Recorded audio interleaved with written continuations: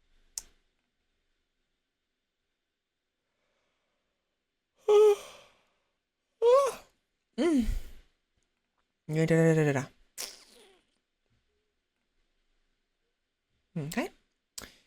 Let me adjust the audio. This is going to take a while, as usual.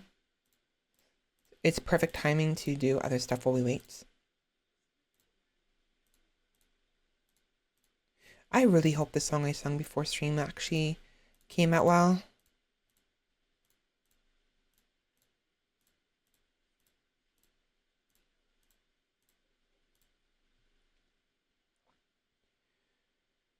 Judge me not, my jury of bones, glaring from eyes gray as stone. That doesn't sound very good. Gray as stone.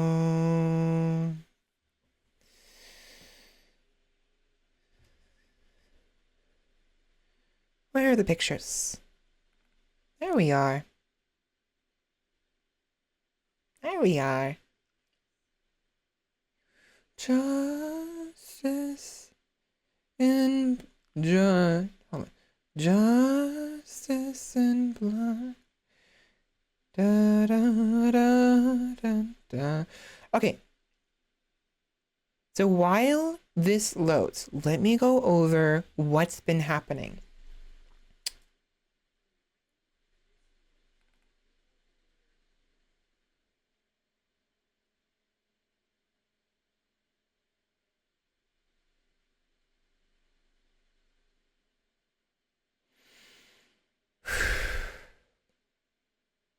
Okay, so if I remember correctly, last time we left off, I ended the run, right? And I claimed I was going to make a new run on my own. That's not that. What's this? All right, I remember that. Where is it? Nope, nope, nope. Here it is. Yes, I started in a new save. Not much happened between what I showed you on stream and when I first took my screenshots. Because the first stream, not much happened at first. Until I died from hypothermia. I made a big oopsie. To be fair, it was my own fault for not paying attention. I will claim that. But unfortunately, I died from hypothermia. I almost made it. I tried my best to make it. I just couldn't. Here was my base up here.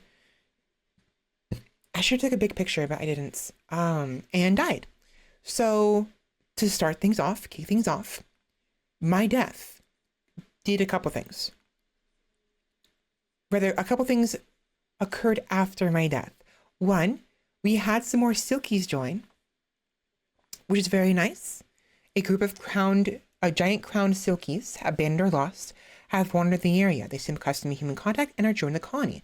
I almost always get these pretty early on whenever I'm playing propane lace because they're one of the only few animals that can survive in such a cold environment because their feathers are so warm. Here it is. So here's a large picture of my base. I was like down here when I died, or when I got the notification I had hypothermia, but by then it was way too late, and I died right here, so close to my sleeping spot, which sucks. Thankfully, we had somebody arrive. A new colonist just arrived, and a wanderer, right? She was wandering around, lost, and found this place, and decided to make it her home. And she happened upon, she's cute, another Cuden. The Cuden are always the ones that end up being like the first ones I seem to find, as in this Ratkin start. But she was not that bad. She had a number of passions into various different areas: cooking, plants, animals, very nice, even intelligence. She only had the gourmand traits, which means she needed really good food, but otherwise she was fine. Until I found out her likes and dislikes. Apparently, she had a number of things. I am disliked xenotype. I keep getting these people who have these faiths where they themselves are a disliked xenotype. And it's like, whatever. But like, she basically hates herself, essentially, which sucks. Revias, of course. Soon after that, we had a quest line that popped up. Oni's Ire. An anonymous vagabond calls from nearby, requesting to dump an accidentally stolen package in your territory, to throw off the original owner from their trails. The original owners were refusing all communication attempts and were out for blood.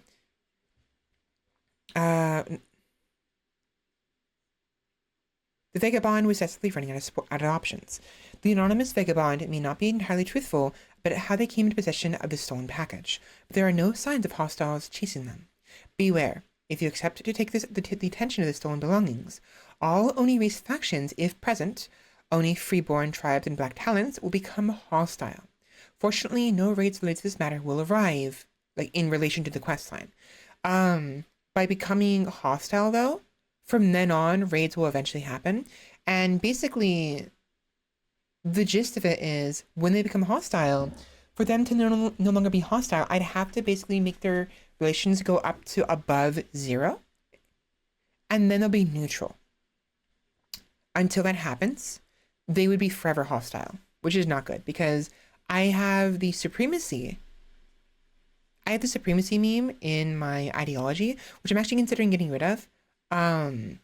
That makes everyone have a natural -20 goodwill, basically, you know, because we're supremacists, we're aggressive, kind of, not really aggressive, but the only reason I had the supremacist role is because it was the one I started with.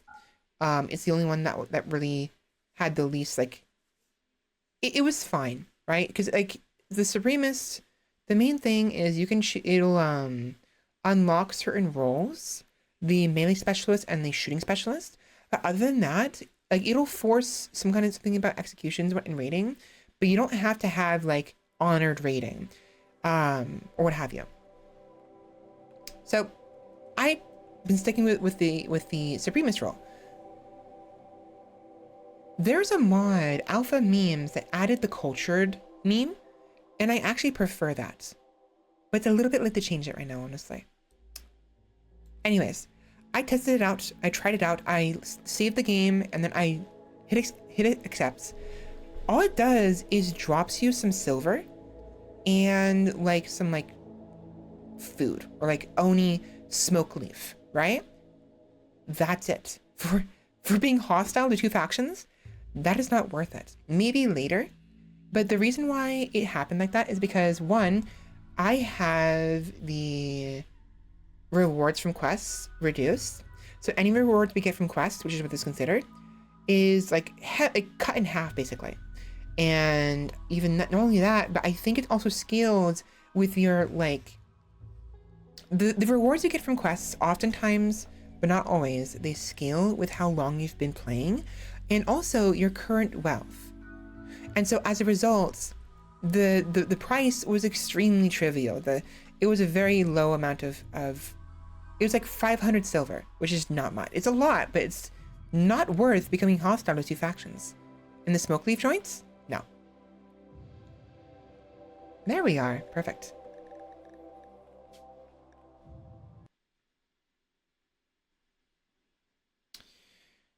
Judge me not, my jury of bones, glaring from eyes cold gray as stone. Okay, ignore this for now. Yeah, supremacists. So everybody has -20 naturally because of this. So it's very difficult to make people like us. Not difficult, but it's a little bit difficult. There is a meme. I wonder if someone has it. I hope someone does. I don't want to have to freaking Nope, no one has it. It's fine. It's cultured and it has to do like book reading. And because of the library, lighthouse, it makes sense to me, right? So for now, I'll keep Supremist. I might add the cultured afterwards. You can add memes if it's fluid. And so once I get enough points, I'm gonna seek out the cultured meme. Anyways, moving on from that. I died. I came back to life. And because of my whole like role-playing aspect where when my character dies or anyone dies and comes back to life because of immortality, they gain some traits based on how they died. It was hypothermia, right? So I increased the minimum comfortable temperature that I could withstand. I reduced the amount of damage I received from frostbite. And I also gave me a cold stress adaptation. So while it is cold, below 0 degrees, below 15 degrees Celsius, I'll get a series of positive stuff. It's hard to show it here because it's happening.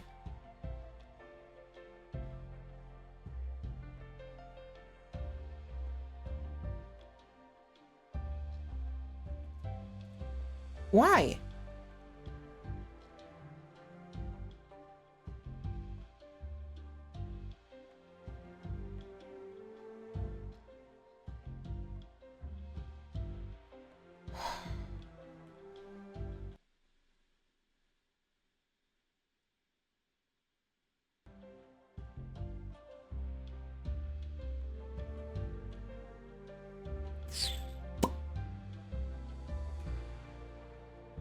Dude, this is so stupid.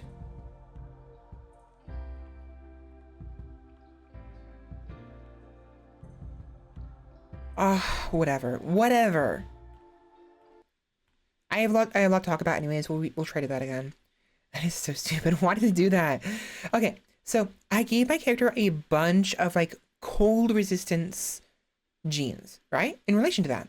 Not only that, okay, here it is. Cold adaptation due to low temperature stimulation. The efficiency of subcutaneous tissue and some organs has been improved. So moving is increased by 15%, blood pumping is increased by 10%, and consciousness increased by 3%. To add to this, because it was cold and the idea is to resist coldness, I added this combusting hemogen gene. So they can breathe fire basically because of hemogen. It's not great. It's not like the fire spew of the impids. It's much more limited. But I think that the idea is the fire spew of the impids, you can only do it once every like several hours. The combusting hemogen, you can do it rapidly over the course of like, it has like an 8-second or like 10-second cooldown, right? Every 10 seconds, you can keep spewing fire over and over again. But I feel like it made sense, right? They should be able to want to resist coldness. That's how they died. Okay, it's even better. It's a 1-second cooldown. So I can spew fire over and over again. It's not great. And it doesn't it's not the same thing as the it's not the same as the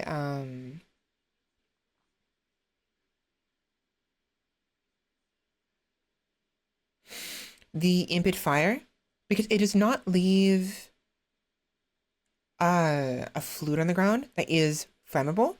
It rather sets things on fire within your radius, right? And the reason why I did this, I spawned a random person, Marcellus Dandelion, because for some reason I was using the fire and nothing was happening. And that's when I figured out it works. It works just fine. But it doesn't leave a fluid, it doesn't make like the whole area on fire. If the object that you spew fire on is not flammable, it won't even catch fire, basically. So this ground right here and right here and right here didn't catch fire, but everything else around it did. Same thing with over here. I spawned it for testing purposes. Then I added the pack mule. I think I removed it afterwards, I don't remember. I don't have her loaded actually. But following that, apparently Moneybags and Duskfur had a bit of an argument. there's a lot of trivial events, very trivial. I kept habitually like hitting the screenshot button every time something happened, which is why I want to go over this now. And I want to play the game now because I keep doing this. There's too much that goes on in a game of RimWorld to not like have to like basically record 24/7 while you're playing it. So these two had arguments. Holding a grudge, apparently. As usual, Duskfur wants to change her look every single time. It always happens. I don't know why. An ancestral Oni nomad named Talaram has arrived and wants to join the colony. He's willing to contribute. Incapable of social, intellectual, artistic cooking, firefighting, construction, has the nimble trait, has a passion for shooting, melee, mining, plants, and animals. I actually considered having them join us. However, it was so cold, 63 degrees, as you can see right here, that I wouldn't have been able to help them. And given the fact that they had the lighthouse, I knew they were a traitor. So whenever someone has the lighthouse, it's not always, usually they are a traitor. Because Duskfur is the only person with this ideology. Traitors, the traitor Wanderer wants to join event, they'll usually have your ideology or the ideology of someone else in the colony in an attempt to bait you, right? So they can like, oh, I'm you. I'm part of your family. Let me join, you know? Usually it's whatever the leading ideology is.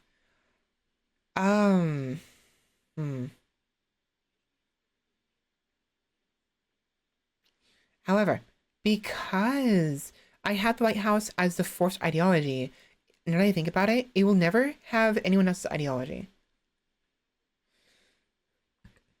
So that's a dead giveaway. But yeah, we couldn't save him anyways. He wouldn't be able to survive. We hadn't had fire researched yet, so he would have died of hypothermia. So I said no. We rejected him, unfortunately. And they were unhappy about that for a little bit. Not a big deal.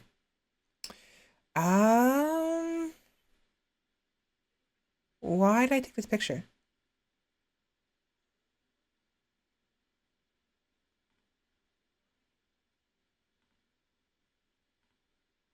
Huh? I don't remember why I took this picture. I think it was just the sheer amount of food we got.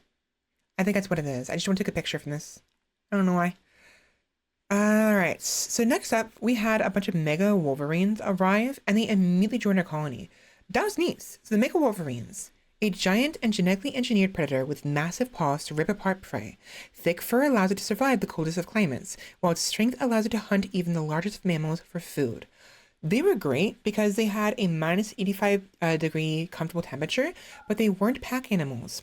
And even worse, they were carnivores. They could only eat raw meat and kibble. I couldn't make kibble. We didn't have a good source of meats. And so I determined early on, we're probably going to get rid of them. We're going to release them into the wild because I can't feed them, right?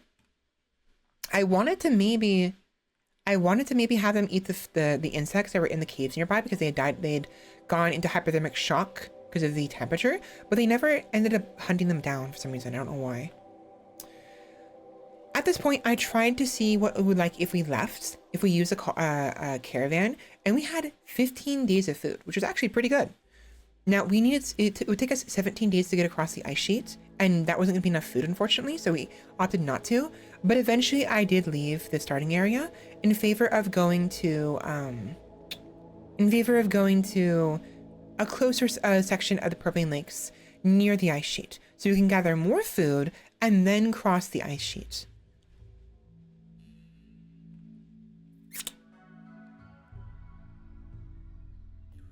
I realized I never took a good picture of it, and I wanted to get a better picture. They're bears! Look at them. Little bears. Or not even little, big bears. Oh, it's right. We had visitors. There's visitors or people passing by who got stuck here. I don't know what their issue was. They didn't dress warmly. Eagle actually did dress warmly enough, but they got caught in the rain, and rain makes you more susceptible to hypothermia, unfortunately. But all three of them did not dress properly. Not a single one of them. Save for the, well, no, actually, Eagle did, but everyone else did not. And so the other two died, unfortunately. We were able to save Eagle and put them here. And I think they ended up leaving. They left, and we actually got a nice little boost in relations with their faction, which is nice.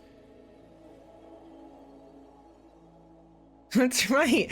At some point, a freaking psychic drone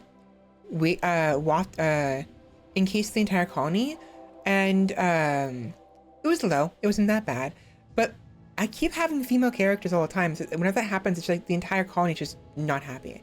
They want it, and so it was just, I don't know.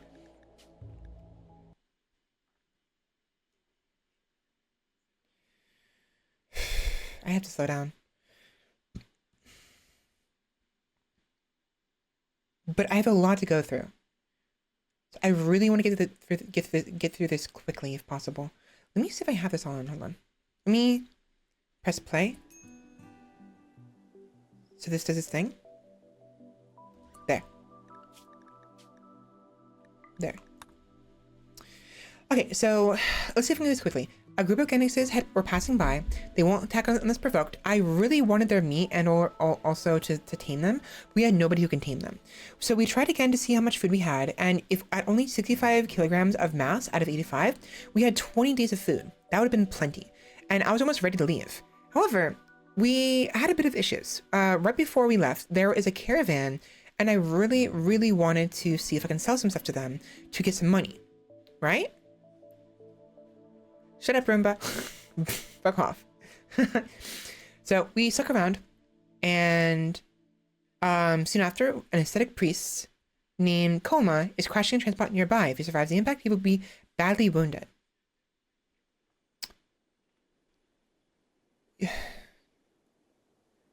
There's nothing I could do.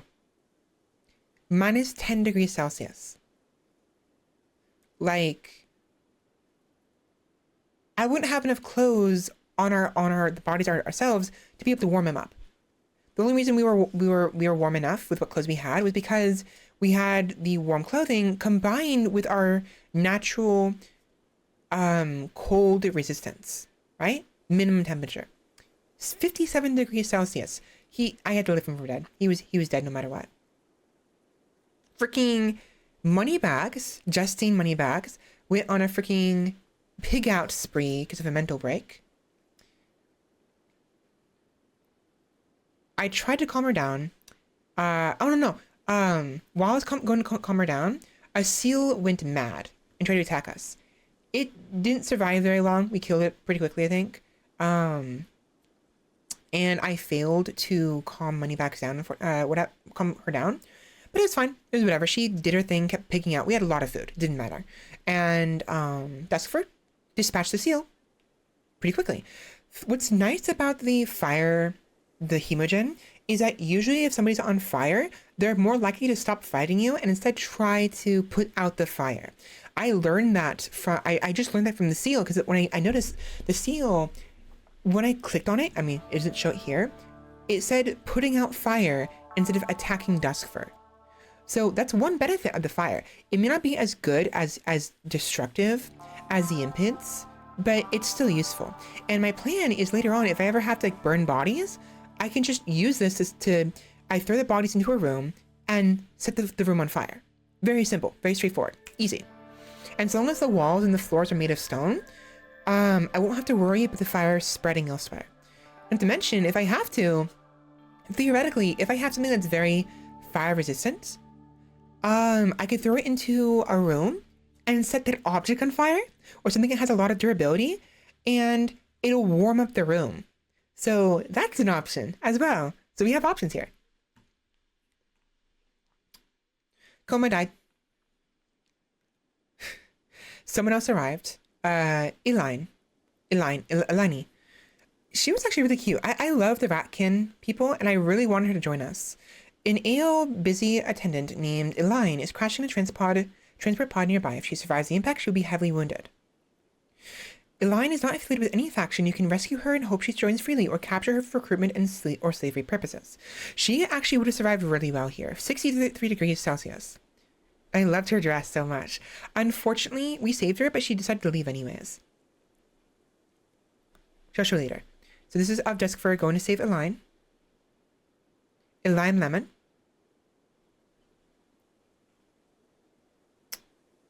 Moneybags is no longer picking out on food. How long did it take? 9th of August, 16th hour. A whole day, a day and a half, like basically, not a day and a half, like almost a whole day, like a 3/4 of a day, basically. So, freaking, the animal flu is one of the worst things that happen sometimes, because it'll spread like wildfire if you're not careful. Fortunately, I don't know how this happened, I don't know why, but the flu from this the Silky had gotten, the plague, it didn't spread, which was very nice. I was really worried we were going to lose them. Even if we did, though, it would have been fine, because we were early on in our playthrough anyways, that honestly, having 2 extra pawns, these Silkies, join us is 2 extra mouths to feed, and they're not pack animals, which is very frustrating. But the thing is, the Silkies, they can act as chickens, basically. They're essentially cold biome chickens. And I like having them. They're nice. They're silky. The silky silk they give off is very valuable. It's a nice source of a constant money. And you can make stuff out of it too. Ah, right. So this is this was the injuries Elaine received. Ah, that's why I took a picture. Elaine has recovered and decided to leave. So yeah, she left. I would have preferred if she stayed around, but whatever. Every female colonist smiles with contentment. Some distant energy and engine of happiness is stirring. It is projecting a psychic drone onto the site through an orbital amplifier, tuned to only affect females. For a few days, some people's mood will be quite a bit better. That was nice, honestly. Like, after the psychic drone earlier that made everyone unhappy, it felt nice to finally have one of these, because we rarely ever had these. A couple of shamblers arrived on the 12th of August. They were mostly fine. I think I remember there being issues with them later on, but I don't remember when. A shop kid named Castellino crashed in a transport nearby. Unfortunately, she was going to die. -7 degrees Celsius, we had no chance. So she died of hypothermia. We left her there. Unfortunately. Elaine left. A pair of rock hopper penguins arrived. I ignore them. I just completely ignore them because they're not a problem. Elaine left to the north, which is pretty good. Well, my point is she escaped just fine without any issues. The Suki got the immunity to the plague. Again, somehow, without infecting anybody else. I don't know how that happened. Usually, it becomes endemic. You know, the whole colony gets, all the animals gets, you know, plagued, but whatever. Moneybags got caught out in the snow and got hypothermia. Fortunately, she was fine and she didn't have any serious injuries. But then we had shamblers show up in the north. We were getting ready to leave, right? We had no weapons, save for the gun that was on Coma the priest. And we had shamblers to the south and shamblers to the north. It was really frustrating. And we only had 2 paths out, north and south. Oh yeah, that's right. Not long after, we had some visitors or people passing by, and they spawned right on top of the shamblers. It was really bad timing. They dispatched the shamblers pretty well though. They had the dark fire speed, which is pretty nice. But a number of them, I think a couple of them died. I think. Yeah, I was trying to tend to one of the visitors named Kamga Lagua. They were so close to it. Look how many scratches they had. Oh, that's Darkburn. Oh. Okay.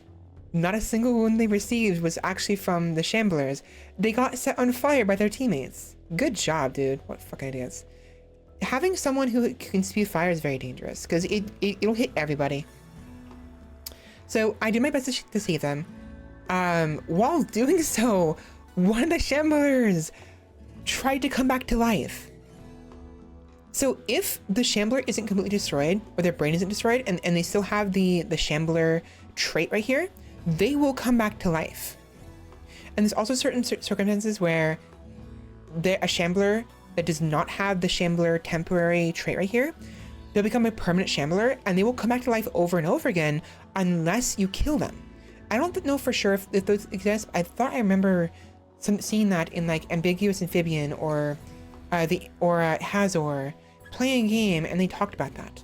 But I don't know for sure. Point is, they came back to life right as I was tending Lagua, and I got scared. I backed off, and thankfully, it just stayed dead. You know, it stopped reviving for some reason, and I was like, oh, okay, we're okay. And then I went back to Lagua, tended to them, and they died. Yeah, I tried. I really did. Nothing I could do there, unfortunately. They bled to death, unfortunately. However, they had an umbrella. Some pemmican, which was an issue. You'll find out soon. That pemmican was not good. It was bad. It was good to eat, but so are brownies.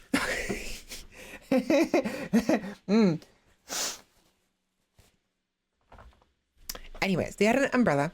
So we stripped the umbrella. I gave it to Moneybags because Moneybags had a disposition of constantly going on breaks. And if she has an umbrella, she'll be able to survive whenever it rains or snows. Whereas Duskfur, my character rarely ever has breaks. Ever. Look at these dark burns. Dude, these people have to learn to not set their friends on fire. So hypothermia.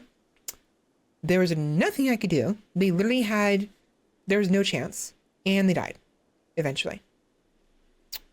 Blue Rhino. Now, something I do sometimes, I've been trying not to do it. I keep like saves coming and using the dev mode too often. But one thing I'll do if the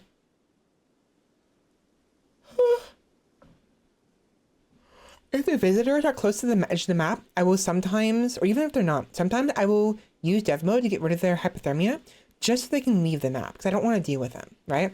But I've been trying not to do that. And so, unfortunately, Pui ended up dying. Blue Rhino actually escaped, thankfully. Moneybags has the umbrella. Very nice. Hiroshi died of either blood loss or hypothermia. I don't know which one.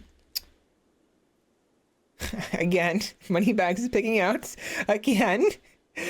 Oh my god. She had constant breaks. She was breaking like every other day. It was so frustrating. Freaking, I tried my best. I could never take deep breaths. You can do it. Relax. She did not listen. To let them freeze and then rip out their organs when they collapse. I try to avoid doing that. I mean, I can, but like I try to avoid doing that if they're part of a faction. Maybe if they're not, but like it really depends.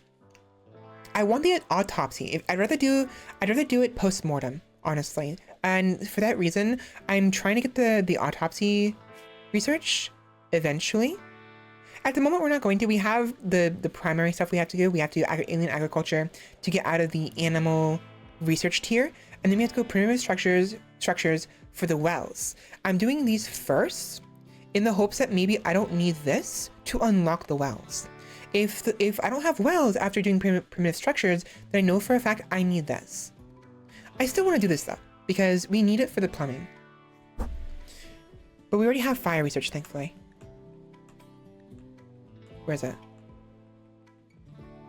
There it is. We have fire! Anyways, I left Moneybags alone, and she recovered on her own. But she had gone outside a number of times, I think, during the whole ordeal. And the umbrella was a lifesaver for her. Honestly, we need more umbrellas. And we need to give all the people who are prone to breaks the umbrellas. That way it ensures that when they go on mental breaks and go wandering outside in the rain, they don't freaking die of hypothermia, you know? Fuck's sake. Anyways, soon after this, I decided it was about time we leave. I was frustrated because I really, really wanted to leave and get out of here. It was so annoying. Before we did, however, I had Moneybags and Duskfur release the mega Wolverines. I didn't want to kill them. I felt like it was unfair. I didn't need their pelts. Their food wasn't going to help me. For the first bit, we usually survive on nothing but fruits and vegetables because they're easier to come by, and the meat is just gonna be an extra layer of like encumbrance when we can't make kibble or processed food. But I'd forgotten. See, at the time, I didn't have fire. This research right here is me researching fire. If I had fire researched, we would have taken the meat out of the Mega Wolverines because we could have used those to make kebabs, which is a really good food. They're considered fine meals, you know? Also, by the way, Dome, welcome in. How you doing? I completely forgot to say how you doing. Hi. Pretty much, yeah. That's the idea. Is I always start with a nomadic tribal start where we have no research. That's why my research tree right here is completely barren. I literally just did fire. Like,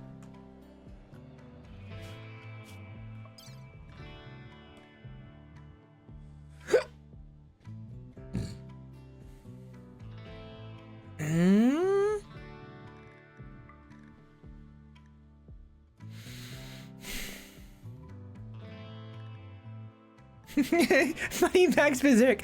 Yeah, Moneybags. She just kept doing it over and it was so frustrating. I had an idea of maybe I considered maybe just banishing her. It was just too much to deal with. I promise you, we didn't banish her. We didn't. So I didn't have to worry about that. I try to avoid banishing whenever possible, but sometimes it just gets too much. There's too many people, right? So I didn't need to, thankfully. And you'll find out why. I hope you're doing decently, Elias. I am doing decent, yes. I went to bed way too late this morning, though. So I started streaming extremely late.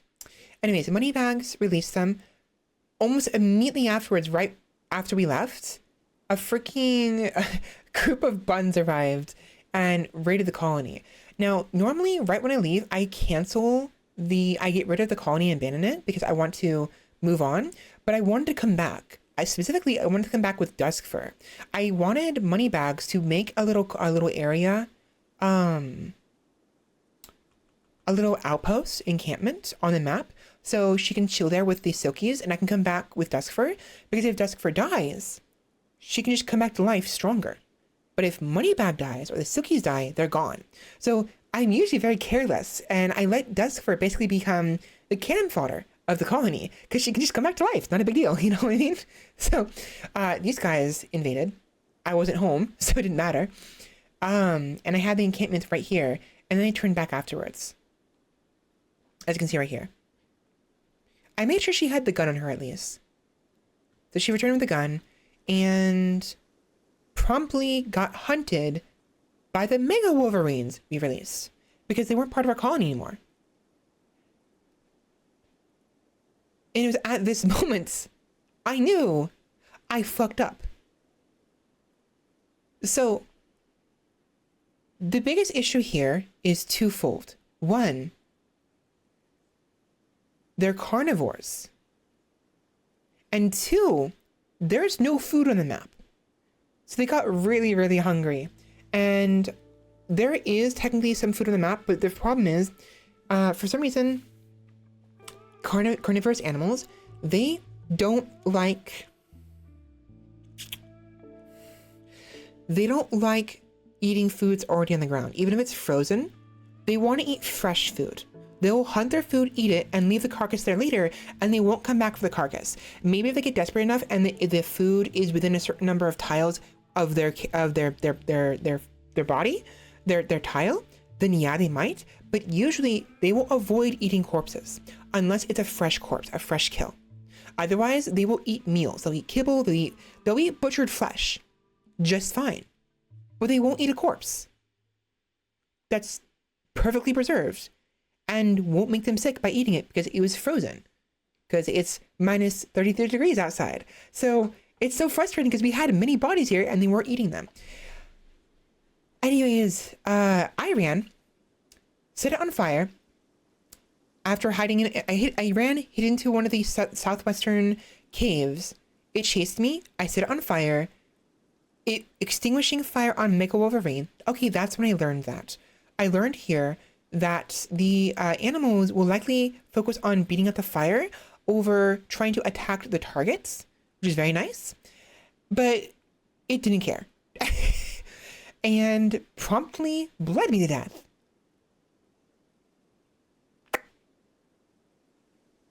Great.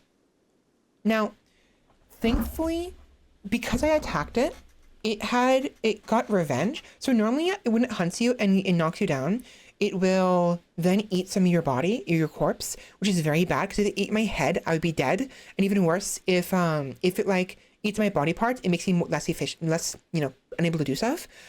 But me attacking it caused it to go in revenge. It went mad hunter. And mad hunting animals will not eat anything on the ground. They will focus on nothing but attacking anything nearby, any pawns, humans nearby. And even if they're hungry, they won't eat food. So in a way, I kind of lucked out.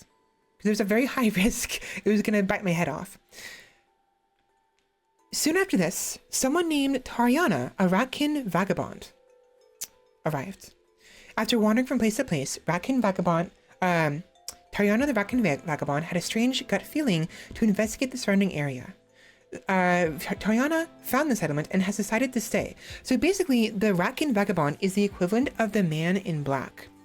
Sometimes when you have when your colonists are dying or dead, or there's no one left around, or it's during certain turmoils, right?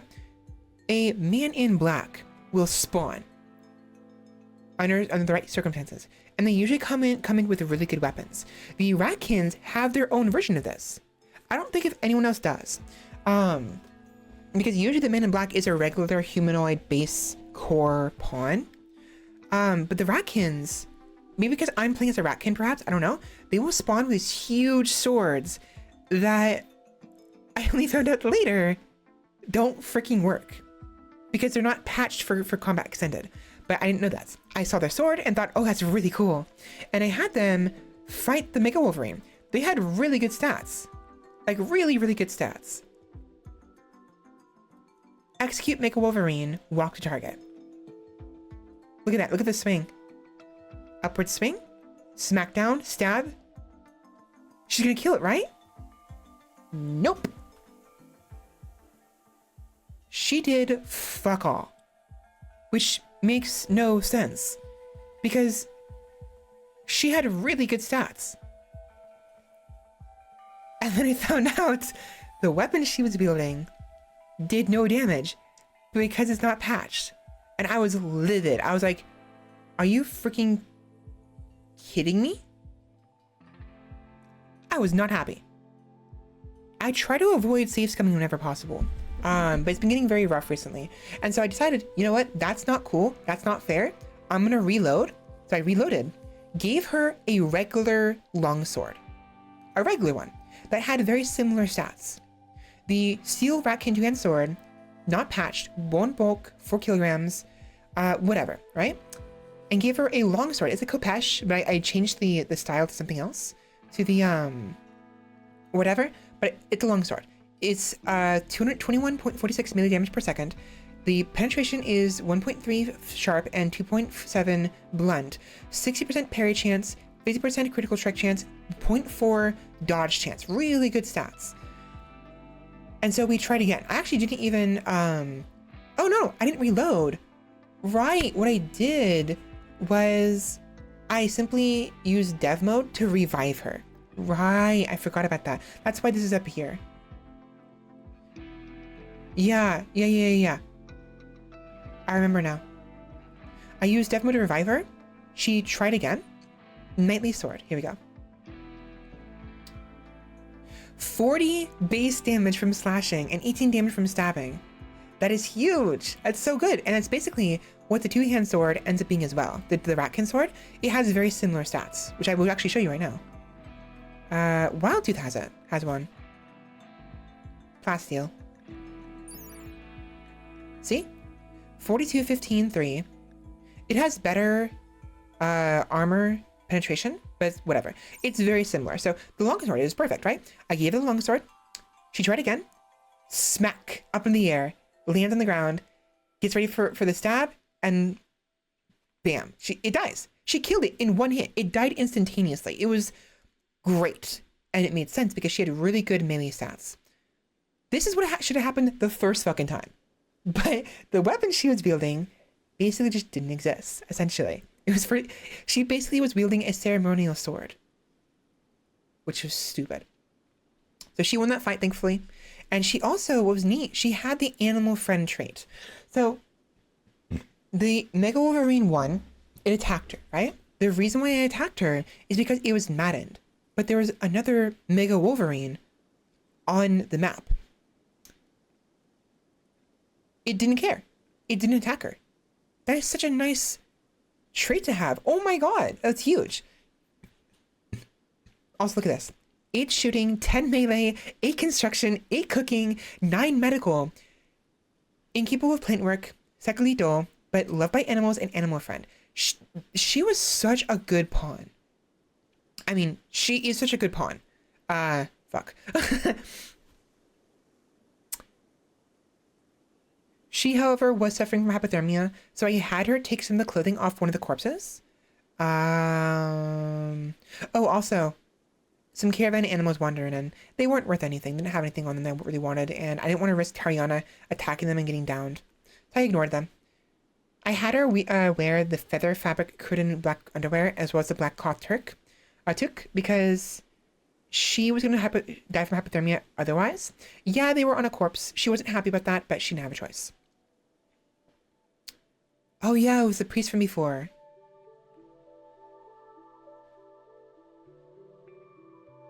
Because she was at 46 degrees comfortable temperature.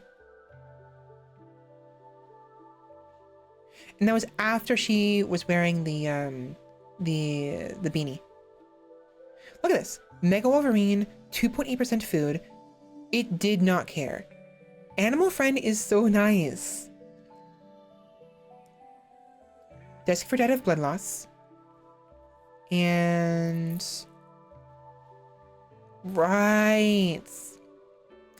So while I had Tariana go to this ancient danger over here to activate it in the hopes that maybe we get something out of it, I was keeping an eye on Deskfur, and I realized I didn't show when she died. She died on the 3rd of September, 5500, and it was the 4th. She died yesterday. I made a mistake. I should not have bothered having Tariana be the one to open this. It was a huge mistake. Because she's not immortal, right? And she has the sword. I thought, oh, she's really good at melee. She'll be fine. At first she was, until she wasn't. Soon after she opened up the tomb, I woke up, returned, and... wait, what?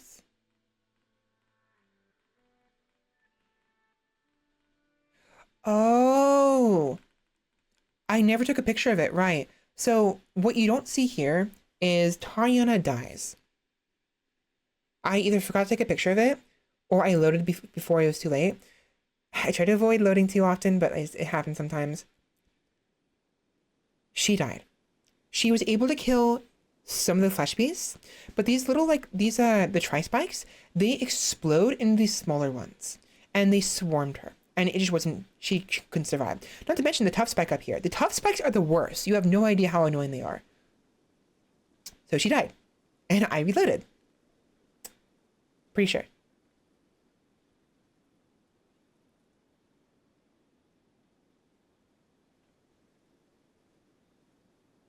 Yeah, because the area revealed isn't there anymore. I usually leave these up for a little bit. Anyways, in a separate timeline, I came back to life. You know what?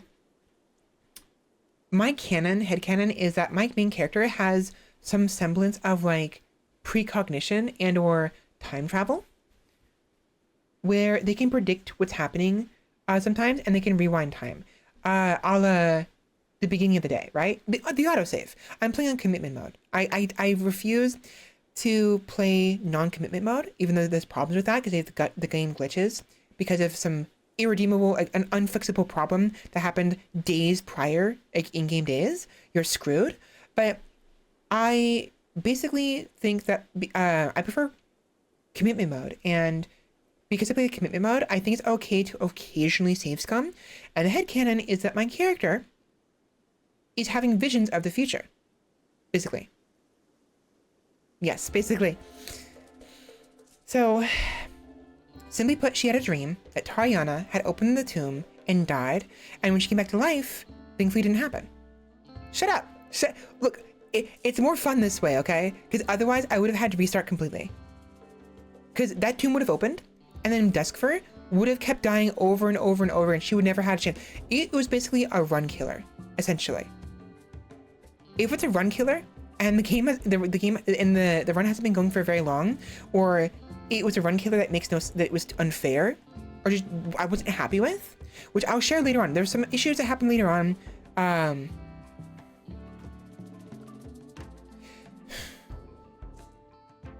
Let's just say there's a reason why you don't see Moneybags up here. Or Tariana. Okay? I did not banish them. So, yeah, I didn't banish them. Some things cannot be prevented, unfortunately. Exactly. Soft lock or save scum? Soft lock, run killer, or save scum. I usually teeter back and forth between save scum and end running. It really depends on the situation. Anyways, I came back to life. We worked together to fight the other Mega Wolverine because Duskfur coming back to life meant that it was hunting her now. It went well. I set it on fire. We fought it a little bit in melee combat. Tariana executed it with glorious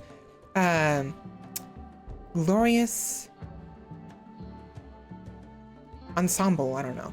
It was really, I love the executions in this. The melee animation mod is super fun. But while I was on fire, she smacked it in the air like the other time, the other Wolverine.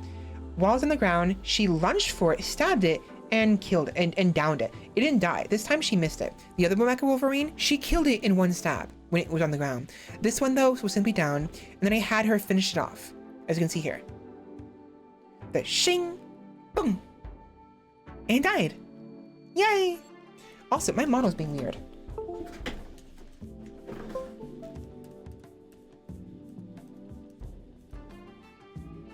There we go, better.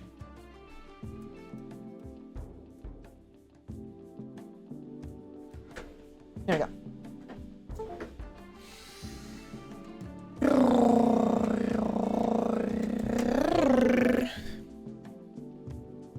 What was funny is apparently this Mega Wolverine wasn't immortal. I actually considered maybe bringing it with us, but we didn't have enough carrying capacity to bring its corpse with us. And there's a chance that the moment it comes back to life, it having no food, it would instantaneously try to hunt us down. Because usually, whenever you come back to life, you're always hungry. Immediately, you have zero food. And so you have to eat, right? Any carnivorous animal that is immortal is a problem. Because they'll die, come back to life, and instantaneously start hunting those nearby. So we beheaded it just to make sure. I had Tariana eat the...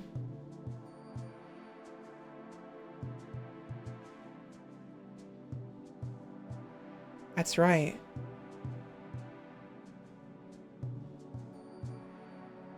Wait.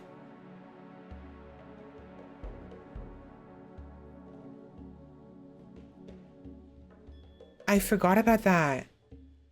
I had her eat the head of the immortal. So when you eat the head of an immortal, the brain, there's a very small chance you can gain immortality from it. the greater the immortal, the greater the chance. And because it was a lesser immortal, it was a very, very, very tiny amount. I forgot about that. That's important, and I'll tell you why later. She wasn't happy about it, but I had her eat it regardless. Anyways, in this timeline, we went ahead and attempted to open the vaults, the tomb. Duskfur, knowing what was ahead because she was able to see the future, then opened it herself with both of them on either side. I used a lightning bolt to get better view. So we had 2 tri-spikes, 1 regular spike, and a tough spike. We actually did pretty well until the tough spike arrived and beat us to death, basically. It was really bad. And so I tried my best. I had Duskfur open the caskets, toss Tariana into the cryosleep chamber in the hopes that maybe I could fight out the tough spikes and then bring her back and save her. It did not work out that way, I don't think. I don't remember. I don't remember what happened. Something happened. Anyways. What we got from this was Luciferium. Very dangerous. Very useful, very dangerous. A bunch of people came out collapsed.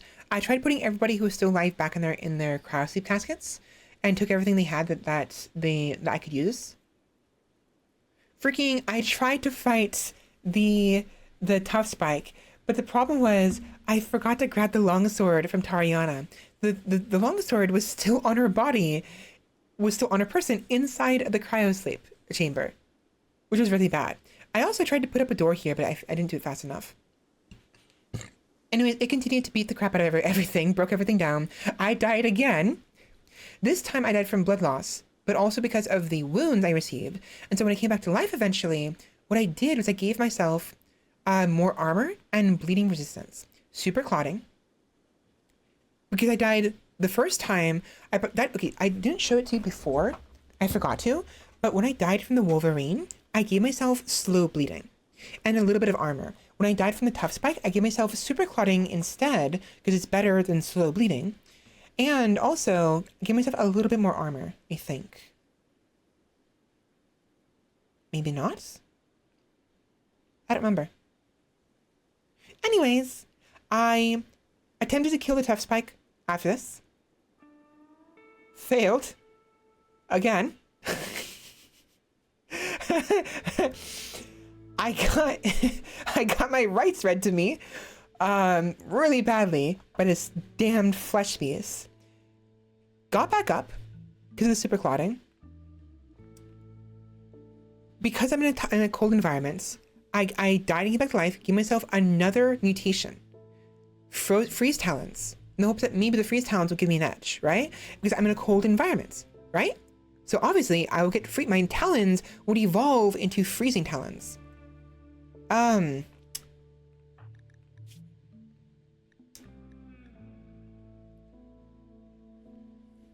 Anyways, while I was dealing with that nonsense,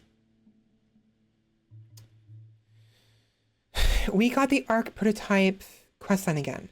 What was a little annoying is it's extremely far away. But what's funny is it's literally on the other side of the planet, all the way up here. We're going there anyways. And maybe it's for the best regardless, because that way it's up here near our future base. Because I wouldn't want to have this anyways, like, unless it's near our base.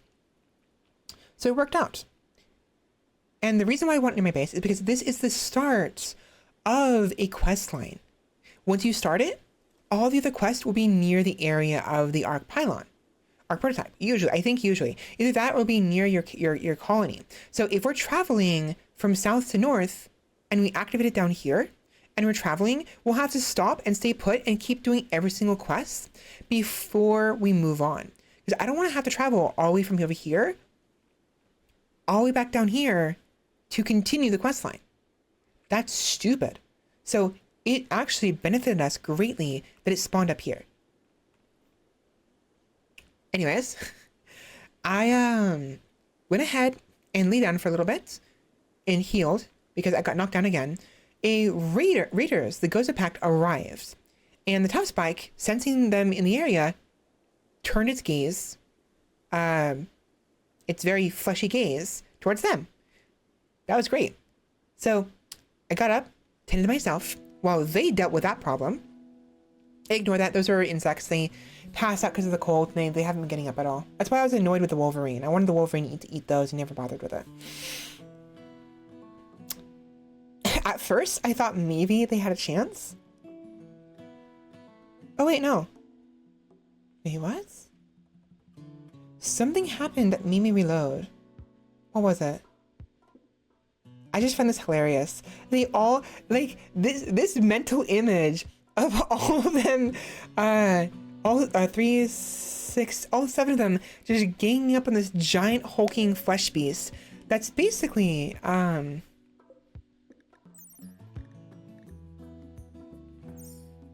like taller than a human, the average human, which is hilarious. It's like the freaking, like, a gang beat up.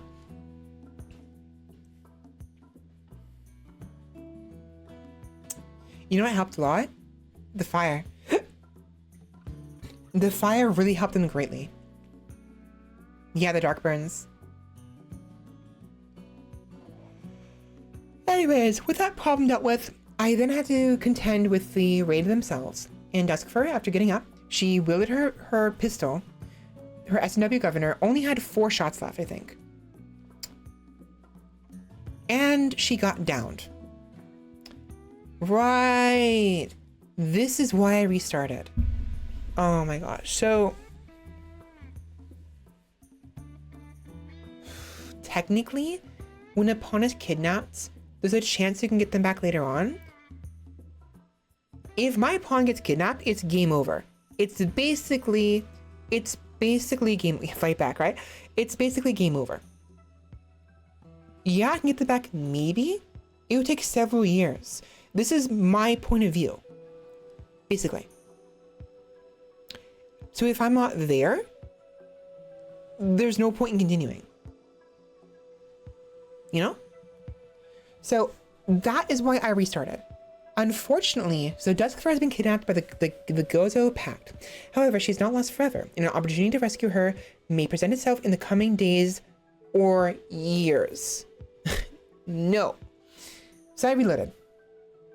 To right before we fought the tough spike. But remember, my character. Thank you.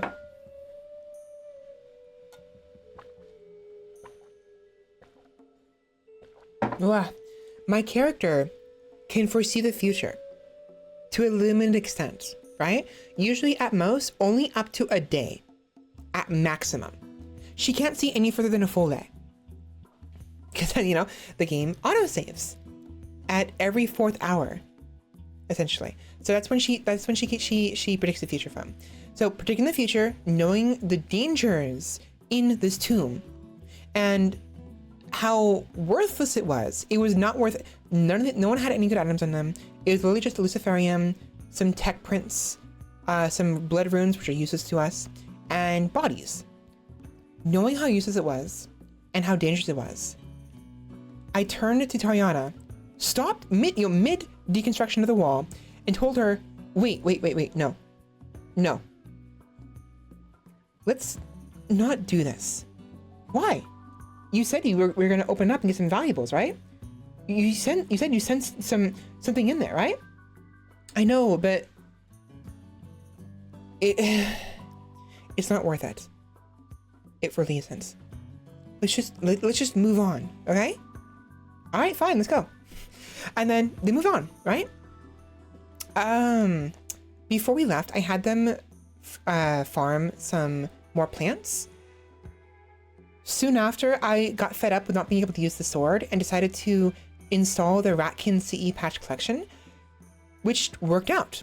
So the knightly sword, right, I told you before, had 4 1840 with 145 sharp and 231 blunt penetration, 50 critical, 0.4 dodge, 60 parry, and they're both, it's a one-handed sword, right?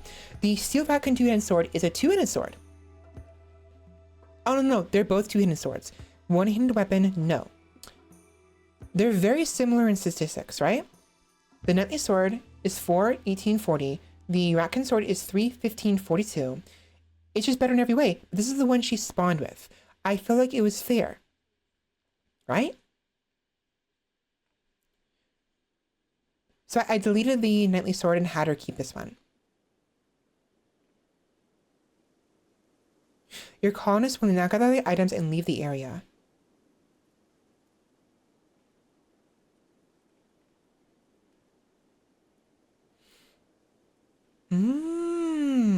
I never took the picture of it, so it's hard to see, but their eyes got super messed up. I installed a texture mod for the Ratkin, and it messed up their faces. Fortunately, it was pretty easy to fix. For example, Duskfur. I simply had to go to their head and change the head texture. It worked out. It was fine. But I was looking for that picture of me showing it. I didn't show it.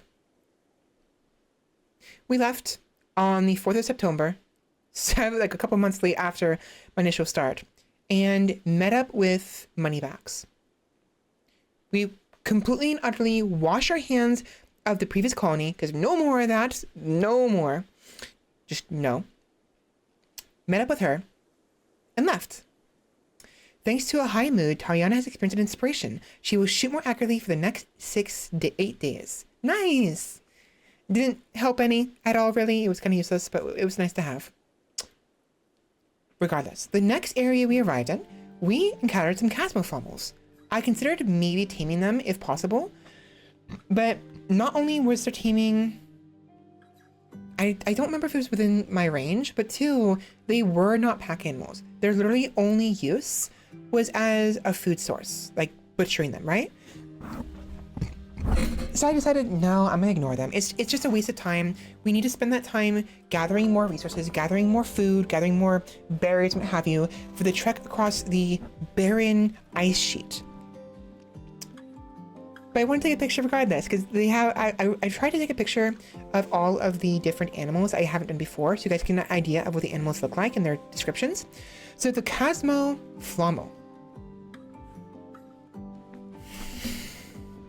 The gray skin is a perfect camouflage while they are in rocky mountains. Note number 16. If Flomo evolve or mutate wings, they're mostly just decorations or ornaments. Wait, what? So they can mutate?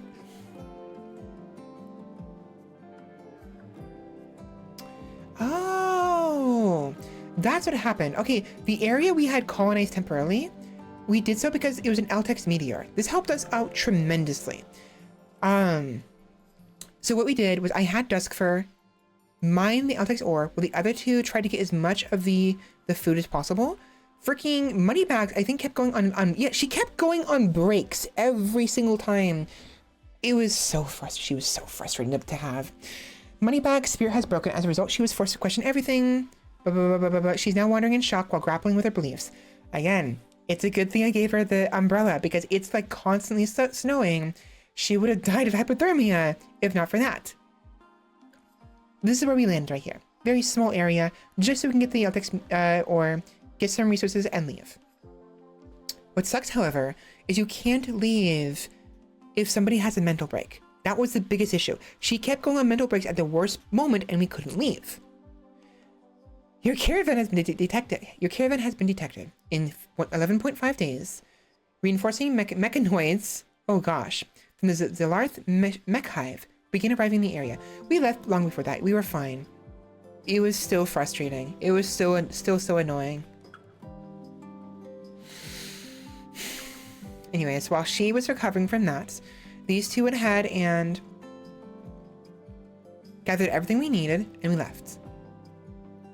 So, uneventful. Still nice to know what happened. You're annoying. You know that? You're so annoying. And we had plenty of food. It would take us 12 days to get here, and we had 12 days of food. I wasn't planning on going here, actually. I wanted to at first, thinking that maybe we can sell some stuff. I didn't realize at the time that they were hostile, but I found out eventually. 17 days. With only 11 days of food. So we had to stop like right here to gather food before we moved on. Not to mention, as much as I would have loved to travel along the highway here, would have been much faster, there was a huge area full of pollution. And I already made that mistake last time. Which is funny, because one of my characters, me, got toxic buildup. But how? That's how. We walked right through another patch of pollution, and I had no idea. Pollution in the propane lakes is the absolute worst because you cannot see it. Oh my god. I'm getting flashbacks of the previous timeline, previous world. We almost died last time. This is the worst. So that was bad. Really bad. But we stopped right here. We were the closest we could to the edge and made camp. A nice little area. We had a nice spot right here in the bottom right corner. We set up shop. The food was deteriorating a little bit because we didn't have anything enclosed, but it wasn't too difficult. We had just put up a couple fences here. Originally, we weren't going to stay long enough to require the fences, but things kept happening left and right, and I needed to set up a semi-permanent base. This is because I wanted to be able to see it better. I like the blueprints. I like the ruins. They're nice. The whole area. Oh my god, this girl. Money bags, money bags. Why? Money bags is having a tantrum. She's going to smash things in her room. This happened because of poor mood. The final straw was no recent conquest. So she decided to instead conquer her own room and destroy it. I tried to calm her down, and she turned on me and smacked me with her log. Not only that, she kept smacking my bed while I was sleeping in it. Bitch, let me sleep. Fuck off. It was so frustrating. Oh my gosh. Eventually she calmed down. Utterly stressed is all hell. Depressed. And went for a drink of water. So dumb. And then Tariana had a mental break because of barren food. And she started wandering around in sadness. She was like, our meals suck. I can't handle this. And got depressed. Shut up. So these two were terrible. I liked Tariana, honestly. I turned back time so many times for her. I tried. I really did, honestly. I liked her. She was cute. And she had some really good stats, too. Thankfully, I actually succeeded in bringing her back. Don't worry, Tariana. I've got your back. Calm down. It's okay. And she trusted me and came back. And it worked out. It was really nice because we didn't stay too much longer, and she helped us. It was really important that at least she was, coherent, so we can get some more resources. And I actually tried to trade with these people right here. This was really cool. So a war merchant arrived, and I thought it was so cool. Look at these guys. A maple flommel.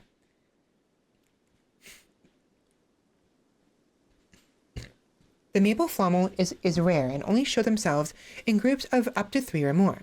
The head is razor sharp, and you don't want your hand in front of an attacking maple flommel. Unlike the other flommel races, the maple flommel lays eggs more often and grows a little faster. There are some rumors that the home planet of the flommel still exists, even when most of it is gone. Look at it. Insert funny Canadian quote here. Or something, I don't know. Another issue with the maple flommel, though, aside from just one not being able to afford them, is their temperature rating was very bad. Only a -20 comfortable temperature. Again, we're going to the propane lakes. They won't survive there. They're interesting, they're cute. No. However, what was more important was the ratkin crossbows. So this war merchant had for sale a ratkin machine crossbow and a ratkin auto crossbow, right? So each of them is different. One of them attacks faster, but the other one has a faster reload. The ratkin machine crossbow had a burst shot count of 4. Fire rate was 5. Recoil amount was 120. Magazine capacity was 12 with a 0.40 seconds reload, right? Wait. What?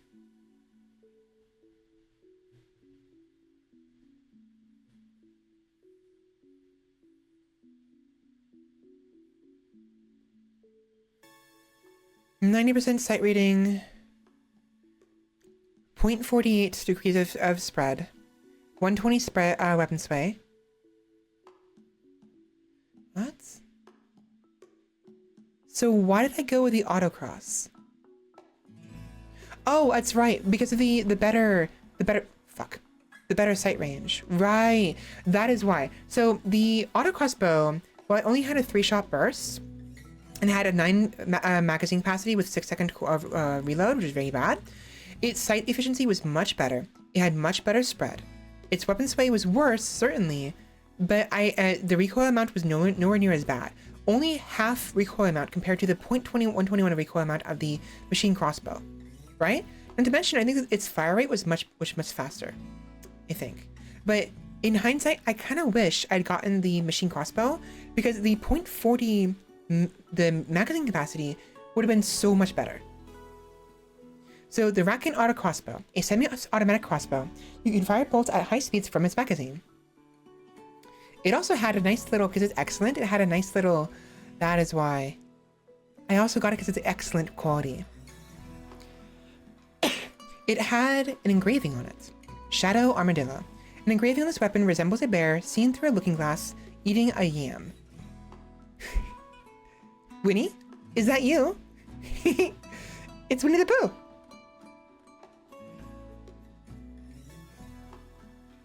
Yeah, so I got some pemmican and got the Rakin auto crossbow, and I realize now I never showed you guys what happened with the oh my god, I should took a picture. I should took a picture. So I never showed it to you guys, but because of the pemmican we got at the very beginning, do you remember the pemmican I had?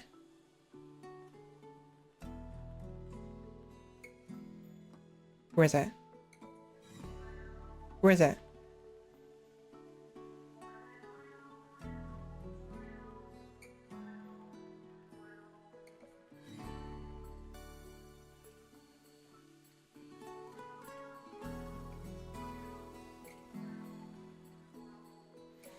Where is it? I know it's here somewhere.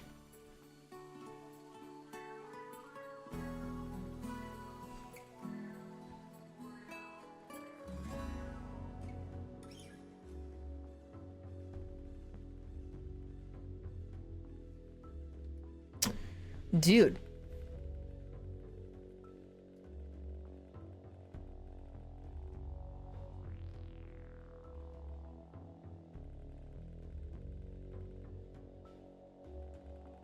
Nope, too far.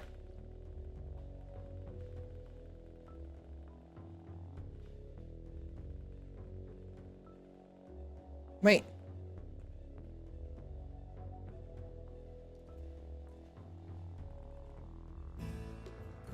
Oh, that threw me off. I'm like, where's the video? I don't remember taking a video. The sway of the plants right here, I went so fast, I thought it was a movie. So one of the corpse, somebody had pemmican on them. We had picked up the pemmican and brought it with us. The reason why I wanted to mention it and bring it up is because I thought I took a picture. Apparently I didn't. Turns out that pemmican had this cycloid like purple fungus cooked into it, and it made my colonist high. That's a problem because it slowed down our caravan really badly. It was really funny. The caravan couldn't move. I thought I took a picture. Oh my god, I'm so dumb. I thought I took. This is why I have to make recordings of this more often than I do. Where is the pemmican?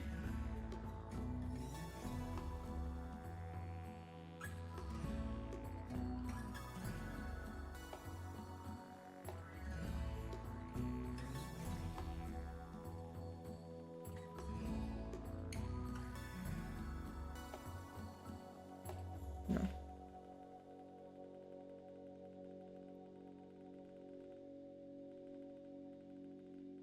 Here we go.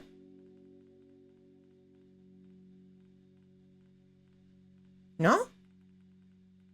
Am I dumb? Did we not see pemmican on a corpse somewhere? Yeah, here we go. So, Lagua, that 102 pemmican had psychoids in it and made my colonist high in the middle of their travels. I'm like, oh, fuck. Okay, no. And we got rid of it because it was really bad. It was so annoying. I was so frustrated. Fuck it.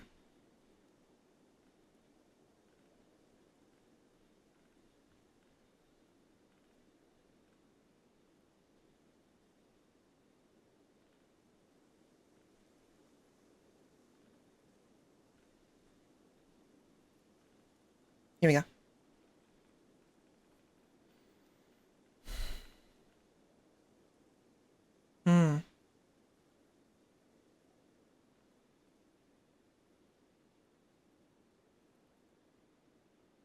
Right. We actually managed to sell some of this. So normally I try to avoid LTEX unless it's absolutely necessary. I really, really needed the auto crossbow. And so we went with that. We had to sell 15 LTEX. We sold 5 raw nodules. I always forget. The nodules are actually pretty valuable. They're basically like little... The nodules, they're like psychedelics, like very mild, safe to consume psychedelics. And they're you can eat them as is. They're basically little balls, little spheres of juicy, like little, like... They're propane grapes, basically. They're propane blueberries that will make you a little high and make you a little bit happy. It's called a raw rime nodule freshness, like, or whatever. Rime nodule freshness, and it's actually pretty decent because almost everybody buys it. I keep forgetting about that. So when we go to the north and to the propane lakes and find a permanent base, I have to remember that so we can actually cultivate it. If we can cultivate the raw rime nodules, we can use it as a source of constant money, because oftentimes the people who arrive, they won't buy our raw resources like their like the crystal horn or the saccharin bow, as you can see here. But almost everybody will buy the raw rime nodules. We didn't have very many, unfortunately, so I had to sell some LTEX and what have you, and elephant leather t-shirts, and black cloth t-shirts. But we got our hands on some pemmican and the crossbow, which is super nice. It was a nice source of like a weapon we can get a reliable source of ammo for, because we can craft crossbow bolts, but we can't craft. We cannot craft. Where is it? We can't craft bullets, is my point.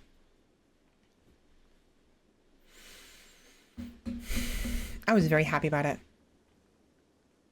Looky. Look at my weapon.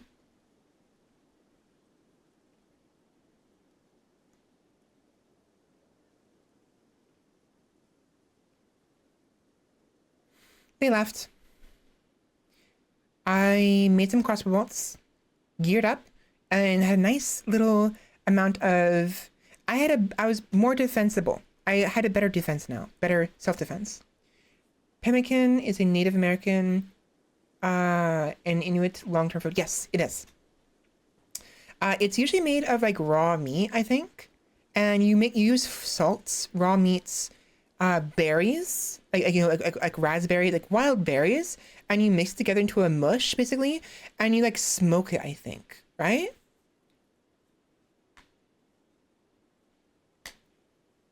Whatever is around. Some of them would use berries, but it'd be very, very, very, very rare. You know, it's very difficult to come by with what have you. It's basically similar to jerky, but it's different. It's very high in protein and very high in salts. And it's very similar. But instead of like drying it out in the sun, they have a different process. And I think it's actually like, it's Native American ground beef, essentially. But healthy in every aspect because they mix it with like it's hard to describe. but it's good to have. It's very non-perishable because the amount of salt they use, and lasts a very, very long time. Yes, a spheroid jerky with slow smoking. It's very, very similar to jerky, but it's a lot more tender, or a lot more, from what I understand, it's softer and easier to eat. Oh yeah, that's right. Moneybag doing another freaking mental break, and I had to freaking calm her ass down. Again. And I succeeded this time. It's like a storm. It's just temporary. Calm down. Okay? It'll all be over soon. It'll all be over soon. Anyways. We had some visitors. They had some pemmican. We sold some more raw rime nodules. And sold 1 L-Tex because I really wanted their mushroom seeds. Having mushrooms is really good because mushrooms can be grown in the dark, and they can be grown in the caves. In the Arctic, it's extremely difficult, exceedingly difficult to grow anything. So in situations like that, you want to have something you can grow inside, right? So mushrooms is the only option, really. You can, one strategy I do sometimes is I will make an area, a box area around a thermal vent, or I will use fireplaces, because technically you can like grow certain plants indoors. But what you have to do is essentially what you have to do is have a single spot open, a single roof open for sunlight, and only that plant in that spot. All the other plants around them won't be able to grow unless you open up more roof. So during the summer seasons, we can open up more roofs and have more plants growing inside because it's considered inside, but they're still getting sunlight and it's warm enough because of the fire or because of the thermal vent that they can grow. But it's very tedious, very annoying. And at best, we can grow a tree, you know?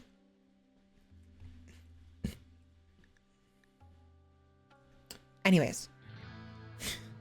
Another mental break. I failed. Again. Just hold on with me. I'll be with you all the way. And she didn't care. So we got stuck here for a little bit until she calmed down. I failed again. I know what you're going through. I'd really like to help. And she told me to fuck off, basically. Those visitors left safely. That's why I took that picture, to show that they left. Failed again for the 3rd time. I still can't get her to calm down.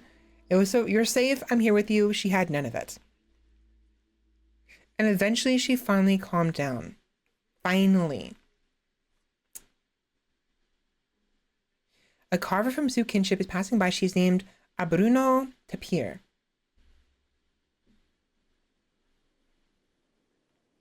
We didn't care. I took a picture regardless to get an idea of who she was.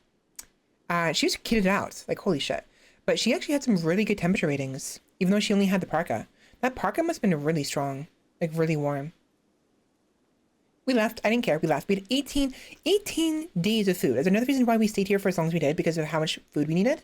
So we left and traveled across the... Even with 18 days, it would take us 16 days to get across. So we were very close to running out of food.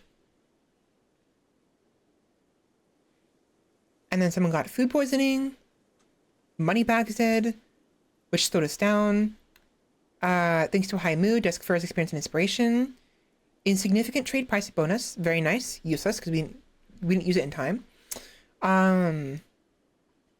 Desk Fur got food poisoning from Crystal Horn. Great. That's great. The Empire caught wind that you have been trading Eltex behind their back.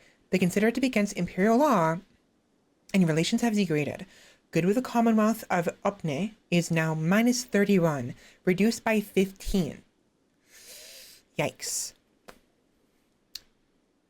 Soon after that, we got attacked. So, Duskfur's caravan has been ambushed by a group of 3 Oni from the Siren talons. They will attack unless you give them 8 LTEX. So this actually helped out a lot because we had something valuable. Yeah, they took it from us, but they took this instead of something we didn't have, right? It's hard to sell LTEX because the Empire gets very pissy if you do. So it was all for the better. We gave them the LTEX, we went on our way, and we got away scot-free, right? So it's whatever, we're fine. And they didn't take everything else. A blue whale stick. I actually considered maybe fighting them, but I chose not to. Eventually, we made it to what the fuck is it called?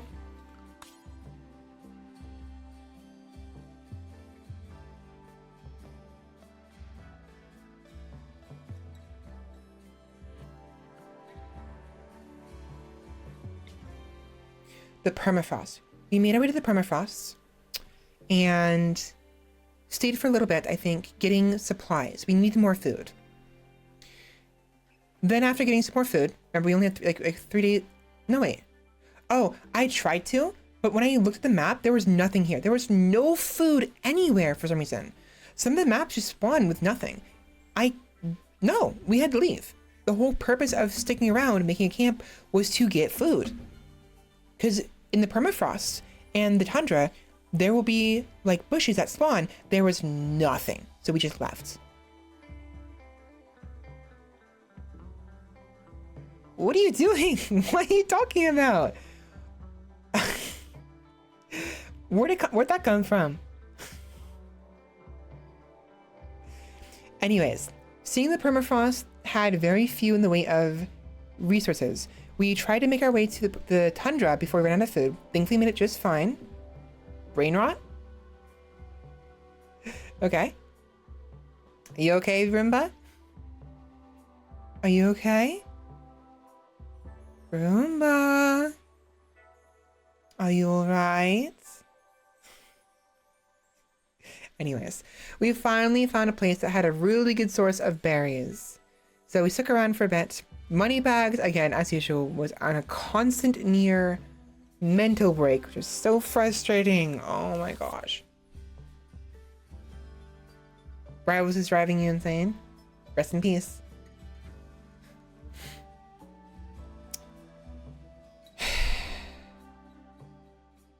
Why did I? Oh, right. So I didn't take a picture of when it happened. I took a picture after she recovered. Moneybags has injured her wrists and is hiding in her room. It happened because of poor mood.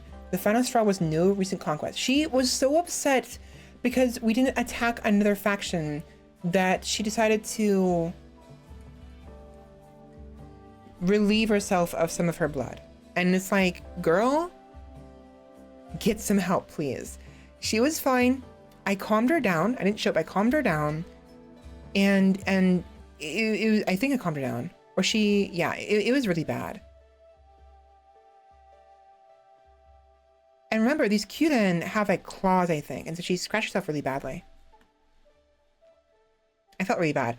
After that, like literally the next day, the very next day, she went on another tantrum and started attacking our front door. I don't know why I did that. I gave her a knife for self-defense. I regretted doing that. There was 3 times I regretted giving her a knife because she actually attacked us. And I, at some point while we were trying to calm her down, and she attacked us after we failed to calm her down. And one of us received a really bad injury, I think. It was so bad.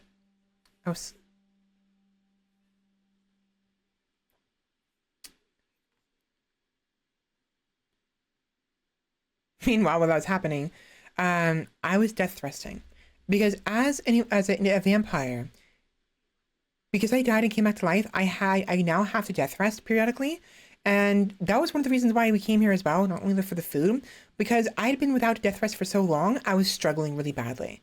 It was really bad. So thankfully she calmed down on her own eventually and repaired the door she damaged.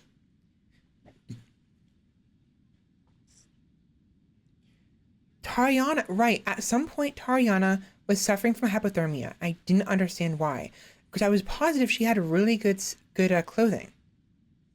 Turns out her Oni Feathers Rat King utility vest, it was nowhere near warm enough for her. And so what I did was I had Tariana, seeing that Duskfur had a better coat, 29 degrees Celsius versus 15. Tariana took the coat off of me while I was sleeping, put it on, and put the utility vest on me instead, allowing her to be able to withstand the severe cold. I was fine with it. I actually told her before I went into my death rest, into my forced coma, that if she gets too cold, we can swap vests. She did, right? And she looks so cute in it. Look at that. I do miss the coat myself, and honestly, but I thought it was cute. I woke up and thought she was so adorable.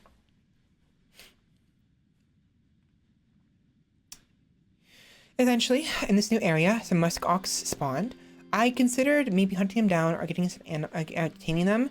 Their tame skill requirement was way too high. We had someone who had 5 maybe, but not enough. And we weren't going to stay long enough to be able to tame them, nor would they stick around long enough to be able to do that.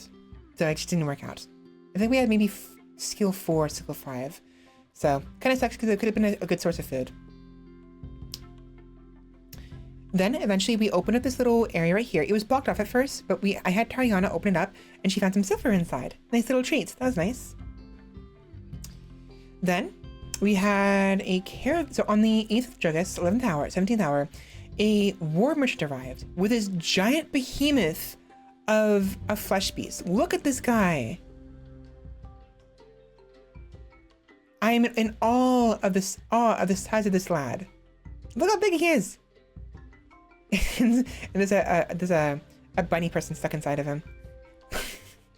It's literally, for size reference, this thing could eat 3 of them in one gulp.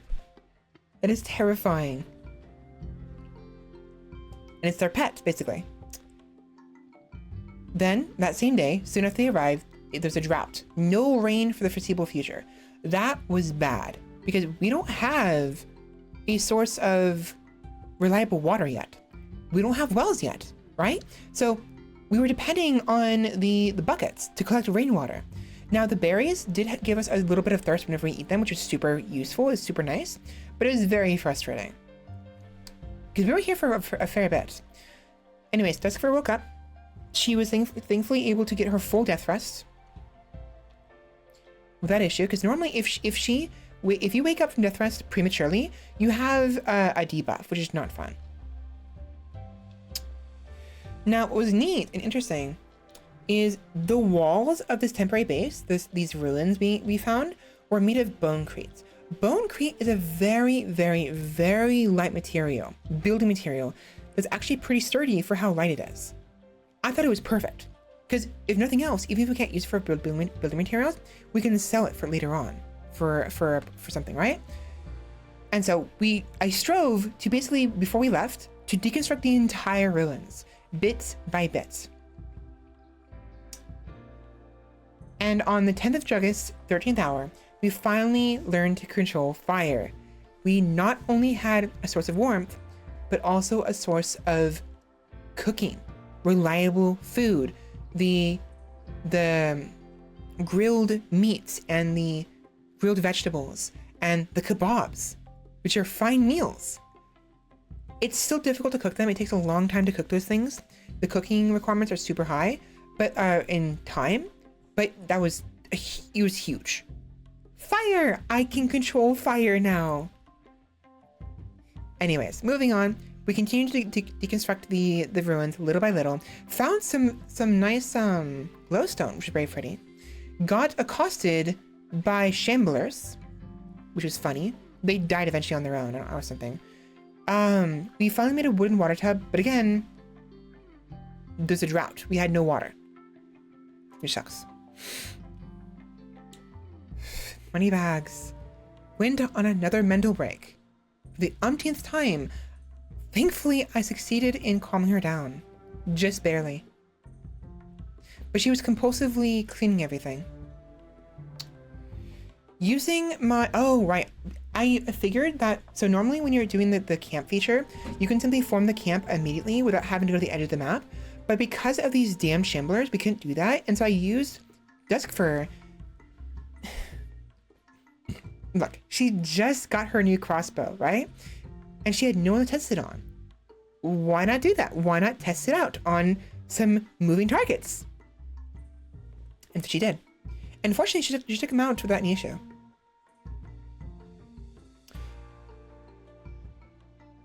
No, never mind, she did. She had issue. I forgot. She had to have Tariana help her out. So she hid behind Tariana while she reloaded her crossbow and allowed Tariana to take the enemy out. She freaking just, like, bodied him. Look at that. I didn't take all the pictures that I needed to, but she swung up upwards and cut its head off, which is hilarious.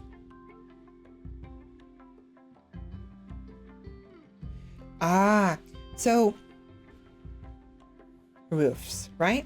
Roofs are a little annoying. They require a wall within 6 or 7 tiles of them or they will collapse. And I had planned on removing the roofs here, right?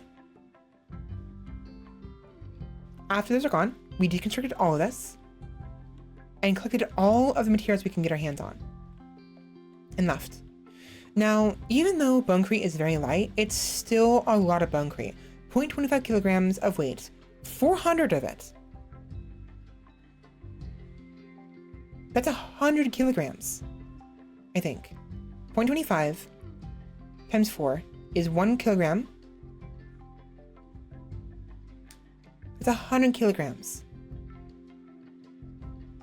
So it's a little annoying because we couldn't carry as much as we wanted to. I wasn't even able to carry all of it. I could only take half of it. And what sucks is later on, I didn't show it, but eventually we had to get rid of it because we didn't have enough room for the food and it took us too long. Our movement speed was so slow because of it. Anyways, while we were up and about, I figured we would go visit this little meet and greet.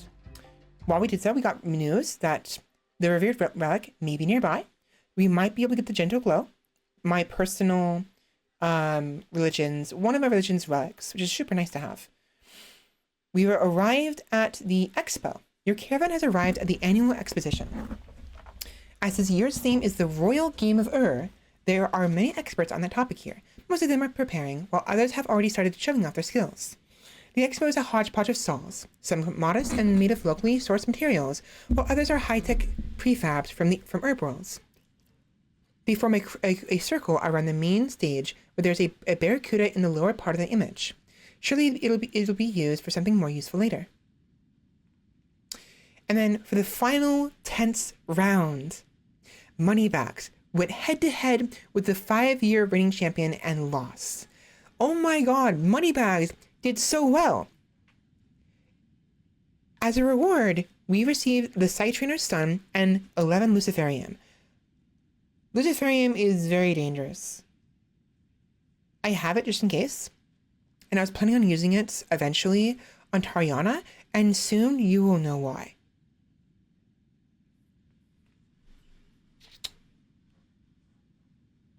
On our way to the road here, we got ambushed by the Siren Talons again.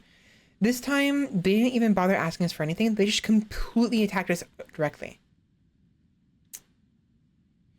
I was scared during this because both of them had Fire Spew. And with Fire Spew, Dark Fire Spew, it's very hard to put it out. So my plan, was to bunker down behind here, wait until they get close, and fire. It was so nice to have it. Ruins are great. They are so good for defenses. Fortunately, Tariana was able to finish them off with these Essen and the gun, right? Thankfully. But it was very scary. If there was more than 3, or they happened to get past right here, and they set us on fire, we would have been in deep trouble. Your caravan has won the battle. You can reform the caravan now, blah, blah, blah, blah. Now, I considered bringing them with us and maybe selling them, but usually I try to avoid enslaving or selling people into slavery unless I feel like they deserve it, which is usually people who attack us, which I guess is the case here. The problem is, however, we didn't have the food to support prisoners. So no, we left them behind. We did at least put them out of their misery. Tariana finished them both off. And oh, wait. Pemmican! Maybe that's when it happens. There it is. Okay, I got my chronological events wrong. Okay, so the Siren Talons, they had brought with them Blisscap Pemmican. High on Blisscap. This person has consumed Blisscap, which makes people incredibly high, but also incredibly drowsy. Minus 20 consciousness, minus 20 movement speed, moving, and 50% increase psychic sensitivity. We got so high, the caravan couldn't freaking move. Because we had to, they couldn't freaking carry everything. And two of them, they ate brownies. They got high off of brownies, basically. So I got rid of it. In any other circumstance, I would have been fine with it, but I couldn't afford for them to get high, right? So got rid of it, unfortunately, which sucks. And fortunately, Duskfur did not get high. She never ate it. Now, as we're traveling across the map, there's various things that appear. LTX meteors, crash sites. It's very limited what can spawn, and usually they're abandoned, like labs, what have you. And so on our way to the road, the main road, and to the colonies in the area in hopes that we can sell some stuff and buy some stuff, I decided to visit this abandoned lab. It was really neat. It looked pretty cool with the design and everything. So I had Duskfur and Tariana scope the area out while Moneybags stuck around with the Silkies temporarily. I had her put the Silkies on a little leash. Anyways, during our escapades, an attempt to break inside of the facility, instead of going all the way around it, I decided to break through the wall. Apparently, a wolf cat took offense to that. Fortunately, both Tariana and I was able to dispatch it just fine. The thing is though, this wolf cat, the cats, they have melee dodging. Tariana could barely fight it. Most of the damage, I believe, was from Duskfur using her crossbow and Tariana using the S&W governor. That's the main reason we were able to take it down. Because the moment it went into melee range with Tariana, all of her focus was trying to just keep it at bay with her longsword, with her two-hand sword. Wolf cats. Dogs and cats are domestic predators who are just the absolute cutest. So someone wanted to see how dangerous they could make something by combining these two proto-predators. The results could be imagined, but we'll let them speak for themselves. A canine hybrid with recessive feline genes. A combination of two predators makes for an incredible, loyal killing machine. Quick, lethal, low maintenance, and a desire for companionship. If that wasn't already enough, it can even randomly attack twice by lunging with both claws and teeth. I am so glad it didn't do that against Tariana. Gameplay effect. All canine hybrids get the adrenaline rush ability, which allows them to move at 200% speed for a short time from the wolf gene, but be tired and move slower for half a day afterwards. Like all cat hybrids, they have an improved melee dodge ability in a short nuzzle period. Double slash 25% of the time, its attacks will strike twice. I would have liked to bring it with us, but it had Scaria, and Scaria, one, we killed it, and two, Scaria, they will die regardless. So, anyways, with that out of the way, all three of them went in, and Moneybags had another fucking break. This was not the time. Of all times, this was not the time. This was super bad, because the thing with the abandoned labs is as you progress through the labs, every time you open a door or you go past certain checks, certain flags, you will cause a random animal, a hybrid animal or some other thing to spawn in the area, right? That's why the wolf cat spawned. It wasn't there before, but it spawned. Moneybags has developed post-traumatic anxiety as a result of her mental break. Anxiety is a permanent condition, but can be treated with this to slowly reduce its severity to a manageable level and allow her to function normally. Any further mental breaks will worsen her anxiety. Glitterworld doctors, you can use Glitterworld to maybe save her, to remove her anxiety altogether. Anyways, she went onto mental break again, compulsively cleaning her environment. I tried and failed to calm her down, and while she was going crazy, a freaking cat bear spawned and freaking chewed her to bits. She survived, but she collapsed. It then turned on us, and while trying to get ready to fend it off, this thing spawned. Oh my god.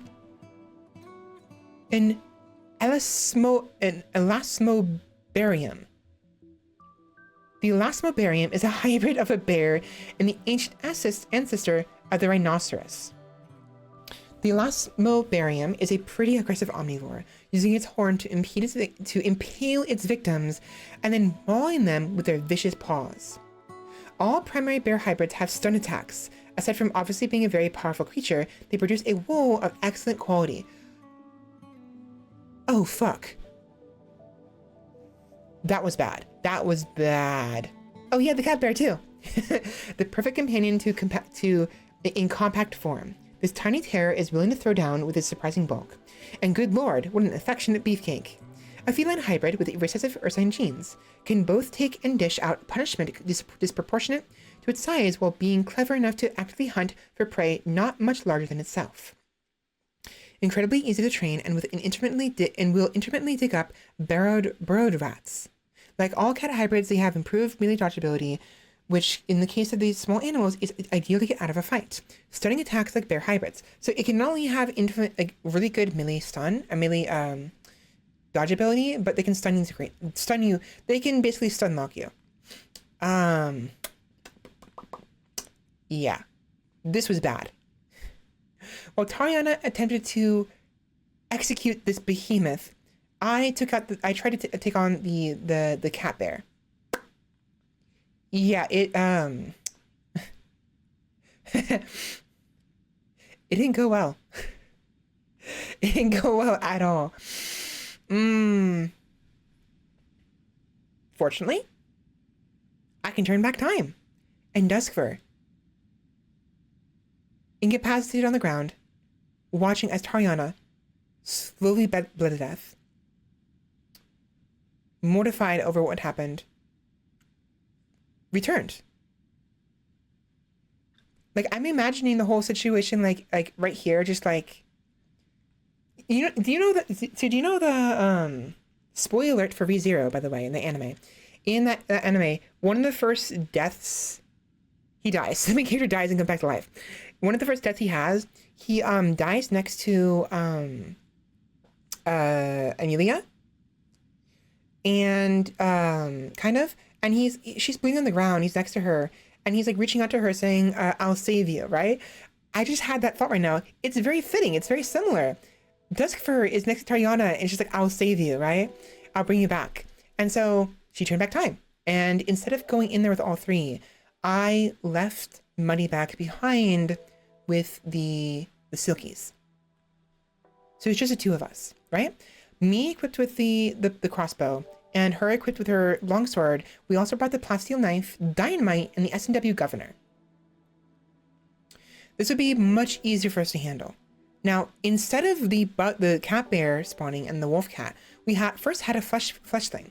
Instead of going through the wall, we went all the way around. Dispatched the flesh thing just fine. Something went terribly wrong. This wretched creature is struggling to keep breathing. It's a pug! Well, while it doesn't pose any real threat, and it seems quite friendly, it requires a tremendous amount of love and attention for it to find the strength to live another day. It's a pug. It's basically a pug, essentially. Oh, how cute. It's dead. After that ordeal, we took a break, ate some food, and moved on. We had a huge area to cover. This was going to be an ordeal. We were here for almost 2 days. One full day trying to clear the area of hostiles, and the other day trying to maybe figure out if we can salvage anything from this mess. It was We didn't get much from this, honestly. It was not worth. These are not worth it usually. They're worth it later on when we have technology to use the stuff they have here, but early on, it's not really worth it. Anyways, as we neared the main central area of the facility, this spawned a wolfalope, an explosive wolf that, get this, can spit out burning chem fuel. Uh-oh. Wolfalope. Some insane madman thought it would be an excellent idea to strap a flamethrower to a dog and send it out into the world to see what happens. Don't be surprised to find out this unusual hybrid started a massive forest fire trying to hunt a rabbit. A canine hybrid with recessive boomalope genes, a bit more dim-witted compared to their baseline due to a large amount of brain processing power dedicated to the complex internal organs that permit it to spit out burning chem fuel. Excellent flankers, thanks to their increased speed and ranged ability. All canine hybrids get the Adrenaline Rush ability, which allows them to move at 200% speed for a short duration, but be the usual, right? So, I didn't want to just stand there and let it run to us, right? Normally, I'll just stand there, like with the flashlight, right here. We'll just stay in place, and let it come to us, and we attack it together. No, we're hiding. We're hiding. We hit her in the corner in the hopes that once it gets into the melee range, it won't think to use its fire spray. And so I had Tariana have its attention focused on her while Duskfur comes around and then tries to shoot it with her crossbow.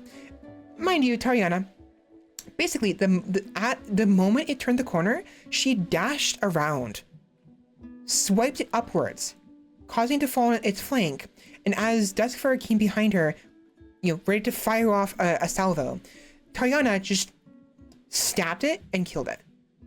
It was so nice. I was so happy because I did not want us catching fire. Fire is like one of the worst things you can deal with in this game early on, because you have because your clothes gets damaged, and if you're on fire, you can't do anything.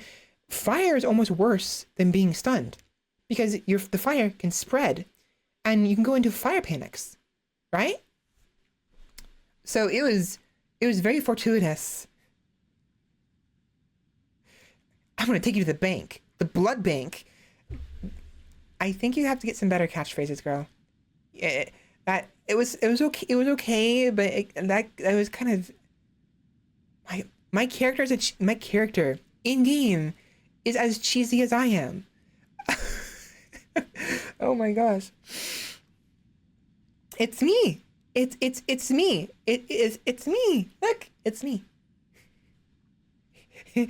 she's just like me for real.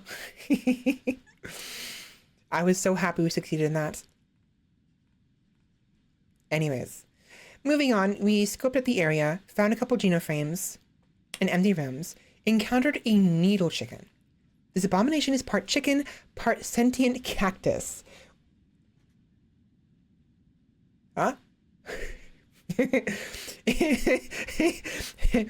If cactus nuggets weren't a thing, they are now. You can think of them as solar-powered egg layers. Useful abilities. Needle chicken are decent egg layers. They can defend themselves with tiny poison barb attacks, and they almost don't need sustenance except for a large amount of sunlight. So there are various animals and even pawns and genes that can survive off of sunlight. They're walking plants. They're living walking. They're like dryads and stuff like that, It's really interesting. And so we had a needle chicken to contend with. Thankfully, we dispatched it just fine, but I think someone got injured. No one did. Thankfully. Moving on, we found a genetics tinkering table. Pretty interesting. We could have used this if we had the materials, but we didn't, unfortunately. An advanced and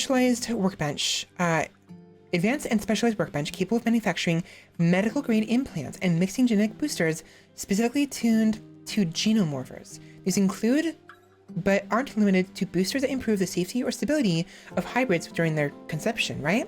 And even microcontrollers that enable direct user input. You can draft them. Normally, regular animals that aren't pawns, you can't draft them, but with these microcontrollers, you can draft whatever you create, basically.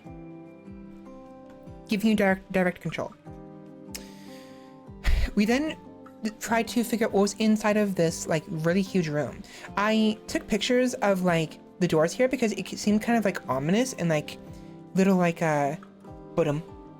what's in there, right? We're gonna open the door and there's gonna be a giant monster in front of us, right? Oh no. Oh no. It was fine. Nothing in here. There was nothing in here. Until there was. Where was it?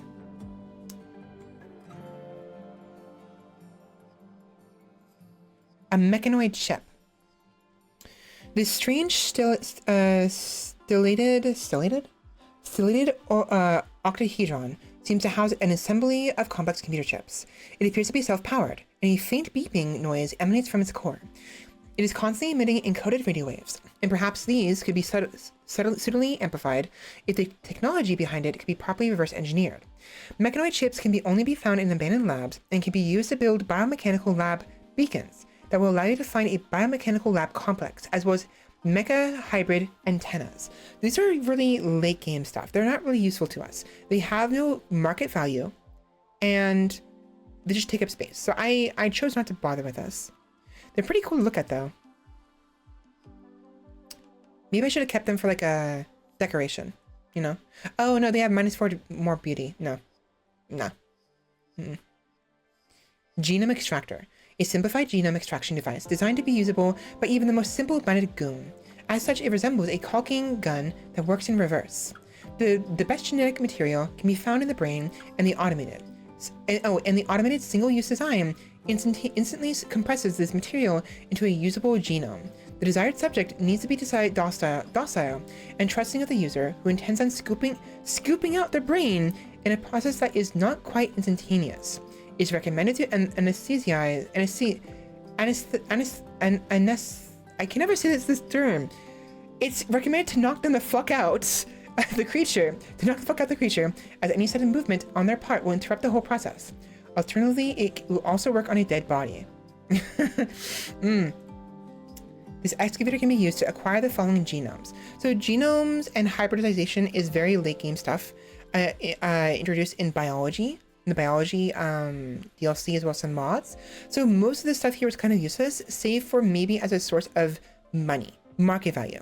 So we kept a lot of the items we found here. Arco Centipede Former. The Arco tech version of the Gene Morpher. Gene Morphers are how you can create hybrid creatures using genomes. But this bad boy is a doozy. This machine combines the best genetic material of all the animal branches into a single archocentipede growth cell. A wolf, cat, bear, man, pig, boomalope, wolf, or not, I said wolf, freaking megafauna alpha, ursine avian, boom muffalo, canine, rodent feline, humanoid equine, insectoid reptile, colossal centipede.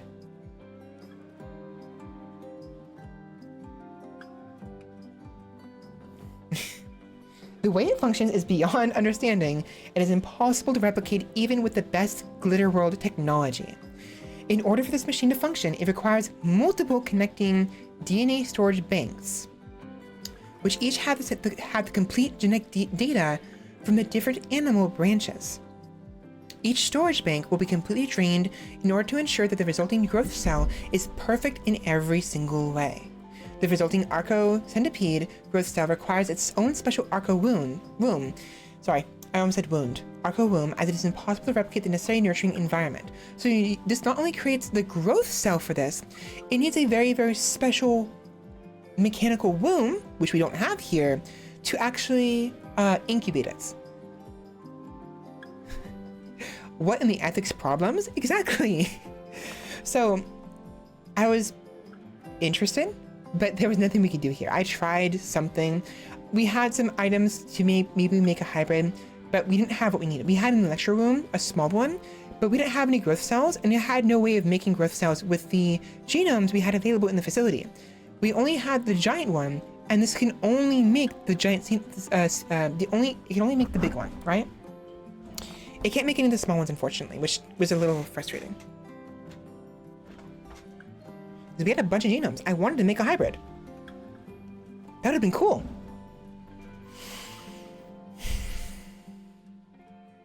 Electro womb.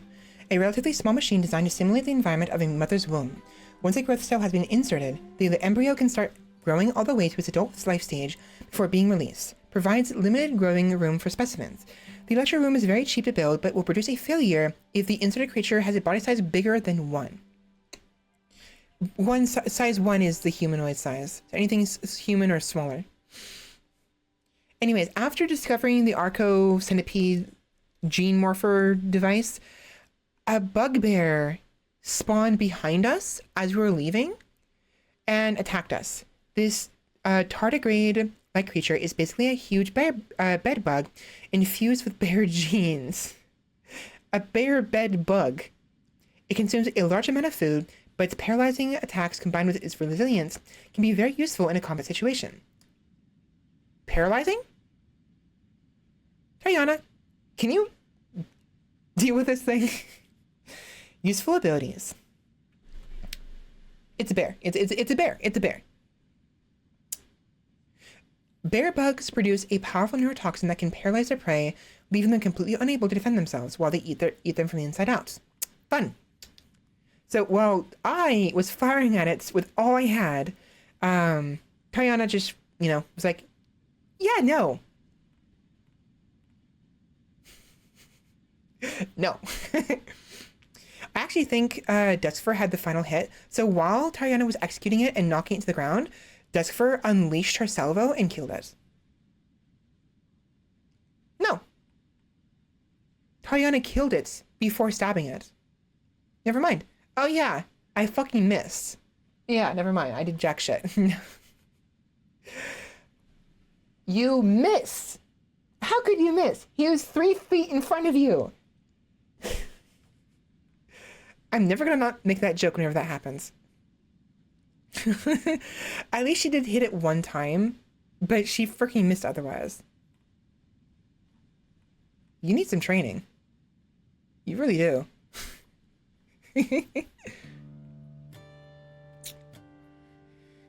Anyways, we continued exploring the facility. I think we had one more issue, and that was it. Yeah, a boomalisk. So normally, I fight my enemies with a range, whenever possible. I don't know why I thought it was a good idea to fight the boom wolf earlier, because normally the explosive boomalopes that are at base game, by the way, they're not modded creatures. They're base game. They explode upon death. I had to add a mod that prevents that, where they do not explode upon death and they do not explode upon being butchered, right? So melee combat is the only option, but if they're ever on fire or they are shot with a gun or a crossbow, they will explode. At first, I had Duskfur immediately turn on it and get ready to aim and fire. The moment I saw a boomalisk, I'm like, no, let's not do that, shall we? And I took out my knife. I was like, let's just not. Anyways, the boomalisk is a boomalope, boomalope dunalisk hybrid that produces a weird spider silk known as boom thread. This silk is as strong as synthread, but is also an excellent thermal insulator. Boomalisks also catch their prey with exploding webs, which sounds dangerous. I'm so glad it never got around. We engaged it in melee combat before it ever had a chance to throw out a web. If we hadn't engaged it in melee combat, it would have tossed an exploding web at us. Like Spider-Man eat your heart out. You know what I mean? Produces chem fuel, boom thread, and attacks with explosive webs. It was that I'm so glad we caught it unawares. Unfortunately, it did cause some toxic buildup because it's a boomalisk. Obviously, its bite is toxic, and My tail is missing. What?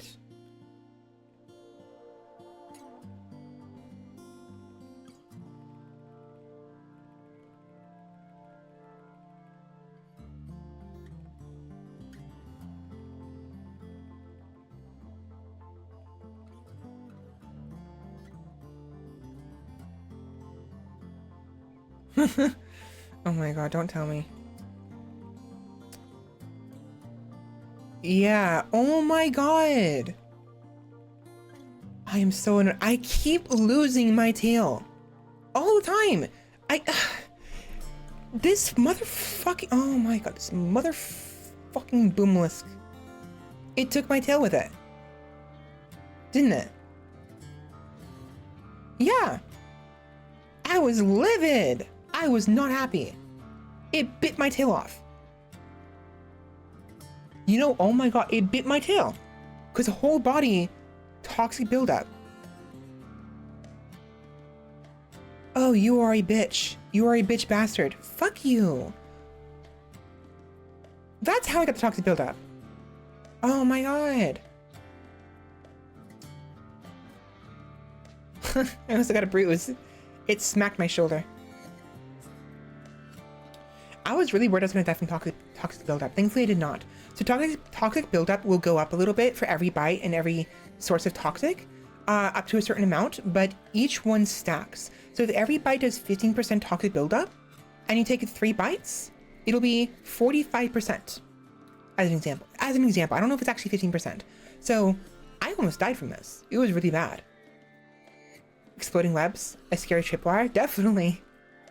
I was livid. Not again. Not again. Every goddamn time. Anyways, aside from the boomlisk, as scary as it was, we were in the clear. There was nothing else here. I was very happy because that was an ordeal. Completely cleared the entire facility, and in the freezer were various genomes, insectoid, improved immunoboosters, rodent genomes, genoframes. Genoframes are different than the genomes because these are more like just like the frames that help increase the success chance and the health of the hybrid as it's being formed, basically. And we took up shop inside of the fabricator. I mean the workbench area, the very center. corpse.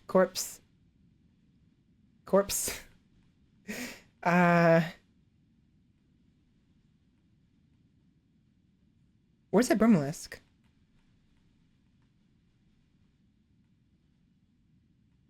Right there, I think. Yeah, so I had a hard time here. There we go, that's better. Thank you, Svela. Yeah, the boom. So I deconstructed the wall because for some reason there's a weird glitch. Sometimes glitches happen where even though you open the door, the room behind it is still obscured by the fog of war. I don't know why it does that. The only way to fix it is to remove a wall or a door. Otherwise, your pawns can move in there, but you won't be able to see what they're doing at all.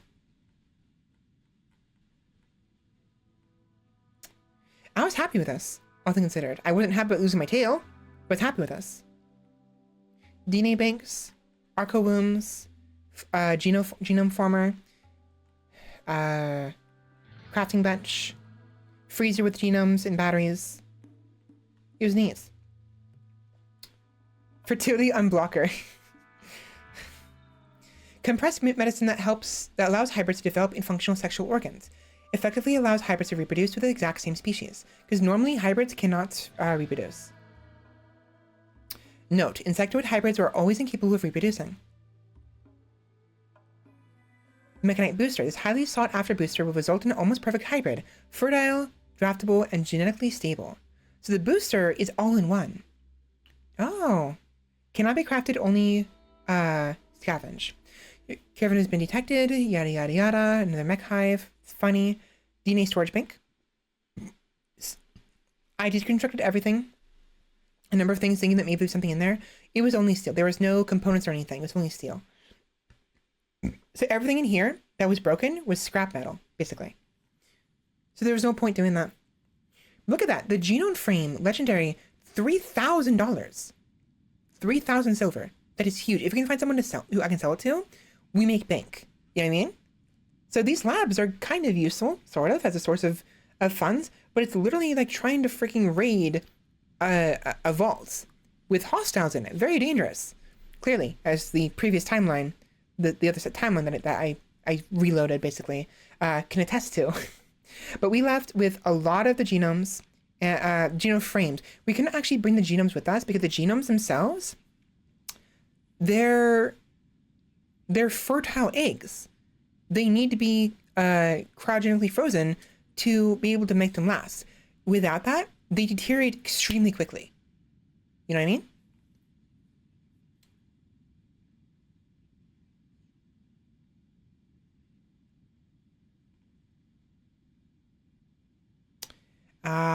Right. So unfortunately, we got a situation where we couldn't move. I don't know why. Either someone got hurt. Oh, right. Duskfur lost her tail. And they were injured, I think. She was still toxic. So we had to dump the, you don't see it here. We dumped the bone crate, unfortunately. All of it. It's all gone. Anyways, we made our way towards one of the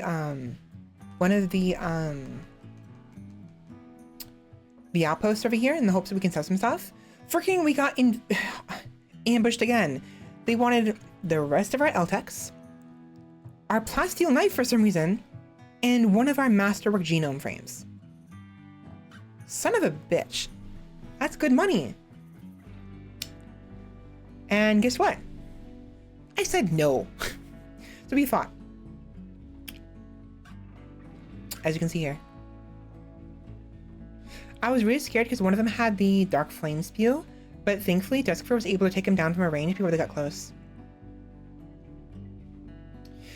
What was annoying though was Gogo was pretty far away with a huge like longbow, and they kept hitting us from a distance, and I wanted to form quickly before things got worse. So I had to charge forward. And instead of going any further, just before we got close, I used Duskfur's Humogen flame to at least distract him. Tariana took a shot unfortunately, but we got close enough, and she freaking, I mean, Tariana is scary. Oh my god, I love her. Freaking stabbed him in the leg. And while he was reeling, while he was kneeled down reeling, holding his knee, freaking overhand swung and cut his head off. Or hers. Hers? I don't remember. He or she? She. My apologies. Sorry, Gogo. It was cinematic as all hell. Look at this.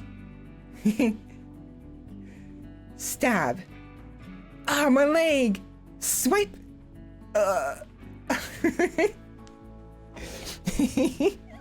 Anyways, we got away with that just fine. I was concerned.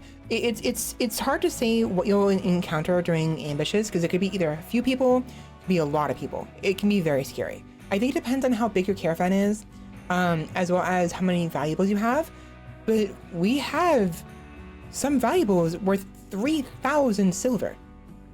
I was more surprised we didn't have a worse go of it, you know? Akihiro actually survived, but we couldn't afford to bring a prisoner with us, so we just left him behind. Dude! Oh my god! She took a freaking... Gogo freaking shot her right into the chest. It fractured her rib cage, cut her heart open, and she just barely survived. Wow. She's a tough cookie. Speaking of cookies, I'm hungry. I need to hurry this up. I need some food. But she survived. Thankfully, she healed just fine with no infection whatsoever. Very, very nice. And when we arrived at the Ash Fortress of the Hierarchy of Skarn, they had nothing. I thought maybe it was glitched, so we went to the we went to the other one next door. I still had some toxic buildup, thankfully it recovered completely. And before we went to the other nearby faction, we took a break here in this little interesting area. It's full of water. And what's neat is this ocean water, it doesn't freeze. At least doesn't freeze nearly as quickly. So we stuck here for a little bit on this little island. Shamblers arrived twice. Little baby! Apparently one of the eggs we had, they had, these two had laid an egg while in the caravan. And I guess maybe one of our colonists had grabbed it. Because if the egg is in your inventory, it won't deteriorate from being outside and it won't be ruined from temperature. So if you want one of your eggs to actually hatch, have your colonists pick it up and make sure they don't eat it. And the creature should spawn. Pretty neat, right? So we have little baby's crown silky. Look at it, it's so cute. Anyways, freaking money bag and another freaking. I just is showing the base right here. It's very temporary. I wasn't gonna bother with a proper base. A couple beds next to the glowstone, very pretty, very nice little nightlight, and money bags had another mental break because of no recent conquest. Stop it. Stop it. Get some help. I can't handle her. I shouldn't. More shamblers. Always fun. I had to, so because we were surrounded by water, it's very difficult to travel across the water. It's very slow. And I had to deal with the shamblers. I don't want to stay here for very long. So we had to take care of them. Not to mention there was more berries and what have you over on the other side of on the mainland. And so we needed to get the berries. We stayed here because we wanted to get more resources. We needed food. I wanted to go to the fortress before, the Ash Fortress, to sell them stuff and buy food, but didn't have anything. So I was SOL. Anyways, I had Duskfur make a little pathway because the only spot on the other side of the little mountain here that was connected to the mainland was right here. Everything else here, right here, all here, was water. While here, there was these Arctic Camers that I really wanted. They're very low training requirements and they're very small. They don't require much food. They're not the same as the other Camers who can split into two when they die. But they're nice to have. They're little pets, right? And they're basically a twofold. One, they can, because they don't have the need too much food, but replicate fairly quickly. We can turn them into a food source. And if nothing else, they can also be pets, you know? So one of the shamblers dropped an archite, or a dark arco technology shard. I eventually picked it up. Dusk first succeeded in taming one of the Chemers. She finished making the pathway. For some weird reason, the coastline had a bunch of fish eggs wash up on shore. And what's interesting is these are fertilized. They're fish eggs. Are there fish? I mean, there's fish in this game. Sure, you can fish for food, for some mods, but are there actual like fish ponds? That's interesting. I didn't know about that. I don't know why I didn't know about that, but it's fertilized, which suggests it might hatch. So eventually we have to go to the coastline and get our hands on some of this and have someone pick up the egg so it doesn't get too cold and bring it home and make a pond for it. That'd be so cool. That'd be so neat. Later, once we have a permanent base. Anyways, Moneybags then tamed the next Arctic Hamer. We had one male, one female, which is perfect. I then ignored the other ones, but decided, you know what, we will actually tame the other ones and butcher their extras for food.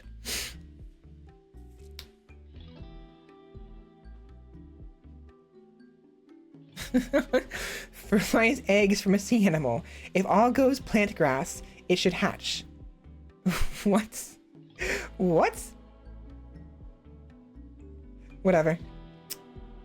Ah, yes. While we were harvesting all the berries, I decided to go ahead and harvest the dandelions as well. And from them, we got dandelion seeds as well as wild greens.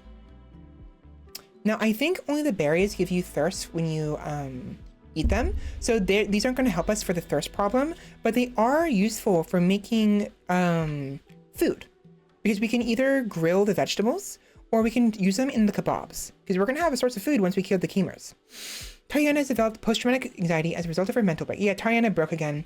She started having a compulsive cleaning issue and got anxiety from it. That was great.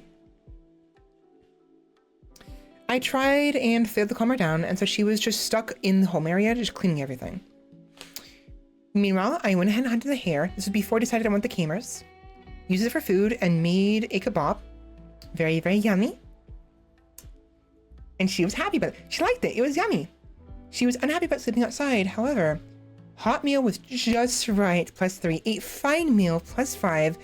And from her break, she got catharsis. So, and she ate fruit too, because the kebabs have fruit in them if you use fruit instead of the greens. Kalmir Osue. Welcome in, Kalmir. How's it going? It's going well. Sort of. Yes, it's going. It's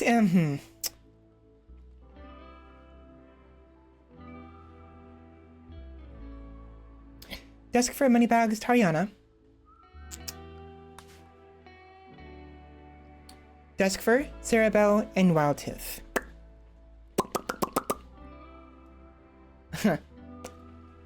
Anyways, I'm currently going over what's happening off stream because I love playing this game, but I've been wanting to show you guys what's been going on too much. So I've been taking a lot of pictures and we're going through them. We're almost there. Anyways, Duskfur decided, you know what? We actually are going to continue taming the other Kemers. You know, with her crossbow and Tariana's two-handed Ratkin sword. My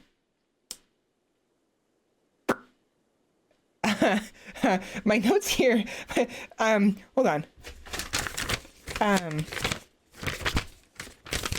My notes here said she and Tariana tamed the Keeners.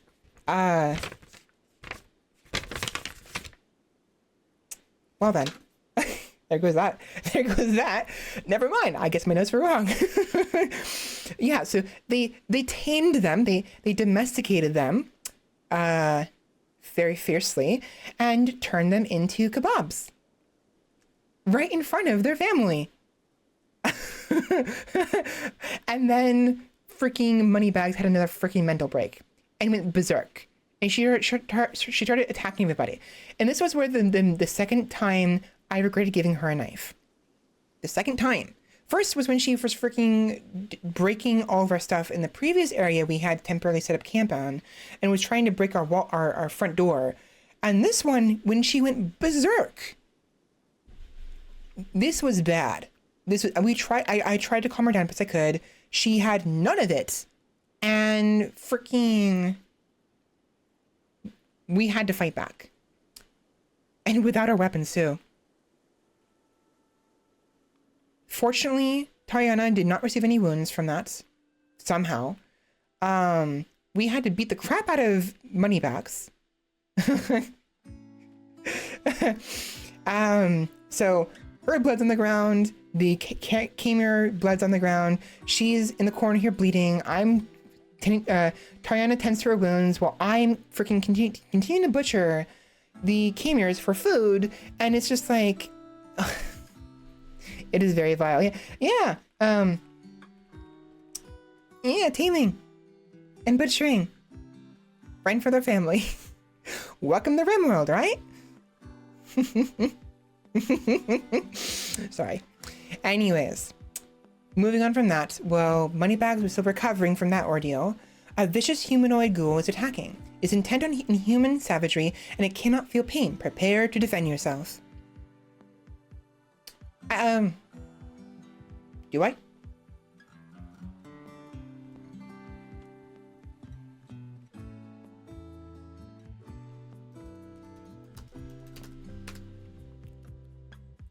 I do.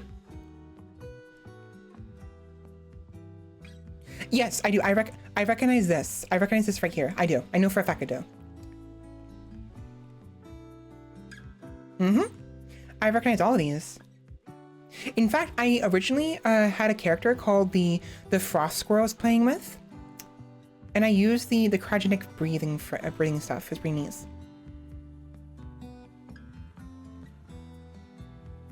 Yeah.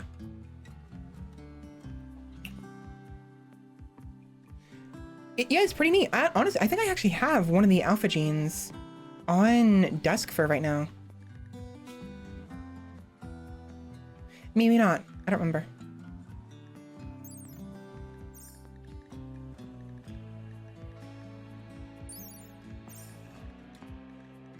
I don't remember.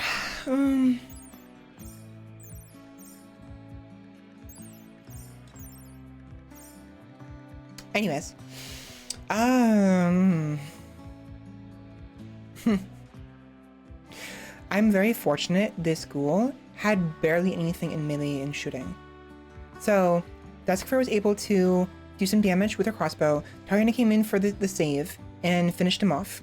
The nice execution. I love these executions, they're so cool. Boom! And then while mid-air, Tariana throws him in mid-air.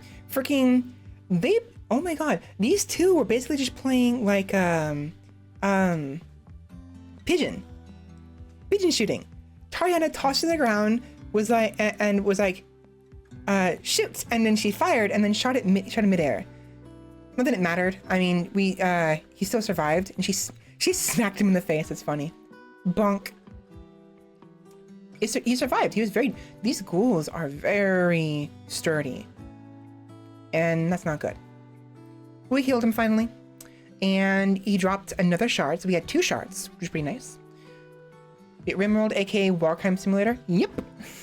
Yep. They're very scary, at least early on at least. And then following that, I had Duskfur continue tending to Moneybags. Moneybags wasn't even fully tended to yet. She was still bleeding on the ground next to the glowstone. So I had her tend to it while Tariana, because Tariana was better at cooking, I found out, had her make some more kebabs. Unfortunately, she never finished. She had a mental break because she was tired, and so I tried to calm her down, succeeded, and she went to sleep. So I continued where she left off.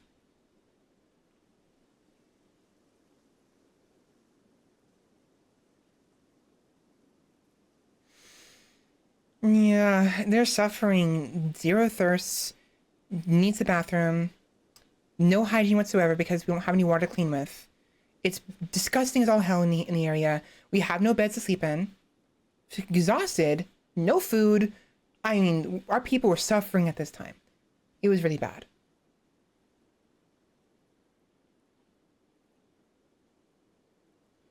Can you not do that in the base game? Really?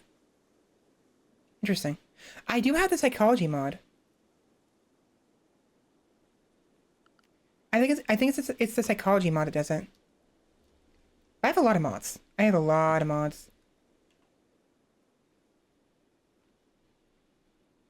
Not all of the ones you see here I have enabled.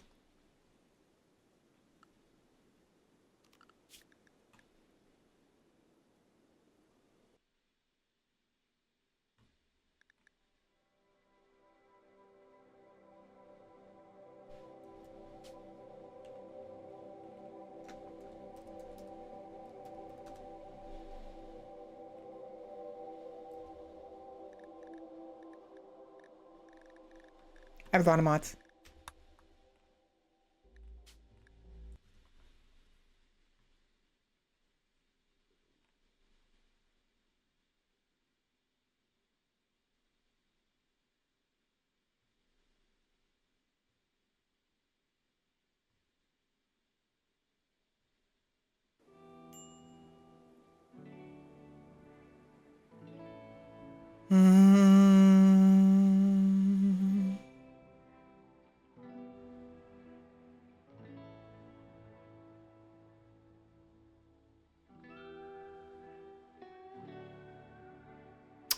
I don't know. I think it's the psychology mod, but don't quote me on that.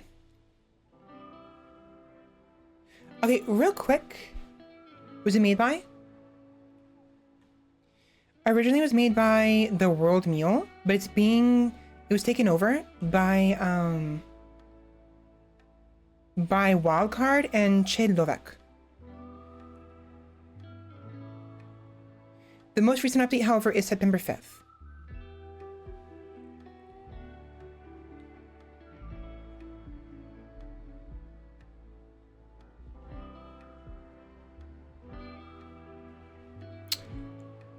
There might be some better psychology mods out there. I don't know if I recommend it. I like it, but, you know, it depends on what your mod list is. Moneybags, why? Every single time. She's constantly going on mental breaks. At least I was able to calm her down this time. To be fair, she's in intense pain, you know? That time, it makes sense. She's enraged and is verbally abusing everyone inside. No, you suck. No, you suck. Ha, fuck you, bitch. You don't have a tail anymore. Things like that, you know? The medical treatment ended in disaster. Your doctor failed to stop. Oh, right. So anyways, eventually we left. We got a lot of food and we left. And on the map was a doctor's request. So we went ahead and left to go try to help them out.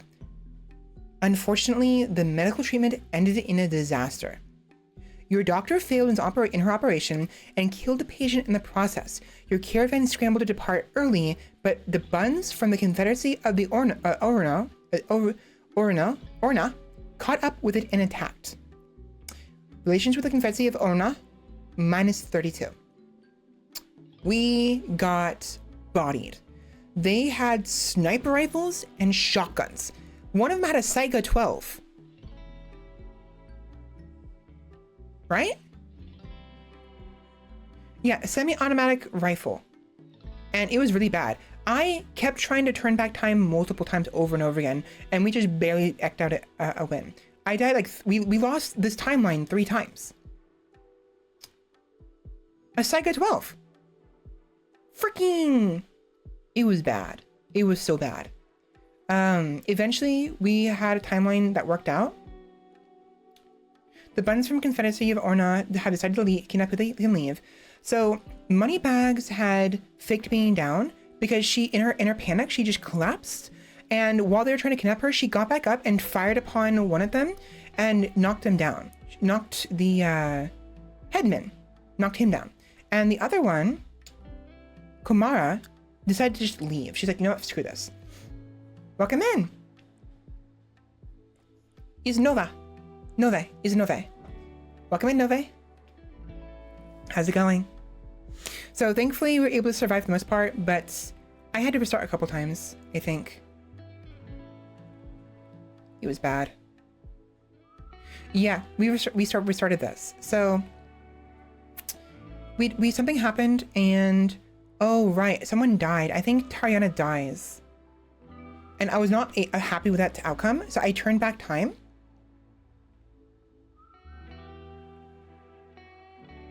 Where was it? She dies. So I turned back time and we ended up back here. Unfortunately, the checkpoint was in a bad spot and we had to fight them again. And so the history repeated itself. It happened again. We got downed and we just barely survived. Scars can be healed by a limited number of ways. Artificial body parts never scar. A healer mix serum can heal scars, but they're very rare. This will be very relevant in a moment. So in the end, after 2 or 3 retries and doing the whole Subaru treatment of turning back time, we were able to escape and survive the ordeal ultimately. But Tariana received a Tariana or Moneybags? Who is this? Tariana. Tariana, one of our best colonists, received a permanent brain injury. On top of her anxiety. So that was really sad. It really sucked because she's one of our best people and we kind of need her. Her stats are really good. Regardless, I decided that was going to be good enough. We escaped with this at the skin of our teeth, and the consequence of concentrating back time was her brain injury, right? We moved on to in an attempt to go to get some more Athletics Meteor stuff. Freaking Moneybags instantaneously went on a mental break and started just going berserk, right? Tariana tried to take care of her, but because Tariana had her brain injury, she couldn't really withstand Moneybags' attacks anymore. Because normally Tariana is a really good fight. She's got her huge longsword and what have you, but she couldn't handle it. And Moneybag, this is the third time I regretted giving her a knife, and I was like, I forgot to take the knife away from her completely. So fuck me, I guess.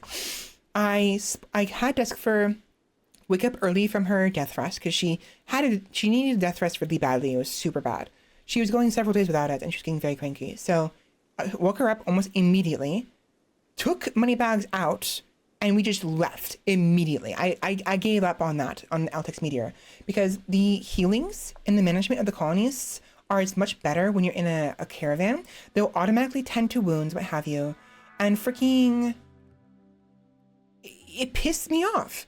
Moneybags is an absolute nightmare right now. Every day that goes by, it gets worse and worse. And I really considered just banishing her. Anyways, we moved on. We couldn't get any resources from either one of these outposts. They had nothing to sell to us. They had no money to buy anything from us. It was very frustrating. So, worried that maybe it was glitched out, I used dev mode to teleport to another area, another settlement, and they had resources. So it's just because some of the areas they don't have anything. So we moved from here, right, to up here. Now the reason why this Altex Meteor is here, even though in the previous area it wasn't there anymore, is after this happened right here, right, and we left, Tariana died. It said she died because of like blood loss or whatever, but her blood loss was not at 100%. The true reason why she died was because her consciousness reached 0.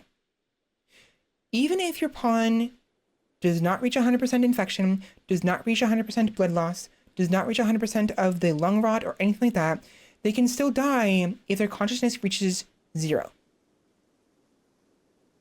I learned that the hard way in the previous run that we abandoned, right? So she died because of that, because of the anxiety and the gunshot injury on top of the wounds and the blood loss and also hypothermia. She was wet in a stamp. She probably received hypothermia that pushed her over the edge and she died. So I turned back time again. And it was before we entered the Altex Meteor area. So that's why we have Moneybags has become histrionic. She had the same exact she had a mental break the exact same time she did in the previous timeline. But in the caravan, and she's histrionic instead. So we got a lucky break thing for me. Anyways, we traveled north, went to the Aurelia, whatever, outpost, sold some stuff, bought some stuff, got our hands on some money, and I highly considered getting the digestible Resurrector nanites, because I figured if I got the Resurrector nanites and I gave them to Tariana and killed her, it might revive her and heal her brain injury. Because I looked it up earlier, right? Here.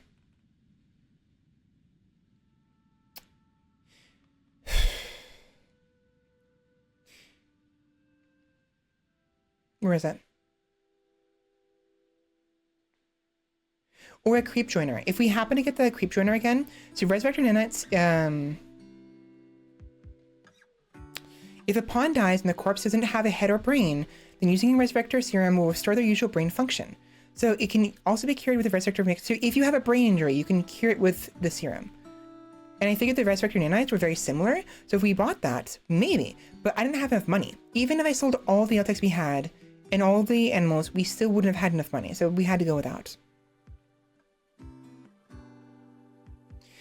Regardless, we sold some of the items we had, got a bunch of money from it, got rid of the fertility unblockers, what have you, the stuff we don't need. I think we bought some food. No, I think we only bought the money. We had plenty of food, so we just went with the money. Well,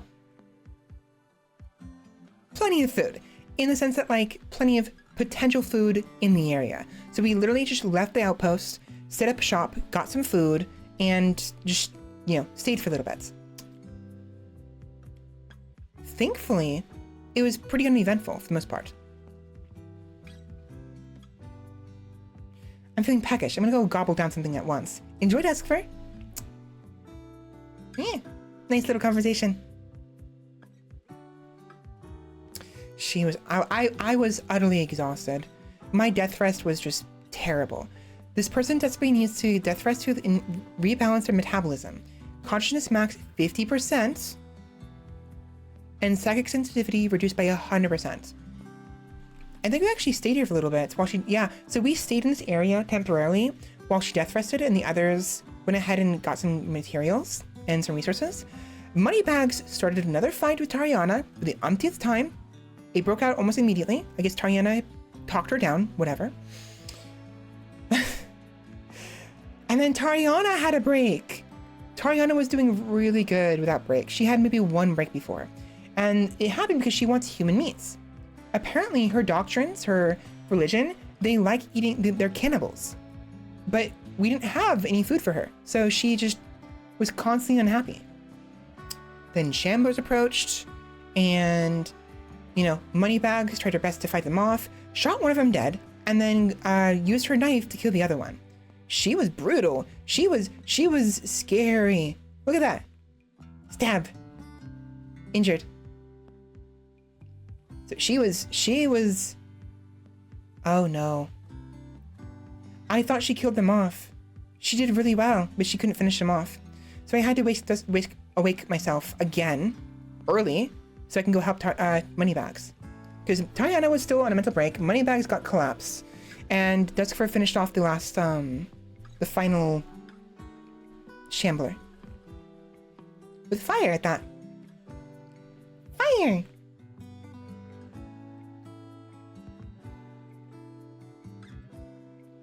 Okay, perfect.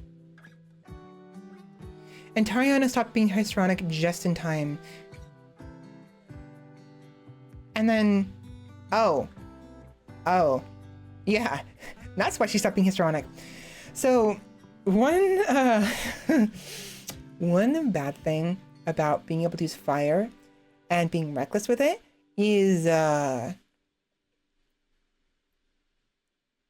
yeah, I may have accidentally caused a bit of a forest fire, and Tariana almost burned to death.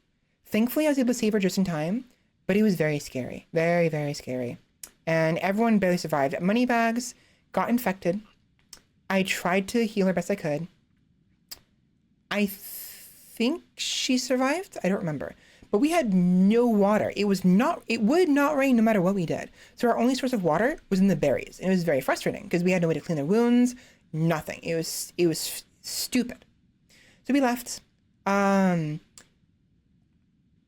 I could do could save her. I tried my best. We got as far as we did, right? We were right here. And we tried moving down here to get further away from these people are here, so they wouldn't be upset about us sitting at camp too closely. It got worse and worse, and I had to make a permanent camp. So we stopped here, like 2 blocks away. I tried to keep my hand on wild heal root in the hopes that maybe I can make some medicine and apply it to Moneybags, so she has a more higher quality treatment, right? Grabbed it, made it into heal roots. Freaking Moneybags. Oh my god. She started to relieve herself of some blood. Mental break and started doing that. I had to force her down. I had to basically restrain her.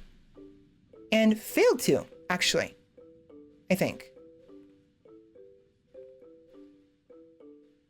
At first I did fail, but then she calmed down. She was still in a mental break, and I tried it again, grabbed her, tossed her in there, and then I tried. I tried my best.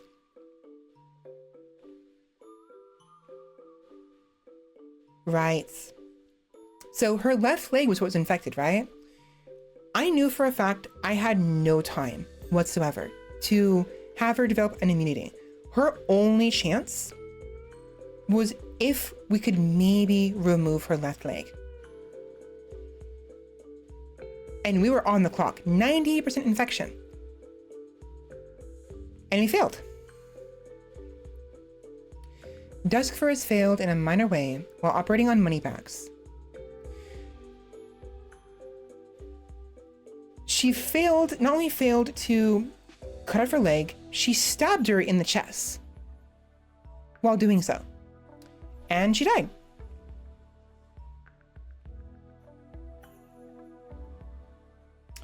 And it sucked because they were good friends, or acquaintances, you know? She tried. Duskfur tried. She was desperate to save Moneybags. Justine Moneybags Badeo. Badeo.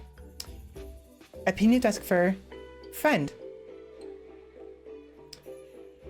Svela Duskfur Persera. Opinion of Moneybags. 31. Friends. And she even was on decent terms with Tariana. Even though she, Moneybags hated both of us because if we weren't the ideal, genome, ideal, Xeno, whatever, because of her ideology, she was still able to become friends with them. And, at the very least, Tariana saw her as an acquaintance. She didn't absolutely hate her, right? And they even bonded over weapons. Weapons technology. But no matter what Duskfur did, it just wasn't enough. She's just not good at medical. Moneybags was our medic. Moneybags was the one who had the most knowledge.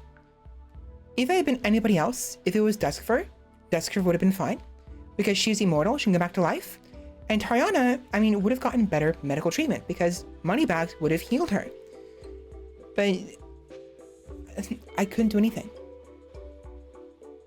Moneybags has died. Cause infection.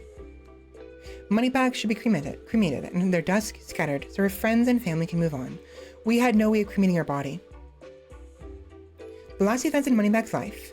Nostil, the Shambler, chomped Moneybags in the right arm. Bite in the right arm made Moneybags collapse. Duskfur, driving her knife hesitantly, stabbed Moneybags in the left radius in an attempt to calm her down, I believe. A stab wound caused Moneybags to collapse. Oh no, that was in her attempt to operate on Moneybags. So in her attempt to cut her leg off, she missed, stabbed her in the chest, and then she died.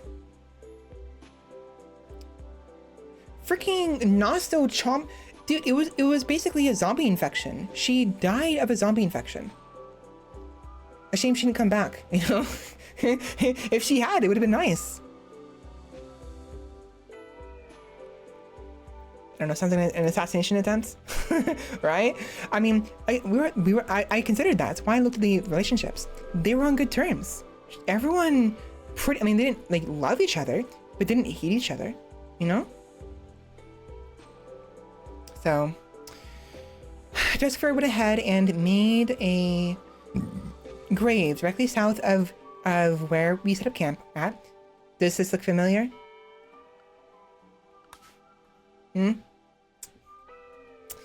She made a grave, took her body, buried her, and gave her some last rites, and then moved on. Justine Moneybags Badao. I'm not sure if I'm saying that name right. Born 5th of August, 5483. Died on the 11th of December, 5501. Time as colonist, 1.5 years. Sweet are the ways of death to weary feet. Calm the shades of men. I have no idea what that means, but I just decided to leave it. She'd have come back biting? Yeah, she would, to be honest, she would. But maybe, who knows, maybe I can tame her or whatever. Because you can tame shamblers, I think, or ghouls under the right circumstances, I think. You can capture them. Don't quote me on that. Soon after she died, the very next day, a cold nap stepped in. I guess the world itself was feeling kind of cold after she was gone. Green Salvation. A prisoner being held by the torment purgers has managed to steal a radio and call you from across the bay. Green is being held at a camp near Purple Oasis under armed guard. Rescue her and she will join your colony. She's a 47-year-old Revian Reaver, and she says that there's an enemy outpost at the site guarded by one Revia, and there's maybe an unknown threat.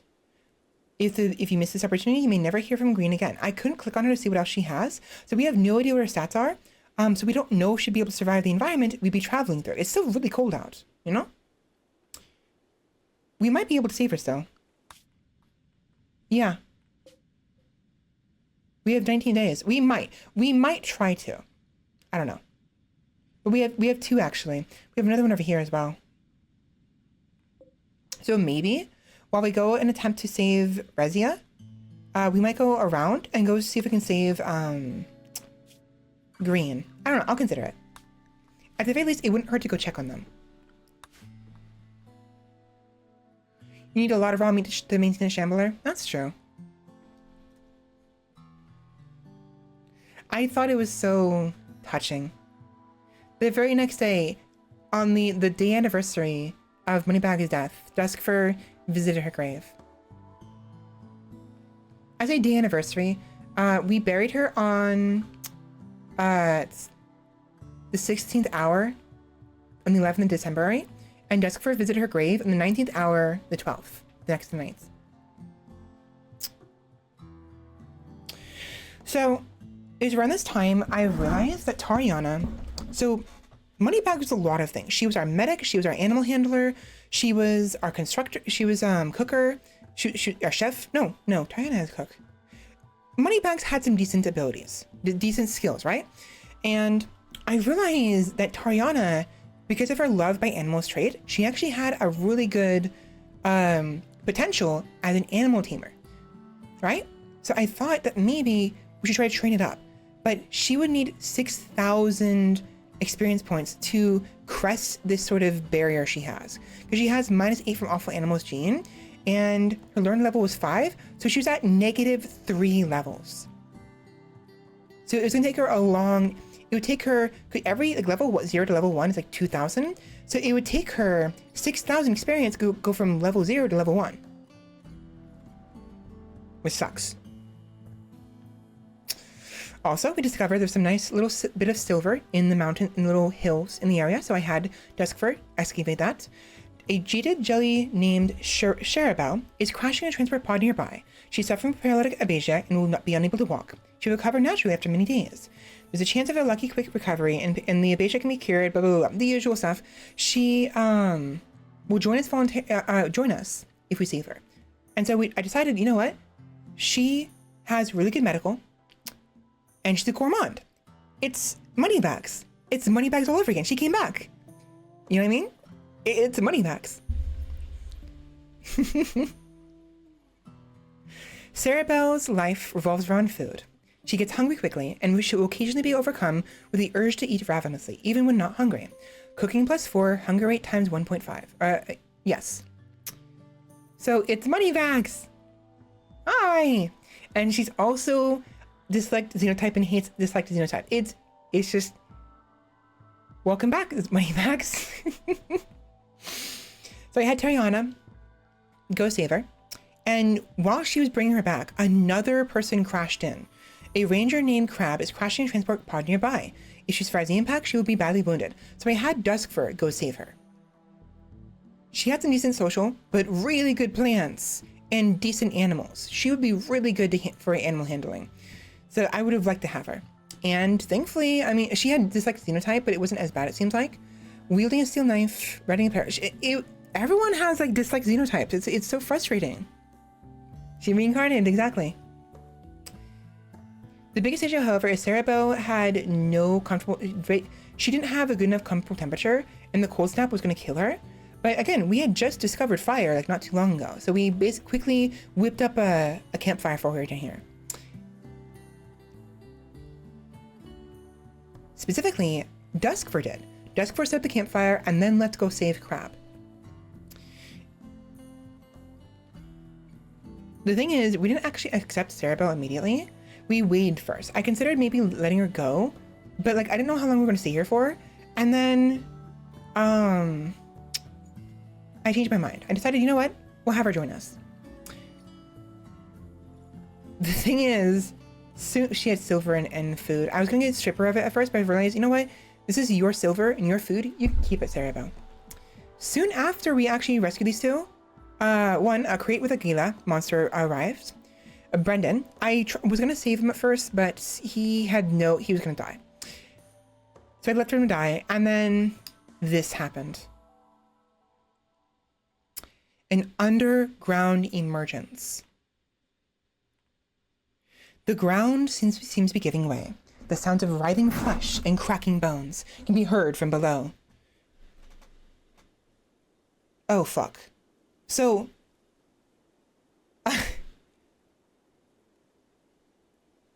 we're not ready for this. I never planned on staying here very long. And then we got attacked by these flesh beasts. This was bad. I thought it was only one at first. And I figured if it's just one, maybe Tariana, despite her brain injury, and Duskfur can take it out. And we tried. We tried really best we could. Only to find out more spawned. 2 more tough spikes spawned, along with a tri-spike. One of them went after our Kamers. And in my desperate attempt to save it, I wanted to go out there, but I never mind. And we tried to bunker in here. This was terrifying. You have no idea. We were able to kill one of the tough spikes. I was so proud of Tariana for doing that. I had Duskfur hide behind here because these things have ranged attacks, but it wasn't enough. She took out the other regular spikes, and the Kamer was bleeding to death. I had Duskfur maybe consider going out there to save her, because yeah, the other one died, but this one was pregnant. If she can give birth to a son, as Alabama as it is, she could then continue to have more children. We can have more of them, right? To save the generation. Unfortunately, during this whole ordeal, Tariana had a panic attack.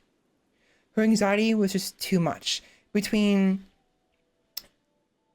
having 2 people who are incapacitated, having to take care of them, the sounds of writhing flesh bashing on the front door, and the near death of our pets and everything, it was just too much. And she had a panic attack. She was our main front line. I had barely any damage. I couldn't deal with this on my own. I tried to calm her down, but before I could, these beasts that were over here bashing the chairs turned on us and took us down. I tried to set them on fire, but it did nothing.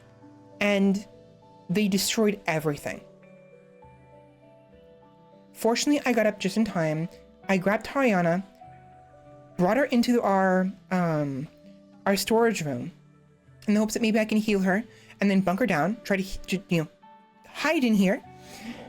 I considered maybe using the heal road if I can maybe quickly craft up a med kit from it and then give it to Tariana. But I didn't know if I had time or not.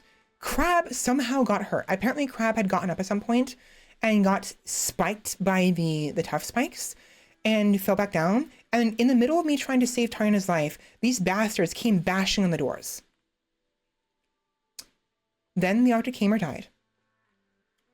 One of the tough spikes died of blood loss, so at least one of them got taken down, and then Tariana died of dehydration.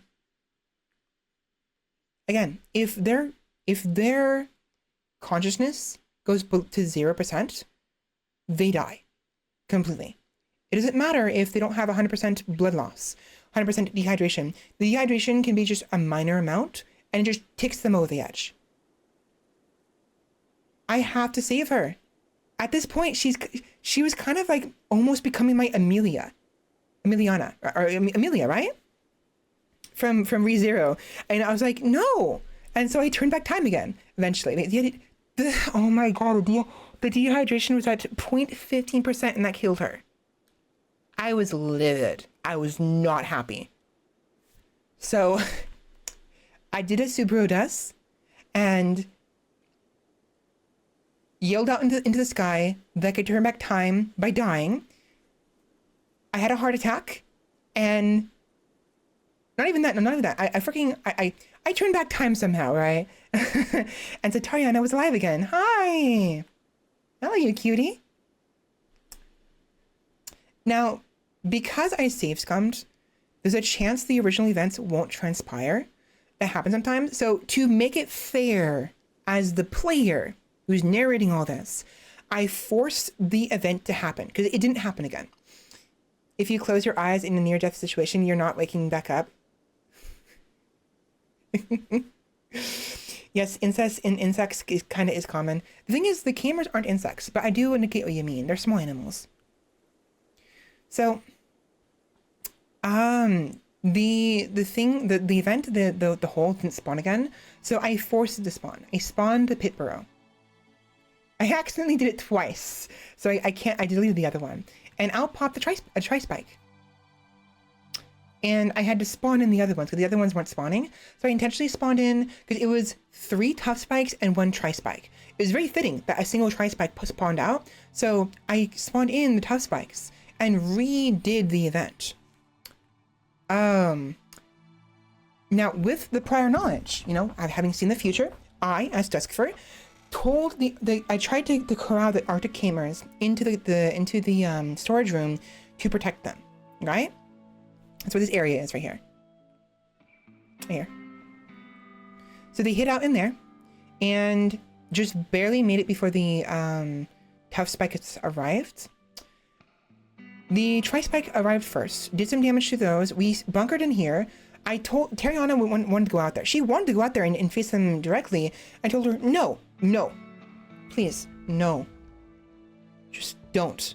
And so she's like, all right, fine. We'll stay in here. Our best bet was to try to repair the door, the front door right here, and hope they don't break in.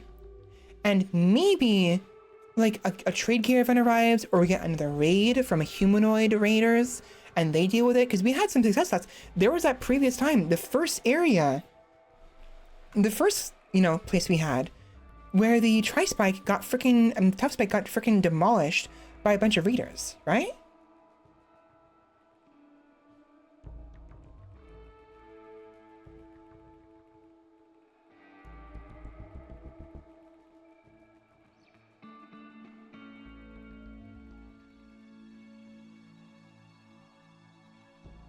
Where is it?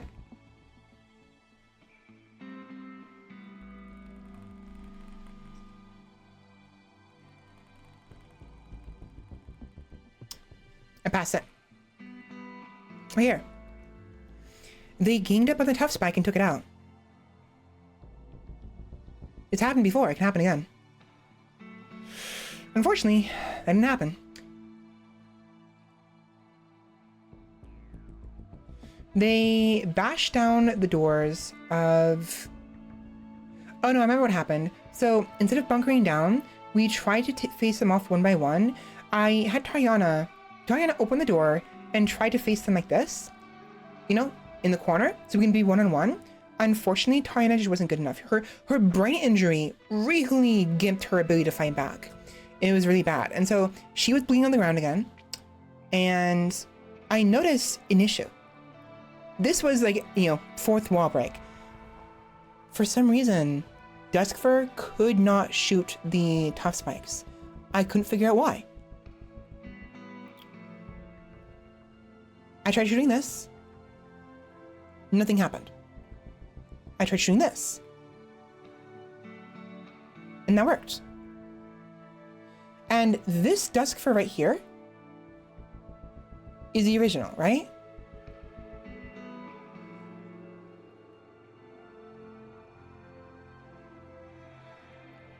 No, this was a copy, right? So this was the original. I tried shooting this right here. It didn't work. I saved and loaded her and made a copy of her. This is the copy. She shot this and it worked fine. She could shoot this just fine. And she can shoot this just fine. I had the original come back, try to shoot. Nothing happened. I don't know what happened. And I tried to figure it out. And I was like, I realized that what happened was, for some reason, this crossbow, after a while, it glitches and it just will not work. To fix it, you have to despawn it. And you have to go into the character editor, delete it, and re-add it to their inventory, which is stupid.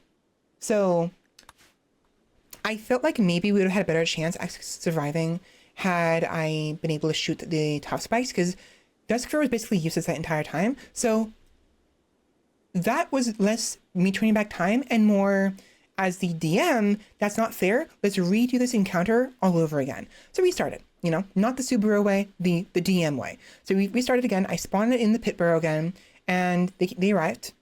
And the usual, yada yada. I actually had Duskfur having a vision of the future and getting spoiled by the DM, you know, little fourth wall break. I gathered a bunch of food and had the Camers hiding here with us because the Camers died in the previous attempt. They broke into the storehouse and killed the Camers. So I gathered as much food as we had in here in the hopes we could bunker down.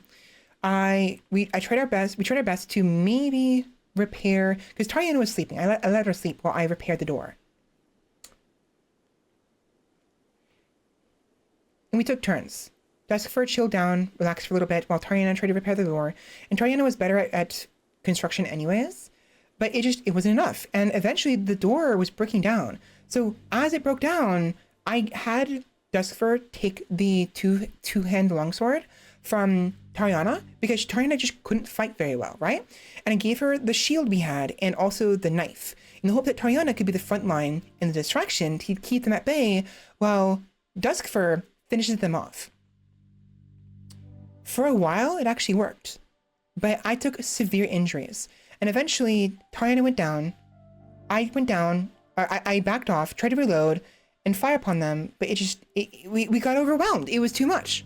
It was just way too much. It was just the same thing all over again. No matter how many times I turned back time, I couldn't save her. No matter what I did.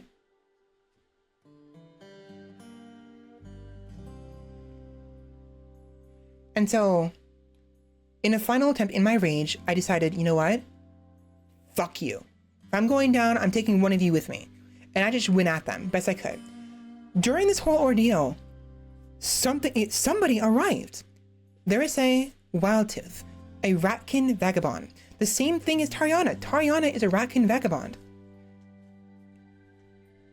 There is a must have sensed her sister's death or something like that and arrived just in time. And she was outfitted to the teeth. You have no idea. She had three swords, 13 melee, giganticism. She was scary. Plus, she had a plasteel ratkin two-hand sword, let alone a regular two-hand sword, right?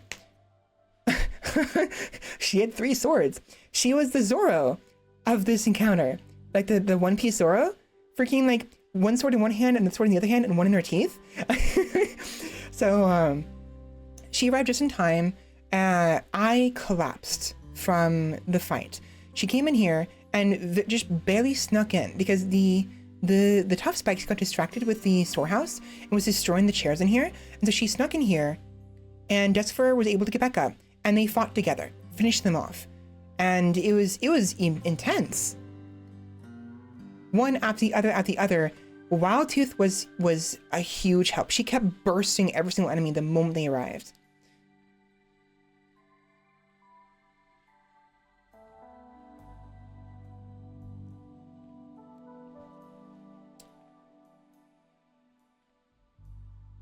We won. We won.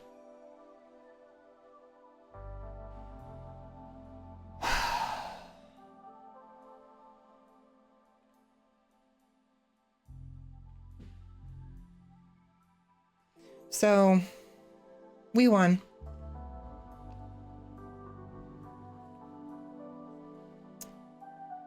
But at what cost?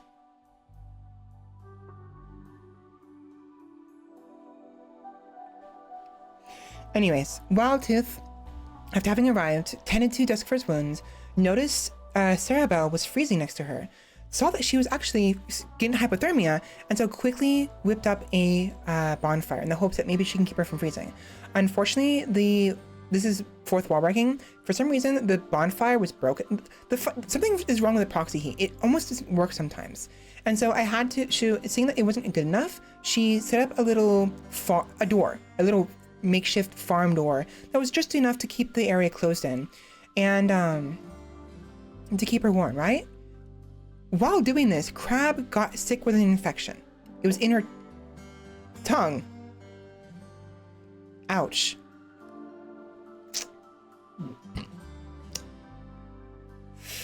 Oh my gosh. Crab woke up from her injuries while the tough spikes were here. She screamed, and one of the tough spikes stabbed her in her mouth. In her jaw. Either from the inside out, outside in. It must, because if you look at the tough spikes, their spikes are above their heads. Oh my god. It stabbed her in the mouth, open mouth, through her mouth, through her tongue, out the bottom of her jaw.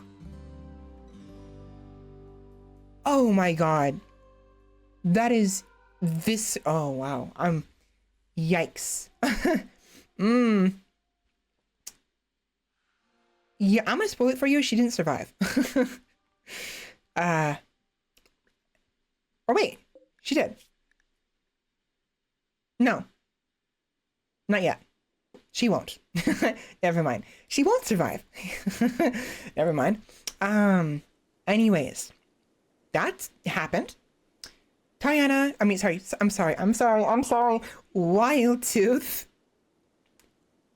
I'm so sorry. I called you Tariana. I already miss her. She's just died and I already miss her. I'm sorry. Wild Tooth, Tariana's sister in arms, did her best to tend a crab, but the entire room was dirty. That reduces the quality of the tending, unfortunately. Anyways, after Duskfur had recovered from her injuries, she got up and made 2 more graves. The first one was for Moneybag. She wanted to move Moneybag's grave over so it would line up with the room. And during this scenario, a shaman merchant arrives. I don't remember if we actually did anything with it. I think they left. We didn't want anything. We didn't have anything to sell. And it was just, there's too much going on. So they left event. And it was too cold anyways. They left. What was that? Kelmir Osue has followed. Thank you very much, Kelmir. Welcome to the family. Welcome to the tribe. Anyways. So, in their attempt of survival, Duskfur had taken Tariana's sword from her, right? And gave her the shield and knife. It didn't feel right for me to take her sword from her. No problem, I bring fire. Yay, fire! We're gonna need it. It's cold here, clearly. We just learned how to make fire ourselves, so thank you. I decided that I wanted Tariana to be buried with her sword, the sword she arrived on, right? So I dropped it, and I had to use, spoiler, I had to use this to move it around, but let's just retcon it and pretend that she took the knife and dagger and gave her the sword, right? Also, during this scenario, Duskfur thought it would be good to make a joke. Oh my gosh. So Duskfur, mournful over the loss of her friend, traumatized over the scenario, exhausted, probably hungry, still just barely recovering from her wounds, was like, I can't handle this. I have to do something. Hey, Wildtooth, want to hear a joke? I asked the librarian if they had any books about paranoia. He looked up and whispered, "Shh, they're right behind you." Not very funny. She didn't think my joke was funny. Oh my jokes are as bad in real life as they are in game. I can't handle this. I'm gonna have a mental break. I'm terrible at jokes, no matter where I am, no matter what existence I am. I'm just bad. I'm bad. Anyways, moving on from that that embarrassment, I took the knife and shield from Tariana, gave her back her sword, and notice, oh, she's still wearing my coat. That's fine. better do her well in the afterlife. And I keep a part of her with me. Because I was still wearing her utility jacket. She arrived with the Oni feathers. That's so fitting, an Oni feather raccoon utility vest. Because Svela Dusk for Persera is an Oni hybrid. She's an Oni squirrel hybrid. It's so fitting. So she wears Tariana's, ends up wearing Tariana's utility vest, and she leaves her cloth raccoon winter robe with Tariana. And then noticing this and thinking how fitting it is and just how poetic it is and just what have you, she wishes Tariana well, takes her to the grave, and buries her. 2 friends lost in the span of like a week. That's hard. That's really hard. Tariana Lavender. What a pretty, her name is so pretty. Born 10th of April, May, 5472. She was probably in a credit. So the reason why the dates don't always add up, like why are they so young or whatever, some people, their biological age is different from their chronological age. They can be born hundreds of years prior, and they could be like 18 years old because they may have originally been in a cryogenic casket perhaps, and they eventually woke up, who knows? Maybe they took youth serums. There's a number of reasons why. So, born 10th of April, May, 5472. Died on the 14th of December, 5502. When did Moneybags die?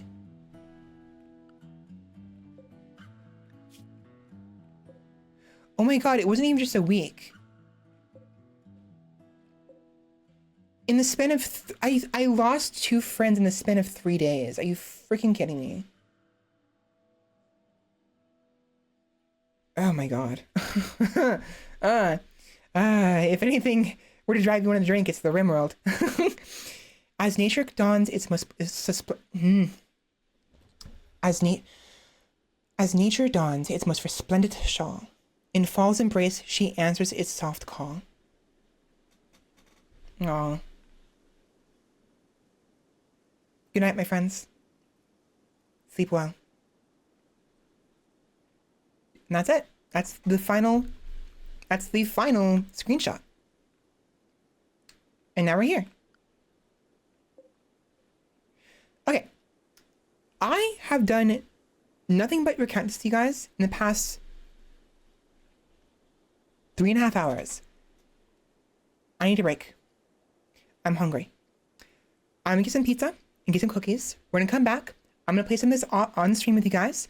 Maybe another hour or so to 2 o'clock until 3 o'clock, maybe. Who knows? I can't stay up as late as I did last night. It was really, I mean, I might end up anyways, but like this game, there's so much that goes on in this game that I almost can't play it off stream, or you guys won't be able to, because I have to spend time talking about it after the fact. And that takes all the time we have to actually play the game, which is frustrating. So, I'm probably going to still play some of it off stream. I will do my best to make the screenshots sparse and maybe simply do recordings if something big is happening.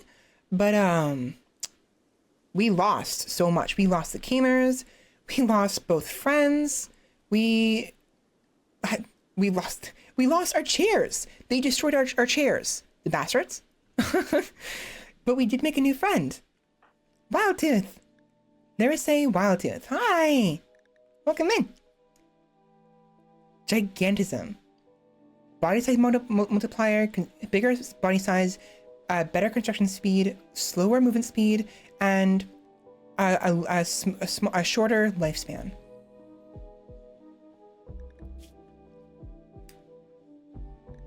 She's a hamster! Oh my gosh, I didn't realize that. She's a hamster! Hamster.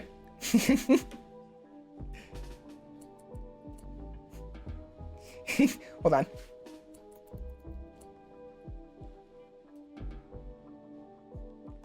Hamster. Okay. Yeah. What a week, huh? Captain, it's been 3 days. It's been 3 days. It's been 3 fucking days. Oh my gosh. I'm gonna get some food. I'm starving. Three hours of speaking nonstop is I'm getting the shakes a little bit, so I need some food now. I'm gonna go get like a lot of pizza and a bunch of cookies to bring with me. So, anyways, I hope you enjoyed this nonsense. I still struggle to speak straight. I struggle to narrate things. One of these days I'll get better. It doesn't help that I slouch all the time while sitting down, but I really do hope you enjoyed that. Give me a few minutes, like 10 minutes, 15 minutes. I'll be back and we will continue. BRB.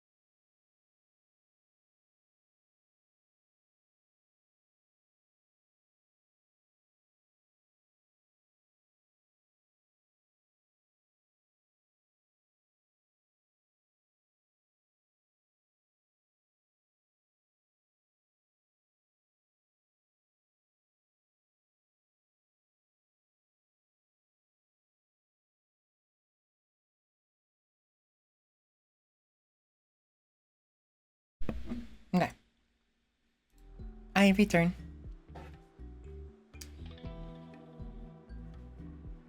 Let me fix the audio real quick. I was almost very sad in the kitchen because there was only three cookies left. But fortunately, I remembered I have these yummy, like, chocolate straw wafers. So I grabbed the bin of it, little tin can of the straw wafers to eat after I finish off the cookies. Whatever. Yeah, thank you. Okay, eat some pizza real quick first. So what is happening? We're not gonna be staying here for very long. I plan on leaving eventually. We're still nomadic. We have to go north. So unfortunately, we're gonna have to leave money back in Tariana behind. But for now though, let's stabilize things first. Before I hit start, let me eat some food. I'm hungry.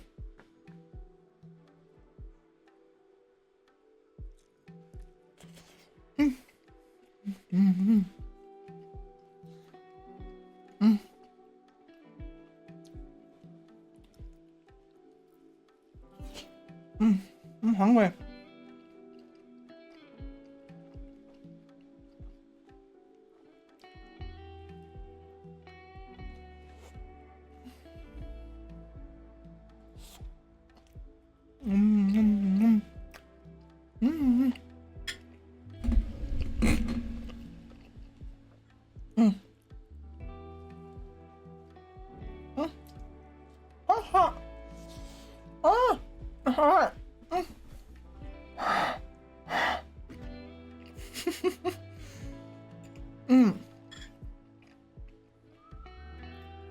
Here we go.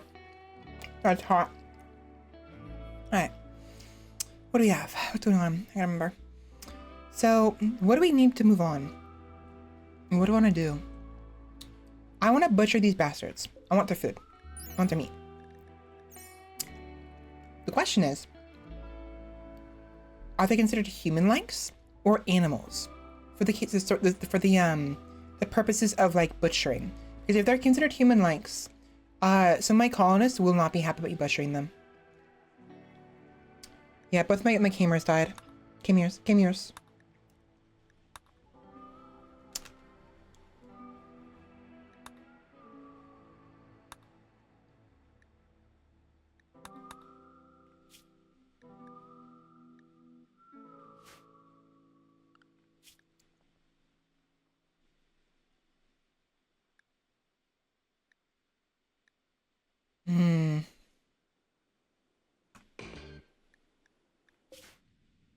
We'll do that. We're gonna seek out the gentle glow. That'll be our main purpose right now for our nomadic lifestyle. Is we're in search of one of our relics. This one, dude. Imagine having the quest line to get the biting abyss. That'd be huge. They don't count as either. Okay, so I can butcher these guys without any issue, right? They won't get upset if I butcher them?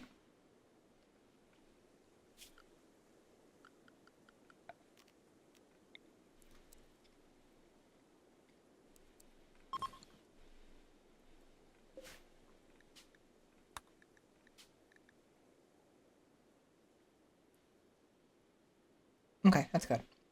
Also, how loud is this? I know for a fact it's not loud enough.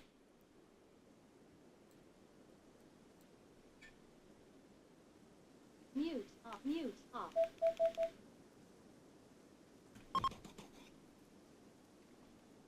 Well, I feel like it's gonna be too quiet. Hold on. Testing 1 2 3. Testing 1 2 3.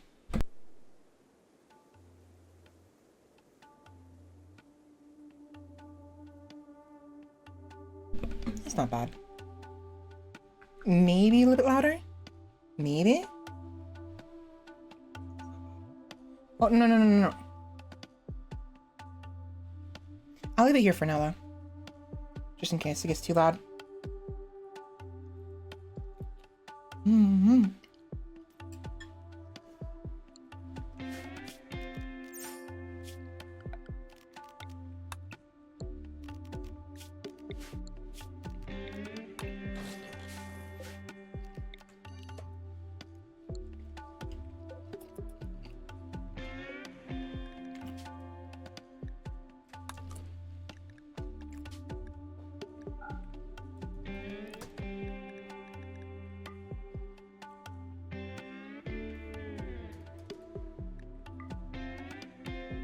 There we go.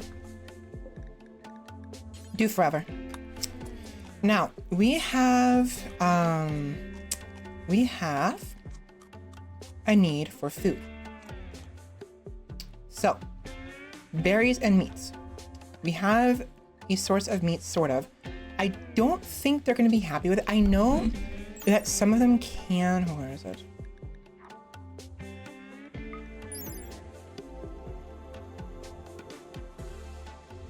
I think they would be. Remind me, is the twisted meat like safe to eat, like in a meal?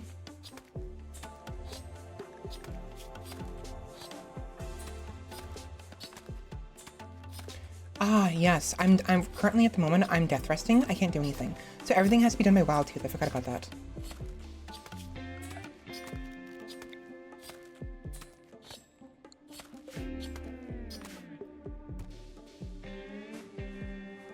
They are, unless you have a mod that makes it otherwise. Okay, cool. It's good to know.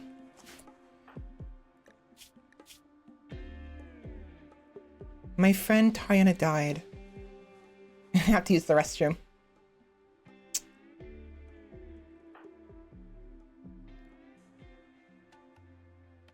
Yeah, she has no issues with butchering it. I don't think anyone else does either. Cool. Do we have any wood? We do. Hygiene. Make a lich bones? Bones. Bone. We have bone. Right. Right. The butchery. We have bones. 15. We'll do wooden. Make a wooden one like right here. That's fine.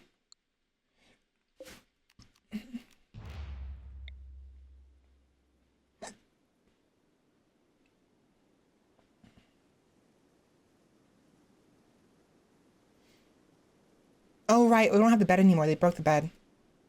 I forgot about that. Oh, well. Whatever.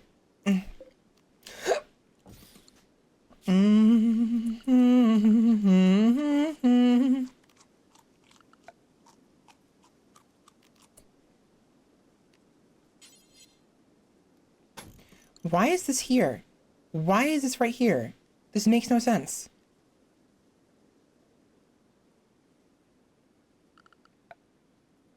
What?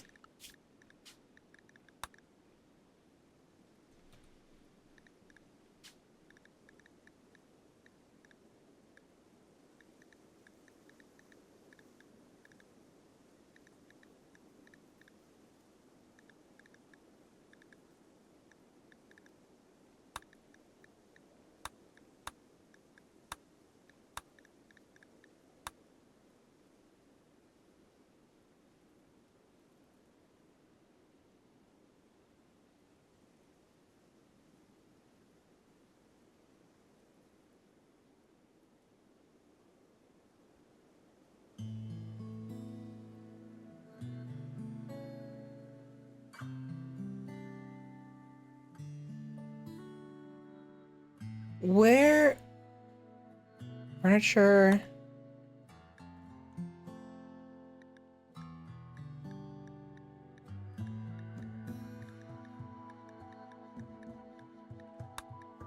Why is it here? Hold on. I have a bunch of structure. These are supposed to be fences. Is this fences? The medieval gate, fences. Arched door. No, this is default. Medieval gates is fences. Right? No, I'll keep it default. But for some reason the closed board one, where is it? Was put in here. It was not there before. That is weird.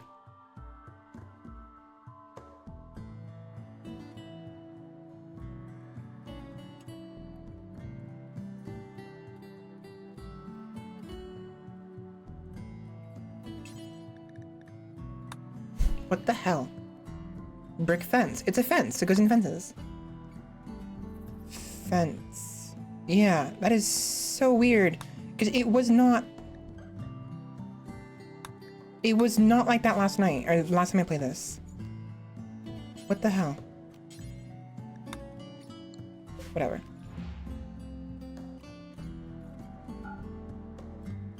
Okay. Now, we still don't have a source of water, so we won't be able to stay here for too long.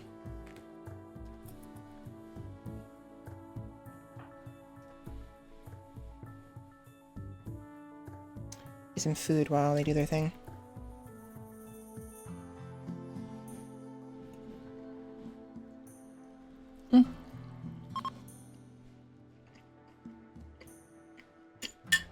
That's good.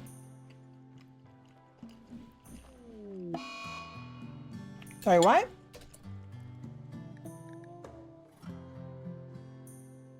Oh, they're not happy about us being so close. That's right.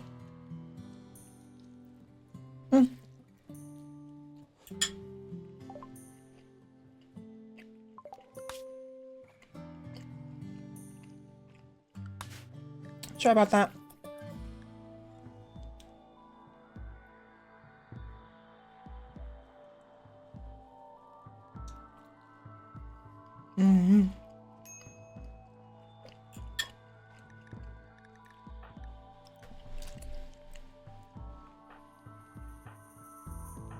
Can you feed her, please?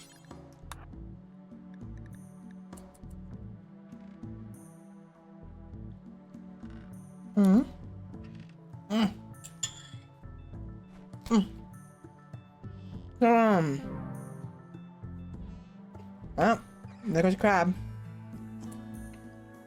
Sorry, mate.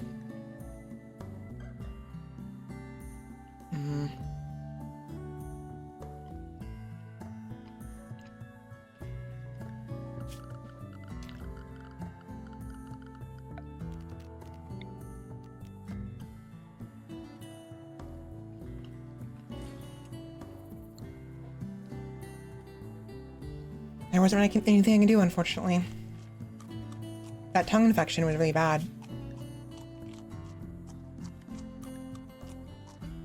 90%.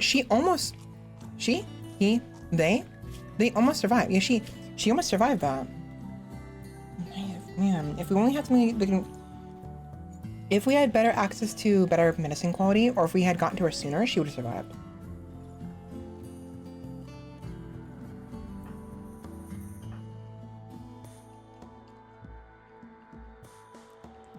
Well,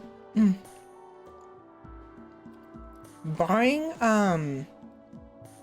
extraneous circumstances, we're gonna leave after desk fart is finished with our death rest, because death rest is really bad. You know, I basically have a maximum of 50% consciousness whenever I have death rest exhaustion, which is not good.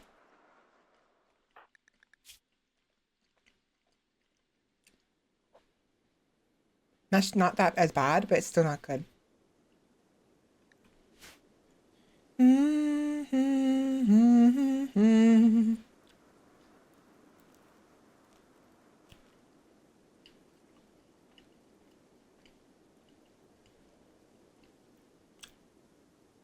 Anyways, I was gonna say, it sucks because like my bread on the pizza is super stiff now because I reheated it and it cooled down.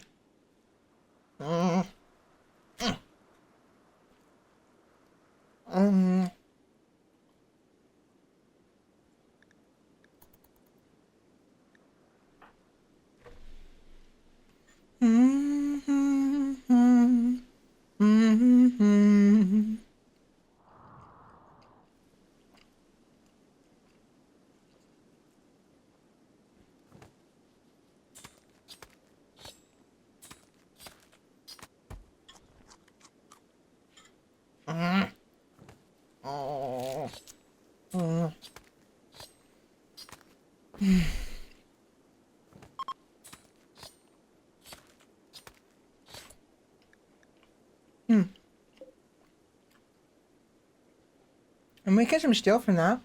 The components. It's not like we can even use the components, mind you. But they're a source of income, you know? I don't know if hold on. I don't like this being so close to her. I'm gonna make another one. There's a copy. Build it over here.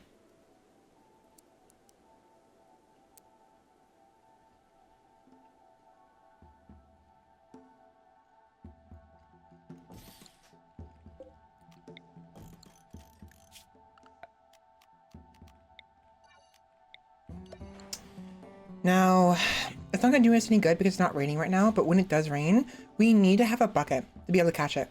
Otherwise, we have no water.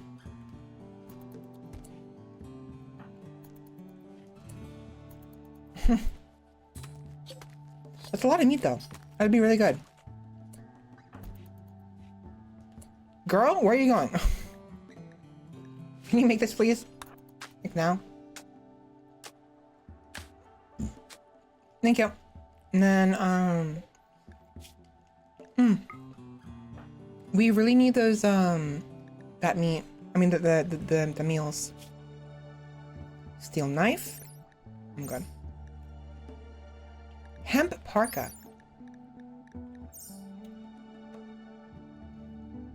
I'll take that.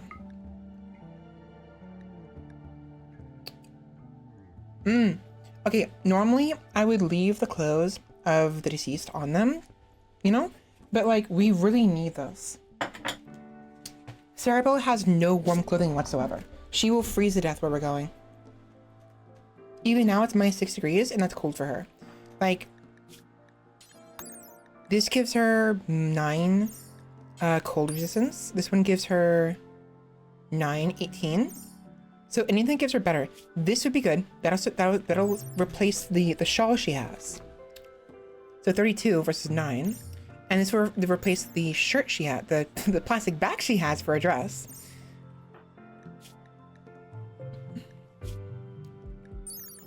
Which is 1.6.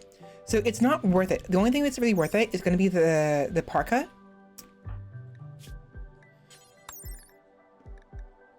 And the headband. So strip the headband, the hat, and the parka, and the shoes, and we're gonna give it to Cerebel. That'll make her far more likely to survive.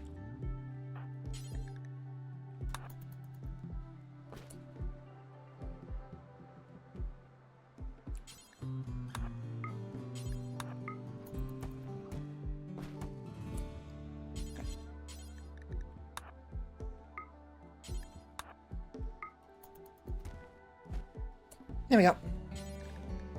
And then bury her, please. No, where are you going?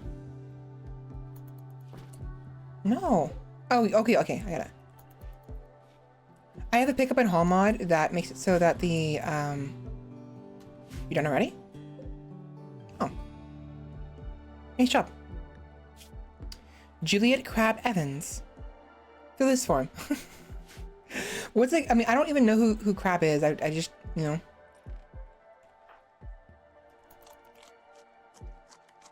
Oh yeah, the boots.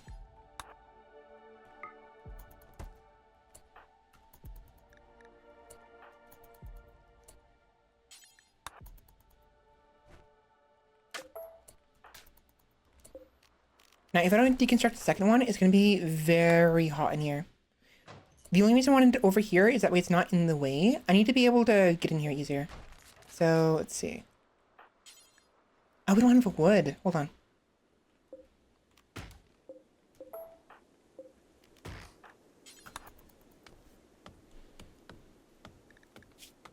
Oh, her plant skill is terrible. Yikes. She's gonna botch it, isn't she? Oh, nice.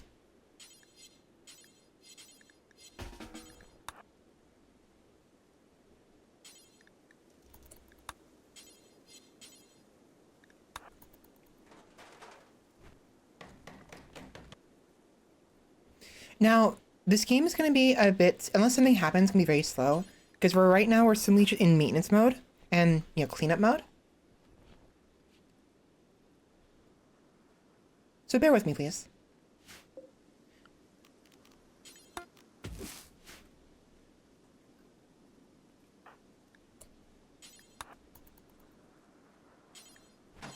Nine of wood.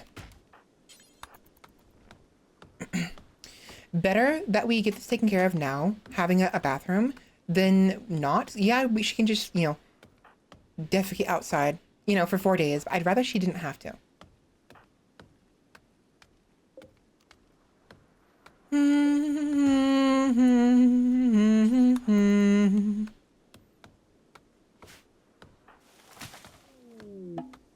Mm-hmm. I forgot. I've got cookies. Yummy, yummy. My teeth are. I'm gonna floss my teeth real quick.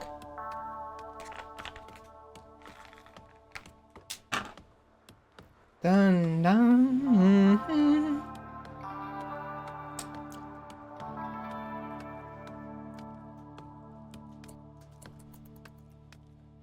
Okay.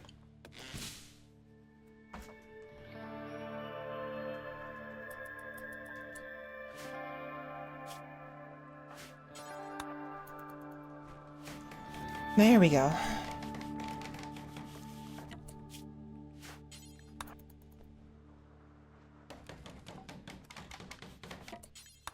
What's your construction like? Not bad. I'll have someone put a roof over here later. For now, I'll put it here and I'll let her do what she wants. She needs to sleep. She's exhausted. All right, how's Cerebral doing? 36 degrees. Not bad. Much better. She'll be able to survive better in the on the paths to the north. Oh, it's right. We have to go south first, though.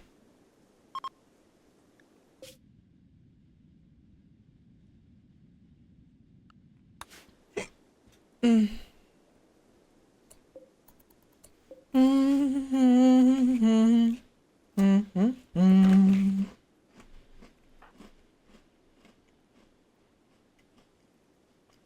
You see that? There's something moving in there.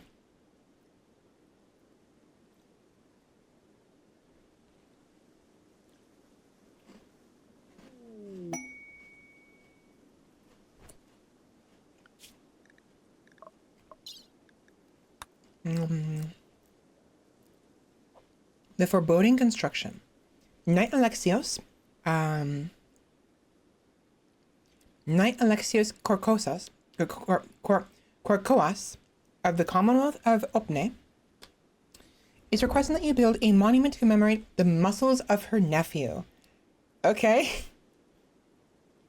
The monument is a 5x4 in size and will require these resources. Total value of $31. Any of metallic, woody, or icy. Stony, icy.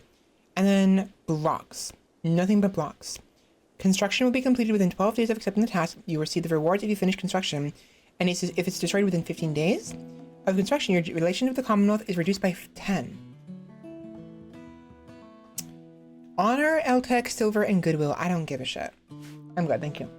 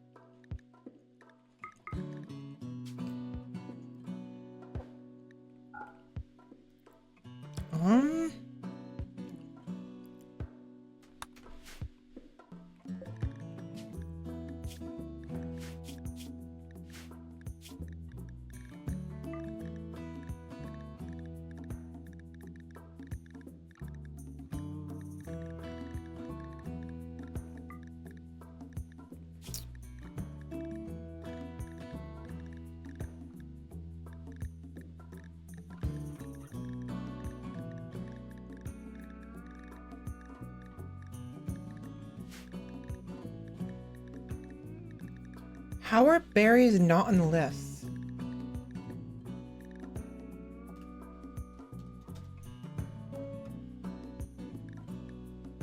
Ah, they're edible raw.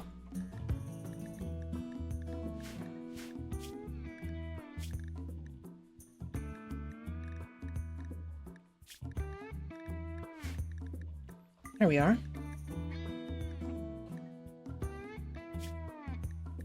Okay.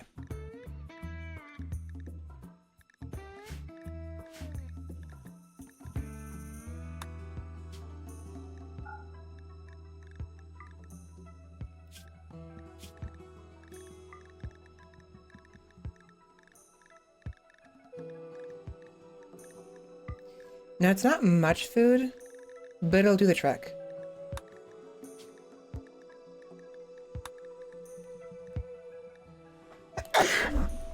Ah.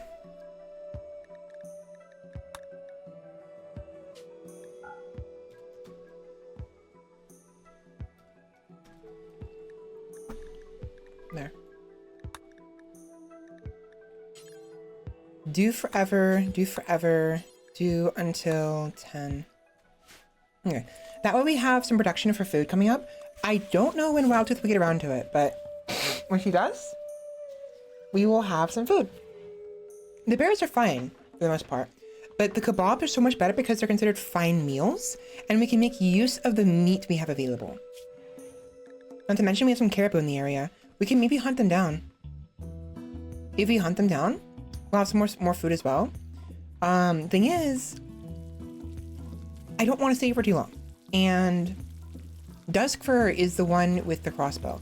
I mean, Larissa is not that bad at shooting. I could have her take the crossbow and go hunting herself, but we'll wait until we run out of food first.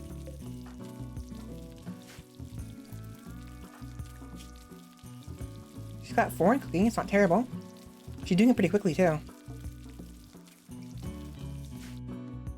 But yeah, the food quality and the food also amount is greater with the kebabs. Because it's like, so it requires 1 point in nutrition, a protein and a vegetarian. So that's 2, 3.6. That's the E, hold on. You can make 2 kebabs of this, right? It takes 0.45 nutrition and protein and 0.45 from vegetarian, which is basically 90, right? 0.9 nutrition in total in order to grill 2 kebabs. Each kebab is worth 90 nutrition, 0.90, right?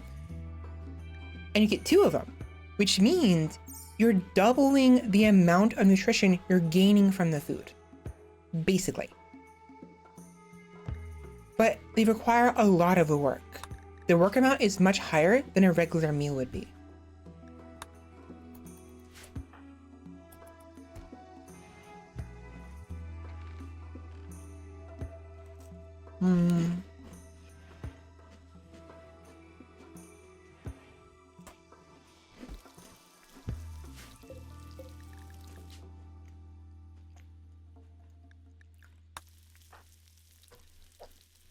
I was checking to see if it had like a minimum cooking requirement. Thankfully, it does not.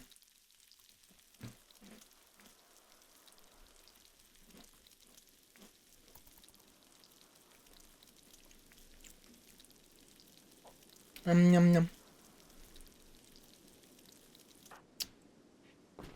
Okay, a day and a half.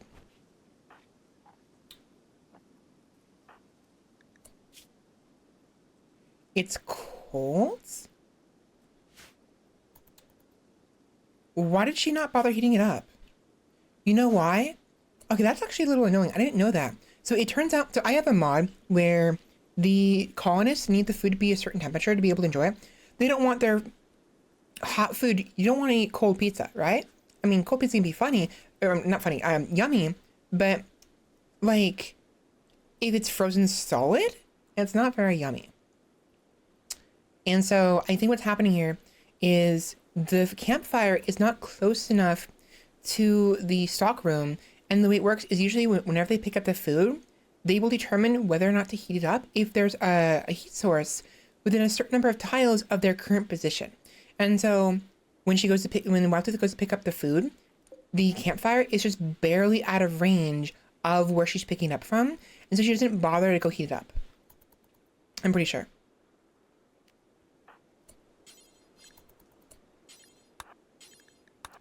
But don't quote me on that.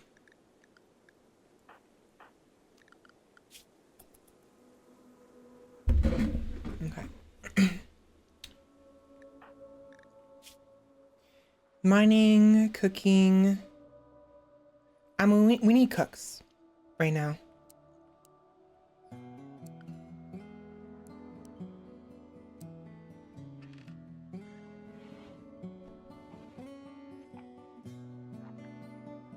Yeah, see, she ate it without heating it up because it's not close enough.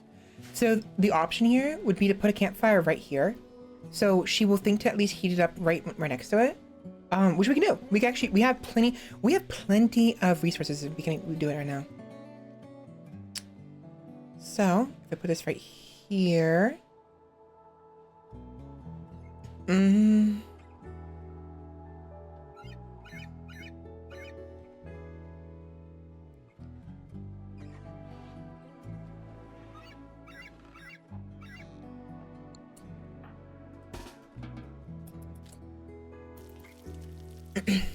See?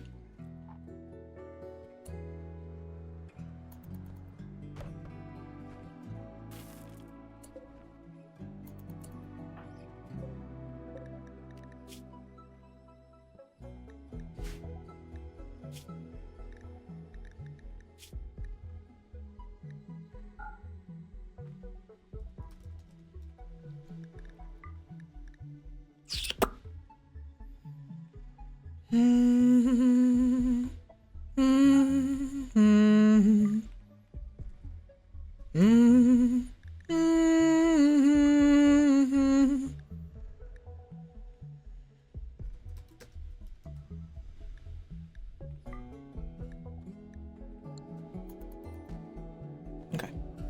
I realized when she's doing that, I have to make sure. Otter self-tamed. What? Hi! Are you omnivore? You are. You know what? Yeah. Well, no. Do we have anybody who can do animals? Animals 6? We don't. I mean, it may not be, it may not matter. Because if it gets wild again, it'll just do what it was doing before and then leave. And it's an omnivore. We can butcher it. We can butcher the otter. Otter. Yeah, otter, you know? It votes. It's yummy.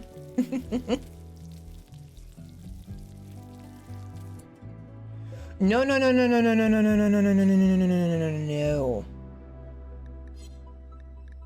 If you're gonna do that, at least eat the freaking kebab. Hold on. Farm food. Farm food.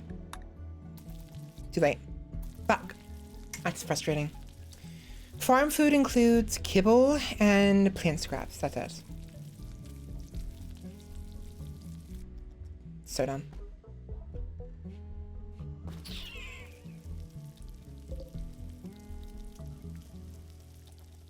Now what I can do, I need to, hold on.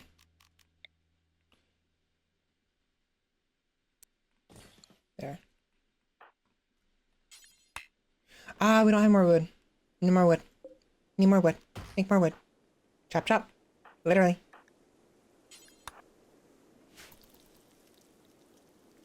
The moment Duskfur wakes up, it'll be a lot easier to do all this. There's so many berry bushes on the map. Motherfucker. A vicious humanoid ghoul is attacking. Great!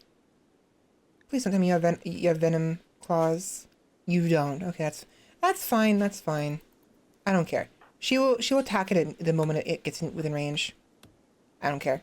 She's overpowered. The human leather hat production going? We haven't got our hands on any human leather yet, and it's unfortunately not too well. Welcome in. Is that a VAL or VAI? Val.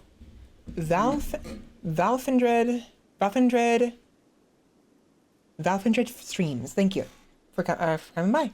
How are you doing? Sorry, I'm looking at OBS on my laptop, and the laptop screen is actually fairly far away from me. It's further than an arm's length, and so I have to look really close to the screen to be able to read the text sometimes. Because if the font is too big, I won't be able to see all the conversations as easily. So welcome in. How you doing? Hi, girl.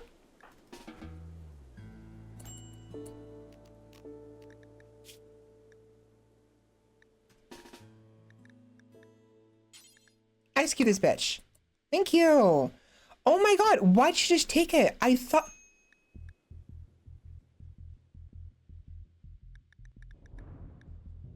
Huh? Oh. Oh, interesting. She has super clotting. That's neat. I didn't know that. I expected her to immediately turn on the ghoul the moment it popped up.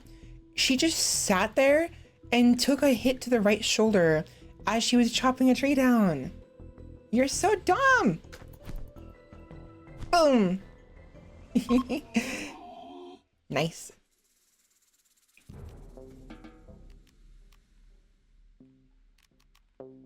There you go. Please continue with your tree chopping, as you were. Go away, bots. Not you, Valfend, someone else. Cheap viewers on something.com. Funny, goodbye. Direct? Direct. Marvelous.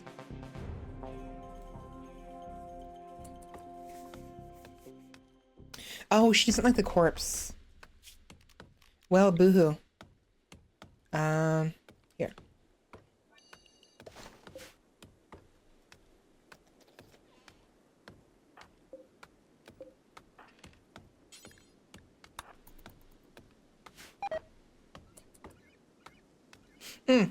Yeah.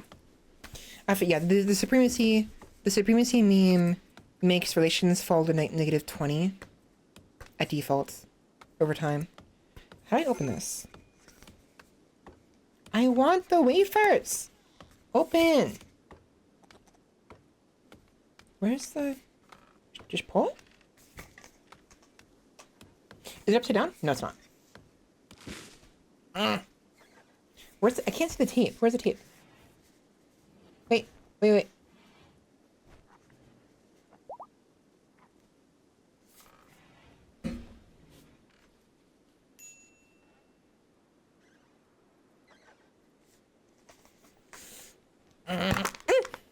Got it. I got it. It was just stiff as hell. She didn't put the body in the storeroom, did she?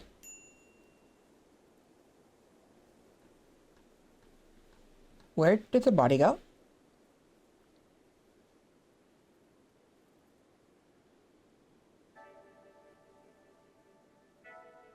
What's she... Oh, it's right here. It's fine. Okay. No, it's I opened I have a tube of these. I can't tell you what the brand is. These like chocolate wafers, chocolate like straw shaped wafers, and we've had them for a while. We don't have enough. Look, I went into the kitchen to get my pizza and my cookies. Right, there's only 3 cookies left, and I felt sad because we didn't have enough. But I remembered we had these, so I went ahead and grabbed them. But had to open the cap. And now the bag inside of it. Can you open?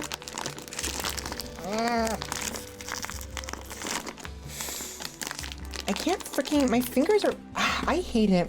You know, like, sometimes your fingers, like, feel weak for, like, no reason? Like, absolutely no reason? It's, like, the worst things. And you try to open a bag and you can't freaking open it.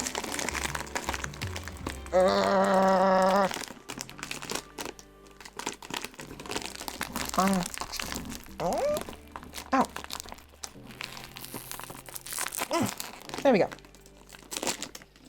I'll use my damn teeth. There we are. Hi, yummy. You look yummy. Come here. Oh, you're crumbly. No, duh. I freaking...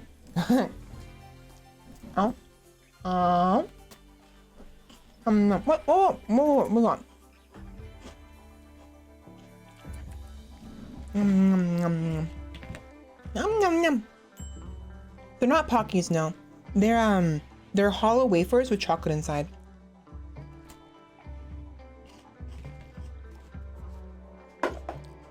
Yum.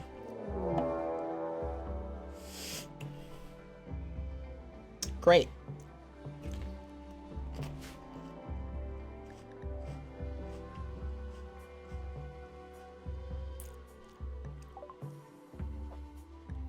Fantastic.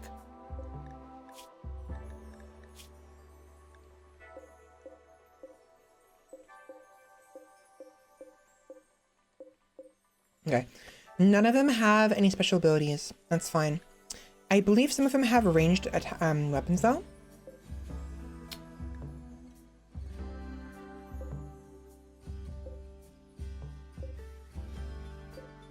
No. It appears that none of them do. However, some of them have weapons that are not patched for combat extended, so I'm gonna have to remove them.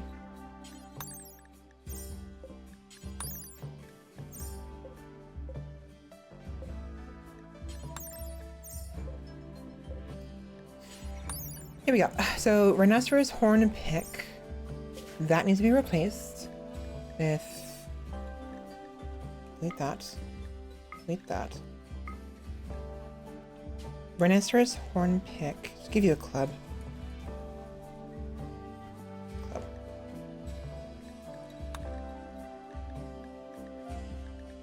Sure. And there we are. Yeah, unfortunately, there's some of the mods I have, they're not completely patched for combat extended, and I don't know how to reduce to prevent those items from spawning until I get a patch for them.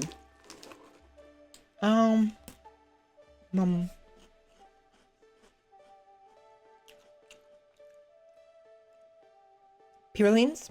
Probably. Hey Siri, what are purulines?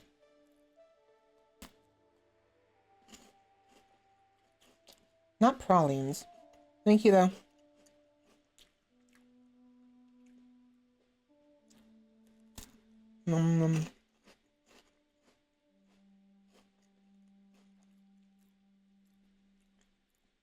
Yeah. Yeah, those things, definitely.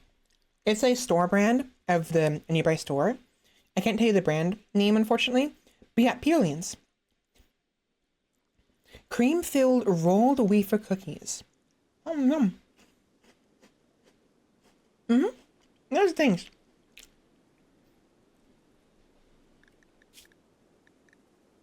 Why does it look like... Wait a minute. Why does it look like...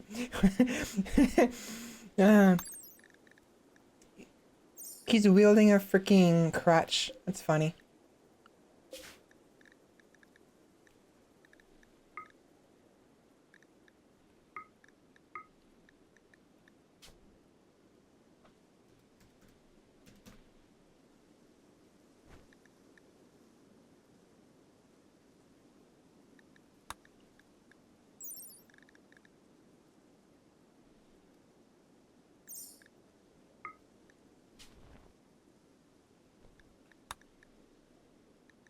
Sure. Why not?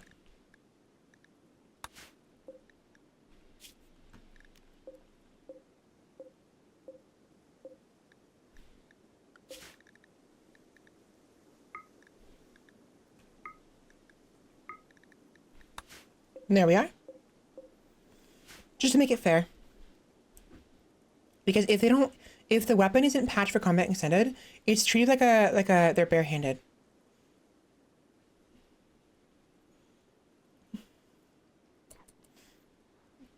It's just because the weapon, so all the weapons we have here, they have, the weapons we have here, they have certain styles.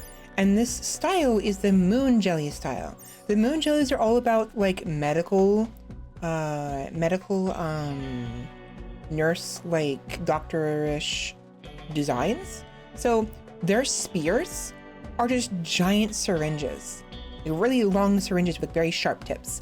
And in a previous playthrough, the one I abandoned, we actually had one. We had a moon jelly who died, and they dropped their items, and they dropped this like wooden, or like it was made of bone, a bone spear in the shape of a giant syringe, like basically like tall, like longer than you are tall, basically.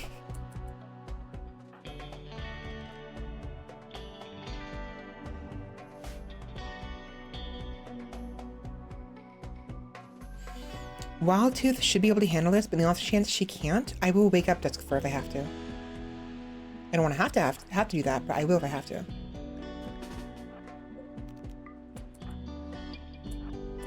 Otter, can you do me a favor and hide? Because I don't care. I care.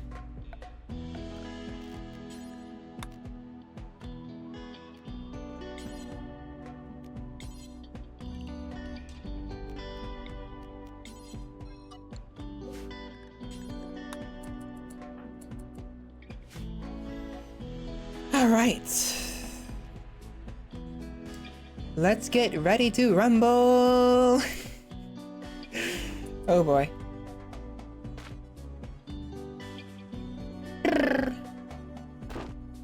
Don't break my bathroom, you bastards. Leave it alone. All right, Wildtooth, you're up.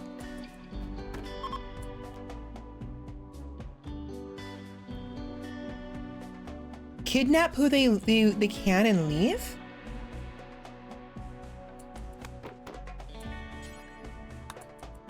No, you fucking don't.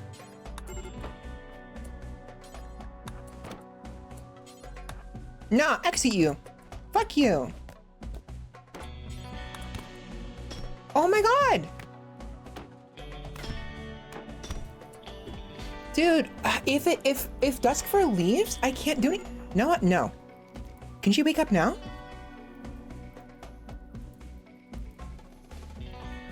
I need to wake up now. 93%.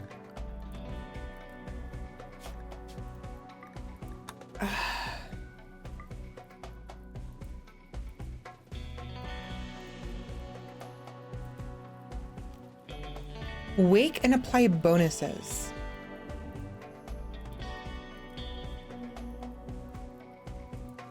Fuck you. Fuck you, bitch. No, no. Dude, Cerebell, leave Cerebell alone. Where, I'm at crossbow? Oh, you're jerks. Where's my flame?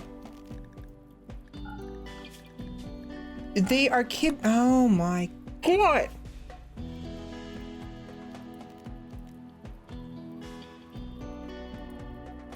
I don't have a melee weapon on me. I do have a melee weapon on me. It's the knife.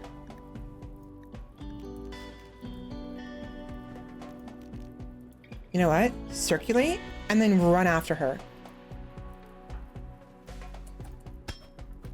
No, no, no, no, no, no. No, you fucking don't. Get back here. How you doing, Wildtooth? Keep it up. Oh my god. Get back here, you fucker. Yeah, you better flee. Get the fuck out of here. Drop her. Drop her, I'll shank you further. Your ass is mine. Oh my, get away from her. You're a right bastard. You know what? No. You know what? Here, Cerebell. Fuck you. Fuck you. Fuck you. You're a cunt. Oh my god. No. And I don't think that's cheating. I do have to add death threats interrupted. That's not cheating because I simply woke up from a death rest. So I'm immortal, right? I'm a Singmonophage, vampire.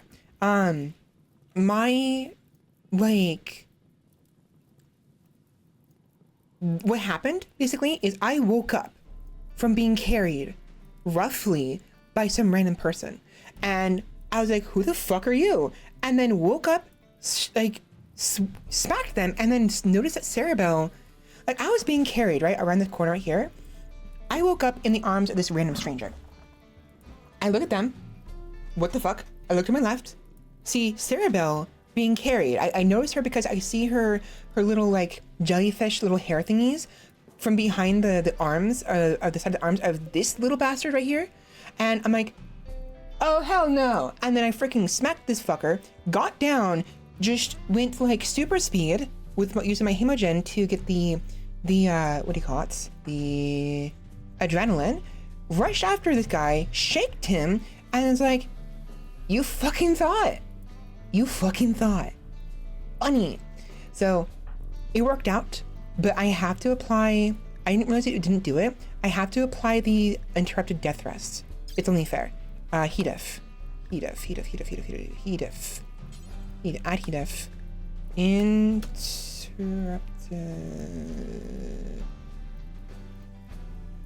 Here we go. There. Oh, you lot are clowns. You look the part too with all the colors. Goodbye. Your friends aren't coming back. They're mine now.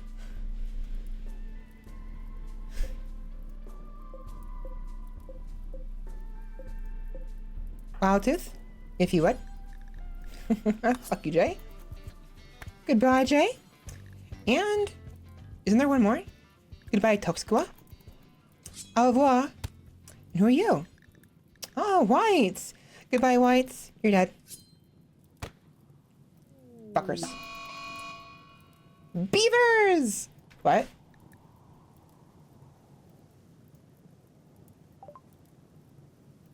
A group of... Oh my god. We just got done with the raid. Why this? Oh my gosh. We got skin for the hunter leather chairs, right? Unfortunately, no one else in this colony is fine with the butchery of the humans, save for desk fur. So I won't be able to do it until we leave. I'm planning on doing that. The original plan in the previous playthrough was have everyone leave except for desk fur and have desk fur like just butcher all the bodies for human leather, and then rejoin the caravan later on. And everyone's be like, "Where'd you kill this leather from?" And she'd be like, "Somewhere." I mean, there's meat lying around. If you're hungry alphabet tribe, try to limit them before they decimate every last source of wood in their region. Beavers! Okay. That was almost really bad.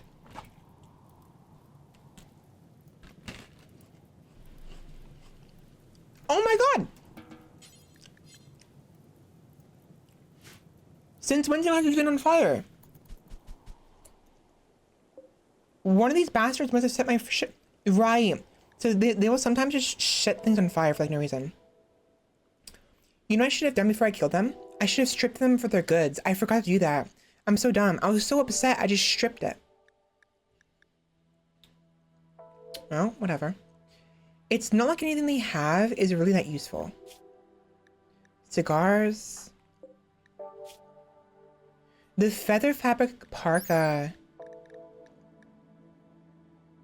would be nice. Damn, I feel bad now. Not for them anyways. For myself, because I have a bunch. Now I have to like either strip them of their clothes and be forced to deal with freaking dirty clothes, or it just, you know, burn their bodies. You know, we freaking lost potential money as well, which sucks. That's a really good Turk actually. 74%, 60%, 35% sake. A trout. It's andesite. That's super heavy. No. And 35%? No. The ladle. We don't have a way to make tools, do we? I can't make my own ladle, can I? Got all this leather from a pod drop. Yeah, a pod drop. That's what happened. You guys left, and a freaking like shuttle came down and dropped off a bunch of leather. It was the weirdest thing. Anyways, don't mind the color. Ha, you thought you could run. Oh, you're cute. So is your parka. Strip that, please. A redwood ladle. Okay. The shield, very nice. I'll take the backpack, thank you very much. Give me your beer. Gray cloth veil. This would be good to have. If nothing else, it'll give us a little bit of temperature resistance. But I prefer to find people not to wear veils whenever possible. I like to see their faces. Beer. Equa.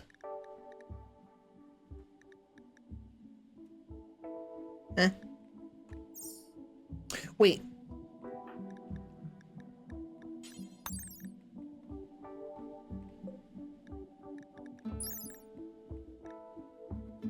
Don't worry about it kind of vibes. Yeah.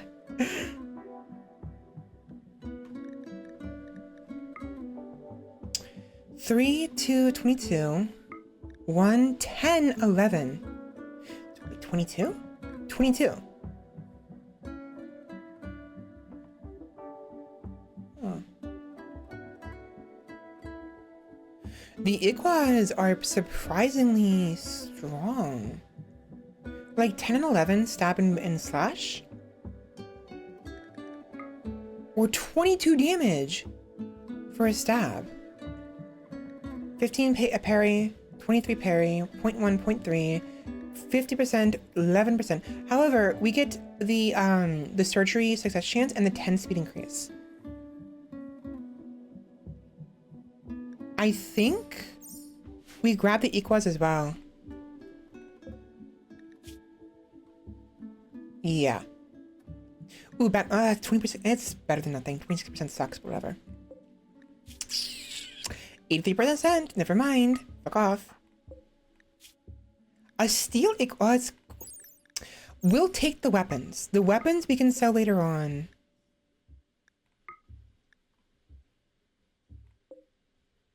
Bone ladle.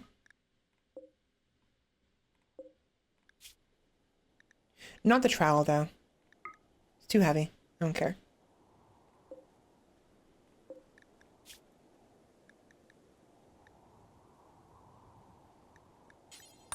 Hmm. 8.9. Fuck it.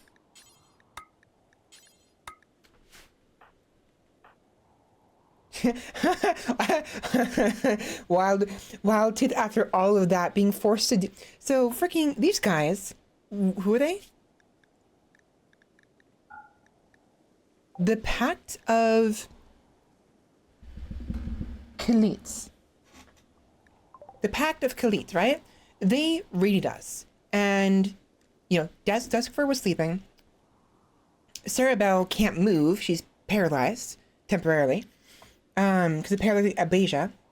And Wildtooth, just chilling, right? She's just chilling in the room, and all of a sudden these strangers come up and start attacking us. She sees them attacking the bathroom around the corner. So she pretends she's over here. It's like, oh shit. And then it's a bunch of them. She runs inside and waits for them to come in here to attack them, right? So she forgets to lock the door, unfortunately. Wildtooth is just a little careless. And they come in, and thankfully they come in one at one for the most part. But some of them rush past the guys in the front and grab both Cerebel and Duskfur. She saw one of them go after Cerebel, and she swiped at Jay and knocked him to the ground. And when she turned back to the guys in the front door, 2 more people ran in and grabbed both of them, and she couldn't do anything. She thought she lost her friends, right? And she's like, oh my god, no. And there's blood everywhere, there's bodies, writhing bodies. In her anger, she kills them. She's like, fuck you, and just finishes them off. And then Duskfur comes back and goes like, hey, Wildtooth, how's it going? She's like, oh my god, I need a beer. I need a beer. Are you okay, Wildtooth? Was that scary? Was that messy? Was that heartbreaking? You deserve that beer. Drink it all in. She immediately goes back. She immediately goes to sleep. She's like, fuck this shit. I'm drinking a beer and passing out. You guys, you do this stuff for I can't right now. So, a lot of cleanup to do.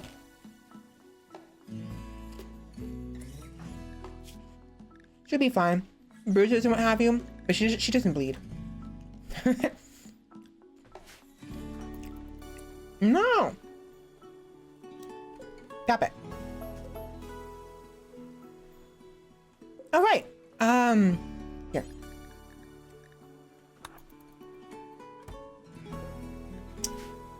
You? I am a sanguine of age. Right. I'm like wondering myself, how do I kill this person? I believe them to death. Obviously. I'm hungry. Yummy, yummy. I don't care if it leaves her unconscious. She's gonna die anyways. Mmm, yummy. I forgot I had that mod. It's not intention like that. It's just because of the way that the bodies look.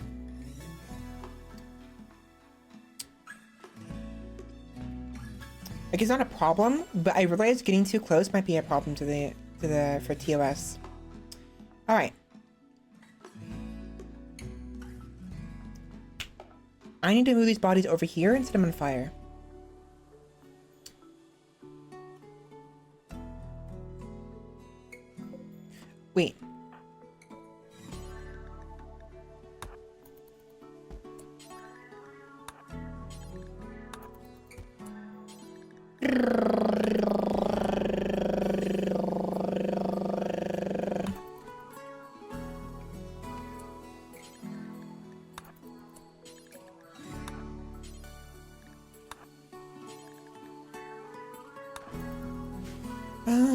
Dun, dun, dun.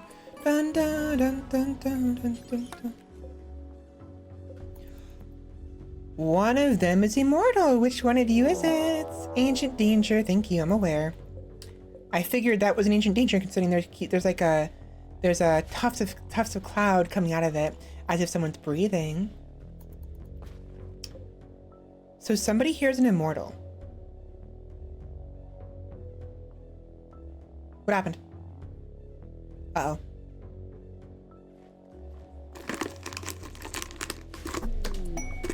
A shaman merchant. Nice. We can sell the junk we just got. Where are they? Okay.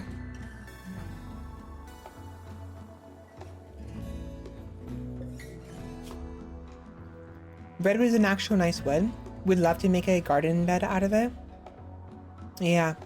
I like redwood a lot. So I live in California. I won't tell you where, but we have a lot of redwoods here, and they're really nice.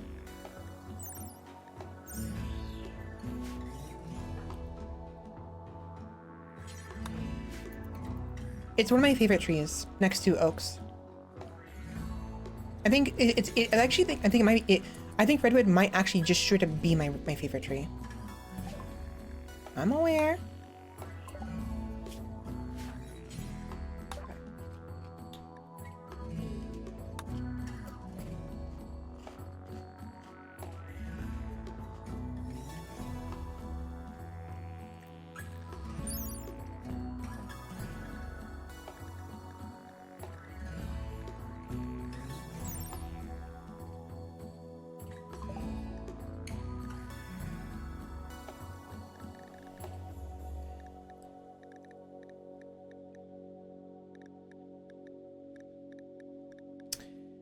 Okay, so sake is basically the same as beer in regards to its addiction chance. We'll keep it.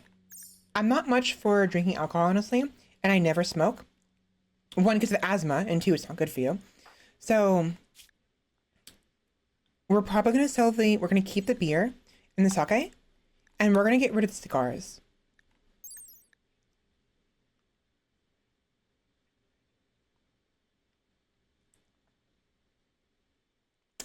A fat, dried tobacco leaf stuffed to the brim with more tobacco leaves, and a gold foil wrapped around it. Cigars have a historically posh presentation and are usually only affordable by those who mingle with Glitterworld elite regularly. Cigars are often flavored with citrus or vanilla to make their flavor and odor less acrid.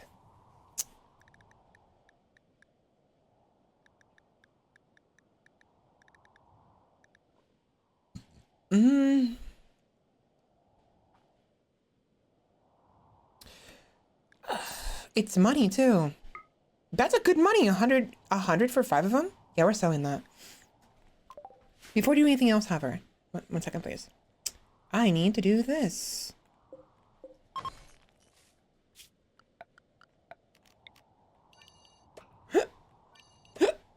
Hiccups. The reason for that is because sometimes the items that we have will not be reflected on the trade menu unless they're inside of a stockpile zone, right? And then whenever the merchants drop anything, if they provide you with the return, like money or whatever you buy, they will run all the way to your stockroom, drop it off, and then then whatever, right? It's fine in most circumstances. It's actually very polite and nice. However, I prefer it if they don't do that, because especially in the propane lakes playthrough areas, they will be like, we have to leave because it's too dangerous of temperature, but I'll buy something from them, and then they will go all the way to my stockroom, drop it off, and run to the edge of the map where their people went and die of hypothermia. And I don't like that. So I prefer it if they leave everything on the ground. I'll pick it up myself. I don't give a shit. Sorry, I'm for swearing. I don't give a darn, whatever. So what I do is I put a huge stockpile zone around the traders. So when I buy anything, I buy anything, it drops on the floor, it's already in a stockpile zone, and they won't touch it. You know?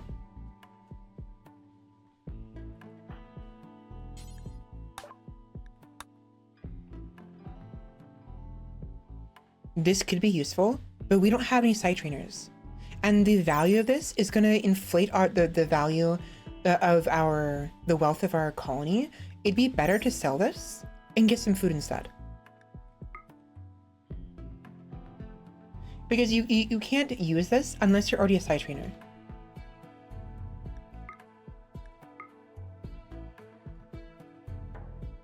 That's fine. Goodbye, Luciferium. The original plan, by the way, I was going to use the Luciferium on Tariana because she had the brain damage. Apparently Luciferium can heal brain damage. I really didn't want to. And, I mean, it didn't really matter anymore anyways. It was too late.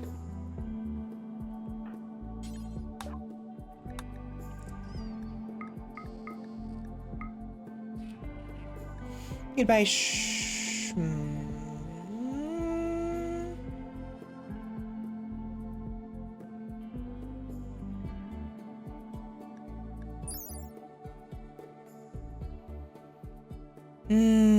do we want to sell these? Like,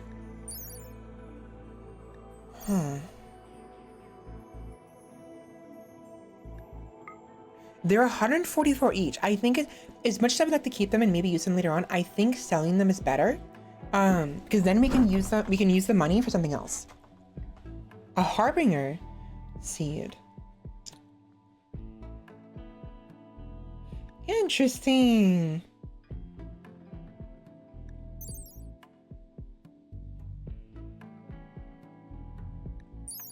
A gnarled tree that grows a flesh-like covering around a bioferrite skeleton. Harbinger trees are capable of feeding on corpses and raw meat, and will consume those placed nearby. If well fed, the grove will continue to grow. The tree can be harvested for twisted meat and bioferrites. In tribal myth, these trees are the emissaries of a mad, shapeless god who rules an endless black ocean. The myth ends after the shapeless god reaches up from the water and tears down the sky. So this could be an infinite source of bioferrites. If we have enough. Yeah, let's do it.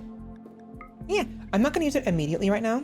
We're gonna save it for when we go home, make our new home in the northern propane lakes.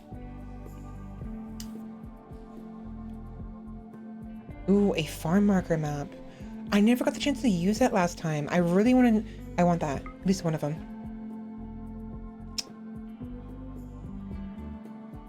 Ooh, flame crossbow bolts. That'll go well. Shimmer shroom. Now, we can't make anything with these. I don't think it's worth getting these seeds right now. As much as I want them, I'm just not going to.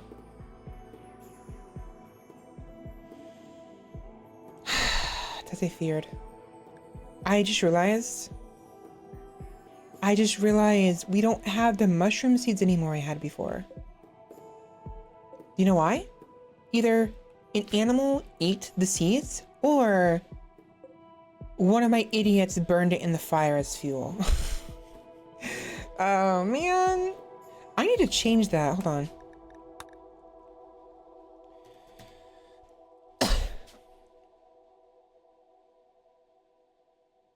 Never mind. I was gonna, I wanted to keep the seeds as an option. I was gonna make the default so it's not automatically chosen as fuel, but if I disable it in the burn it for fuel mod settings, it just completely removes it as an option. You won't be able to use them, so I'll be fine. I'll just do it manually.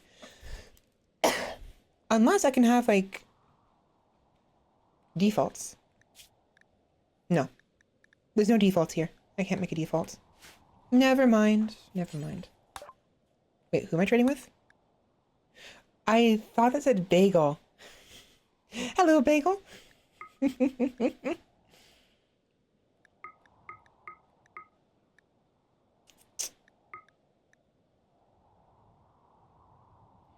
I want to keep the cigars in case Wildtooth is interested. One Harbinger seed. Thank you very much.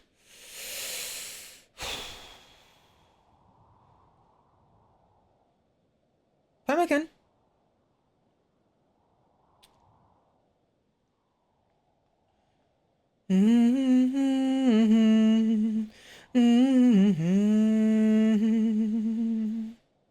I'm tempted to grab this. No. Gigantelope. Gigantelopes were once designed as bigger, more powerful variants of the buffalo, an ideal pack beast that carries more weight than their body mass would usually allow. While they are mammals, gigantelopes have pneumatized bones, meaning they have hollow spaces within them. Pneumatized bones are strong, dense, and sturdy without being heavy. So, similar to what birds have? The gigantelope has a variable carrying capacity, set by their genome at birth, and colonies around the rim have been breeding gigantelopes for decades to achieve the perfect specimen. Pack animal is huge. We actually kind of want that. And minimum handling of 5. Do we have anyone who can handle it? 3, 0, 4. Not really.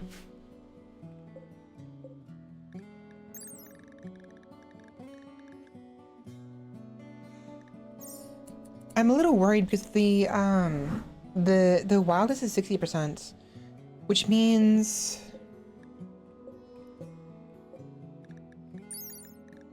where is it? Training decay interval 8.4 days.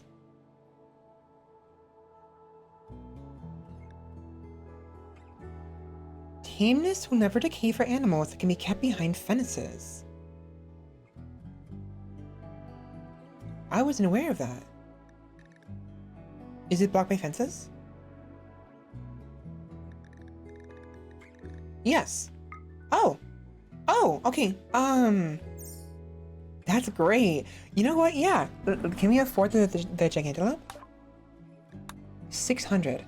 We can, but we won't be able to buy the farm marker map, which kind of sucks.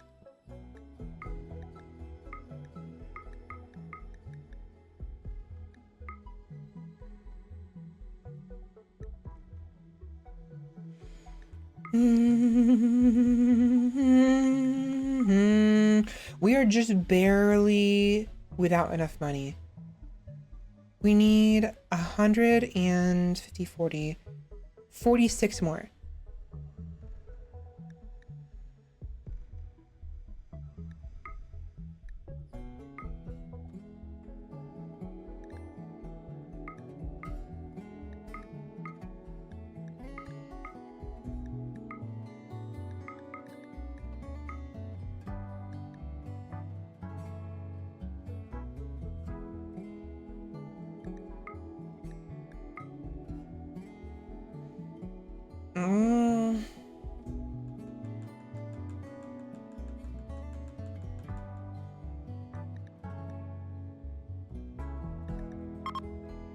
I'm aware.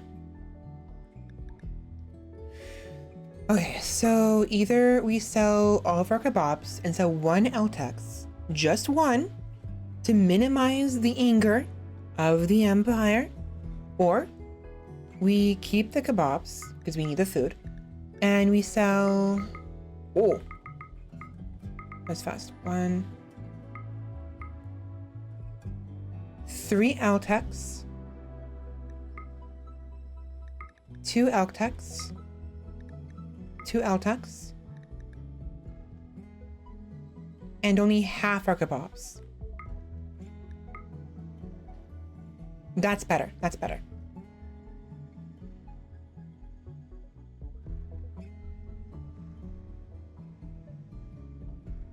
And in turn, we get the Harbinger seed, a Gigantelope. We finally have a pack animal, which is huge. And we also have a farm marker map, which we can use to get some supplies. It'll be a broken down farm marker map. They'll have, what do you call it? Like, hydroponic little areas that we can take food from. And we'll use it as a temporary base, temporarily.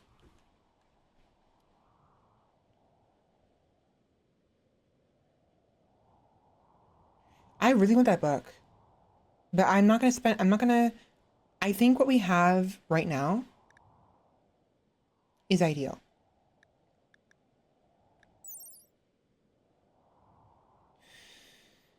I don't know.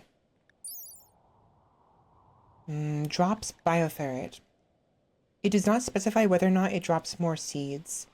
It'd be great if it could drop a seed.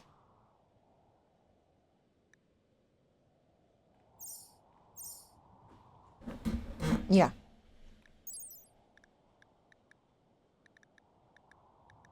Okay. It has no nutritional value, so nothing should try to eat this. Let's do it. Okay. So where are the items?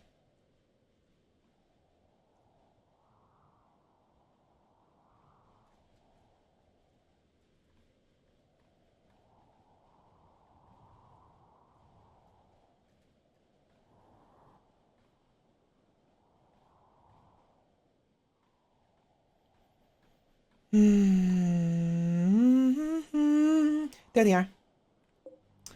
Harbinger seed, farm marker map. Pick it up, and lead, please. Perfect. Marvelous. Yay. What? Why? I never have a, oh my god, I never break. What's going on? Girl, you're fine.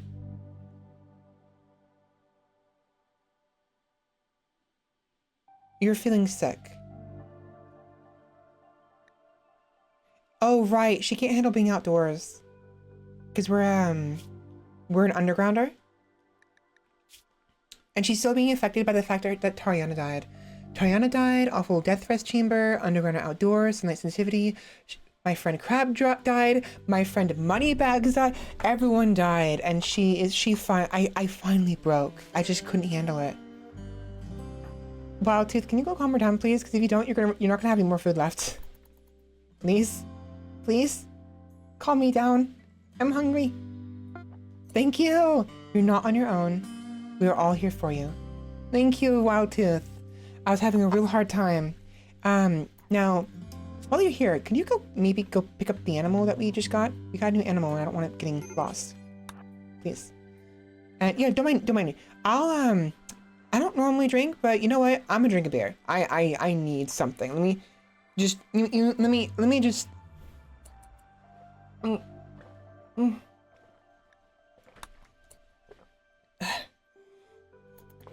it's a little too cold, but it's whatever. It's fine. I messed up because I am in dev mode. There we go. I was drinking water while I was doing that to me. Anyways, I'm sorry. I'm silly. Why are you feeding her berries? Why don't you just feed her... Why are you feeding her berries? There's perfectly good kebabs right here. Why are you feeding her berries? Oh, I know why.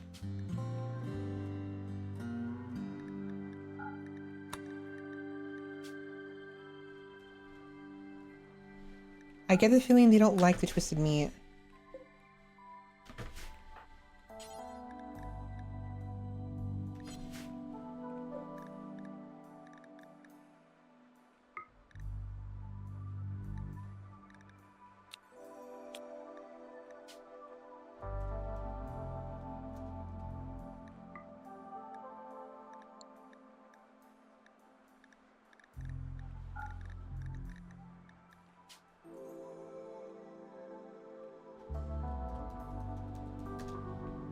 There we go.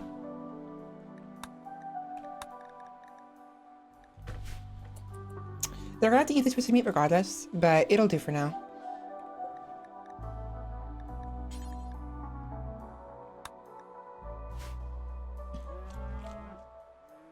Where's Wildtooth?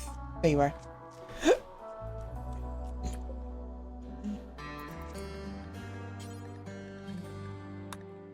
Okay. Now...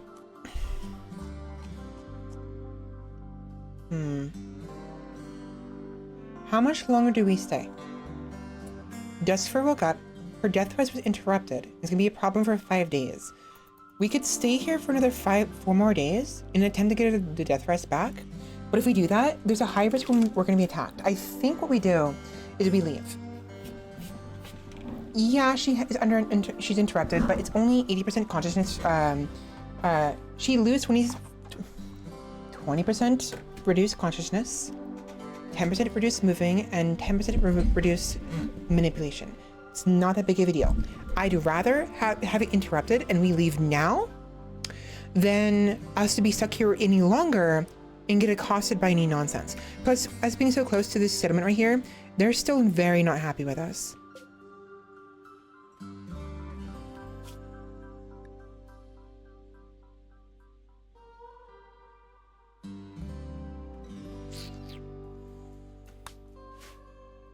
Pemmican and a Siri fur. Sure. Why not?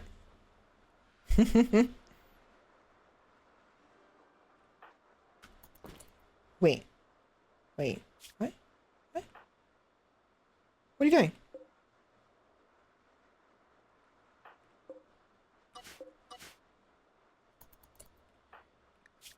Oh. So somebody dropped this. Who? Was it Barracuda? Did Barracuda have the winter? Oh, that's interesting. Unless... Ah. No. Okay, that was... Girls. Okay, what is this temperature rating? 30 insulation. 32. Why? Girl, go put it back on. That's yours. What are you doing?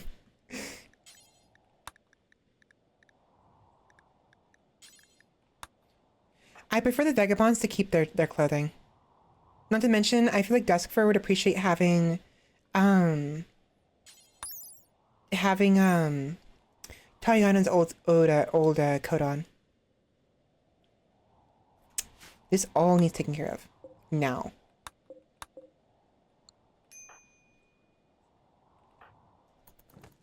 Okay.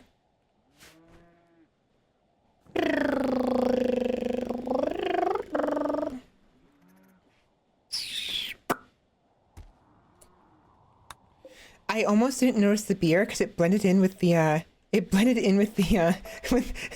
that's funny. Dude, I should do that. So in the future, like when we have like a permanent base and we have like pillars, I can like put beer in like bottles right here and just make them like this, or like just no one touches them.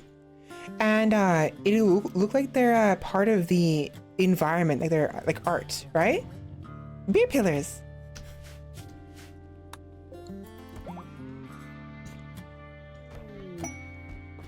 A glittering structure.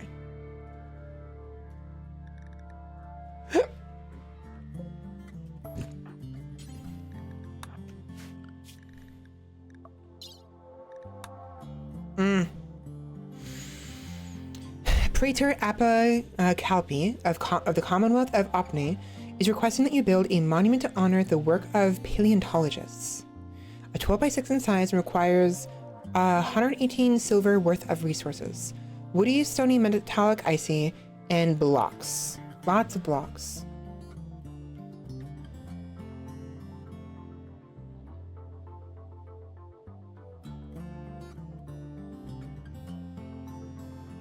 That is it?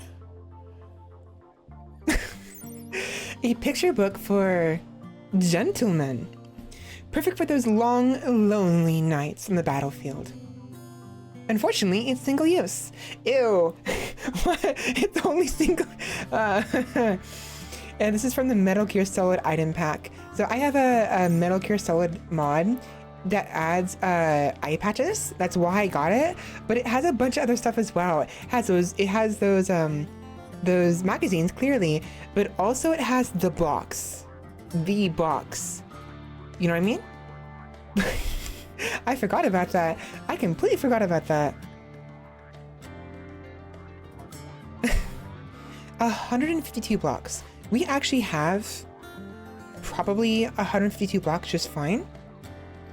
I actually kind of want, I don't care about the consequence. A single insect hive, we're not gonna be here for very long. I can build it and leave and it won't freaking matter. So yeah. Like wine racks? Yes, like wine racks, that'd be perfect. Ah, my dad actually had a collection of Playboys. I think I will do that. The other one I didn't care for, but that one it's just because of that. It's funny.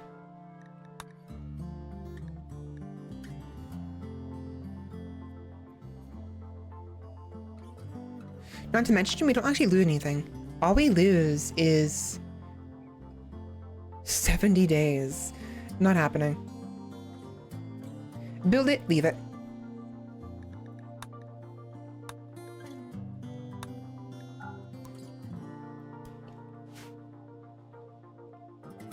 I'll deal with it later, though.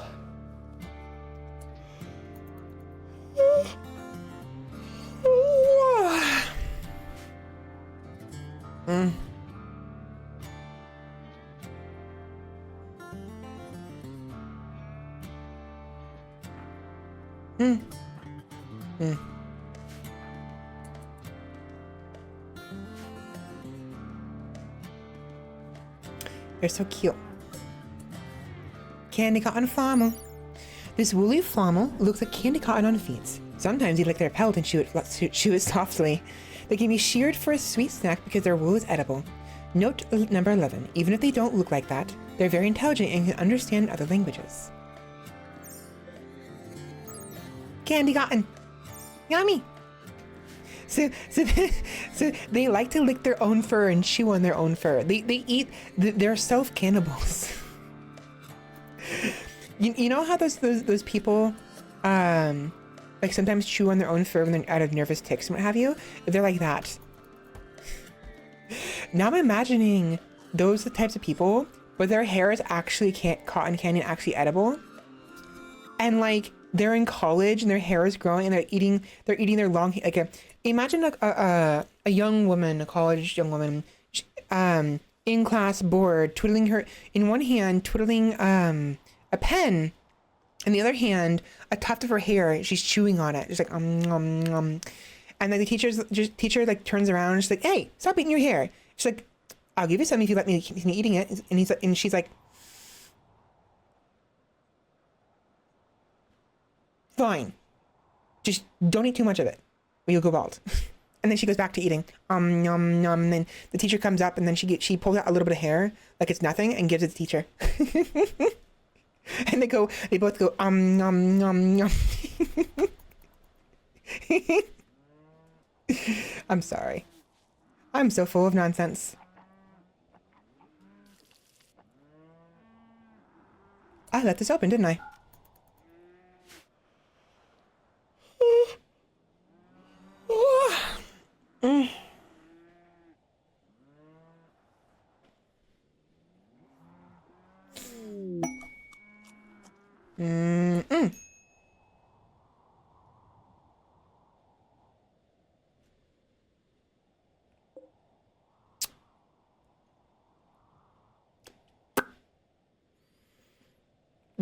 Wait, actually, hold on.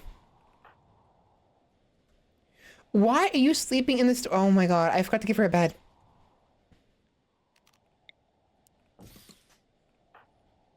Where are you? This might be perfect. I can't use that genome, but if I can sell it to them, that would be great. Oh, I can't. That sucks.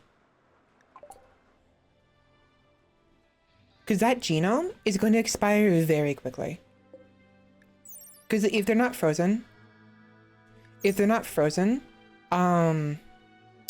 they'll start to rot. So I can't sell it to them. Can I gift it to them? Cannot speak straight. Oh my god. I cannot. Oh. Wait, maybe I can sell it. I didn't bother to freaking... I forgot this one.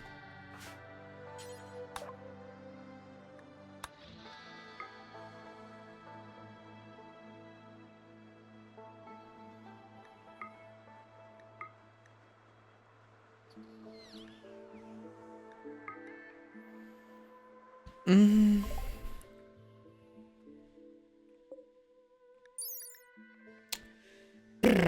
That's frustrating. Okay, I don't care.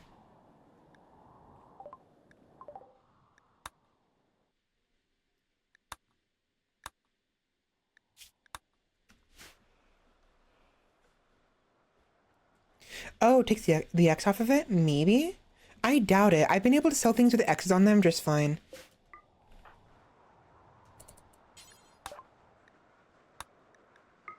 No, unfortunately not. For some reason, I mean, I guess it makes sense. Most people, most caravans and factions, unless they're like glitter worlds, people who can use those, they won't buy them. You know what I mean? Because like, what is a tribe's people gonna use a genome? They can't. It's useless to them. It's garbage. They don't even know what it is. So.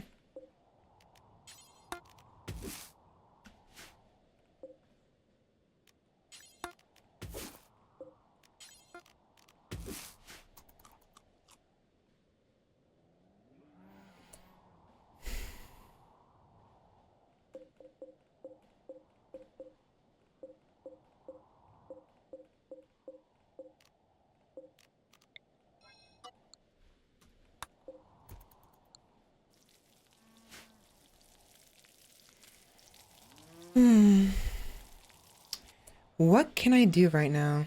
I think...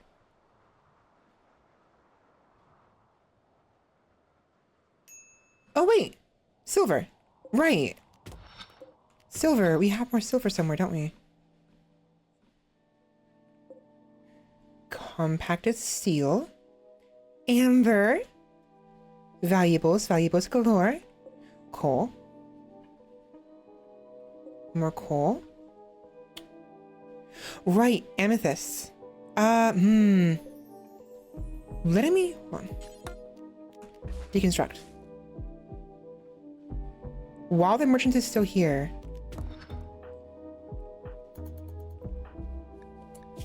What's your problem? What's wrong?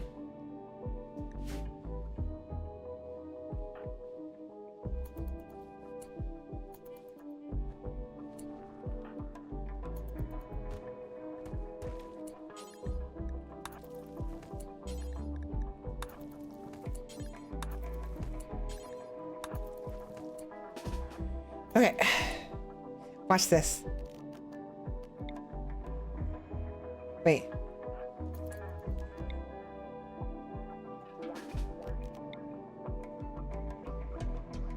That'll work.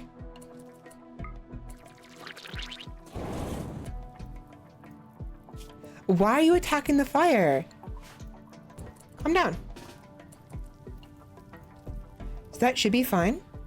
What I'll do, I'm gonna have Duskfur continue to mine out this ore real quick. Wildtooth, can you actually... You're fine, actually. I'll leave her alone. I was gonna have her go make you some more wood, because we're low on wood. And I wanted to make the fireplace right here, I mean the campfire right here, so we can actually freaking eat the grilled food, but it doesn't matter.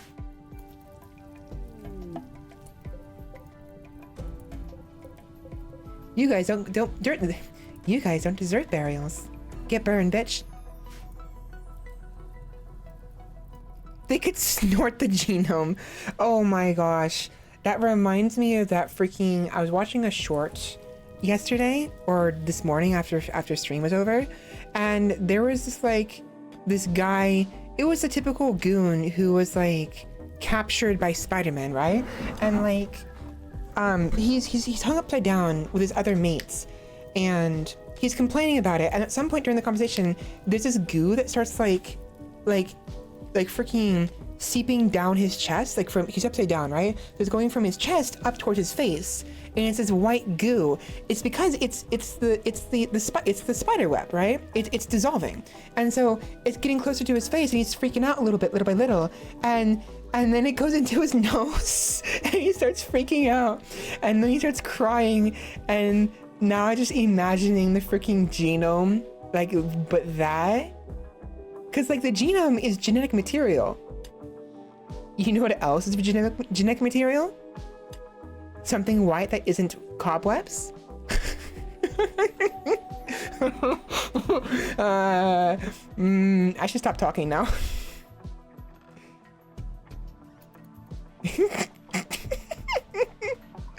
Oh, it's so fucked. It's so fucked. Oh my god. The slotted spork. Welcome in, spork. How's it going? I hope you didn't hear me say that because that was bad. Visitors. What do we have? A group of Trostman Nation are visiting the colony. Sakurako. Hello. Hello, Sakura. How's it going? Beer. Your lawyer advised you to speak no further. Look, you started it. You said they could snort the genome, okay? It's not my fault. You started this. So bad.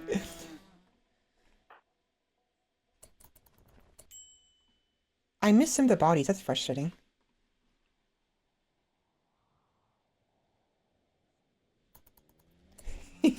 Look, okay. Dome mentioned. We just had a drop pod that dropped this. It's literally useless to me because we can't sell it to anybody. And I was mentioning how, like, I can't sell it to tribals because they don't know what to do with it. They don't even know what it is. They can't use it, right? And freaking Dome was like, they could snort it. They started it. You started it. You did this. Don't blame me.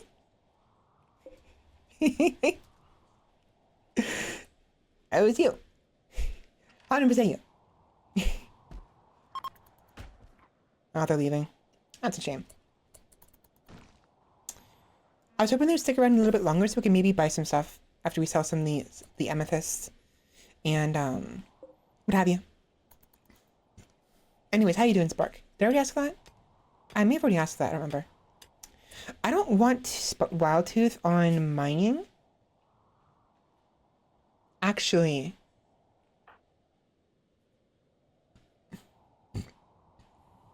no, I don't. I would rather her be on something else because Duskfur is much faster at mining and she has increased mining yield. So Duskfur, so Wild Tooth, can you not mine right now, please?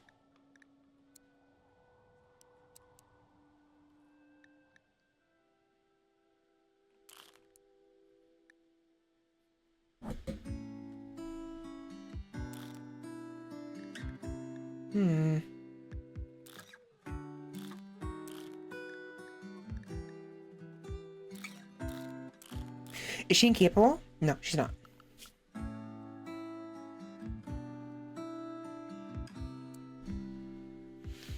I still haven't picked up on any of the DLC for RimWorld. I just got my first victory with mods a week ago or so.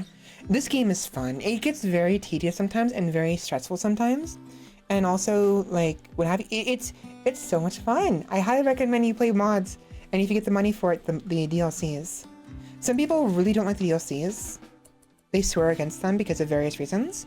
I do understand the concerns, and sometimes there's things that just aren't as great as they could be, but, like, there's so much you can get from this game. It's crazy.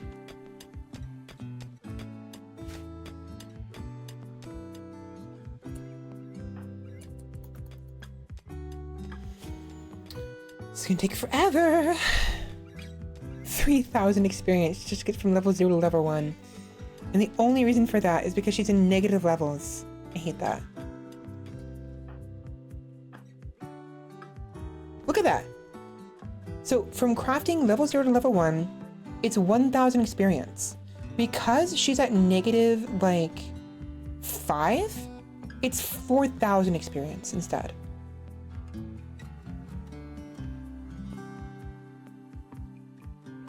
Learned level 2, awful animals genome minus ease.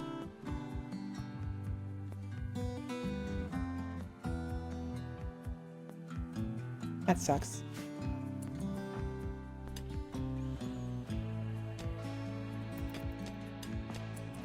$950 hours played. Yeah. How many hours do I have? Sounds about right.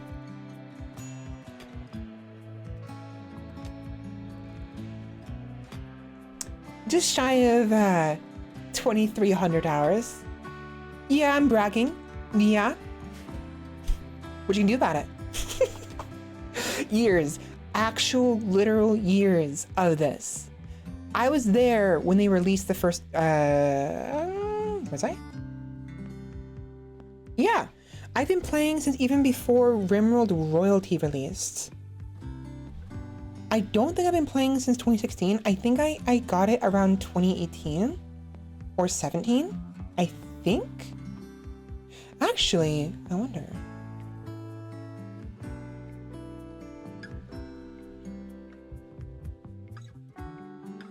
Oh, hello, cutie. She's cute. I'm gonna like it because she's cute.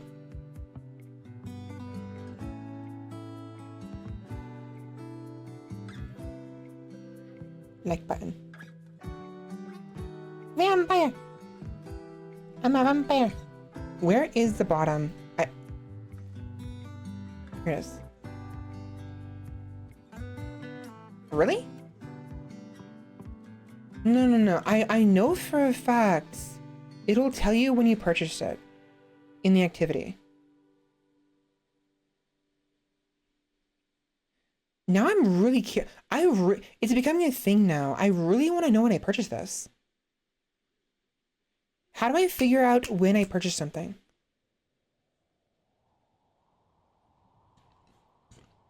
You might start blaming me for reproductive material. Fuck off, Tom.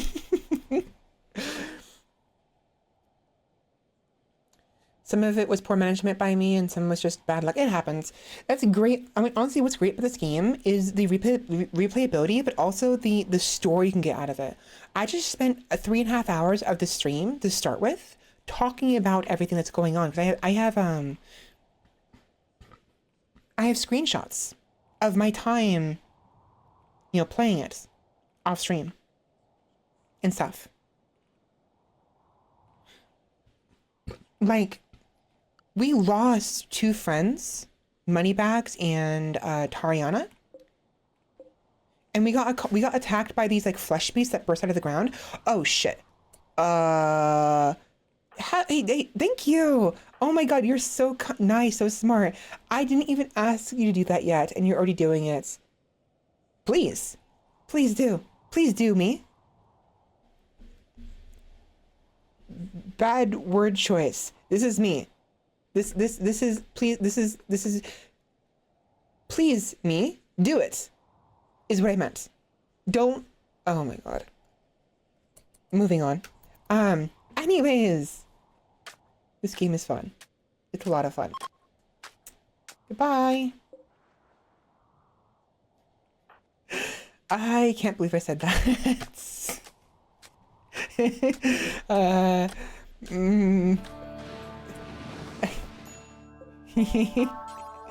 Honey. What's that? A berry bush. Cargo bots. Where are you?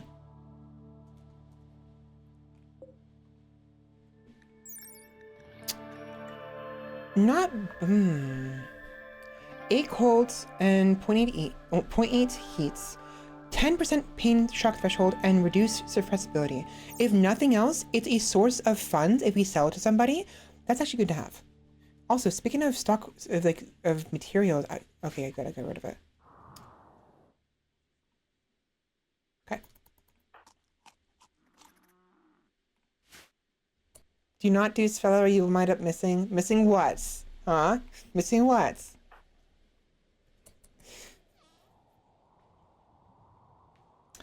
I just have a rule for myself. I don't buy game DLC until I have finished the game without it.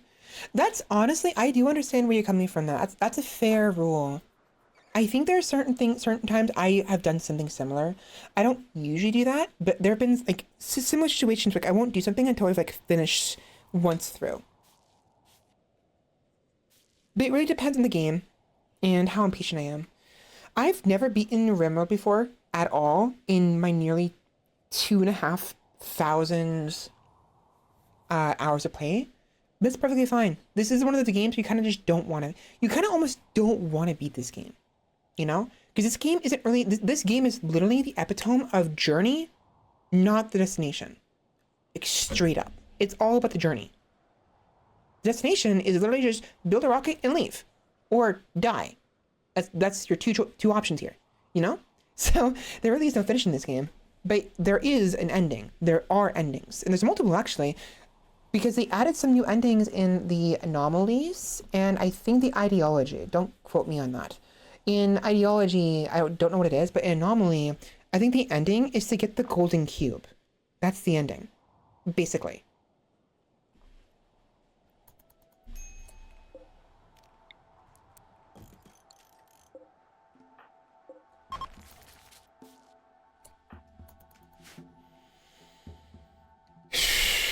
I need to hurry. I need to hurry up and leave. I want the alpha beavers. Oh shit, that's right. A large beaver-like creature, genetically engineered to harvest wood with machine-like efficiency. In the absence of specialized feed, these animals will enter a manic state that compels them to eat trees whole, and are likely to attack if disturbed.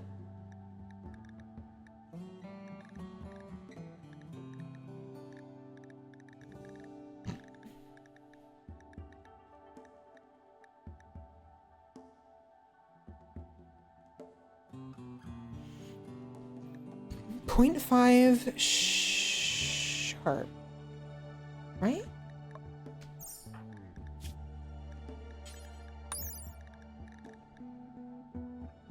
RHA is sharp, MPA is blunt, right?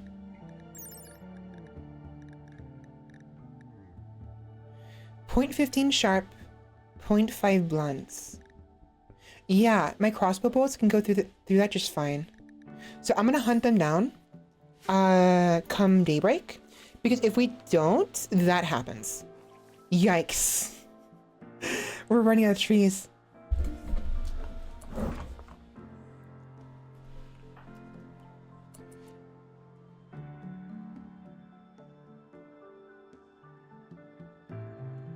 Yeah, Dwarf Fortress, Zomboid, Long Dark. That's I kind of agree with that. So that's the whole thing about this. I like the challenge and like the struggle to survive. It kind of okay. Dark Souls ruined me in that regard. When I first got Dark Souls, I was in high school, and I played that almost religiously every single day. And I was so excited when they released the Artorias of the Abyss DLC and Dark Souls 2. I've never, like, I get excited sometimes, clearly, but I've never been like, oh my god, yeah, just screaming, like jumping up and down kind of thing. I never really am like that. I'm not that type of person, and I do kind of I don't really play it up. I'm a little more excitable on stream, but usually I'm a very calm person. When I saw the commercial, when I was watching the game, what is it called? That game show where the video game show where they show off all the different trailers, the new games coming up, the gaming expo or whatever. There was one in high school during my high school years. I think I was 18. Yeah. So I was living with my cousin at 18 years old, and I had Dark Souls 1 at 16, I think. And I put over like 900 hours in that game over the course of high school. And I shit you not, E3. I shit you not. I was watching E3 live with my cousin in his room, and freaking that came up and it showed Dark Souls. It showed the knight like climbing through or walking through the sewer or whatever, and I was like, is this what I think it is? Oh my god, is this it? I was actually like jumping on the bed. I was like, oh my god. I was like Deku. You know, like Deku when he goes back and forth and he's so excited. He's watching the All Might's footage. I was like him. I was super excited. I was like, oh my god, because I love Dark Souls. I don't play it anymore. And Dark Souls 2 wasn't that great, to be honest, but I loved it regardless. I'm very tolerant of video games, and a lot of people hated Dark Souls 2. I loved it. It wasn't as good as Dark Souls 1. I agree with that, but it was good. They did have a lot of improvements. They also fell short on a lot of things. But when the Artorias of the Abyss DLC came out, I was excited, and when Dark Souls 2 came out, I was even more excited. I was giddy. It was fun. And right now, what I do is this thing I've been... Oh, I'm sorry. You're stuck out here. What I've been doing is...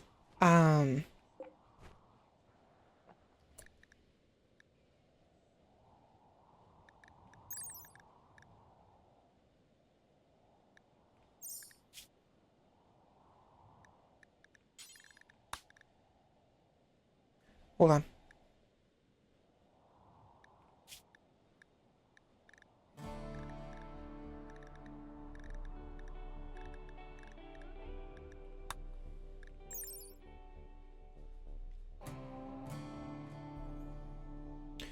Why are you not eating any plants? It says here, vegetables, raw meat, corpses, seeds, animal products, meals, processed food, liquor, and kibble. Why do you not eat? What's wrong?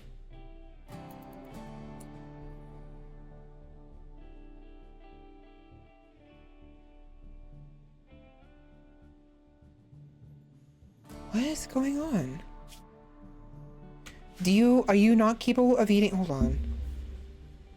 For some reason, my otter is not eating anything. If I have, hold on. Okay, kebab. Yeah. My otter, even though it says 5 plants, it actually cannot eat. So this is an omnivore who leans heavily towards carnivorous diets. That's not good. Because we're not going to have food for it. Oh, also, we don't have any berries. Okay. Oh. It can't eat it can't eat the plant scraps. Okay, so what I have to do is vegetarian. And what I'll do is we need to get more berries. I need somebody to be on plant gathering duty. Like now. I'm sorry, what was I saying? Dark Souls 2. So I haven't been playing that game too much, but what I've been doing is doing the no bonfire and no death run, where you have to go through the entire game without dying and without ever sitting at a bonfire. I'm not doing it because because of the challenge run, rather I'm doing it because of what the challenge does. It's interesting what it does because it forces you. So normally in Dark Souls 2, you have the teleportation. You can teleport wherever you want. In Dark Souls 2, by doing those restrictions, one, no dying. It seems interesting, right? It makes it more impactful. Every death is more important, more severe, right? Which is important because of what Dark Souls did to me, and I'll explain in a minute. And two, no bonfire. It forces you to walk around more. Because without that restriction, you can teleport wherever you want to go that you've already unlocked. And if you do that, you don't really appreciate the game anymore. It's just, point A, point B kind of scenario, right? You can still appreciate, definitely. But it just seemed more interesting to me. But no dying is so important to me because...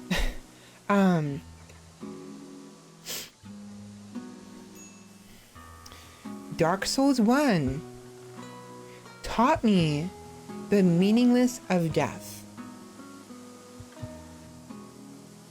And how inconsequential it truly is. Ooh, merchants. Shaman.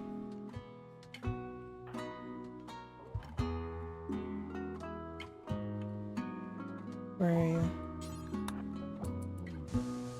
And so as a result, any game that has a save feature or an instant reload feature or respawn, which is literally any game, it's so a good game, but I get bored of it there's no challenge. What challenge is there if I can just reload a save?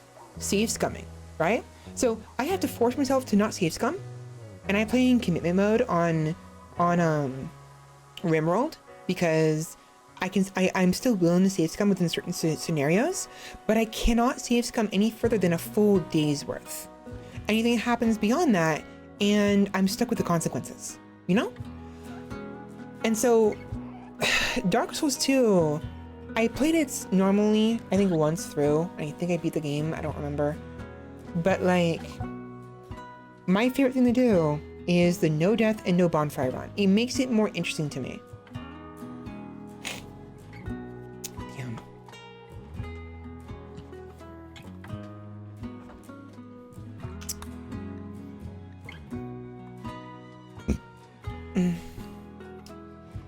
I have nothing they want to buy, unfortunately.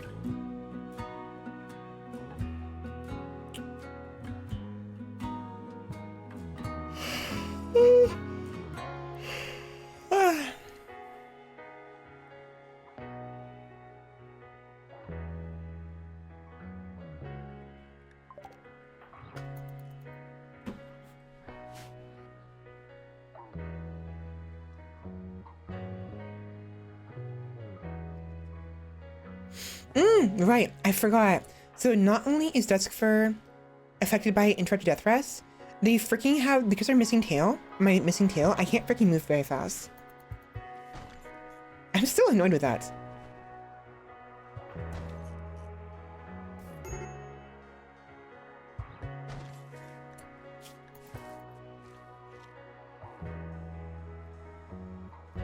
Okay, you know what? No, Duskfur, can you, if you're, before you do that, before you do construction, can you instead do plant harvest? Thank you.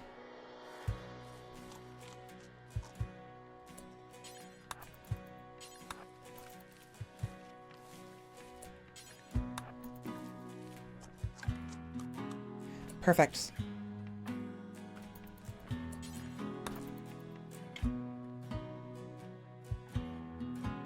I wonder if they'll take the amethyst. If they can, that'd be great. Iron Man's, yeah. Iron Man modes. I am. Whenever I play, like, Crusader Kings, I always do Iron Man mode. I actually want to do the Nuzlocke, too. I'm actually really... Why are you in our freaking... Can you guys not...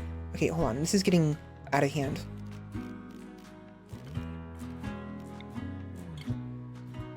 Go over here.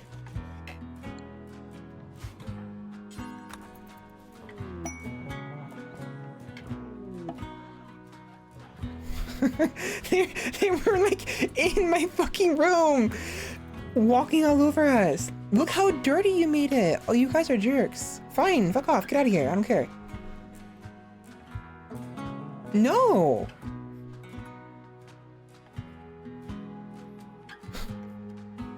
Assholes.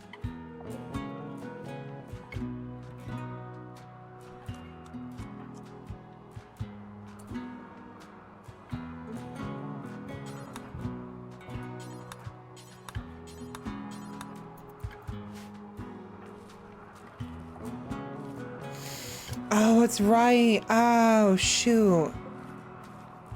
Tariana, no, Moneybags.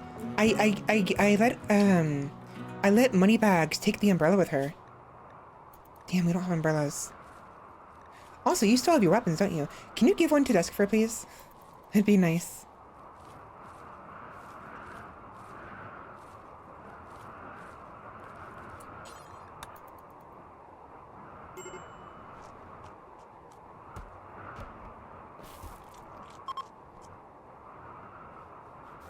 While Tooth tried to convert Duskfur to her religion, Duskfur's certainty has fallen from 100% to 97%. Oh, wait. Oh, his. Oh. Lyris. I didn't realize he was a he. That's fine. I just didn't realize that. Oh, interesting. Da da da da da da da da. Mm-hmm. Mm-hmm. Mm-hmm. Can you take the veil off, please?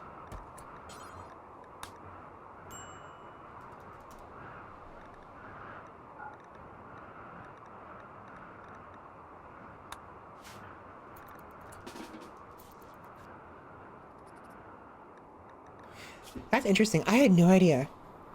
I'm just so used to having nothing but women in my colonies, because that's what happened last time. Transport pod crash. An Oni animal caretaker named Seeks White Bird, I know for a fact it's a proper Oni this time, is crashing in a transport pod. Hi. 41 degrees.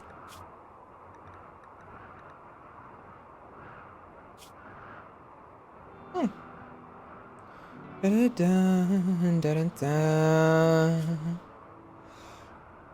18 animals. And she's a sanguinophile. Oh, she's gonna love me. She's gonna love me to bits. Hey, Duskfur, can you go save her, please?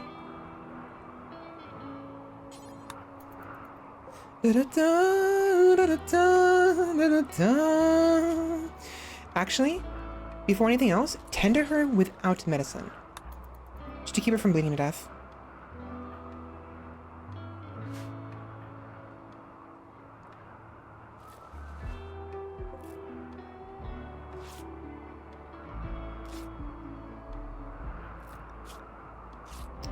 Shit.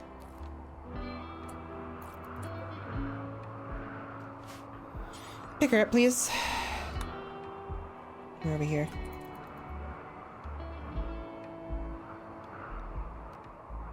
Drop her. And woof.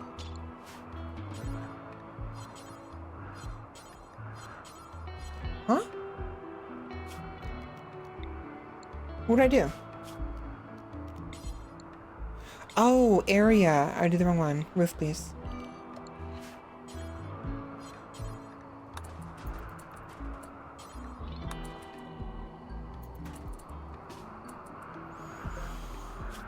We're gonna wait here for a minute while our hypothermia goes down, and once it goes down all the way, I will bring her with us.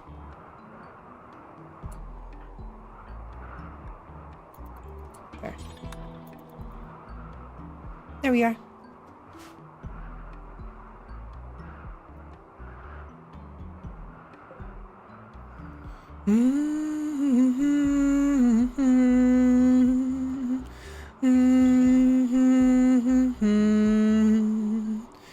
I already forgot I was gonna hunt those beavers.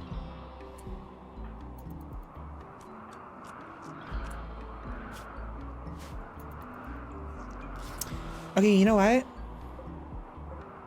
Maybe I won't harvest the dandelions because they don't provide us with thirst.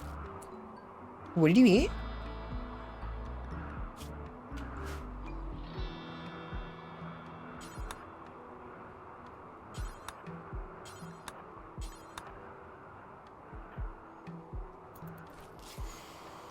Okay.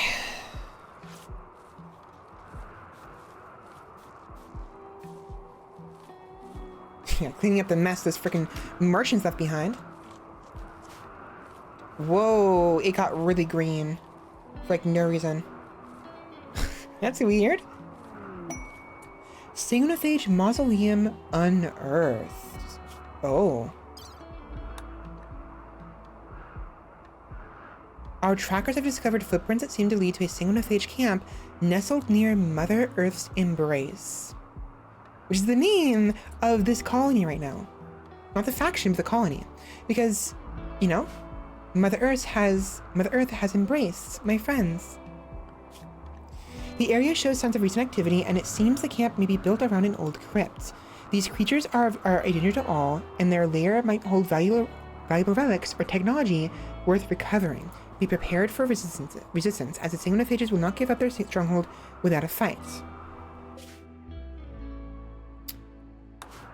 I mean, surely as a sigmonophage myself, they'll welcome me with open arms, yes?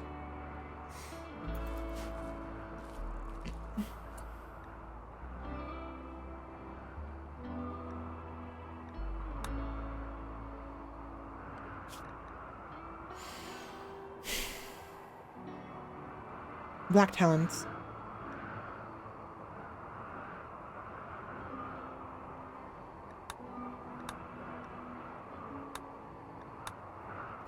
Okay.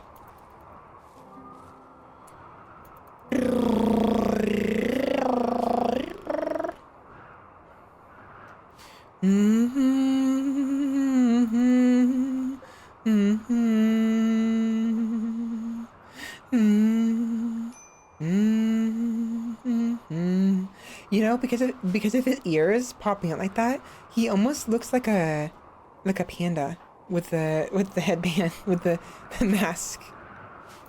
He's a panda. He's a panda hamster.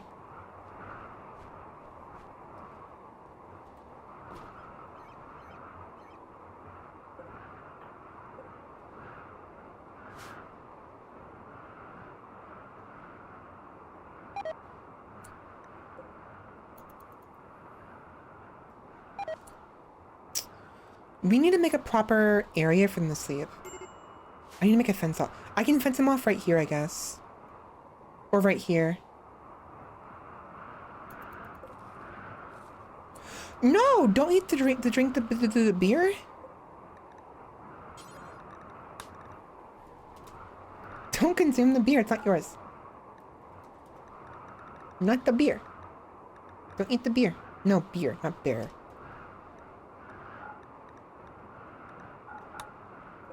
No, my sake.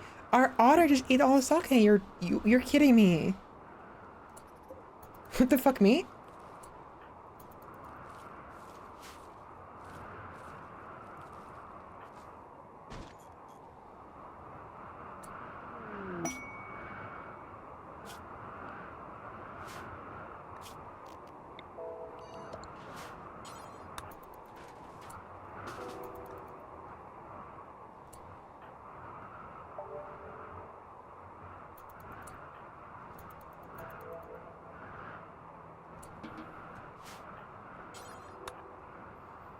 Paid war. Dennis Richtersky, first minister of the Whitefield settlement, wants you to help save one of his caravans. The caravan is being hunted near Mother Earth's embrace by two groups of wasters from Toxoid Trash. Dennis wants you to signal the wasters to draw them away from the caravan and towards you. The first group of wasters is composed of one drifter, one scavenger gunner, and one scavenger thrasher. None of that sounds nice. The second similar-sized group will follow soon after. The wasters will arrive in 17 hours. The legacy of Olart and Silver. Literal medicine, very nice. These are useless to me.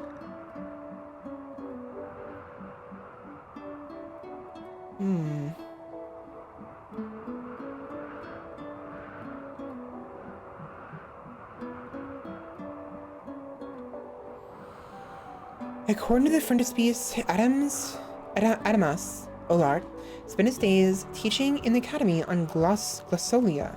This book is taken from his lectures. A note says that a subscription at the booksellers of Cormora Prime produced the first edition of his compendium. Had many owners, but the pages are decent, if slightly scored. Artistic experience. 300 per hour. Max level 12. That's pretty good, actually. And I just love a good book. I always love a good book. English.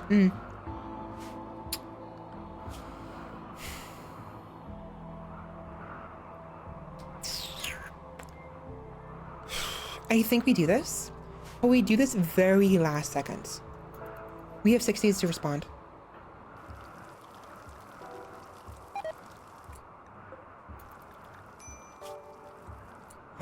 Wait, what? Oh no. Oh no. Oh, you're kidding me. Oh fuck, I didn't realize the temperature of the gigantelope. I thought, oh, that's dumb. I fucked up. I wasted my money. I did not know the gigantelope wouldn't be able to survive in this temperature. I'm so dumb. I didn't read the fine print. Oh my gosh, okay. Duskfur, you have to go save him. Her. Him.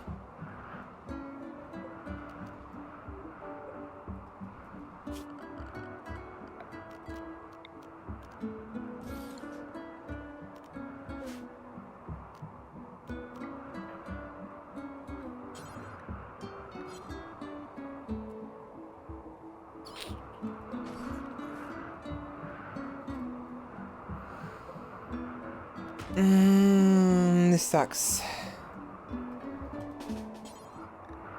I hate how I can't just pick him up.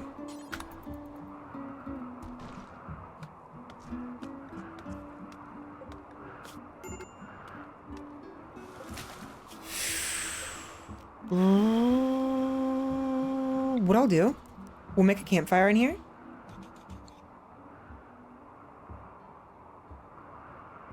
And we'll monitor the, no. What I'll do, here.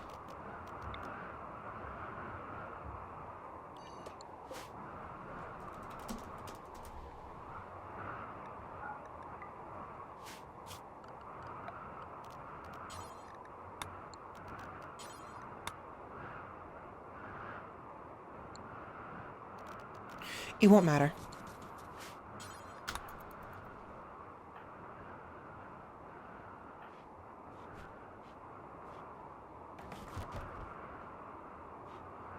Oh, please. Please! Oh, you're kidding me. Okay, fine. How much bone do you have? We have a lot of bone. Make it out of bone then, please. Thank you. Okay, Wild Tooth, you do it. You're better at this than I am.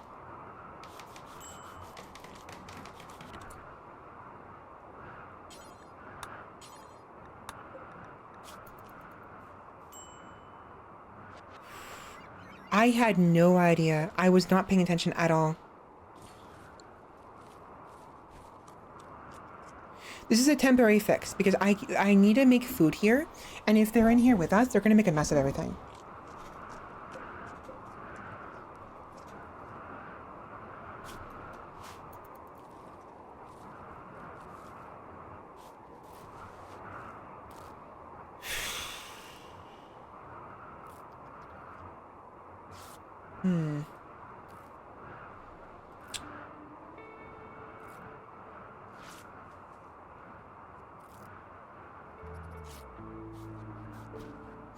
What I'll do... Here.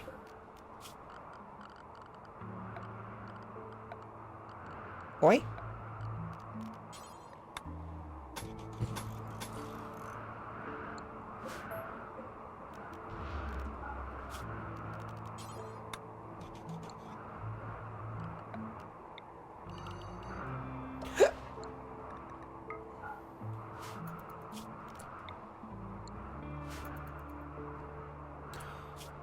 I'll turn this into a little barn. A little one. And we'll put some fences like right here. And like right here and here. And that way they can move around in here.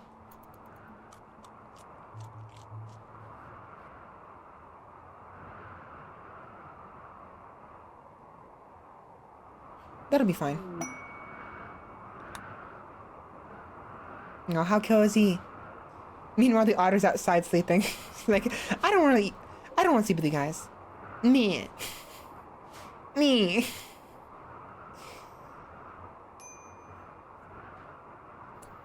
Who's starving? She is.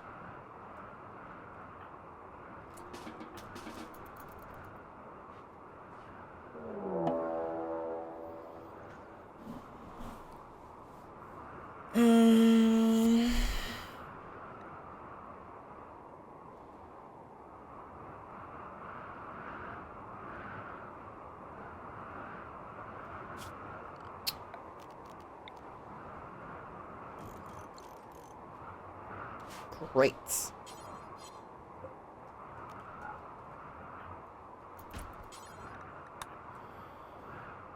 Fan-freaking-tastic. Again? I just freaking filled the hole last time.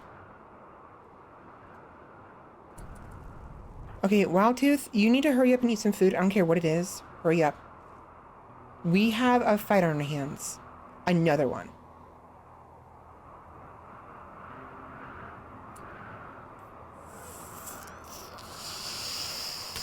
Fuck. Do you have any crossbow bolts? You have 3. That's not gonna help us. Fantastic. Drop everything you don't need. Don't need this, don't need this. Or this, or this. Keep the Harbinger seed. We need... Do I give Duskfur a sword? Or... Wait, no.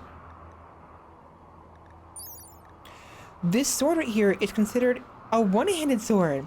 I'll give her a sword and have her use a shield, and then Wildtooth will be the primary damage shield, while Duskfur is the defense.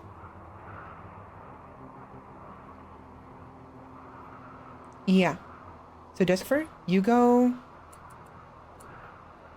here. You go here. Actually, these guys need to move elsewhere. They're too close. You're in the way.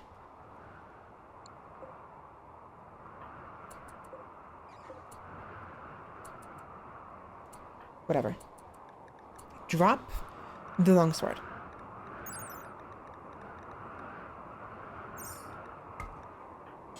Pick it up.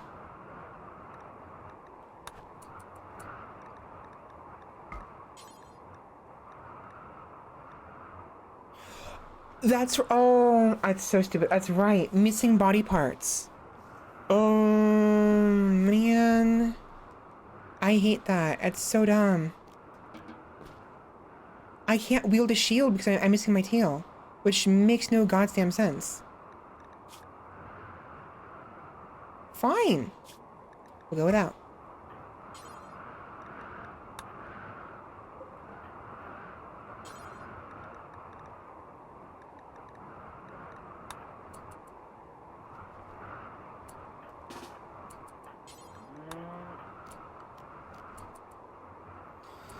Oh boy.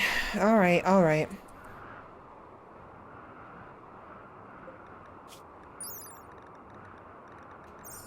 Three of them. 3 tough spikes.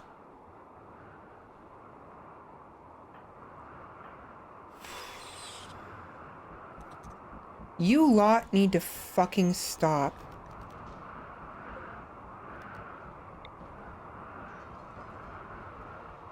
They're in the way.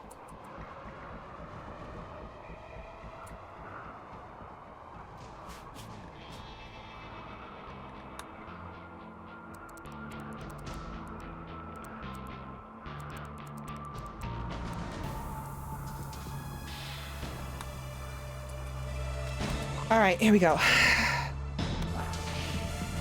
One down. What? It just popped. Excuse me? It just pops. For no reason. 2. Ow. Ow. Ouchies. Oh my gosh. She'll be fine. She has the... Or he'll be fine. He has the instant clotting. But that hurts.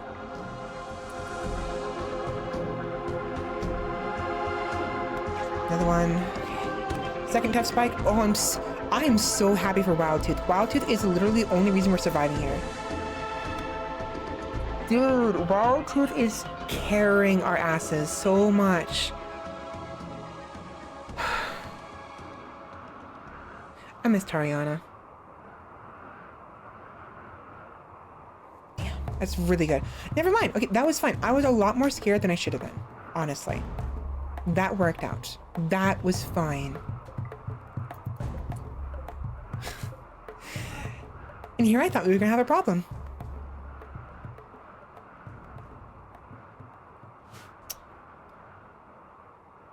The riposte. I saw that. That's what it was, huh? So she took a hit and riposte, but it didn't have an animation for it. That's neat. It just popped it. Wow, I'm strong. I still want the other sword though, to be honest. The enhanced and the plant work would be really good to have.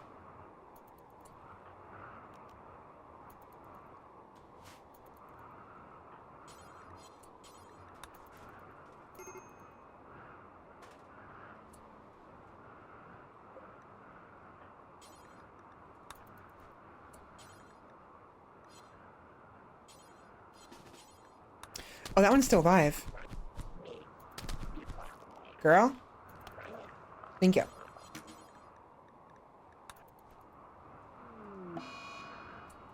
What? What happened? Huh? Oh, they went after him, him first. Rest in peace. Oh well.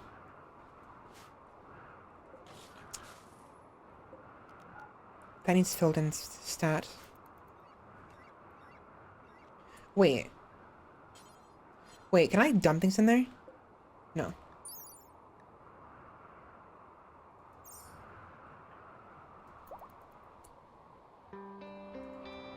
You're about to feed a tough spike to somebody? Can you not do that right now? Gooseberry plants.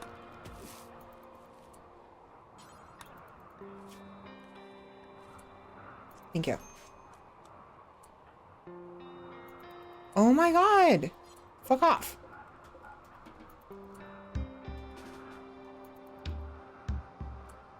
Where's that sword?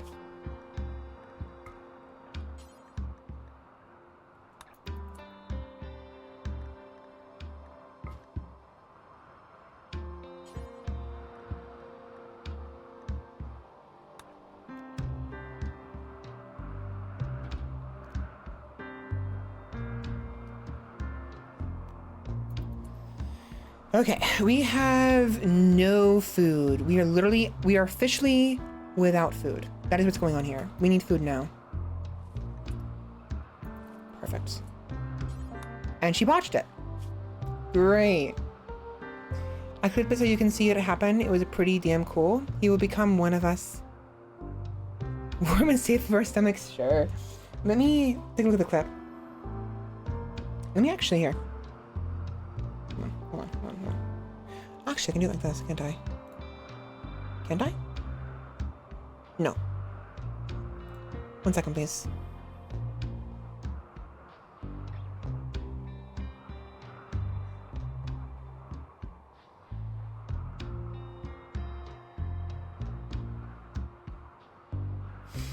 If you'd like to post the link to the clip right there, by all means, you have 60 seconds to do so. You don't have to. I just mention you can if you want.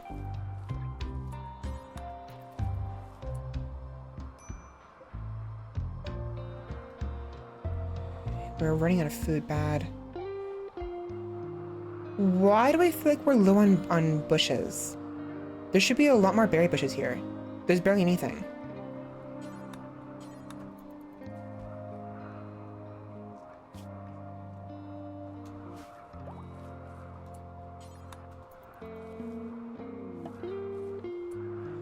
Found red stockings. Again? Again. Alright, I'll take it. I'll go ahead and take Santa's cum sock, sure. I'm bad. I'm so bad.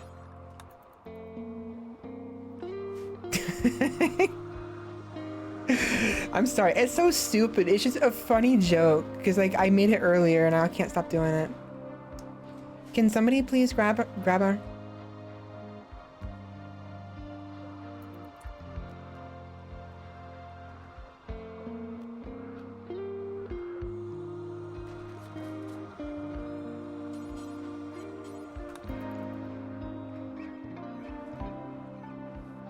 Thank you.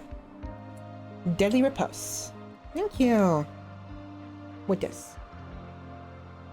I can't click on the... Oh, it's so dumb. Freaking links aren't working. There we are. Boom! That was cool.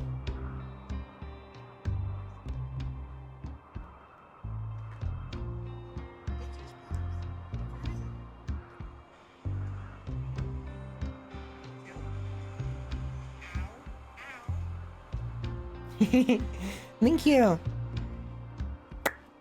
It popped like popcorn. There would be.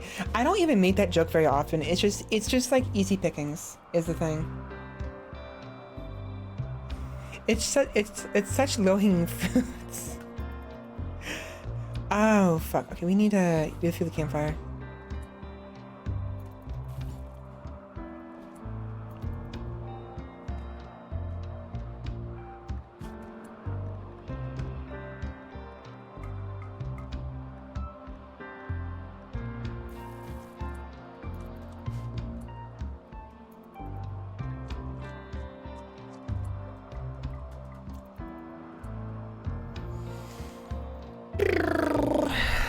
say cooking, 0.1. It's kind of useless.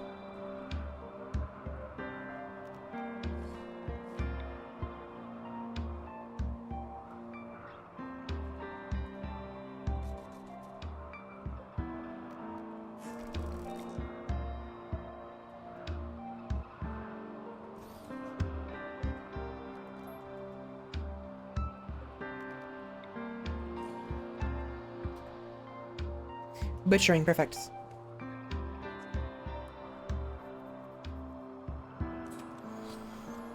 Yeah, unfortunately our stock room is suffering. You know what? I shouldn't have this in here.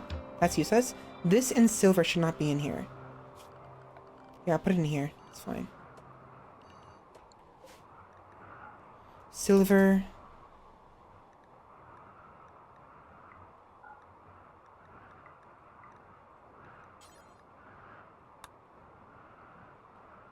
Blocks.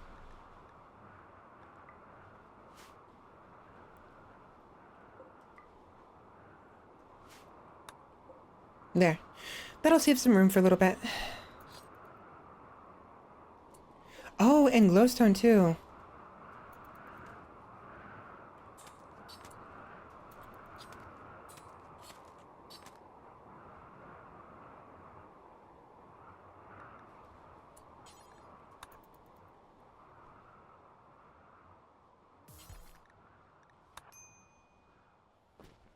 I'm so dumb.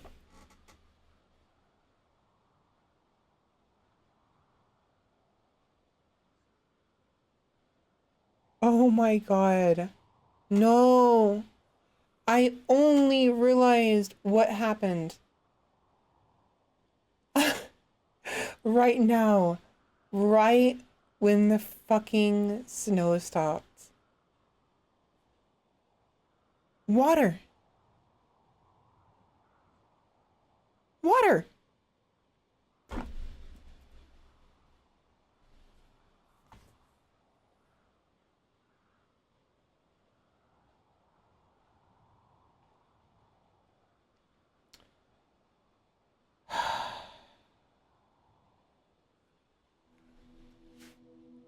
We could have collected some water. I am such a fucking idiot. Are you joking me?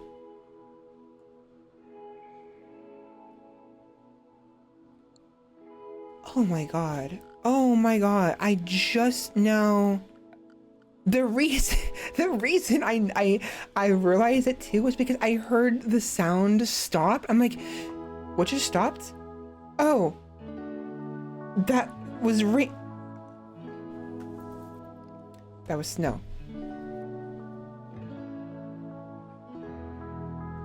I need to go to bed. It's 3:42 in the morning. I am utterly thrashed right now. Oh my god, I needed that so badly. You have no idea. Everyone's been thirsty for the longest time.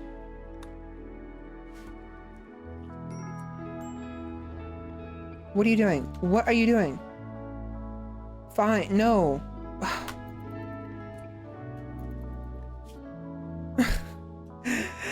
I can't believe I just did that.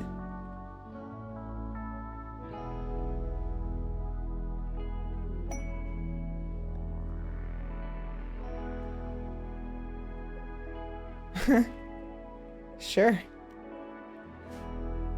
I'm an idiot.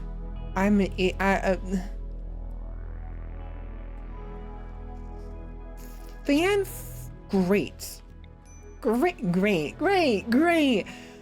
Oh man. Okay, whatever. Whatever. Whatever. We'll figure it out.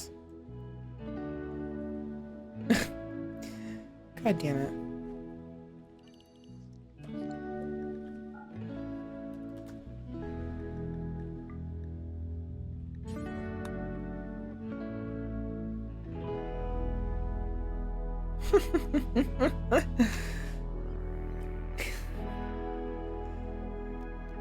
Oh, whatever. Whatever, it's fine.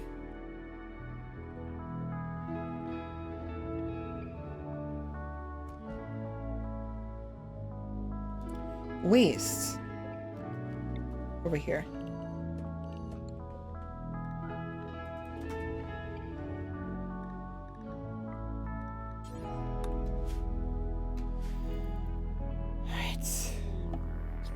Mm-hmm.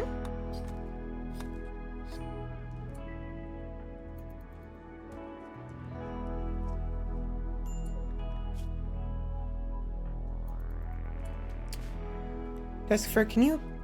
It's fine. Can you please? Thank you.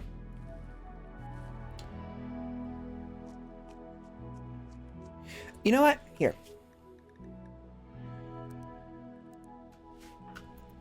She needs to be on nothing but harvest duty because we need this food now. Like, I could have used the twisted meat to make freaking kebabs, but they've been feeding it raw because they're hungry.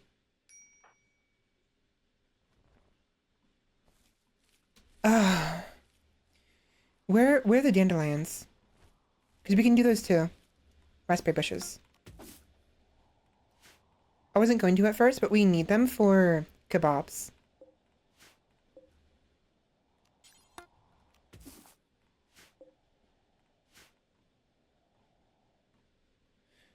Don't tell me the dandelions died. All the dandelions died. It's too cold. That's not good.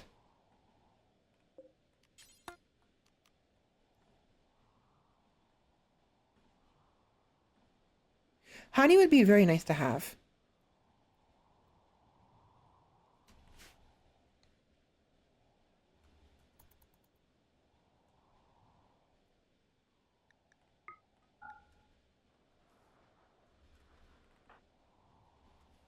Can you not? Oh my god, girl. No, no, no, no, no, no, no, no. You are going to grab everything you just harvested and bring it back. Because if you don't, it'll deteriorate. Please?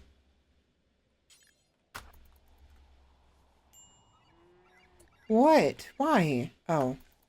We don't have room. This is bad. I think we need to leave because... Or at least consolidate our inventory. Fresh, frozen. We don't need amethyst in there. Gems. Gemstones. Glowstone.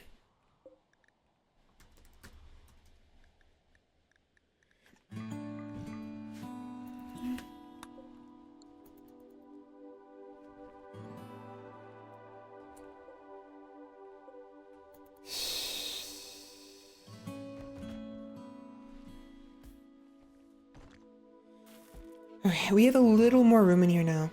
A little bit.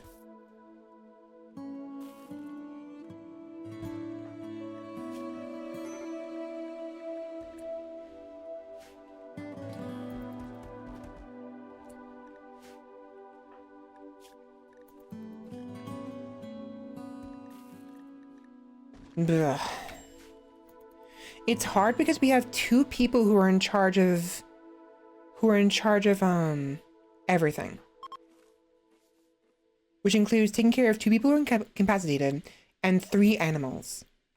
One of which is going to die of hypothermia if we leave.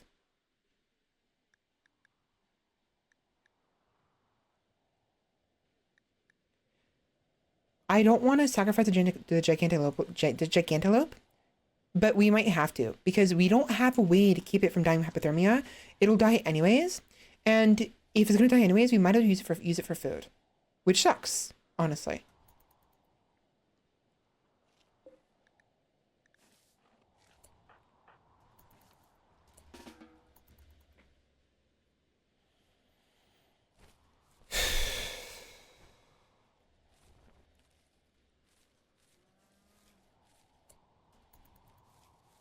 As much as I would like her to focus on the other more edible foods, we do need the heal root. We need medicine.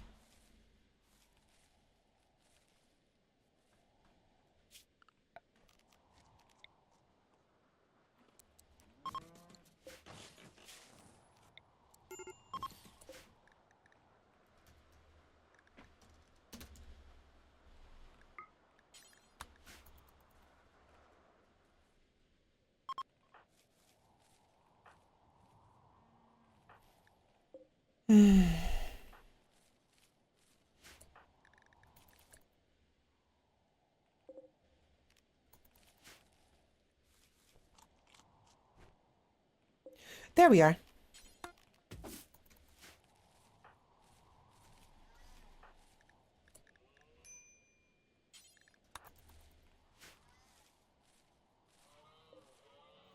Some of the dandelions are covered in snow. That's why I couldn't find them.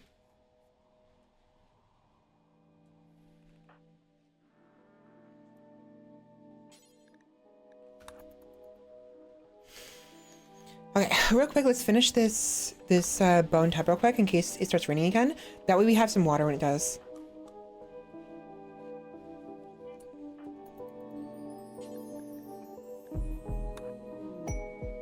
Drifters seek aid. A group of poor travelers are approaching and looking for help. The travelers are begging for 2 luciferium. They want the drugs so they can save their cravings for a short while. You can give items to the travelers by selecting a colonist and right-clicking on... what? Oh, hi. I don't have any luciferium. I don't have anything. I sold it already. Like 2 days ago. Unless... no. I mean, I would love to, but I literally don't have it.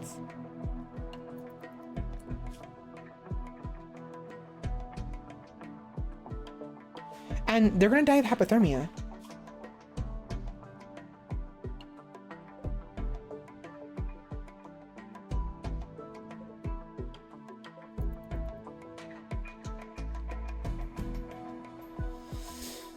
You know what tells me? That tells me the Ancient Danger probably has luciferium in it. In here. Do you want the luciferium that's in here? Oh, you're kidding me. I don't have luciferium for you guys. You guys got to leave. It is freezing cold out here. You are gonna die.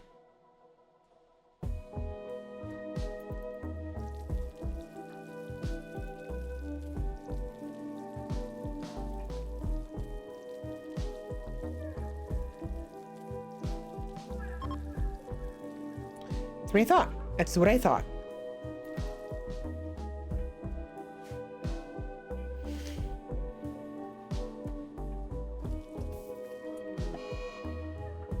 What? Are you two not feeding Cerebel?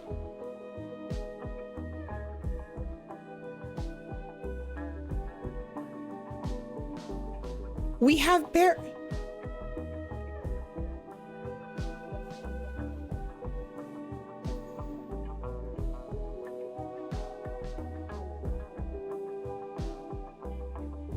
This shouldn't have happened because we have berries and berries. So what happened here? For some reason, my colonists are not feeding each other. Dude, that's unfair. That's stupid. Oh my. Okay, well, what am I doing? Again, I try not to say scum too much, but I need to at least know what happened here.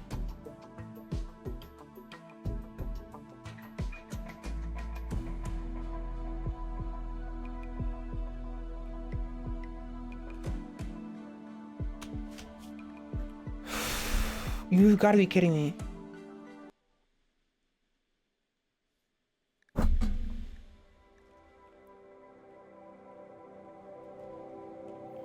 on.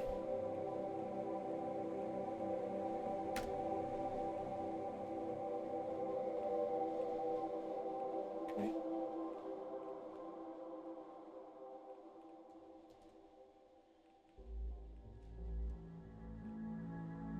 That is so stupid. That is so stupid. Like, so long as we have berries, we should be fine. They've been feeding her berries, and yet she dies. What?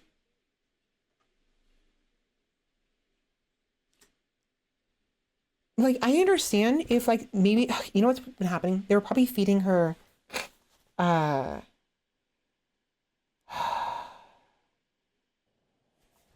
That is dumb. That is dumb. That is so dumb. How far behind are we? They're not even feeding her.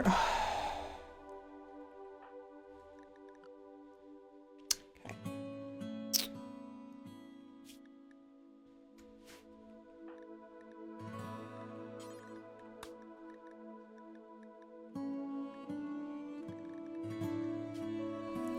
Berries. Berries.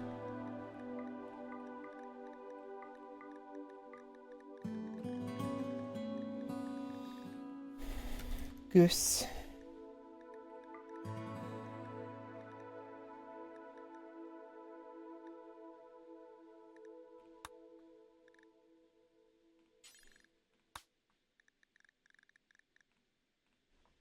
Good Bob. Oh my god. Berries. Fucking berries.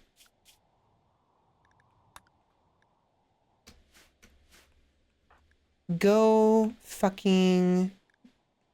I'm giving myself one shot. If she dies again, I'm leaving it alone. But I need them to feed her now. Where are the berries? Go harvest the raspberry bush. Raspberries. Raspberries.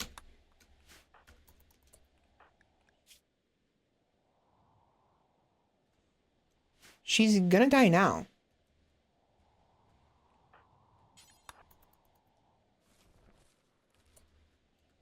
You better feed her the berries.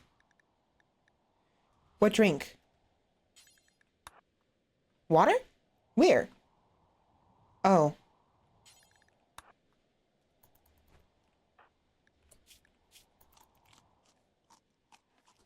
See? See? The berries, they haven't... you two are fucking assholes. I don't care how tired you are, just for go harvest berries now. We're not far behind. We're literally like 2 hours behind. That's so stupid. I've been getting them berries just fine, and they didn't feed her anything. We have berries.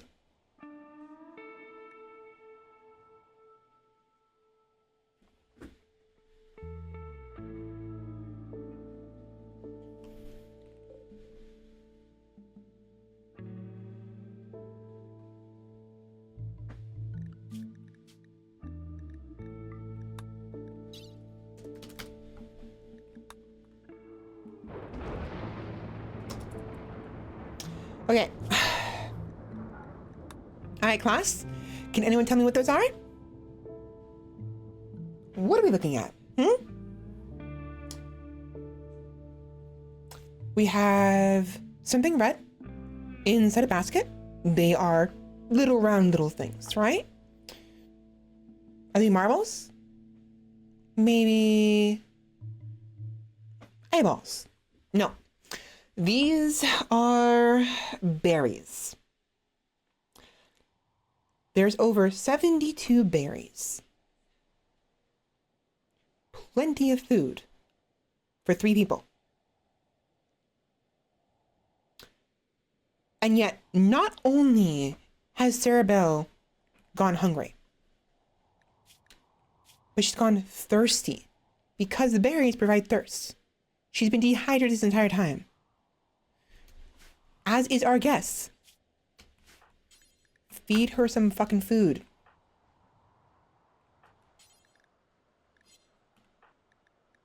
I cannot believe this.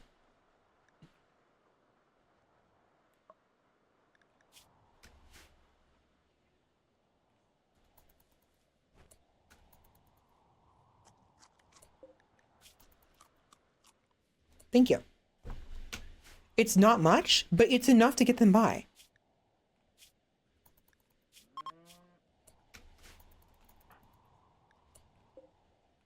Feed her! Not enough food. Are you fucking... Pick up the berries right now, all 61. Feed her right now. Watch this. Look at that. They don't feed each other. Oh, I hate this. I don't know what's going on. If you don't have like cooked food, even though the food is safe to consume raw, the berries, hello, they won't feed it to each other. They'll eat it, but they won't feed it to someone who's starving. I fucking hate that. it gives me conniptions every single fucking time. Not to mention, that's not okay. I don't accept that. That's not right. There we go. No. Hey, Dusk Fur, where are those berries you harvested? Oh, on the fucking floor? Great. Go pick them up now. I don't care how tired you are. Pick them up now. Thank you. Thank you. Thank you. Good girl. There we go. Bring it all home. Mm-hmm. Yeah, you consume the berries. They're yummy, huh? Very yummy. Yeah. Mm-hmm. How about you do me a favor and feed her, please? No, you don't want to? Fine, how about you? Feed her. Now. Perfect. See, she's not suffering from thirst anymore. You guys are just fucking idiots. Oh my god. Oh, cool elk. That's yummy.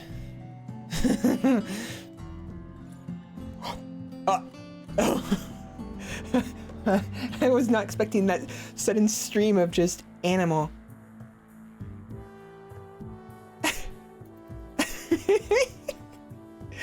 Oh my god. Look at him go. Oi!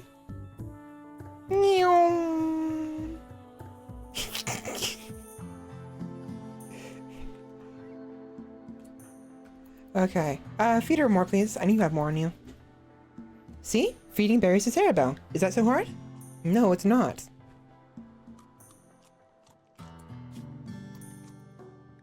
See, now that she has berries on her, she's feeding food. I don't get that. I really don't fucking get that. Elk tsunami. Yeah.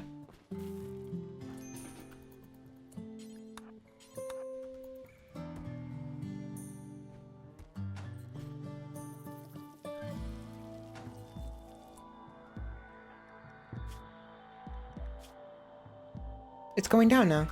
See? It's what I'm looking for. It's what I expect of my pawns, to not be stupid.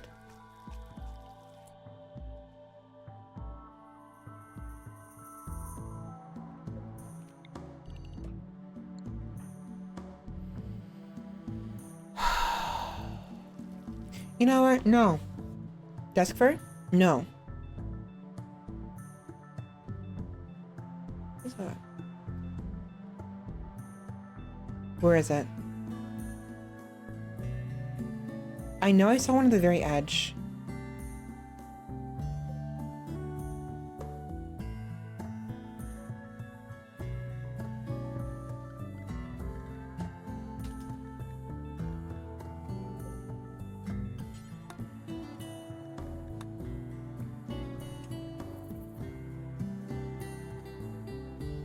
Where is the nearest beehive?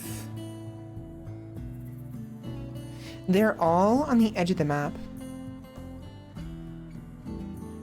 It looks like. And the reason why that's important is because the honey should provide recreation.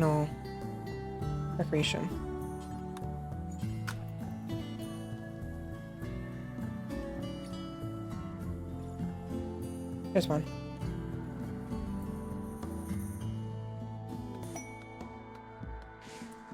Eat it. Perfect. Sad vagabonds. 3 desperate refugees are approaching. Their leader is called Koichi. They see their caravan was ambushed and everything was taken. Koichi begs you for permission to stay at Mother Earth's embrace for 15 days. They can rest and regroup. In return, they offer to work and fight for free during that time. Where?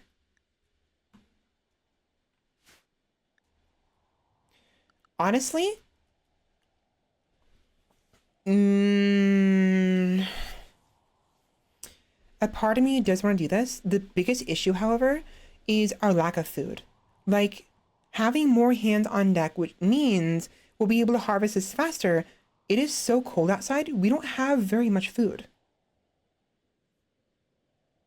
and it's not growing. So like, it would be nice to have extra hands.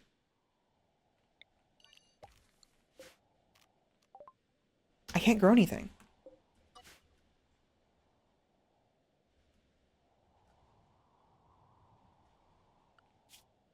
I have 6 days to respond.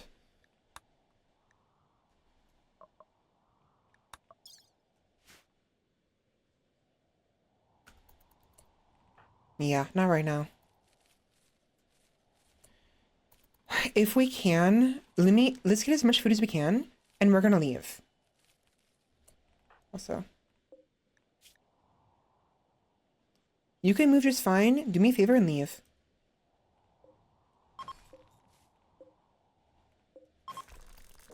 Thank you. Bye-bye.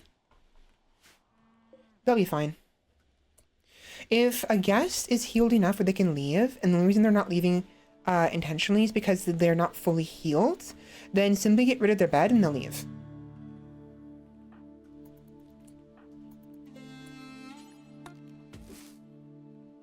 And suddenly there's like 200 extra berry bushes. That's funny.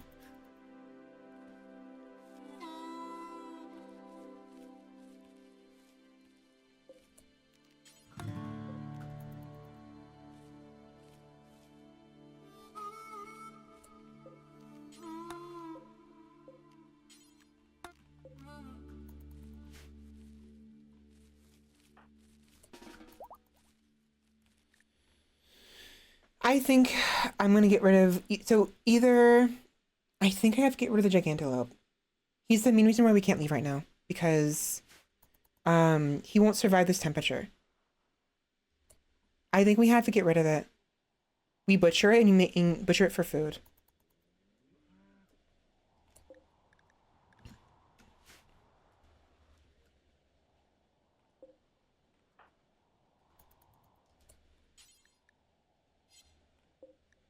Oh, otter.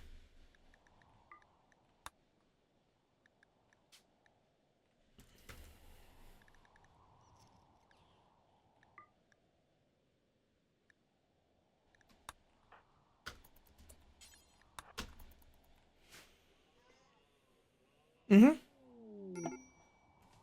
Actually, unfortunately, I won't be able to make pemmican. I don't know how to yet. Another one. Livy. Livy, you can't survive here. Why? I mean, I'll try. She's not gonna survive this. It's literally so cold here.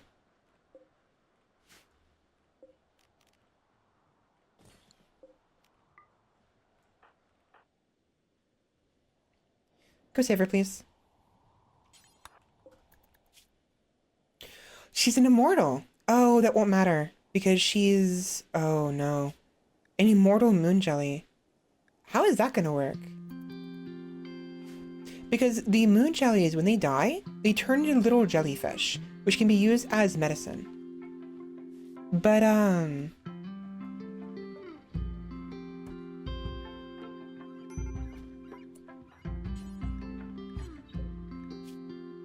okay, she doesn't have any major issues. Wildtooth, Duskfur, get out there and... It's snowing. It's snowing! Oh my god. We have water. We have water. We have water. Oh my god. How you doing? You're doing good. We have water. Here, you give her water. Serve, drink. Feed. You wash up. You're already washing up. We have water. We have water finally. Oh my god. Thank you. Okay, you two, how's she doing in food? Feed her real quick, and then you guys need to go hunt those beavers right now. Olivia Livy LaRusso, the botany enthusiast that you rescued is thankful that you saved him.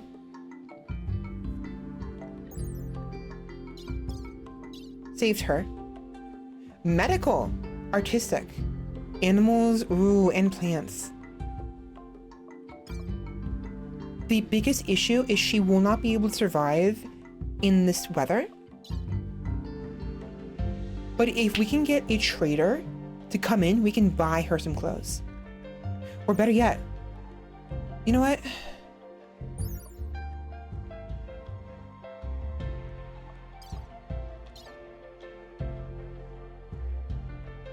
Yeah.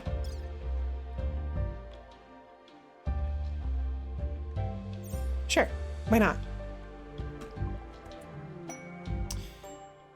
Okay. Oh, we have parkas, right. Perfect. Yeah, go wear that. You're gonna need that really badly. 22. Outfit, colonist outfit. No, actually go ahead and wear the veil. Force the veil. Give her a little more warmth. Wait, what happened? Why do you get colder? No, no, no, no, no. 10 insulation. Oh, she swapped it out with this. No, go back to that. Please. 41 versus 32. It's because it's been worn by a corpse, that's why. I really don't care, Vivian. Go wear it anyways. Oh my god, inventory full. How about you just drop everything then? Drop it. There. Much better, 32. All right, she is in business. She is in business. We're fine. The issue now is just the Gigantalope. That's the only issue. Math Labs is reading with a party of 10. Welcome in, Math Labs. Sorry, I was so distracted with what I was doing. Also, I did not hear that notification. Why not? Did anybody else get that notification? I don't think I did. I got that one. That was a super delayed raid. That's weird. Are my notifications broken? Anyways, welcome in, raiders. How are you doing? It is 4:11 a.m. in the morning. I should not be streaming this late. I really should not be. I don't know what's wrong with me. I did last night too. How you all doing?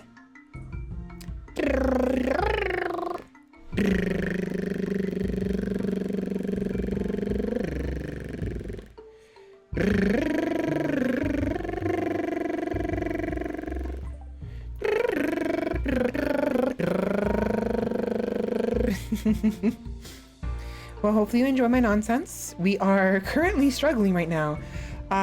We were starving and we were actually suffering because we didn't have any freaking water. And I forgot to make, I forgot to fix, rather. I had a tub here, a water tub here before. We got raided a couple times and one of the raids broke it. And I forgot to rebuild it. It was raining yesterday in game.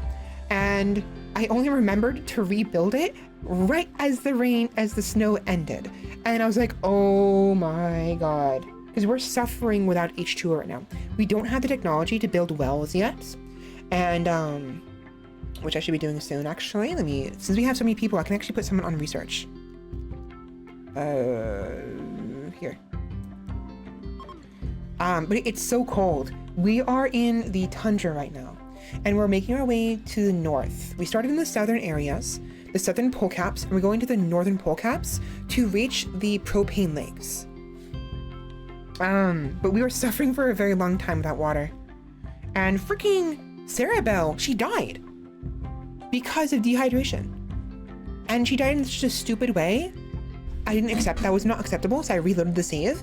Normally I don't. I try not to save scum too often, but she died because my freaking other colonists would not feed her berries, and berries give you thirst. And so she was dying of both dehydration and malnutrition. Speaking of which, can you please feed her again? No food?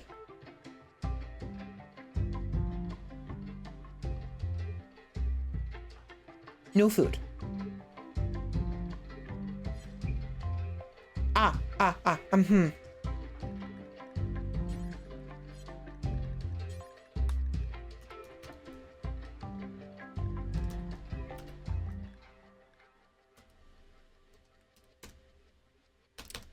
I can spell.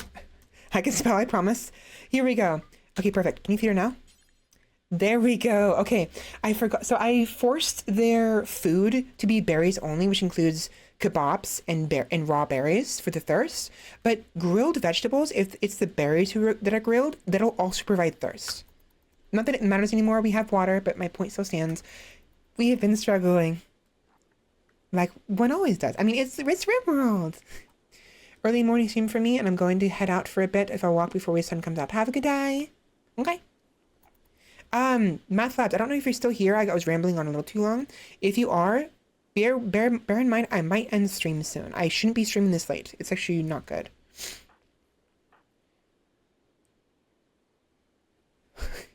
Nine manhunting mega sloths. Oh, yeah, yeah. Dude. Yeah,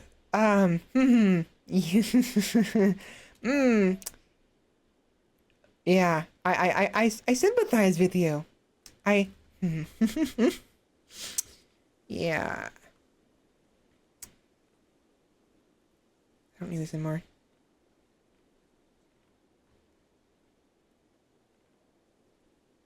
Yeah, I sympathize with your plight. Greatly, actually. 'Cause, this was before. This was 14th of December, 5501. It is currently April, May, 15502. This was literally last month. Literally last month. This was the second one. This had actually happened on stream. There's another one that happened like over here.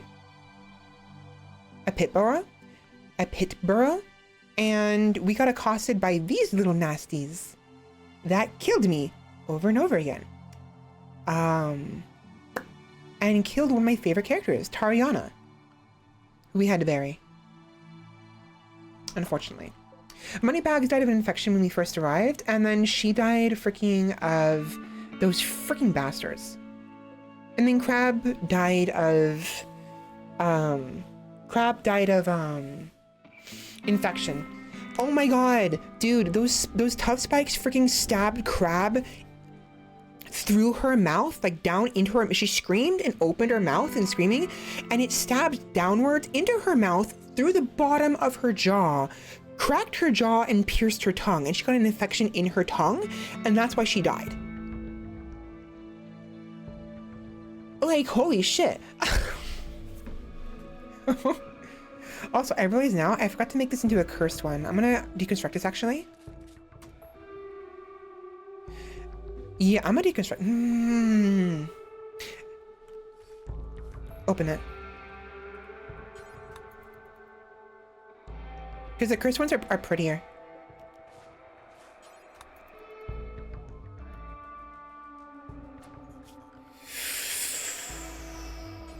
Do I curse grave?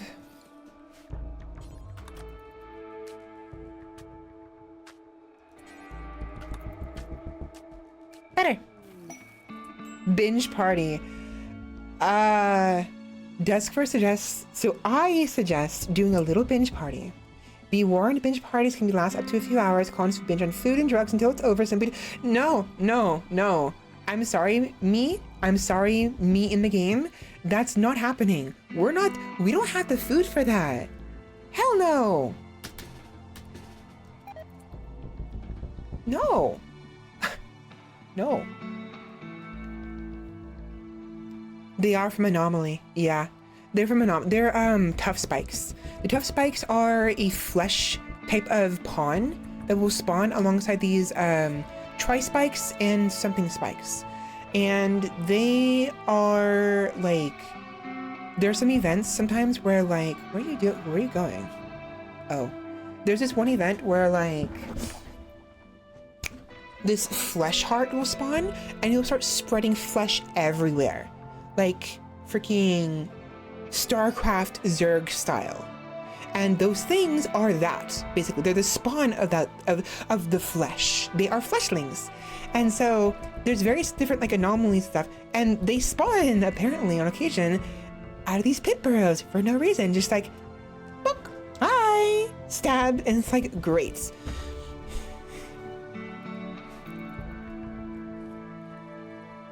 Yeah, tough spikes. Fuck those guys. They're the worst. Oh my god. But that's fair. I mean, I'm enjoying Anomaly. Oh right, Santa's cum sock. I forgot about that. Where is it? Where'd it go? Sorry. That's such a stupid joke. That's such a stupid... Where'd it go? There you are.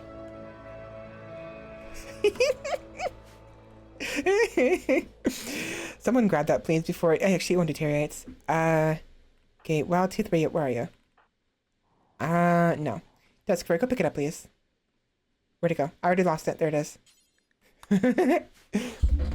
It's because, okay, it's the joke is because in the last playthrough that we abandoned just now, or like last week, I encountered the sock for the first time, and the description is literally, okay? Where is it? Vibrant red stockings featuring white details and a snowflake symbol. It appears to be filled with something. And I made the joke of like, dude, Santa Claus, why are you dumping your junk, your trash on my colony? And then I just spontaneously like, oh my god, it appears to be filled with something. Ew! So it's just become a thing now. It is, but to be specific, it's from a mod to go with Anomaly. Anomalies expected. It's not really as comes. I'm being silly. I apologize. I'm very silly. I'm a very silly person. And I'm also a very thirsty person. We just got water. I might as well drink.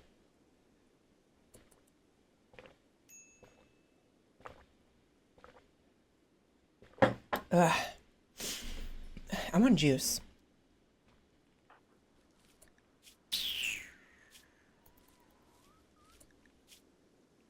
Right, she's really good with plants. Okay, we have a couple more people. We can go ahead and afford to start fiddling with these a little bit more in earnest. Okay.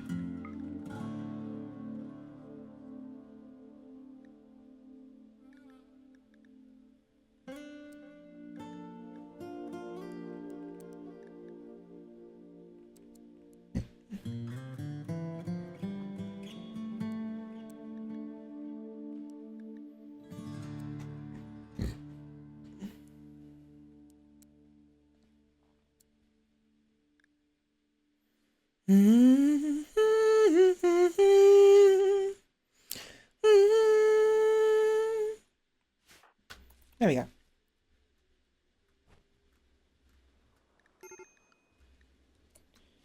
Not surprised. Get in there, please. Get back in here. Come here. Come here. Come here.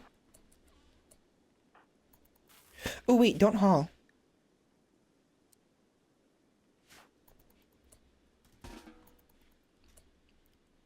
Yeah. Definitely. Again, I might be gone when we get back because I'm not supposed to be streaming this late rather. I normally stream from like 6 o'clock p.m. until midnight, and I started really late at 9 o'clock, and so I went a little bit longer. They're so pretty. Just letting you know. You may be already gone, by the way. I apologize. Oh, whoops.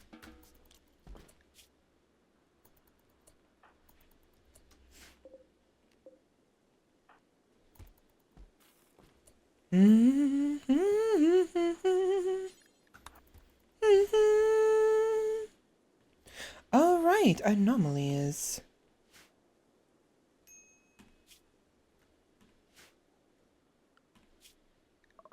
Anomalies. Void provocation.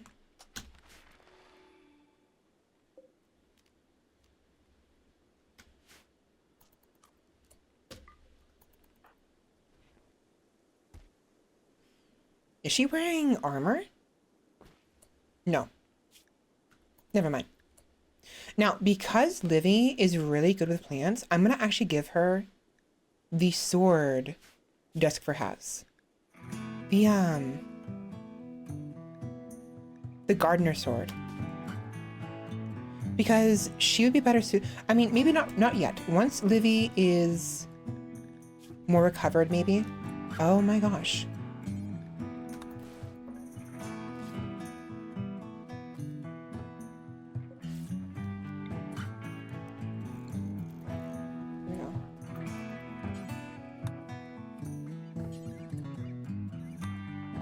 Nobody is feeding Sarah Bell. What is going on, nurse?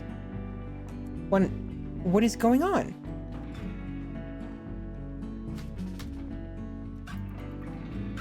Nobody is feeding her or serving her drinks. Why are you guys stupid? Why are you stupid?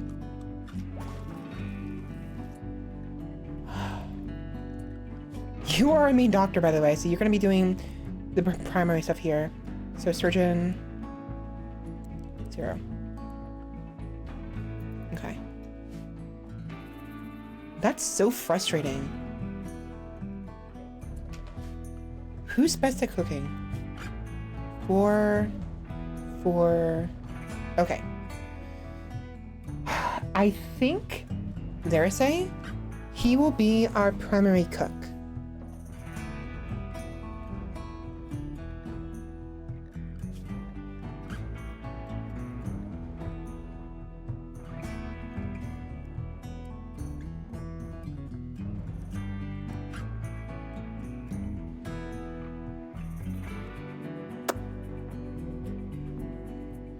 Da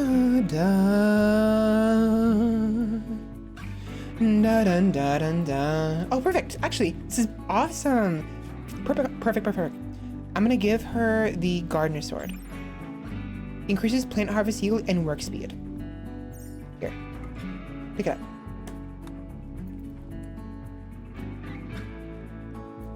Marvelous. Wait, that was fast. Oh my god. Look how fast she's going. Like, compared to Dusk Fur? Like, watch. If I have myself go, like, over here. That is so... Look how... It still takes me not that long. But, like the berry bush, right? Look how long it takes me. And Livy just does it, like that. That is huge. Da, da, da, da. Da da da da da da da da da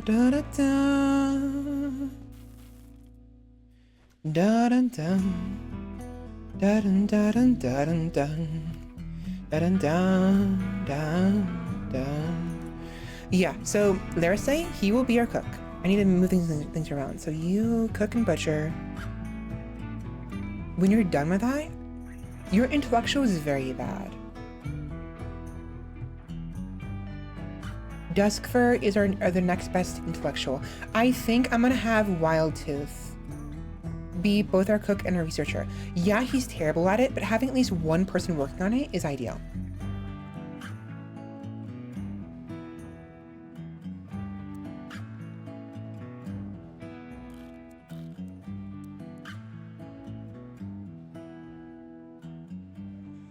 Cooking, butchering, and then research. Yeah.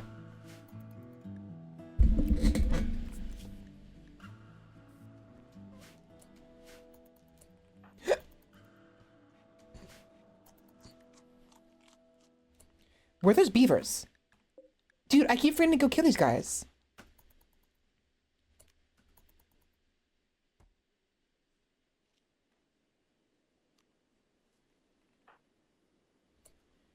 How much wood do we have? We don't have any.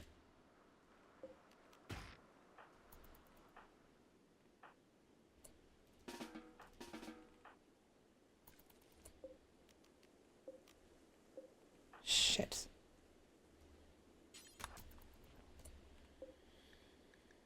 Okay, crossbow bolts.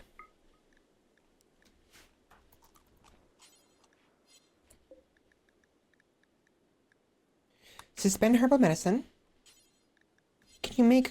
You can. Actually, that's great. So Duskfur is our primary crafter.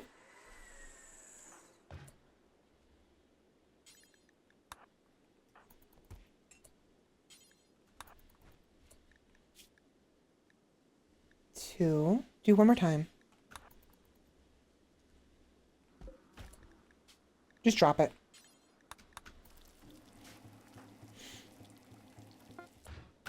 Perfect. 3, 4, 5. We're gonna need this for fighting.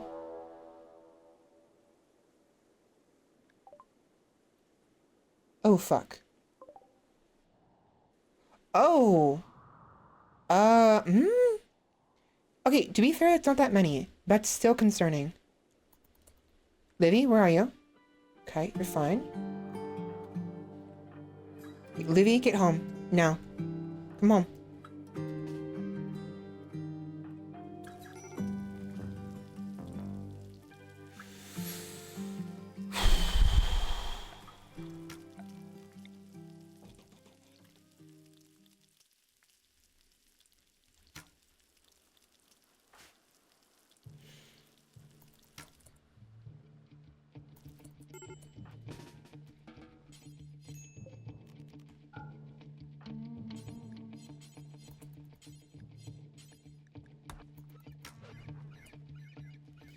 Nope, just get back inside. Actually, stay here. I'll have her be prepared to shoot them when they arrive. Livy needs to get back into the base now. She will be a shield person. We'll have Wildtooth be to the right, and then Duskfur will be the primary like range. Here. Where are they? Where are they?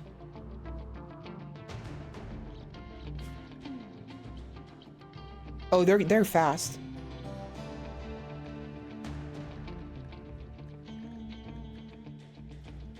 All right, here we go. Livy, where are you?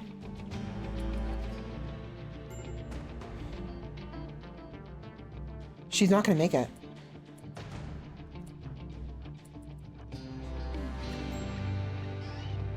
You know what? Fuck it. These guys have to leave. I don't care where they go. Just they need to get out of the way. Get inside. Get inside. Go.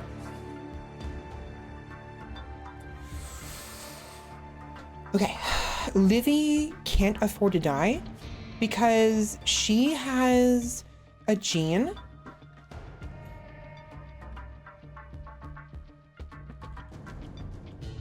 Okay, before I do anything else, let me save the game real quick. I need to test something out because the jellyfish people, when they die, they become little tiny jellyfishes. The whole purpose of the immortal gene is to allow someone to come back to life, but they literally decompose instantaneously and become an object. Medicine. I need to know whether or not the immortal gene, the immortality, if it'll prevent that. Because if it does not, the immortal is useless. And what I'll do is I'm gonna remove it from Livy because she shouldn't have it. She shouldn't have that. Ouch.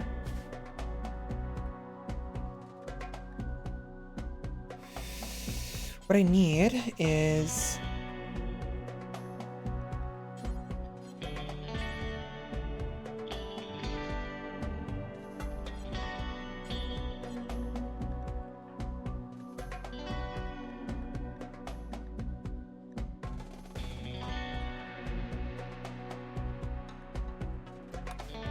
okay. So if I kill Livy copy, what happens?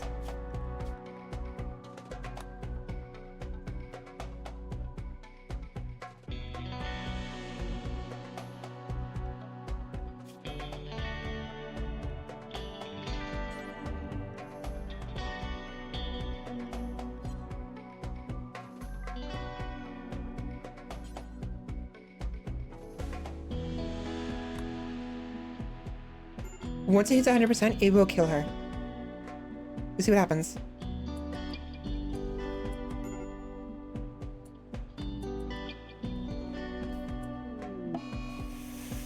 Fuck. That is not good. Because this Livy copy should have the immortality.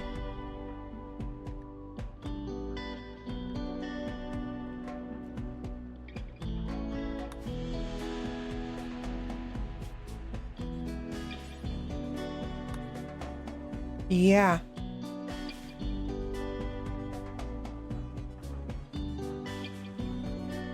Where are you? There you are. Okay, if that is the case, I'm gonna go ahead and delete that gene from her.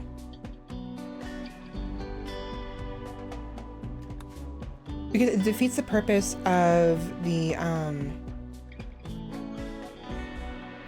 no. Remove memory.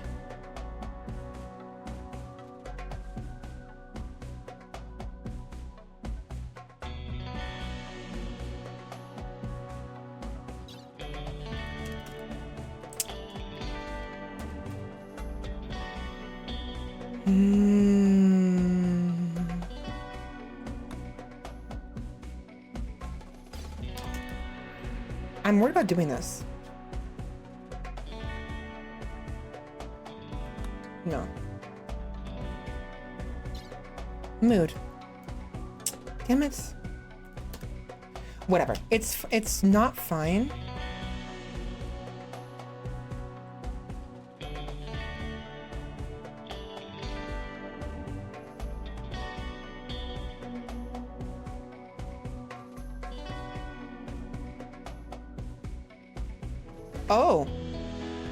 Oh, the clone is considered her sister. That's not good. Whoopsies. Okay,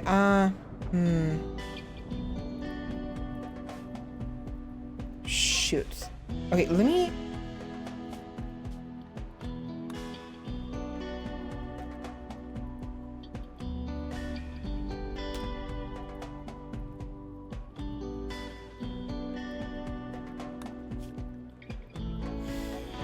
I'd rather not have that memory, but anyways, I have to get rid of that gene. I don't know what to put in return. I'll figure it out.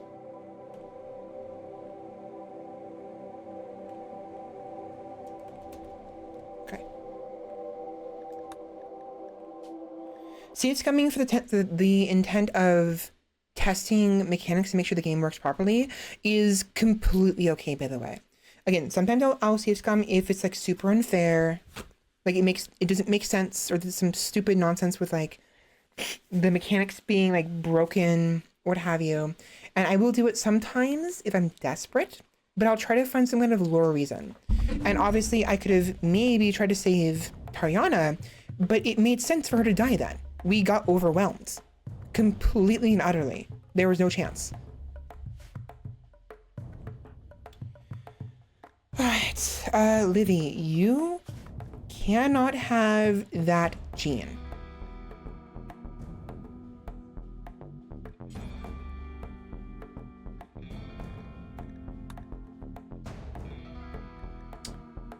So, to counteract this, what can we do?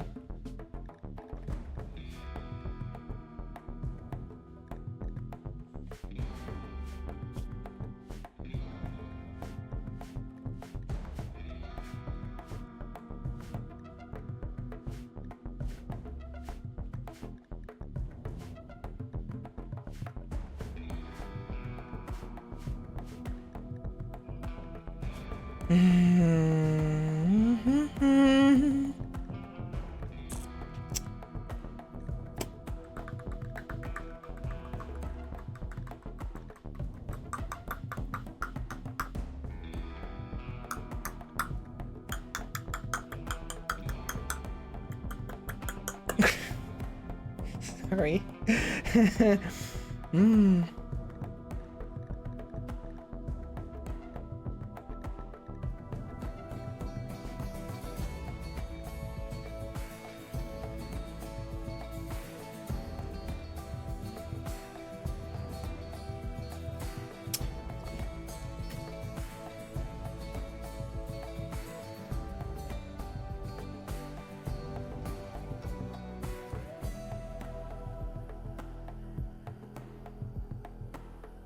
Wait, what?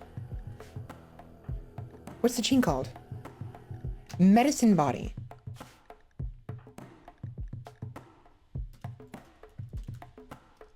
That's not how you spell medicine.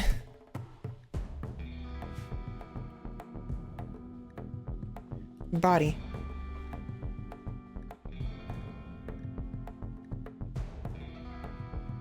Why can I not find this genome?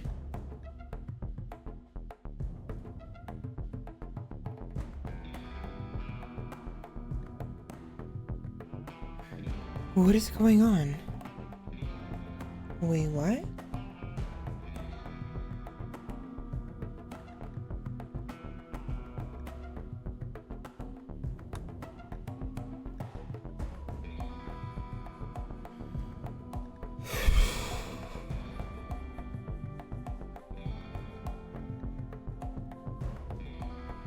Wait.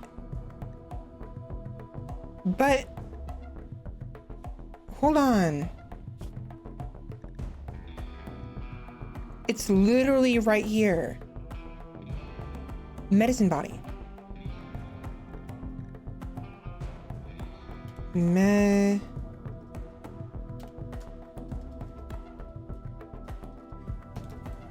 What is going on? M-E? I type in M, it works. If I put E, it doesn't. Wait. M-I? M-O-P.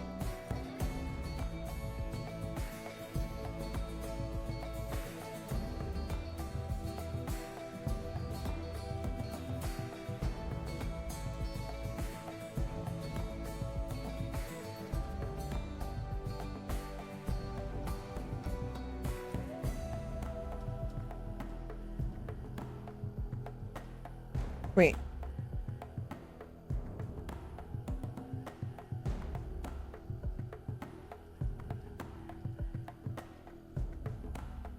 What is going on here?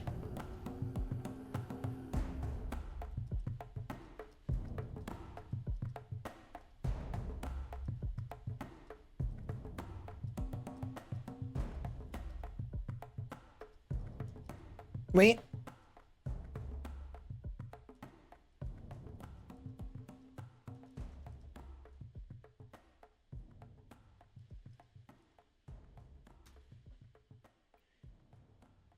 Miscellaneous. It's called miscellaneous? Miscellaneous. Right here. But what doesn't make sense is when you search something up by its name, medicine body, it's supposed to show medicine body. What the hell?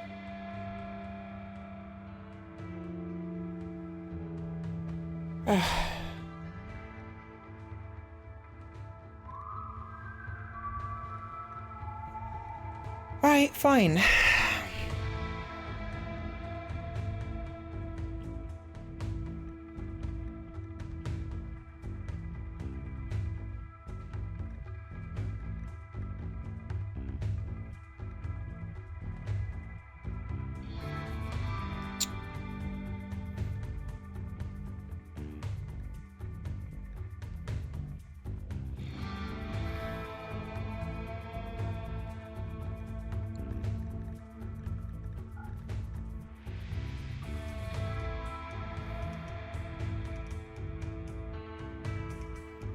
I want to figure out what I can give them to compensate the fact that they don't have the medicine body anymore.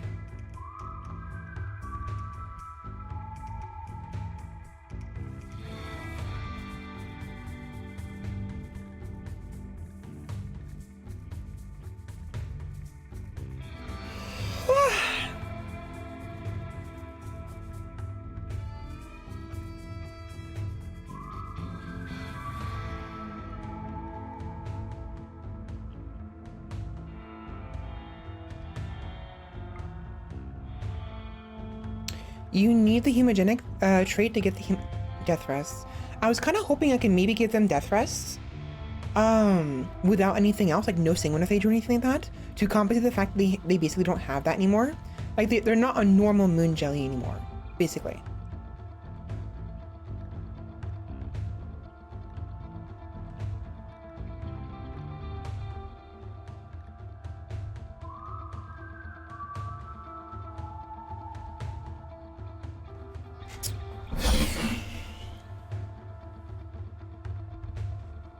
I don't know. Also, my feet hurt. You know how sometimes like the bottom of your feet, the skin will like tear off a little bit? and like it'll freaking like not expose a nerve or anything like that, but it'll just be like everything you do, everything you touch with that toe, with the skin, it pulls on the skin a little bit and it hurts like really badly. My freaking big toe is doing that right now. And I had my socks on the entire stream, and so when I move my feet, sometimes it would rub against the sock, and the sock would pull on the skin and it would hurt.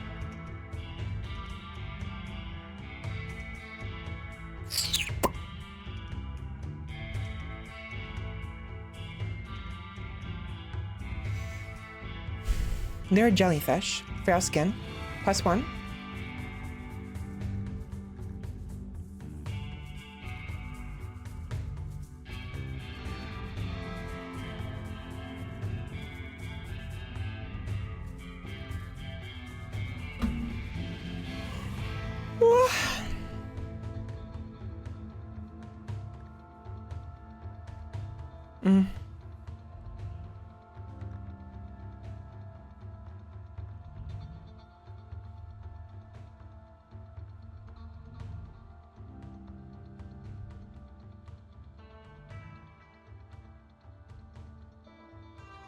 Do they already have weak melee damage?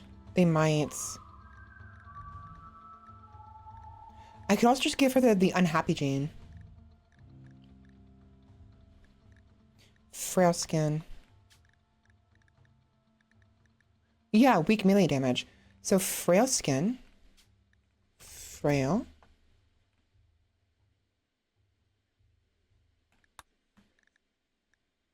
Okay.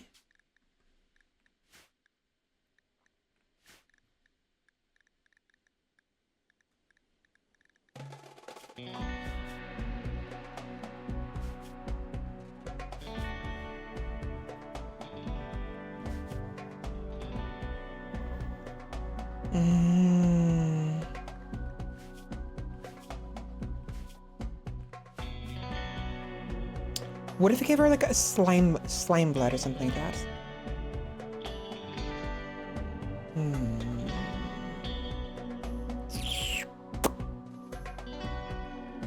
I am tempted to turn her into a sanguinophage.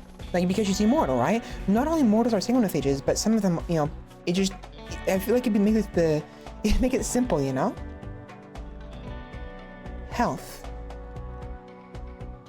Something gives +3 or +2. Immunity gain speed. Slow wound healing.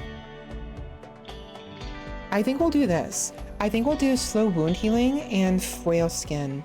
So because she's no longer a normal moon jelly, and she cannot properly turn into a jellyfish when she dies, she has a certain drawback. Her wounds heal slower, and her skin is a lot weaker. Yeah.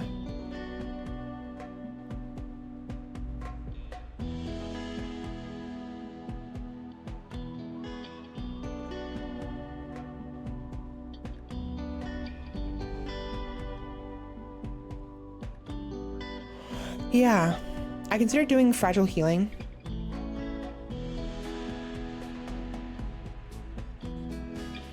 But it's no.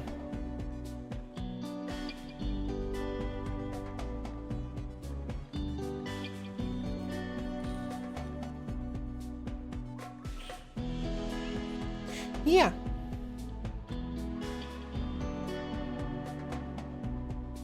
Slow wound healing or fragile healing. Healing injury factors increased by 25%, but she takes 10% more damage. She already has that from her frail skin, which causes her to take 10% more damage, so 20% more damage. You know what? Maybe, yeah, fragile healing. Hold on, fragile healing.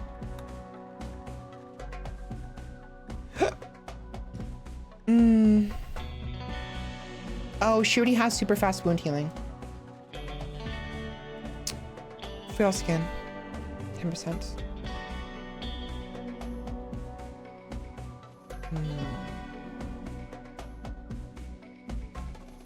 Injury healing factor. Injury healing factor.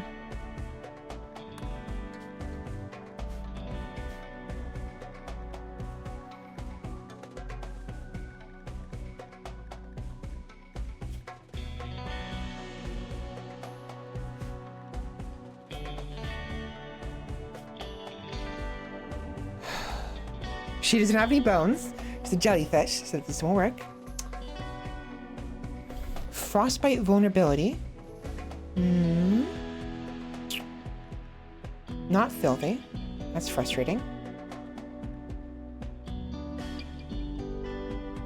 We could do weak immunity because she's immortal. She won't turn into a jellyfish, but her immune system, because she's not a normal moon jelly, is severely compromised. So we can do that. Weak immunity. Does she have any immunity? She has super immunity. Never mind. That won't work either. Damn it. I don't know what to do here.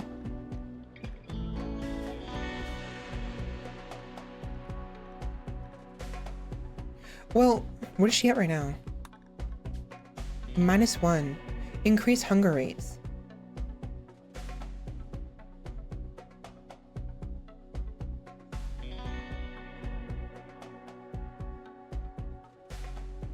I guess we can leave it at this because this is a drawback itself. -1 means she gets hungry faster. 2 food consumption versus Cerebell, who only needs. Wait, what? Oh, the gourmand trait. Right. So normally it would be 160 or 180, but it's 2 for. They're both very hungry. Oh my gosh. I'm fine with that. I feel like we should have added more drawbacks considering she's no longer a normal moon jelly, but it is what it is. We had to do something. What I'll do. Moon jelly offshoots.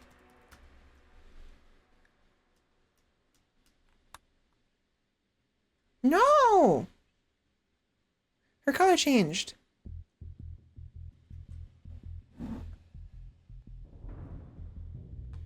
What was her color? What color was that? I don't remember.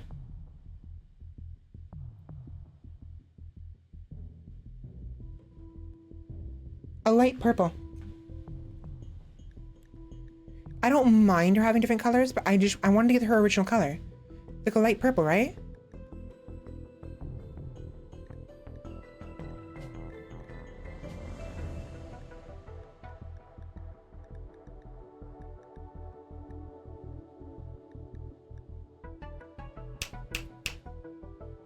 Where is it? Where is the moon jelly picture?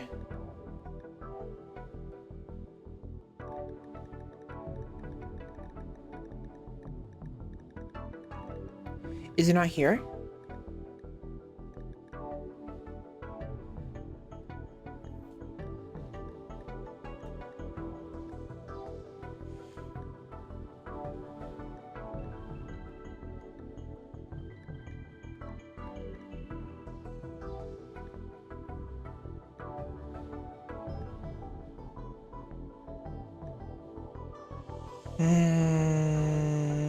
No, what I'll just do. Fuck it. I will simply remove it manually. Not a big deal. We'll play around with this later. It's taking way too long.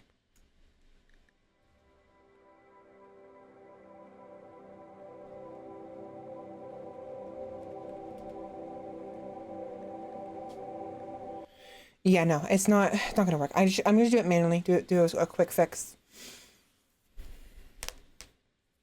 Oh yeah, by the way, I have a shit RimWorld says mod installed. So whenever it loads stuff, sometimes it'll say stuff from the Reddit posts, you know? And so some of these are very unhinged. Be mindful of that.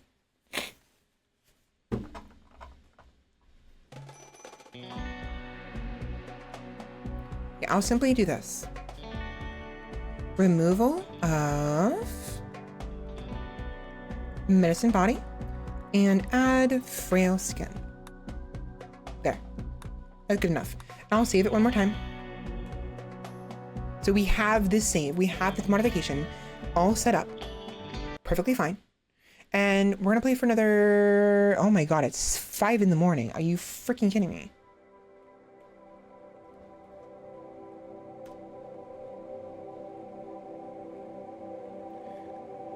One more hour. one more hour at maximum. But I have to end. This is not good. I shouldn't be streaming this late because I need time to decompress after stream. And it took me until 11 in the morning to do that yesterday. And I streamed until 4 in the morning. So this is not a good habit to have. I need to wake up at 2 o'clock every night, every day to be able to go to work because my work is at 3 o'clock.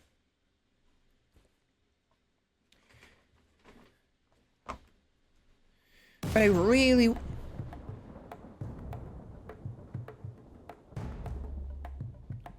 Oh. Hi. You're the one who kidnapped me earlier. No, you're the one who kidnapped Sarabelle. Right. Well, mates, I took all your clothes. So, good luck surviving, especially against these things. Not happening. Okay. I actually want Livy to be in front because of her... Actually, right here.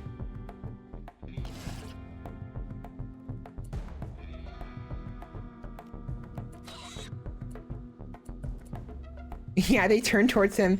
Oh my gosh. Goodbye, Trout.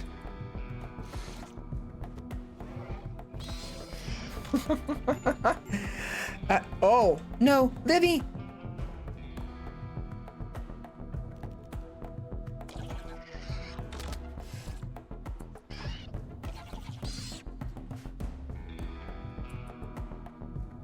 Oh gosh.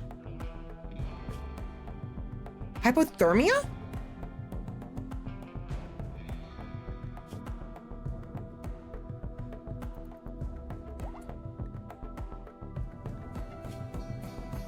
I just realized how terrible she is at combat. Oops.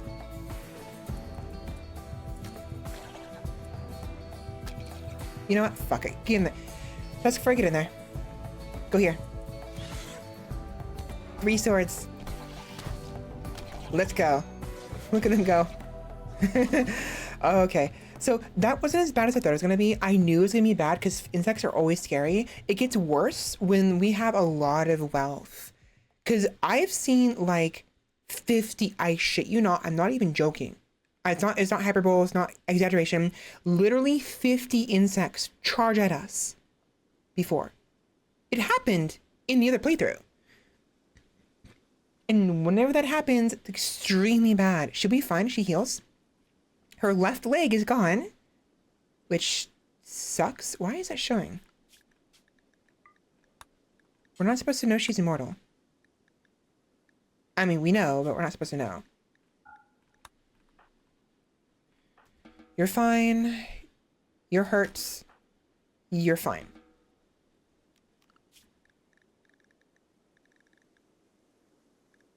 Okay. Actually, finish them off, please. Finish off Mega Spider. And we now have food. Marvelous.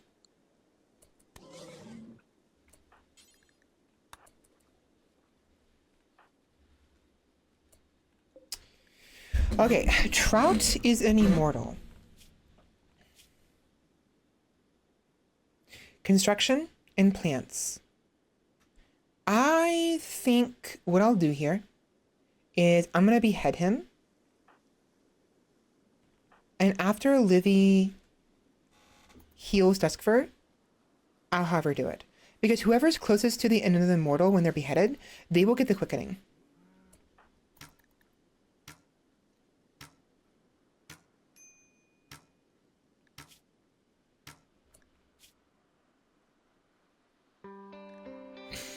Right. I forgot about that. I have fragile healing and slow bleeding. So not only will I bleed far slower than normal, but I'll actually, because I'm healing faster, the bleeding is slowly going away on its own.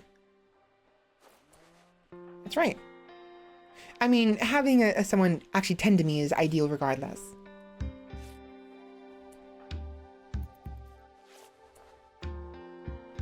Oh my god, I'm Odin again. This happened last time. Are you kidding me?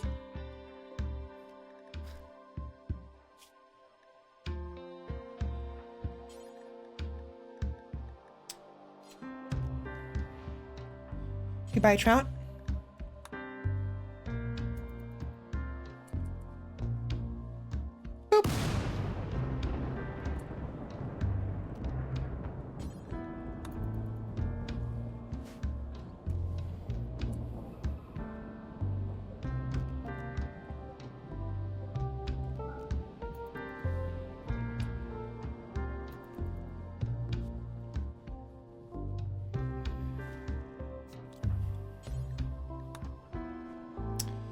Okay, so I really want to make use of that food. The insects freaking English. The insects. Twisted kebabs. What I'll do... Insect. Oh, I don't have enough room.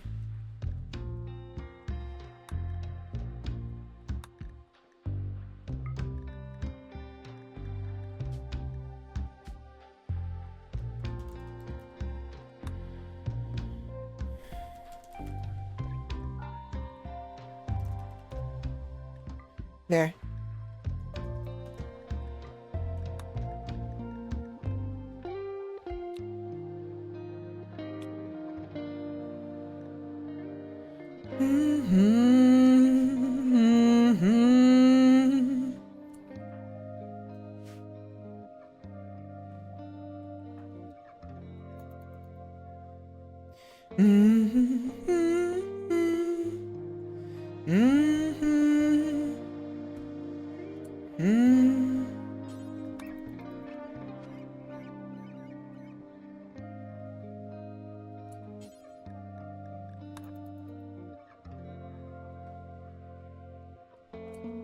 We really should make a different stockpile over here for corpses.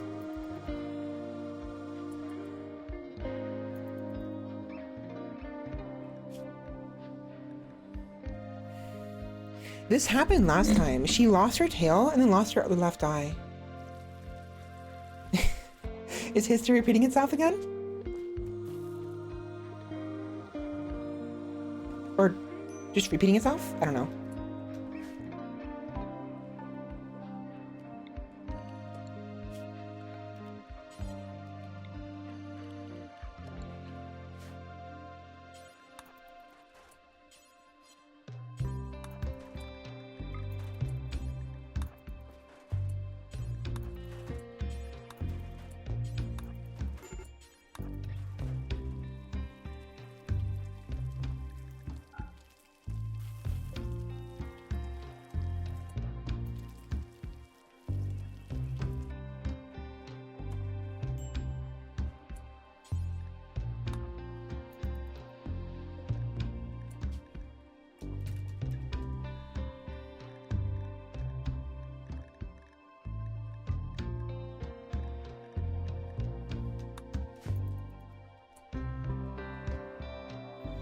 Okay, we are 4 colonists strong.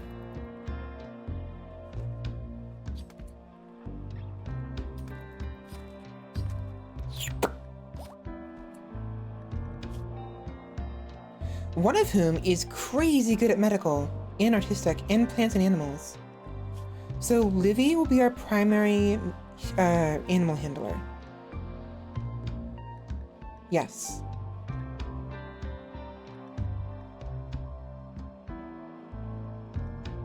Okay. And Duskfur.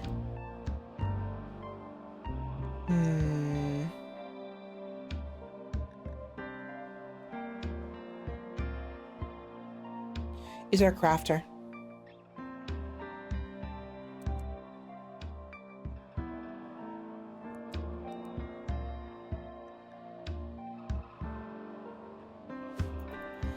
By the way, how long do we have for Cerebel? 23 more days, and then she recovers. She might recover sooner. If she does, it'd be great, but I'm not gonna hold my breath.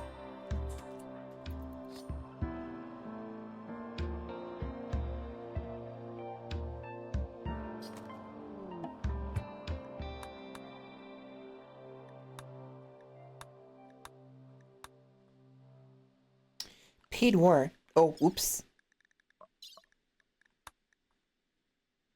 I kind of wanted the legacy of the Alart, but I don't know if we'd even be able to handle him, to be honest. So maybe it's for the best we didn't do this. 15. We would have to stay here for 15 days. I'm not staying here 15 days. If we can maybe leave sooner than later, we could go to a different...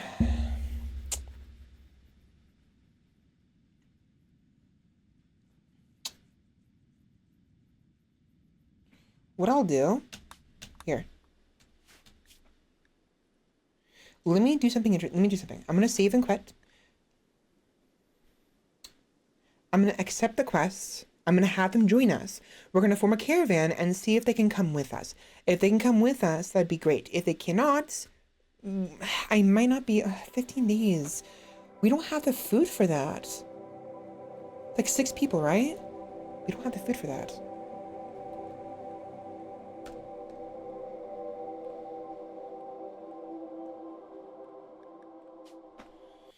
I don't know. I don't know.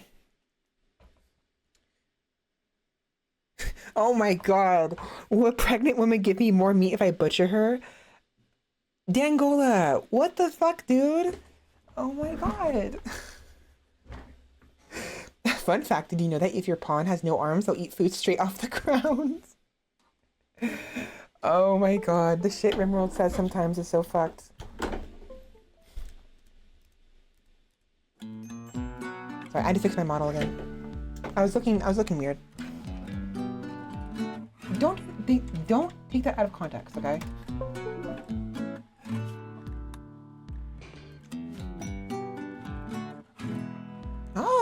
Oh, they're Tinderborn. Cinder people. Cinder, Kijin, and Kyuden. 45? Okay, girl. Problem. You are not dressed for this weather.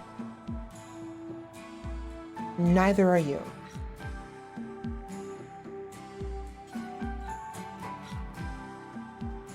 Okay, we have some clothing. This will give her, what, 32?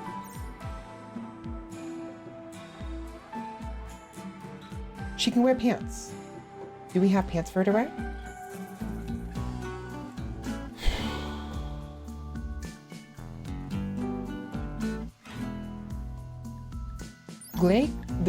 Gray cloth Kyuden underwear. 6. Okay, that might work.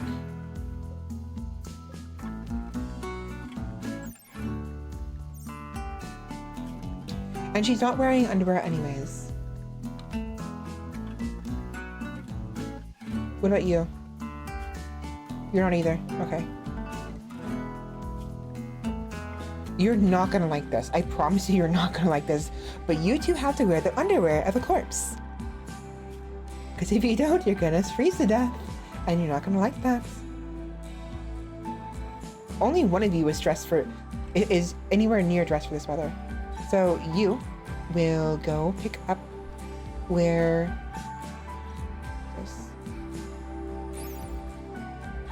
this.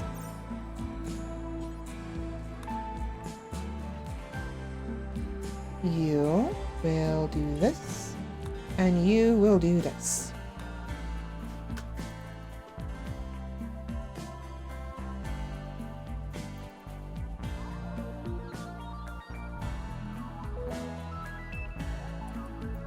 No, get back here. You wear this, you wear this. And then you are going to put on this parka. Somebody has boots. Who has boots? Duskfur does not have boots. You have gloves though. I don't want to give her my gloves. They're very pretty purple gloves. God dang it. Who has boots? You do.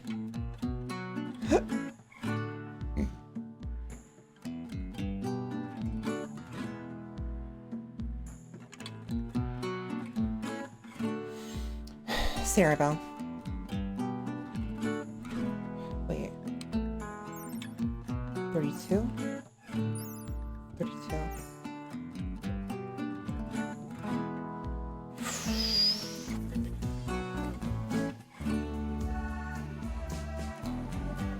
It's fine. They should be fine.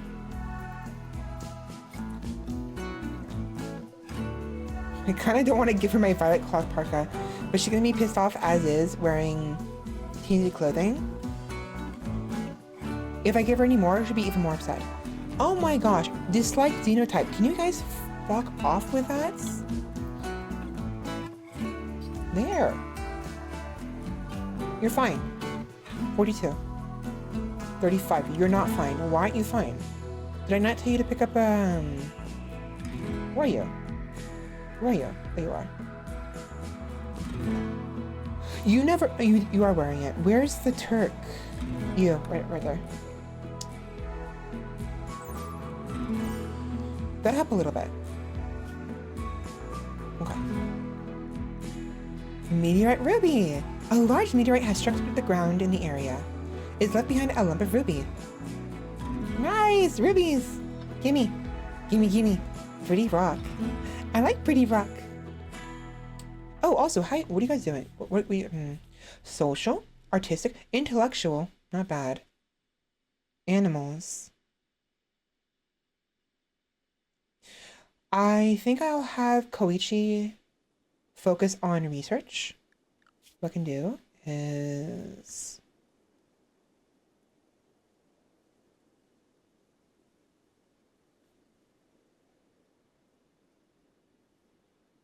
research.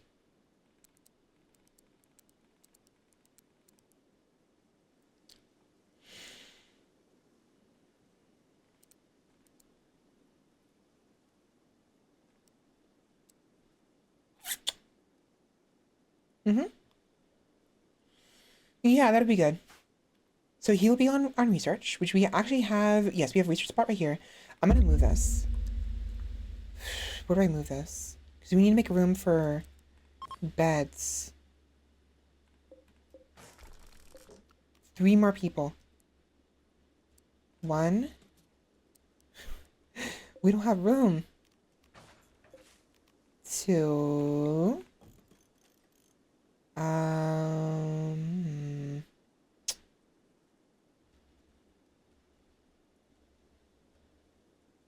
We have to move the urns. They're in the way.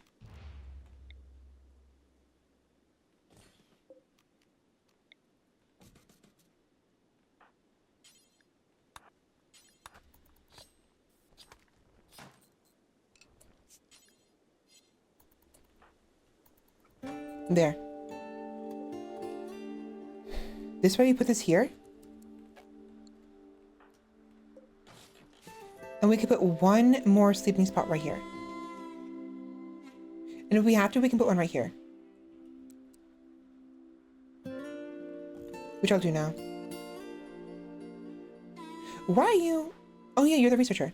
Nikura? What are you good at? Mining and medical. Super immune and brawler. Mining and medical. Okay. So another doctor. I'll leave you be. You're fine. And Kokoro. Shooting. Artistic, social, intellectual. We have another person who's good at the intellectual. We need people who can focus on gathering resources right now. And I need to test out to see if they'll come with me if we leave. This may not work out. I mean, maybe what we can do is we can have someone leave the area and then go collect berries and what have you and come right back.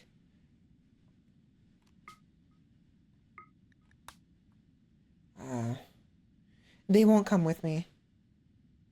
Yeah, they won't come with me. That's frustrating.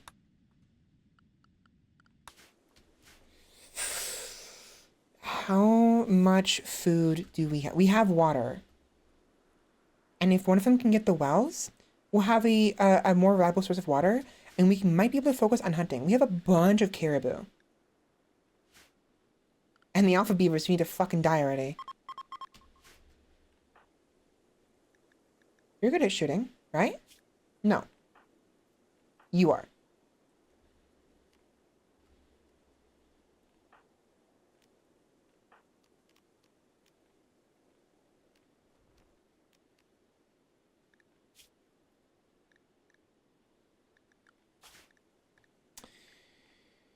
Can I just go ahead and just delete this and give you a knife instead? What was that? Interesting. It's a laser knife. Interesting. Just to compensate for that, I'll give her like a little bit of boost in the plasteel knife.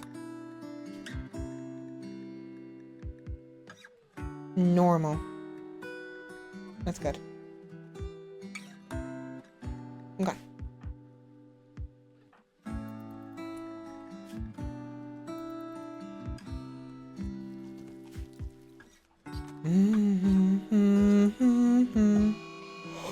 Uh-oh.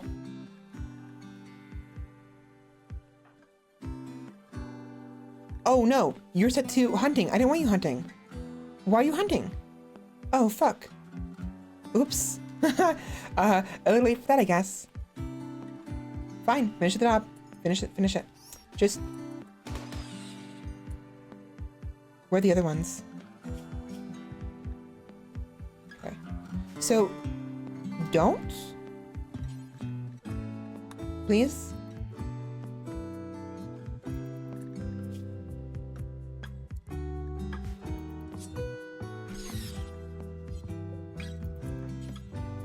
Why can I not... Hello? Beaver. Corpse.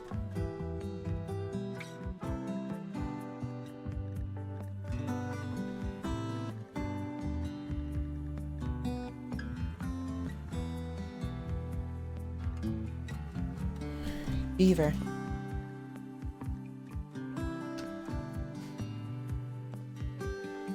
Why will you not haul this?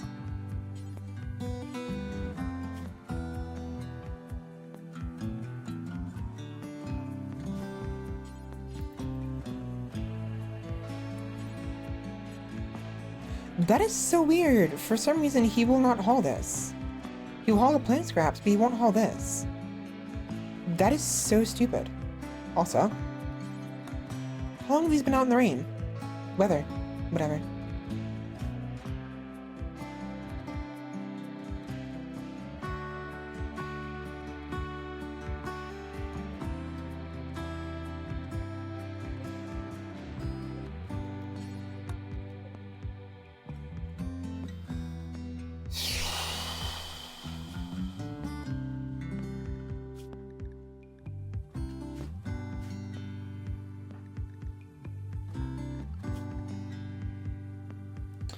I just had a thought.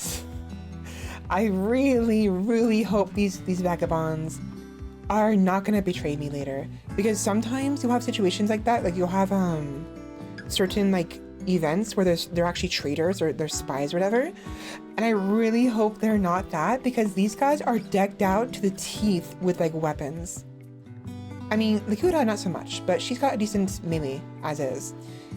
She'll be able to deal with Wild Tooth just easy. Duskfur cannot hold a candle to either of these two, and Livy has no, I mean, she has 5 shooting, but she doesn't really have anything to defend herself against these two.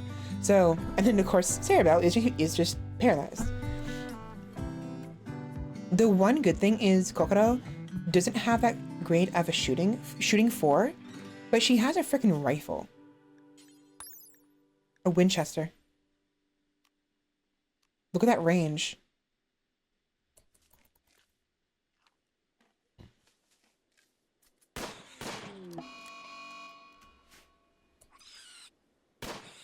Nice. Good job. Yeah, should be our hunter for now. And then Wild Tooth, how you doing?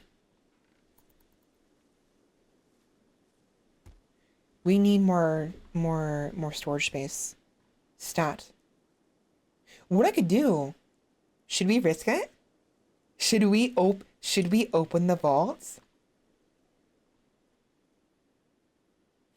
I think we... You know what? I think we use them to open the vaults. I'd feel bad if they died.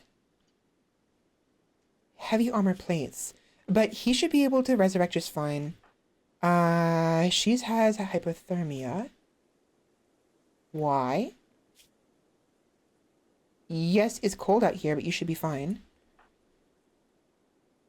We'll have Koichi and Kokoro be our primary backline. Me and Wild Tooth will be the front line. Livy could be secondary front line. And... Or,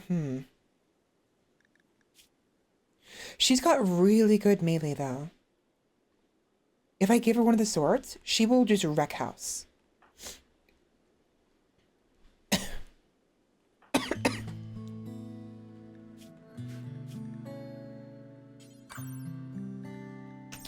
I think we do it. I think we open the Ancient Danger. If it's insects, it's an easy game. If it's mechanoids, it's the worst. If it's flesh beasts, it's same issue as the bugs. So we have to hope it's one of the two. Basically, there's three options. Insects, mega beasts, flesh beasts, or mechanoids. We need to be either insects or flesh beasts. If it's insects, it's even better because they're going to be a dormant hive, and we can use them for insect jelly. We can farm them. We'd have to provide some warmth, and if we don't, they will suffer from hypothermia. But that's not a problem. But if it's mechanoid, I don't think we can handle that. I think we try. I think for the final thing before the stream is over, we try that nonsense. And I think if we open it here, it'd be ideal. Then we can make a wall right here, and we can use this as we can use this to have our colonists go in here. This will be the safe spot for our colonists, because the bugs, they won't go over here, ideally. And we can put a campfire right here to warm the entire area, or even 2 or 3 campfires. That'd be perfect. So we want to open it right here, I think, and we'll have maybe Koichi right here. Koichi will be right here. Kokoro will be right here.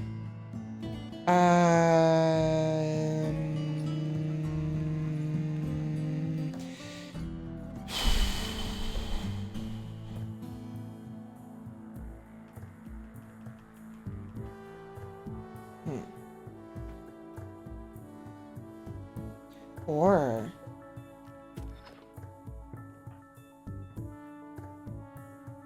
we carve out into here, make a little pathway.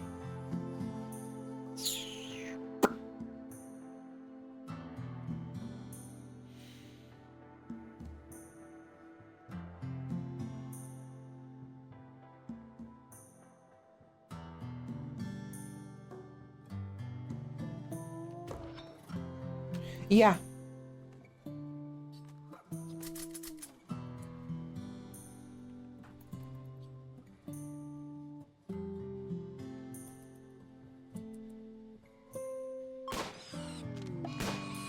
Nice.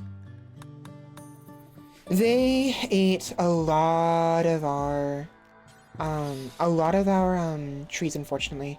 We do have a fair bit in the southwestern area, but the northeastern area, all the trees are just gone. Not gone, but they're weakened.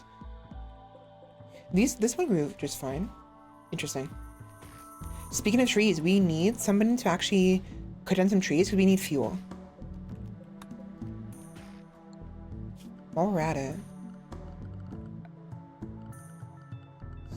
Storage.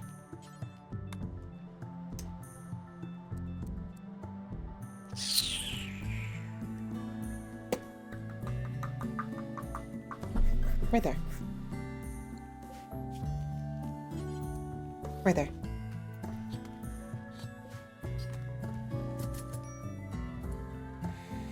Where? Oh. Yeah, we don't have room. Shit.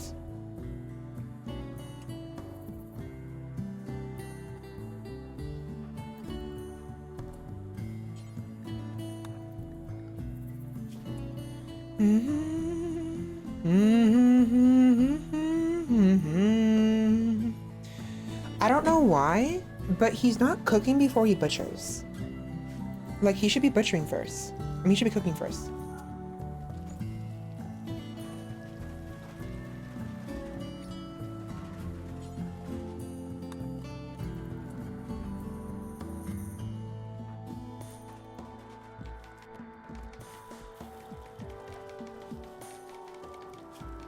We do this now, I think. Jessica, where are you?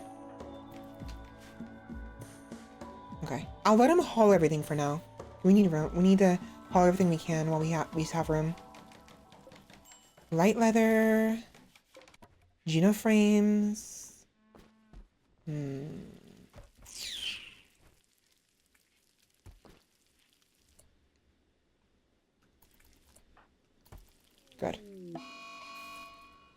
Fantastic.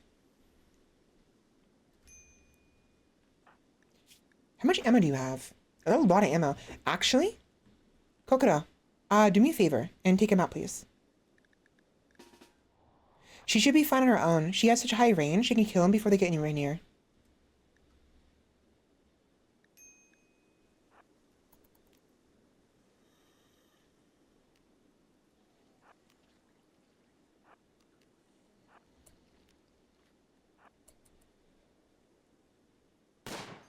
Really? Really? Thank you.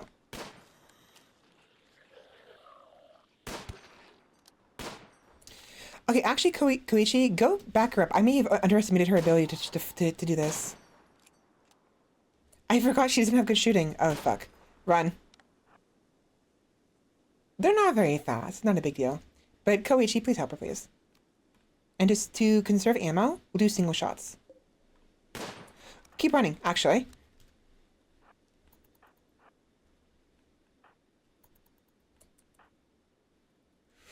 Koichi, do not shoot her. Go here and fire it well. 3 bursts.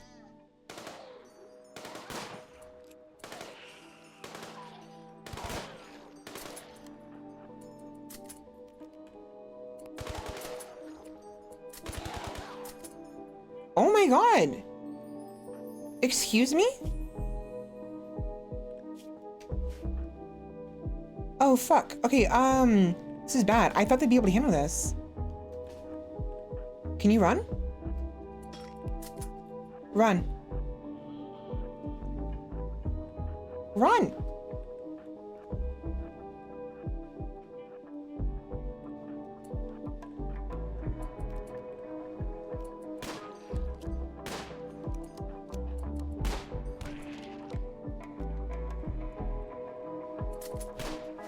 All right, here we go.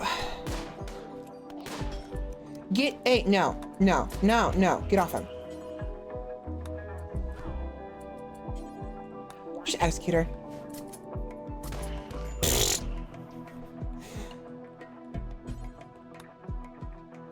Ouchies. Okay, there we go. I thought we would be able to do more than that. I did not realize how durable they were. Like, I saw this guy go down, it's like, oh yeah, that's easy. And fucking Van Dyke took no damage. How? He had a redwood quill and lime cloth underwear. There's no way that protected him. Skirt. That that fungi wood quill could actually help with the research. Here. Strip that, please.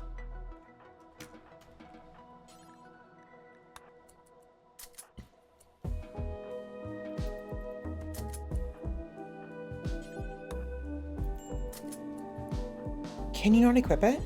Oh, it would replace your ammo pack. Never mind. I don't care. Okay, next. We'll do it next day.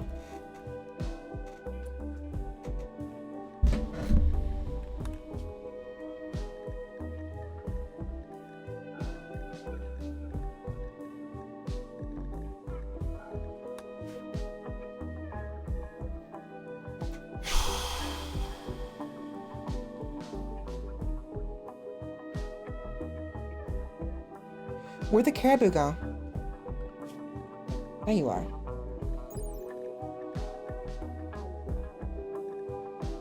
Caribou meat.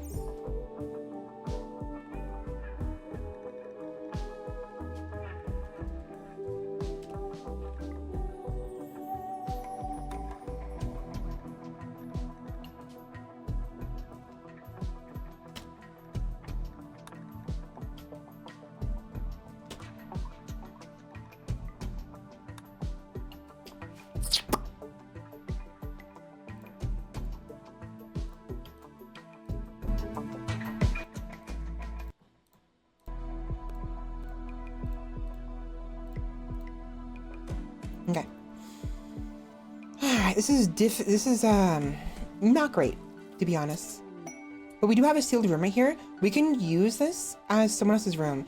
Duskfur has a very high temperature tolerance, so we'll have this be her room. Who else has the next best tolerance? He does. So Wildtooth.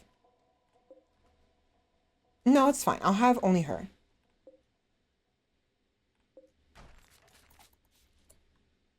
A shooting star. So usually what that means is, yeah, on the map there is a thing we can explore.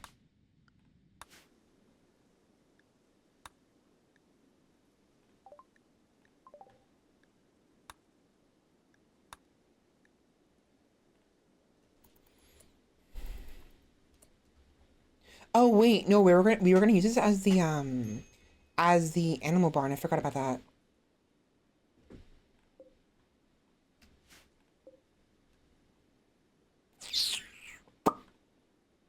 We still can.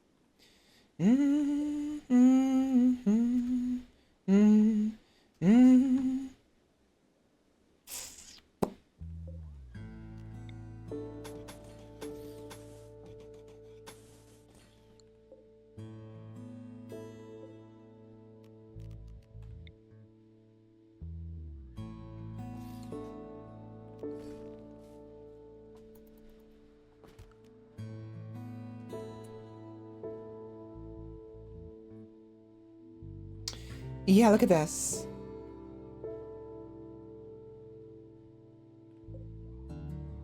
Wait. Oh.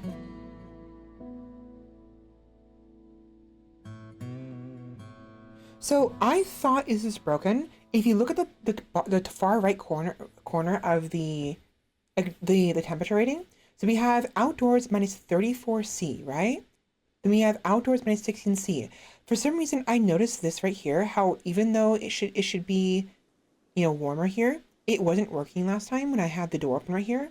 I think what was happening is I was selecting something and it wasn't applying properly.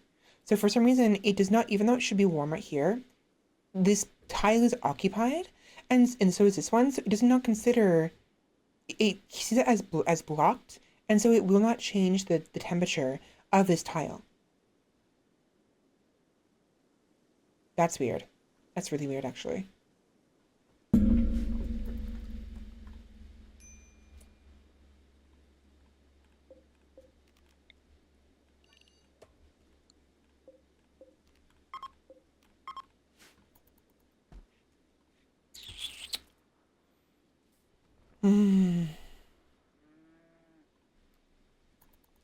Uh-oh. Guys? Huh? Oh. Oops.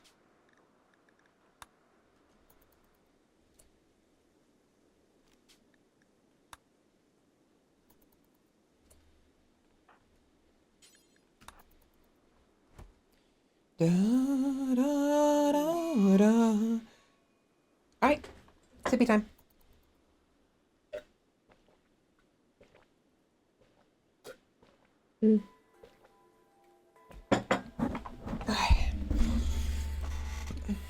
Okay, so we are basically stuck here. Our biggest issue is food. We have a source of meats, potentially, but if we can learn to make kibble, that'll be a game changer. Kibble, kibble, kibble, kibble, kibble, kibble, kibble, kibble, kibble. Kibble, kibble, kabal, boom. There it is. We need this. They won't be happy eating kibble, but we'll have a much more reliable source of food with a kibble than we would otherwise.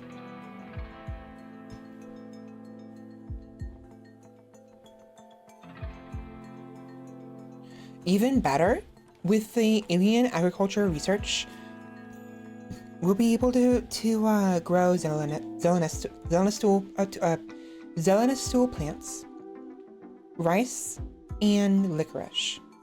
All we would need is the seeds for the rice. We can use the thermogenic vents to grow the rice. By putting fire around it, and we will be able to use that to grow rice. It'll be very unreliable. Oh, we don't have enough bones.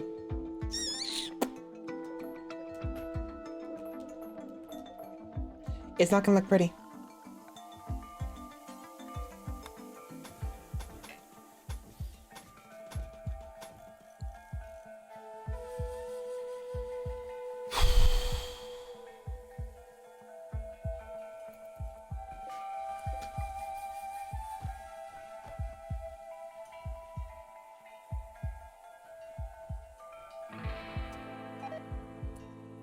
That's not good.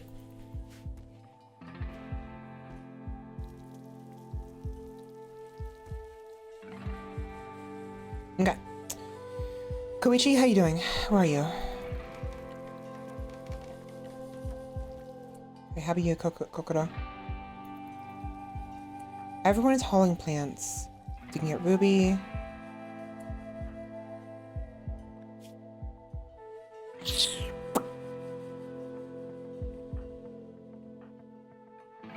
Okay, I think desk fur.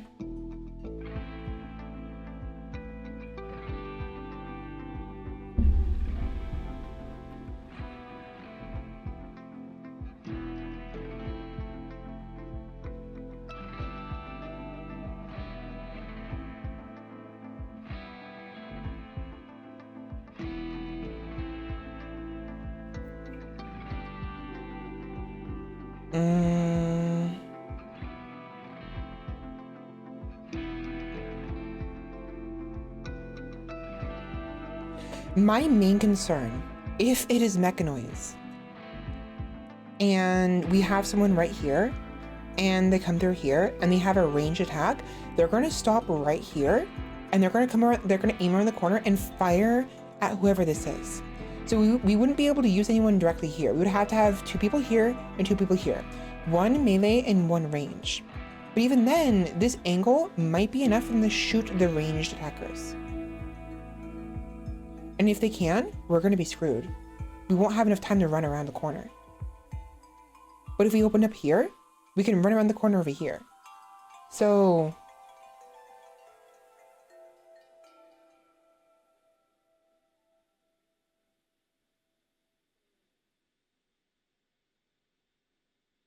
here and here. We can still use this later on. What we'll do, we'll put a door right here, and we have a pathway down here. So if it is actually insects, we'll block this off with a wall, and hopefully they won't break it. And then we can build a little house right here for warmth, a warmth house.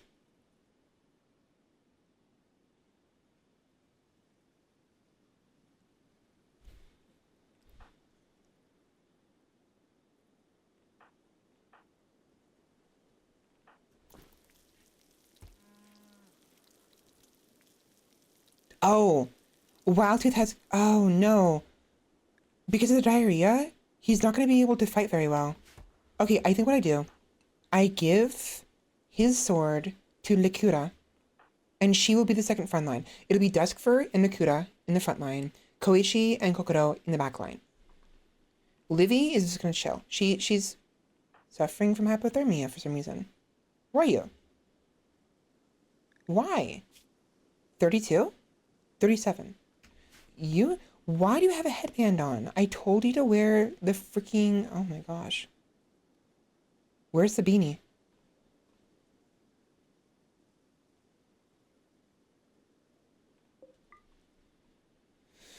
That is where that beanie came from that Koichi's wearing. It was her beanie. Why did you take it off?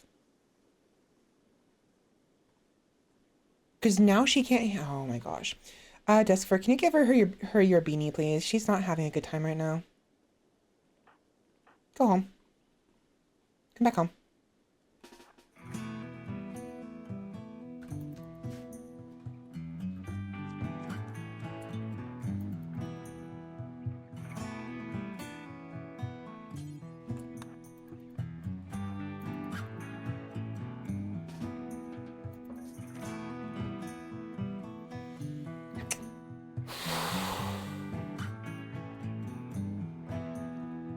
It's getting late. If we don't do it now, we'll never get around to it.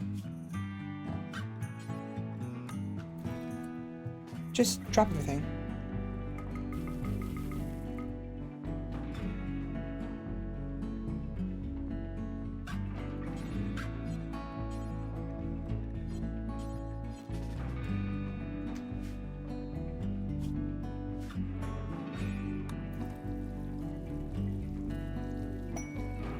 Infested city opportunity, excuse me?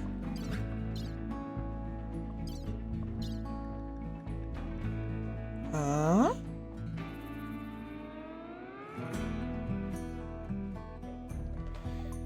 You heard rumors of an insect-infested city in ruins nearby.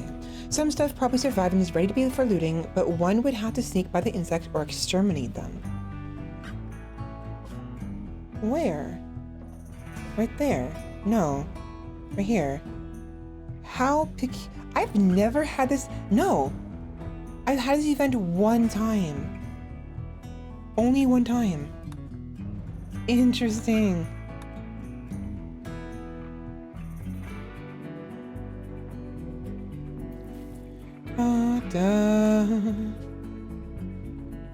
Dude, because of how close we are, they're getting angrier and angrier.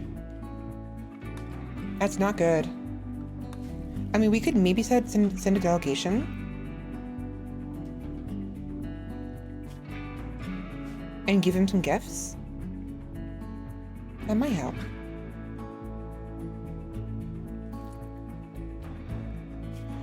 Okay, Wildtooth, sorry, I need you to drop your sword.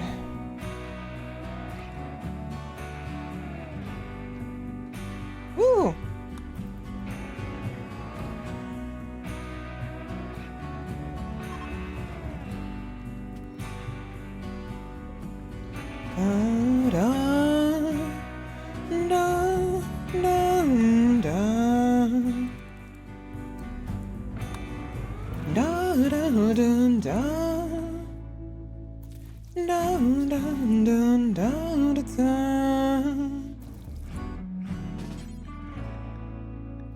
Where'd the sword go?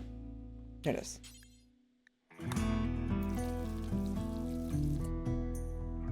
Okay.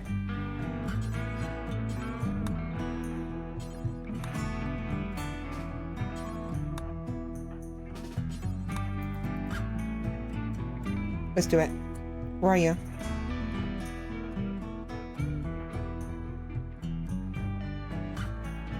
Okay. Let's give this a shot, shall we?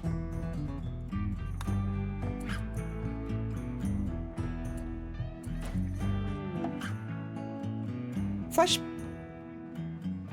beasts.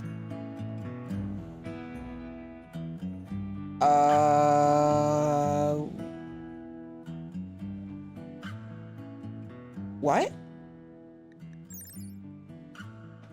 A horrid oozing amalgamation of many smaller flesh beasts, all controlled by a linked nervous system. It has two large claws, which it uses to tear through its victims.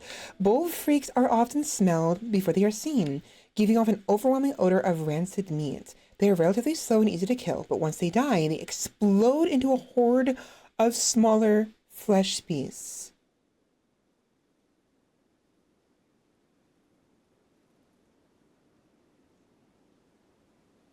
Uh-oh. No! Girl, get over here.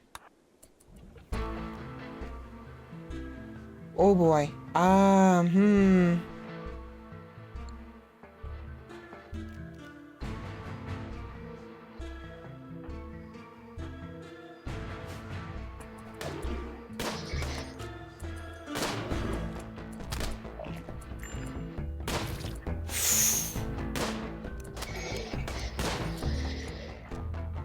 Oh gosh. Alright, alright. Okay, we're okay, we're okay, we're okay, we're okay. Tri-spike. I don't want that to die just yet. We need to finish off the other ones first. There we go. Okay. Okay. First things first, this tri-spike has to go first. Finish off tri-spike. There. Good, good, good, good, good. What's next? What is this? Tough spike. Finish it off. Good shit. Next one. Third one. Finger spike. Oh, it's immortal. Okay. Tough spike. Good stuff. And finally we have both bulb freaks. Finish off bulb freak and then back off. This is gonna be bad. Are those tough spikes? Those are tough spikes. Get back.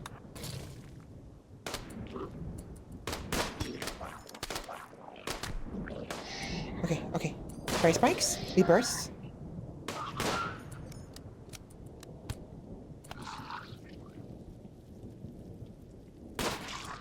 Okay, this isn't as bad as I thought it was. I'm freaking out for no reason. I apologize. But I've just been concerned. I don't want to make this worse. I just realized we might have to reload. The whole intent was just to see if the vagabonds would stay with us, would travel with us. I just realized I can't stay here for 15 days. We have to move over. We're too close. They're so upset with us. I can't afford them to be very angry with us. This may have been wasted effort.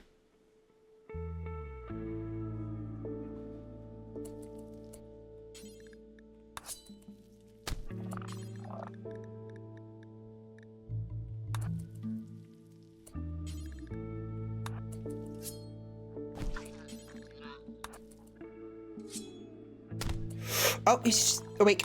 Run.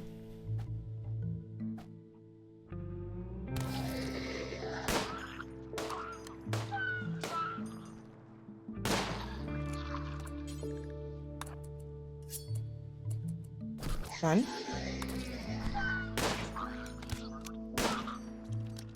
So I had to make sure I waited until everything was incapacitated before we killed the tri-spike and the bulb freaks, because both of them explode into more of them.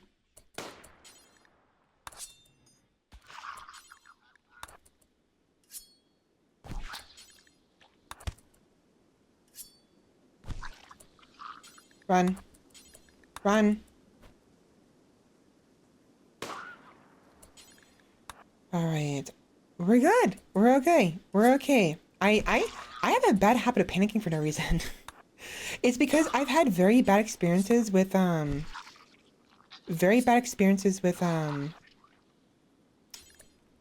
these things.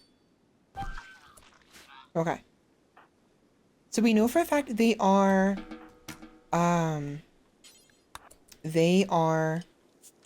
what do you call it? Flesh things. Not a big issue. Oh wait, Koichi, come here. Kokoro, come here. Nikura, come here. I just realized we have to be prepared because when these open, what I'll do actually here, just for go back here. Koichi, go here. Nikura, go here. And then Kokoro, stand here. Everyone reload.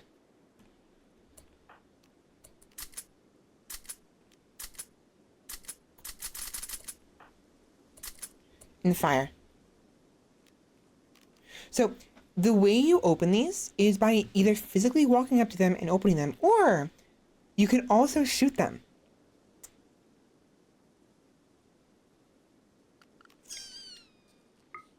Fire at will. Yep, I am not surprised. But this is gonna be funny. Let me back off. Back up. Do not fire at will. Save your ammo. And goodbye. What is? Oh, those are explosives. Is that a grenade? What is that? That is bazooka. Dude, do not fire that within.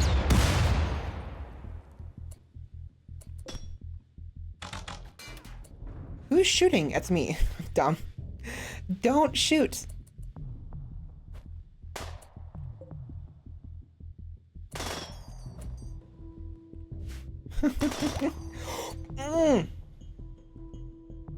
And apparently she had a rival. That's funny.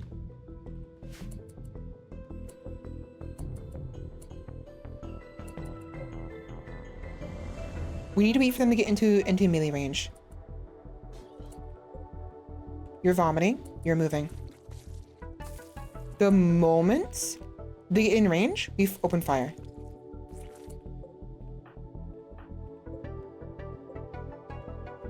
Who are you shooting? There. Fire. Open fire.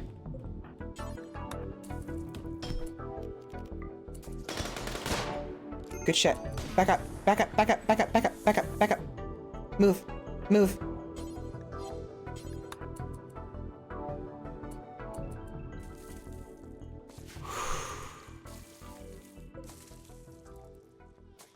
Three, two, one, go in. Fire.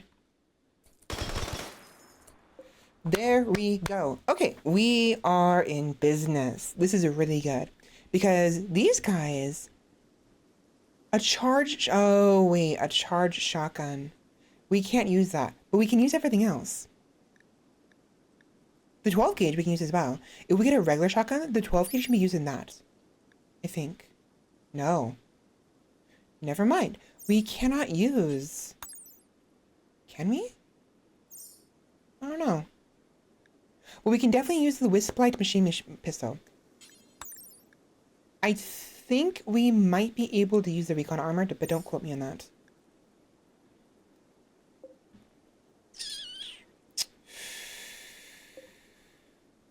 Grenade launcher, holy shit. And a Wisp Light with a bazooka. Where'd that bazooka go? Wait, who had the bazooka? Who was it?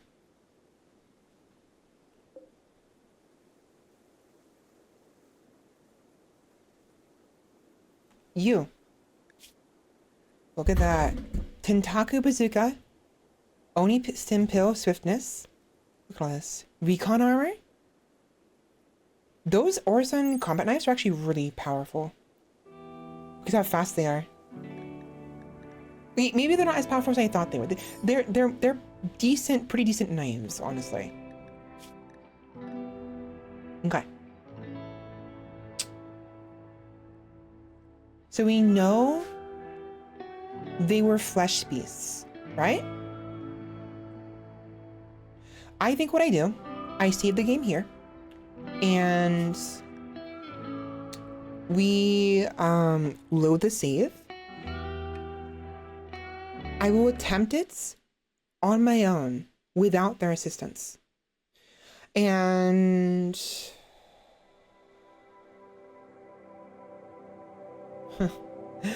probably die in the process. This will be technically the actual save we want, but the reason why I want to restart is because I need to move.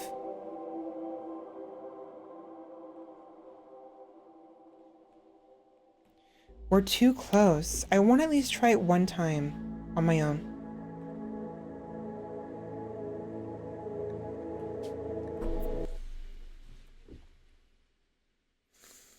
My dog ate my stillborn baby. Boom rat overdose on freshly harvested opium, setting the child harvesting it on fire.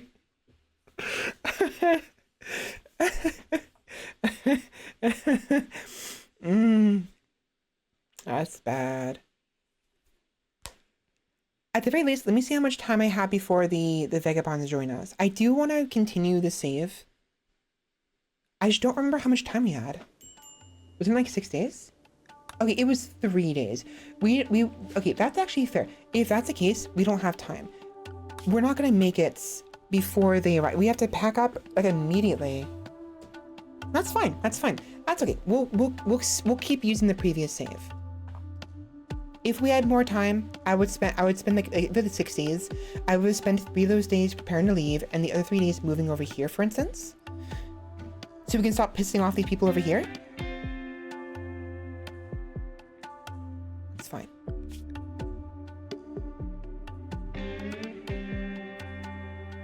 Anyways, I'm gonna end it here.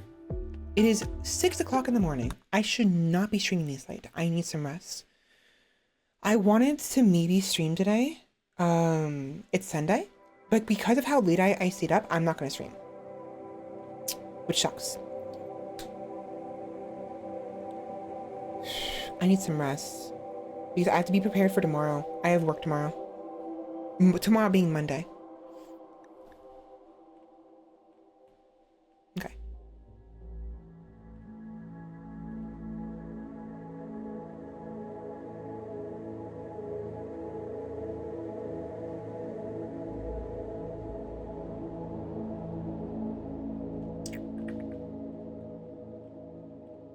Yeah.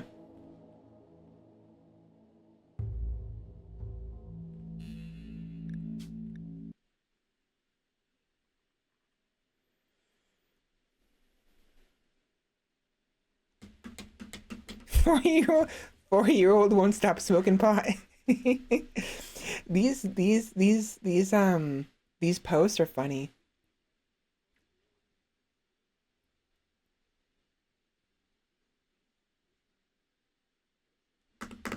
This mod right here.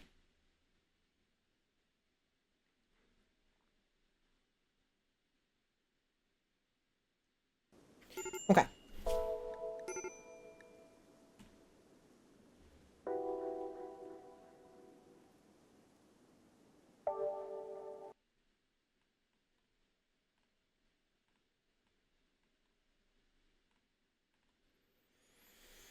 All right, we are done. I don't know what I'm gonna do to finish off after stream because I am tired, but I need time to relax and decompress. And because I normally go to bed at 6 o'clock in the morning, and it's 6 o'clock in the morning now, I'm gonna have to spend the next like 2 or 3 hours really hard trying to relax, which is very ironic. So that's fun. Anyways, that was fun. I enjoyed that. Normally, I have a tendency to yap constantly. I mean, I did yap constantly. I did a lot of that, but I felt I did a pretty good job at calming down. Like there were times when I didn't have to speak. It's not necessary to speak. I'm trying my best to allow the lulls to lull because I don't need to be speaking 24/7. I want to, but whatever.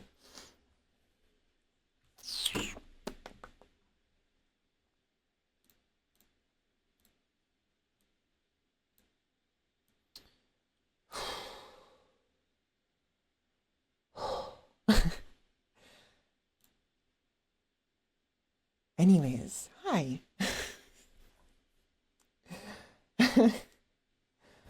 6 in the fucking morning. What am I doing?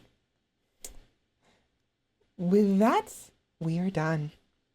Thank you all so much for watching, everybody. Hopefully you had a fun time. I love RimWorld. It's so much fun. There's a lot of potential. My face. There, better.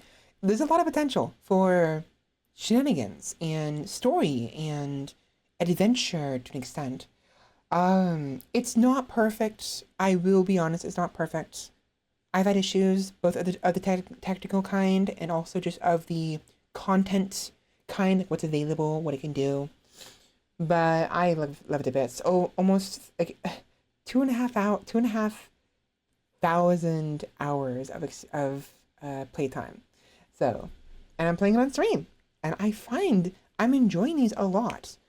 Clearly, because I keep freaking like making screenshots to show you guys what happened next, which is not really. I think it would be better to just not play and instead play on stream, because there's so much that goes on every time. It's just too much. I can't be taking screenshots every single like 5 seconds. So maybe I'll take a break. Maybe I'll play some like League of Legends and some other games, and I'll save it for next week or whatever I next stream. I have ambition. I always say this. I always do. But I have ambitions to stream during the week, like after work, whatever. Considering I've been streaming until 6 in the morning, maybe it's doable after all. Who fucking knows? I shouldn't be streaming this late, but I'm full of nonsense and I don't take care of myself because I'm an idiot. But I digress. I might stream during the week. We'll see what happens. If nothing else, I'll stream for maybe a couple hours just so I can get my RimWorld fix in and then turn off the stream and play something else like League of Legends off stream.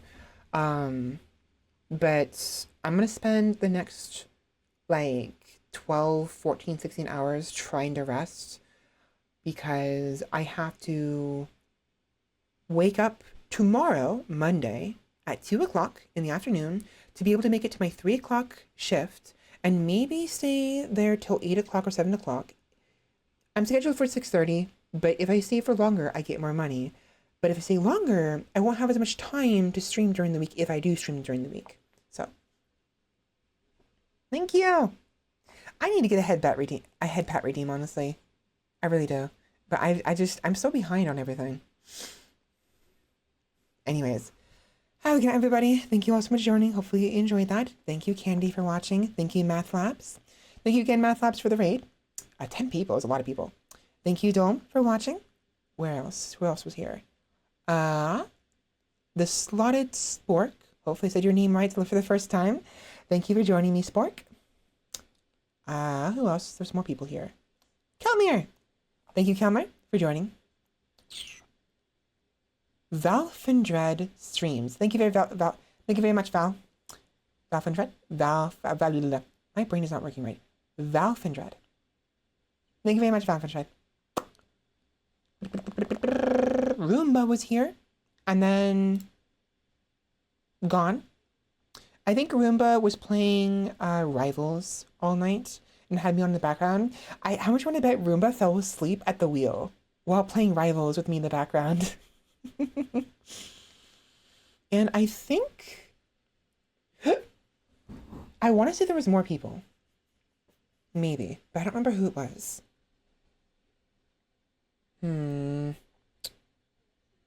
I always try my best to tell everybody thank you. Who's active, obviously. And then whoever was like lurking, or the viewers on YouTube, they get bulk thanks because obviously I don't want to shout out people who are lurking. The whole purpose of a lurk is to not be seen, you know?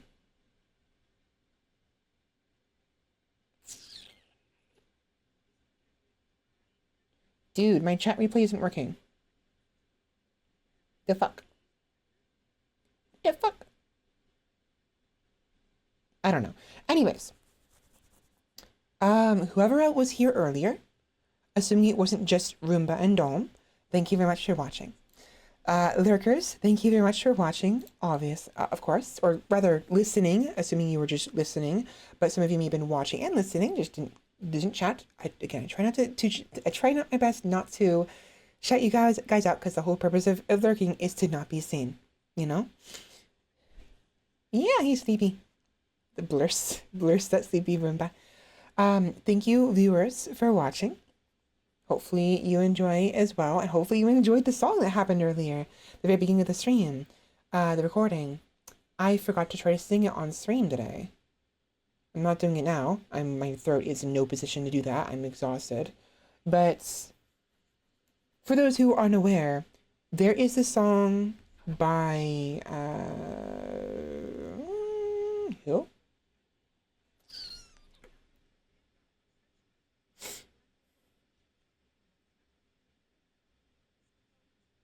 Judge me not, my jury of bones.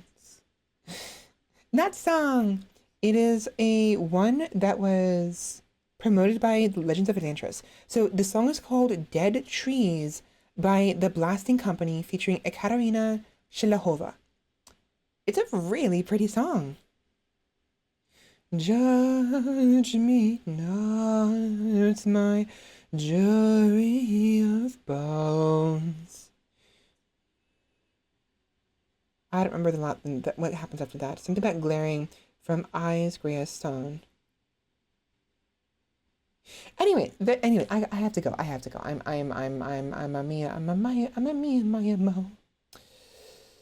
I need to go. I need to go. And thus, I say again. I say again. Thank you. Thank you, viewers. Thank you, lickers. Thank you, people, everyone who joined me on chat. No, thank you, chatters. Thank you, lickers. Thank you, viewers. And I will see you all next time, where we will. I don't know. We will. We just will. We will. We'll do something. Probably more RimWorld. Maybe League of Legends. Maybe we'll get around to playing Rusted Moss. If I can actually, get around to actually streaming during the week, that would give me more opportunities to do other things. Get my RimWorld fix in so I can play different games on the weekend, like Rusted Moss, or play more of the Kingsbird, or like what have you, or do some collabs for once. Because that's the biggest issue. I feel like I don't have enough time to do collabs on, because Tuesdays, Fridays, and Saturdays are my time with you, and to spend that with a collab is fine. But like, I need a certain amount of hours, just me and you guys. Separate from collabs. Plus, coordinating collabs is difficult, and so I kind of just like don't. So that's probably the actual reason. Other than and I'm just, I don't know. I don't know. Anyways, thank you, chatters. Thank you, lurkers. Thank you, viewers, and I will see you all next time. Talk to you later. Bye. Bye-bye.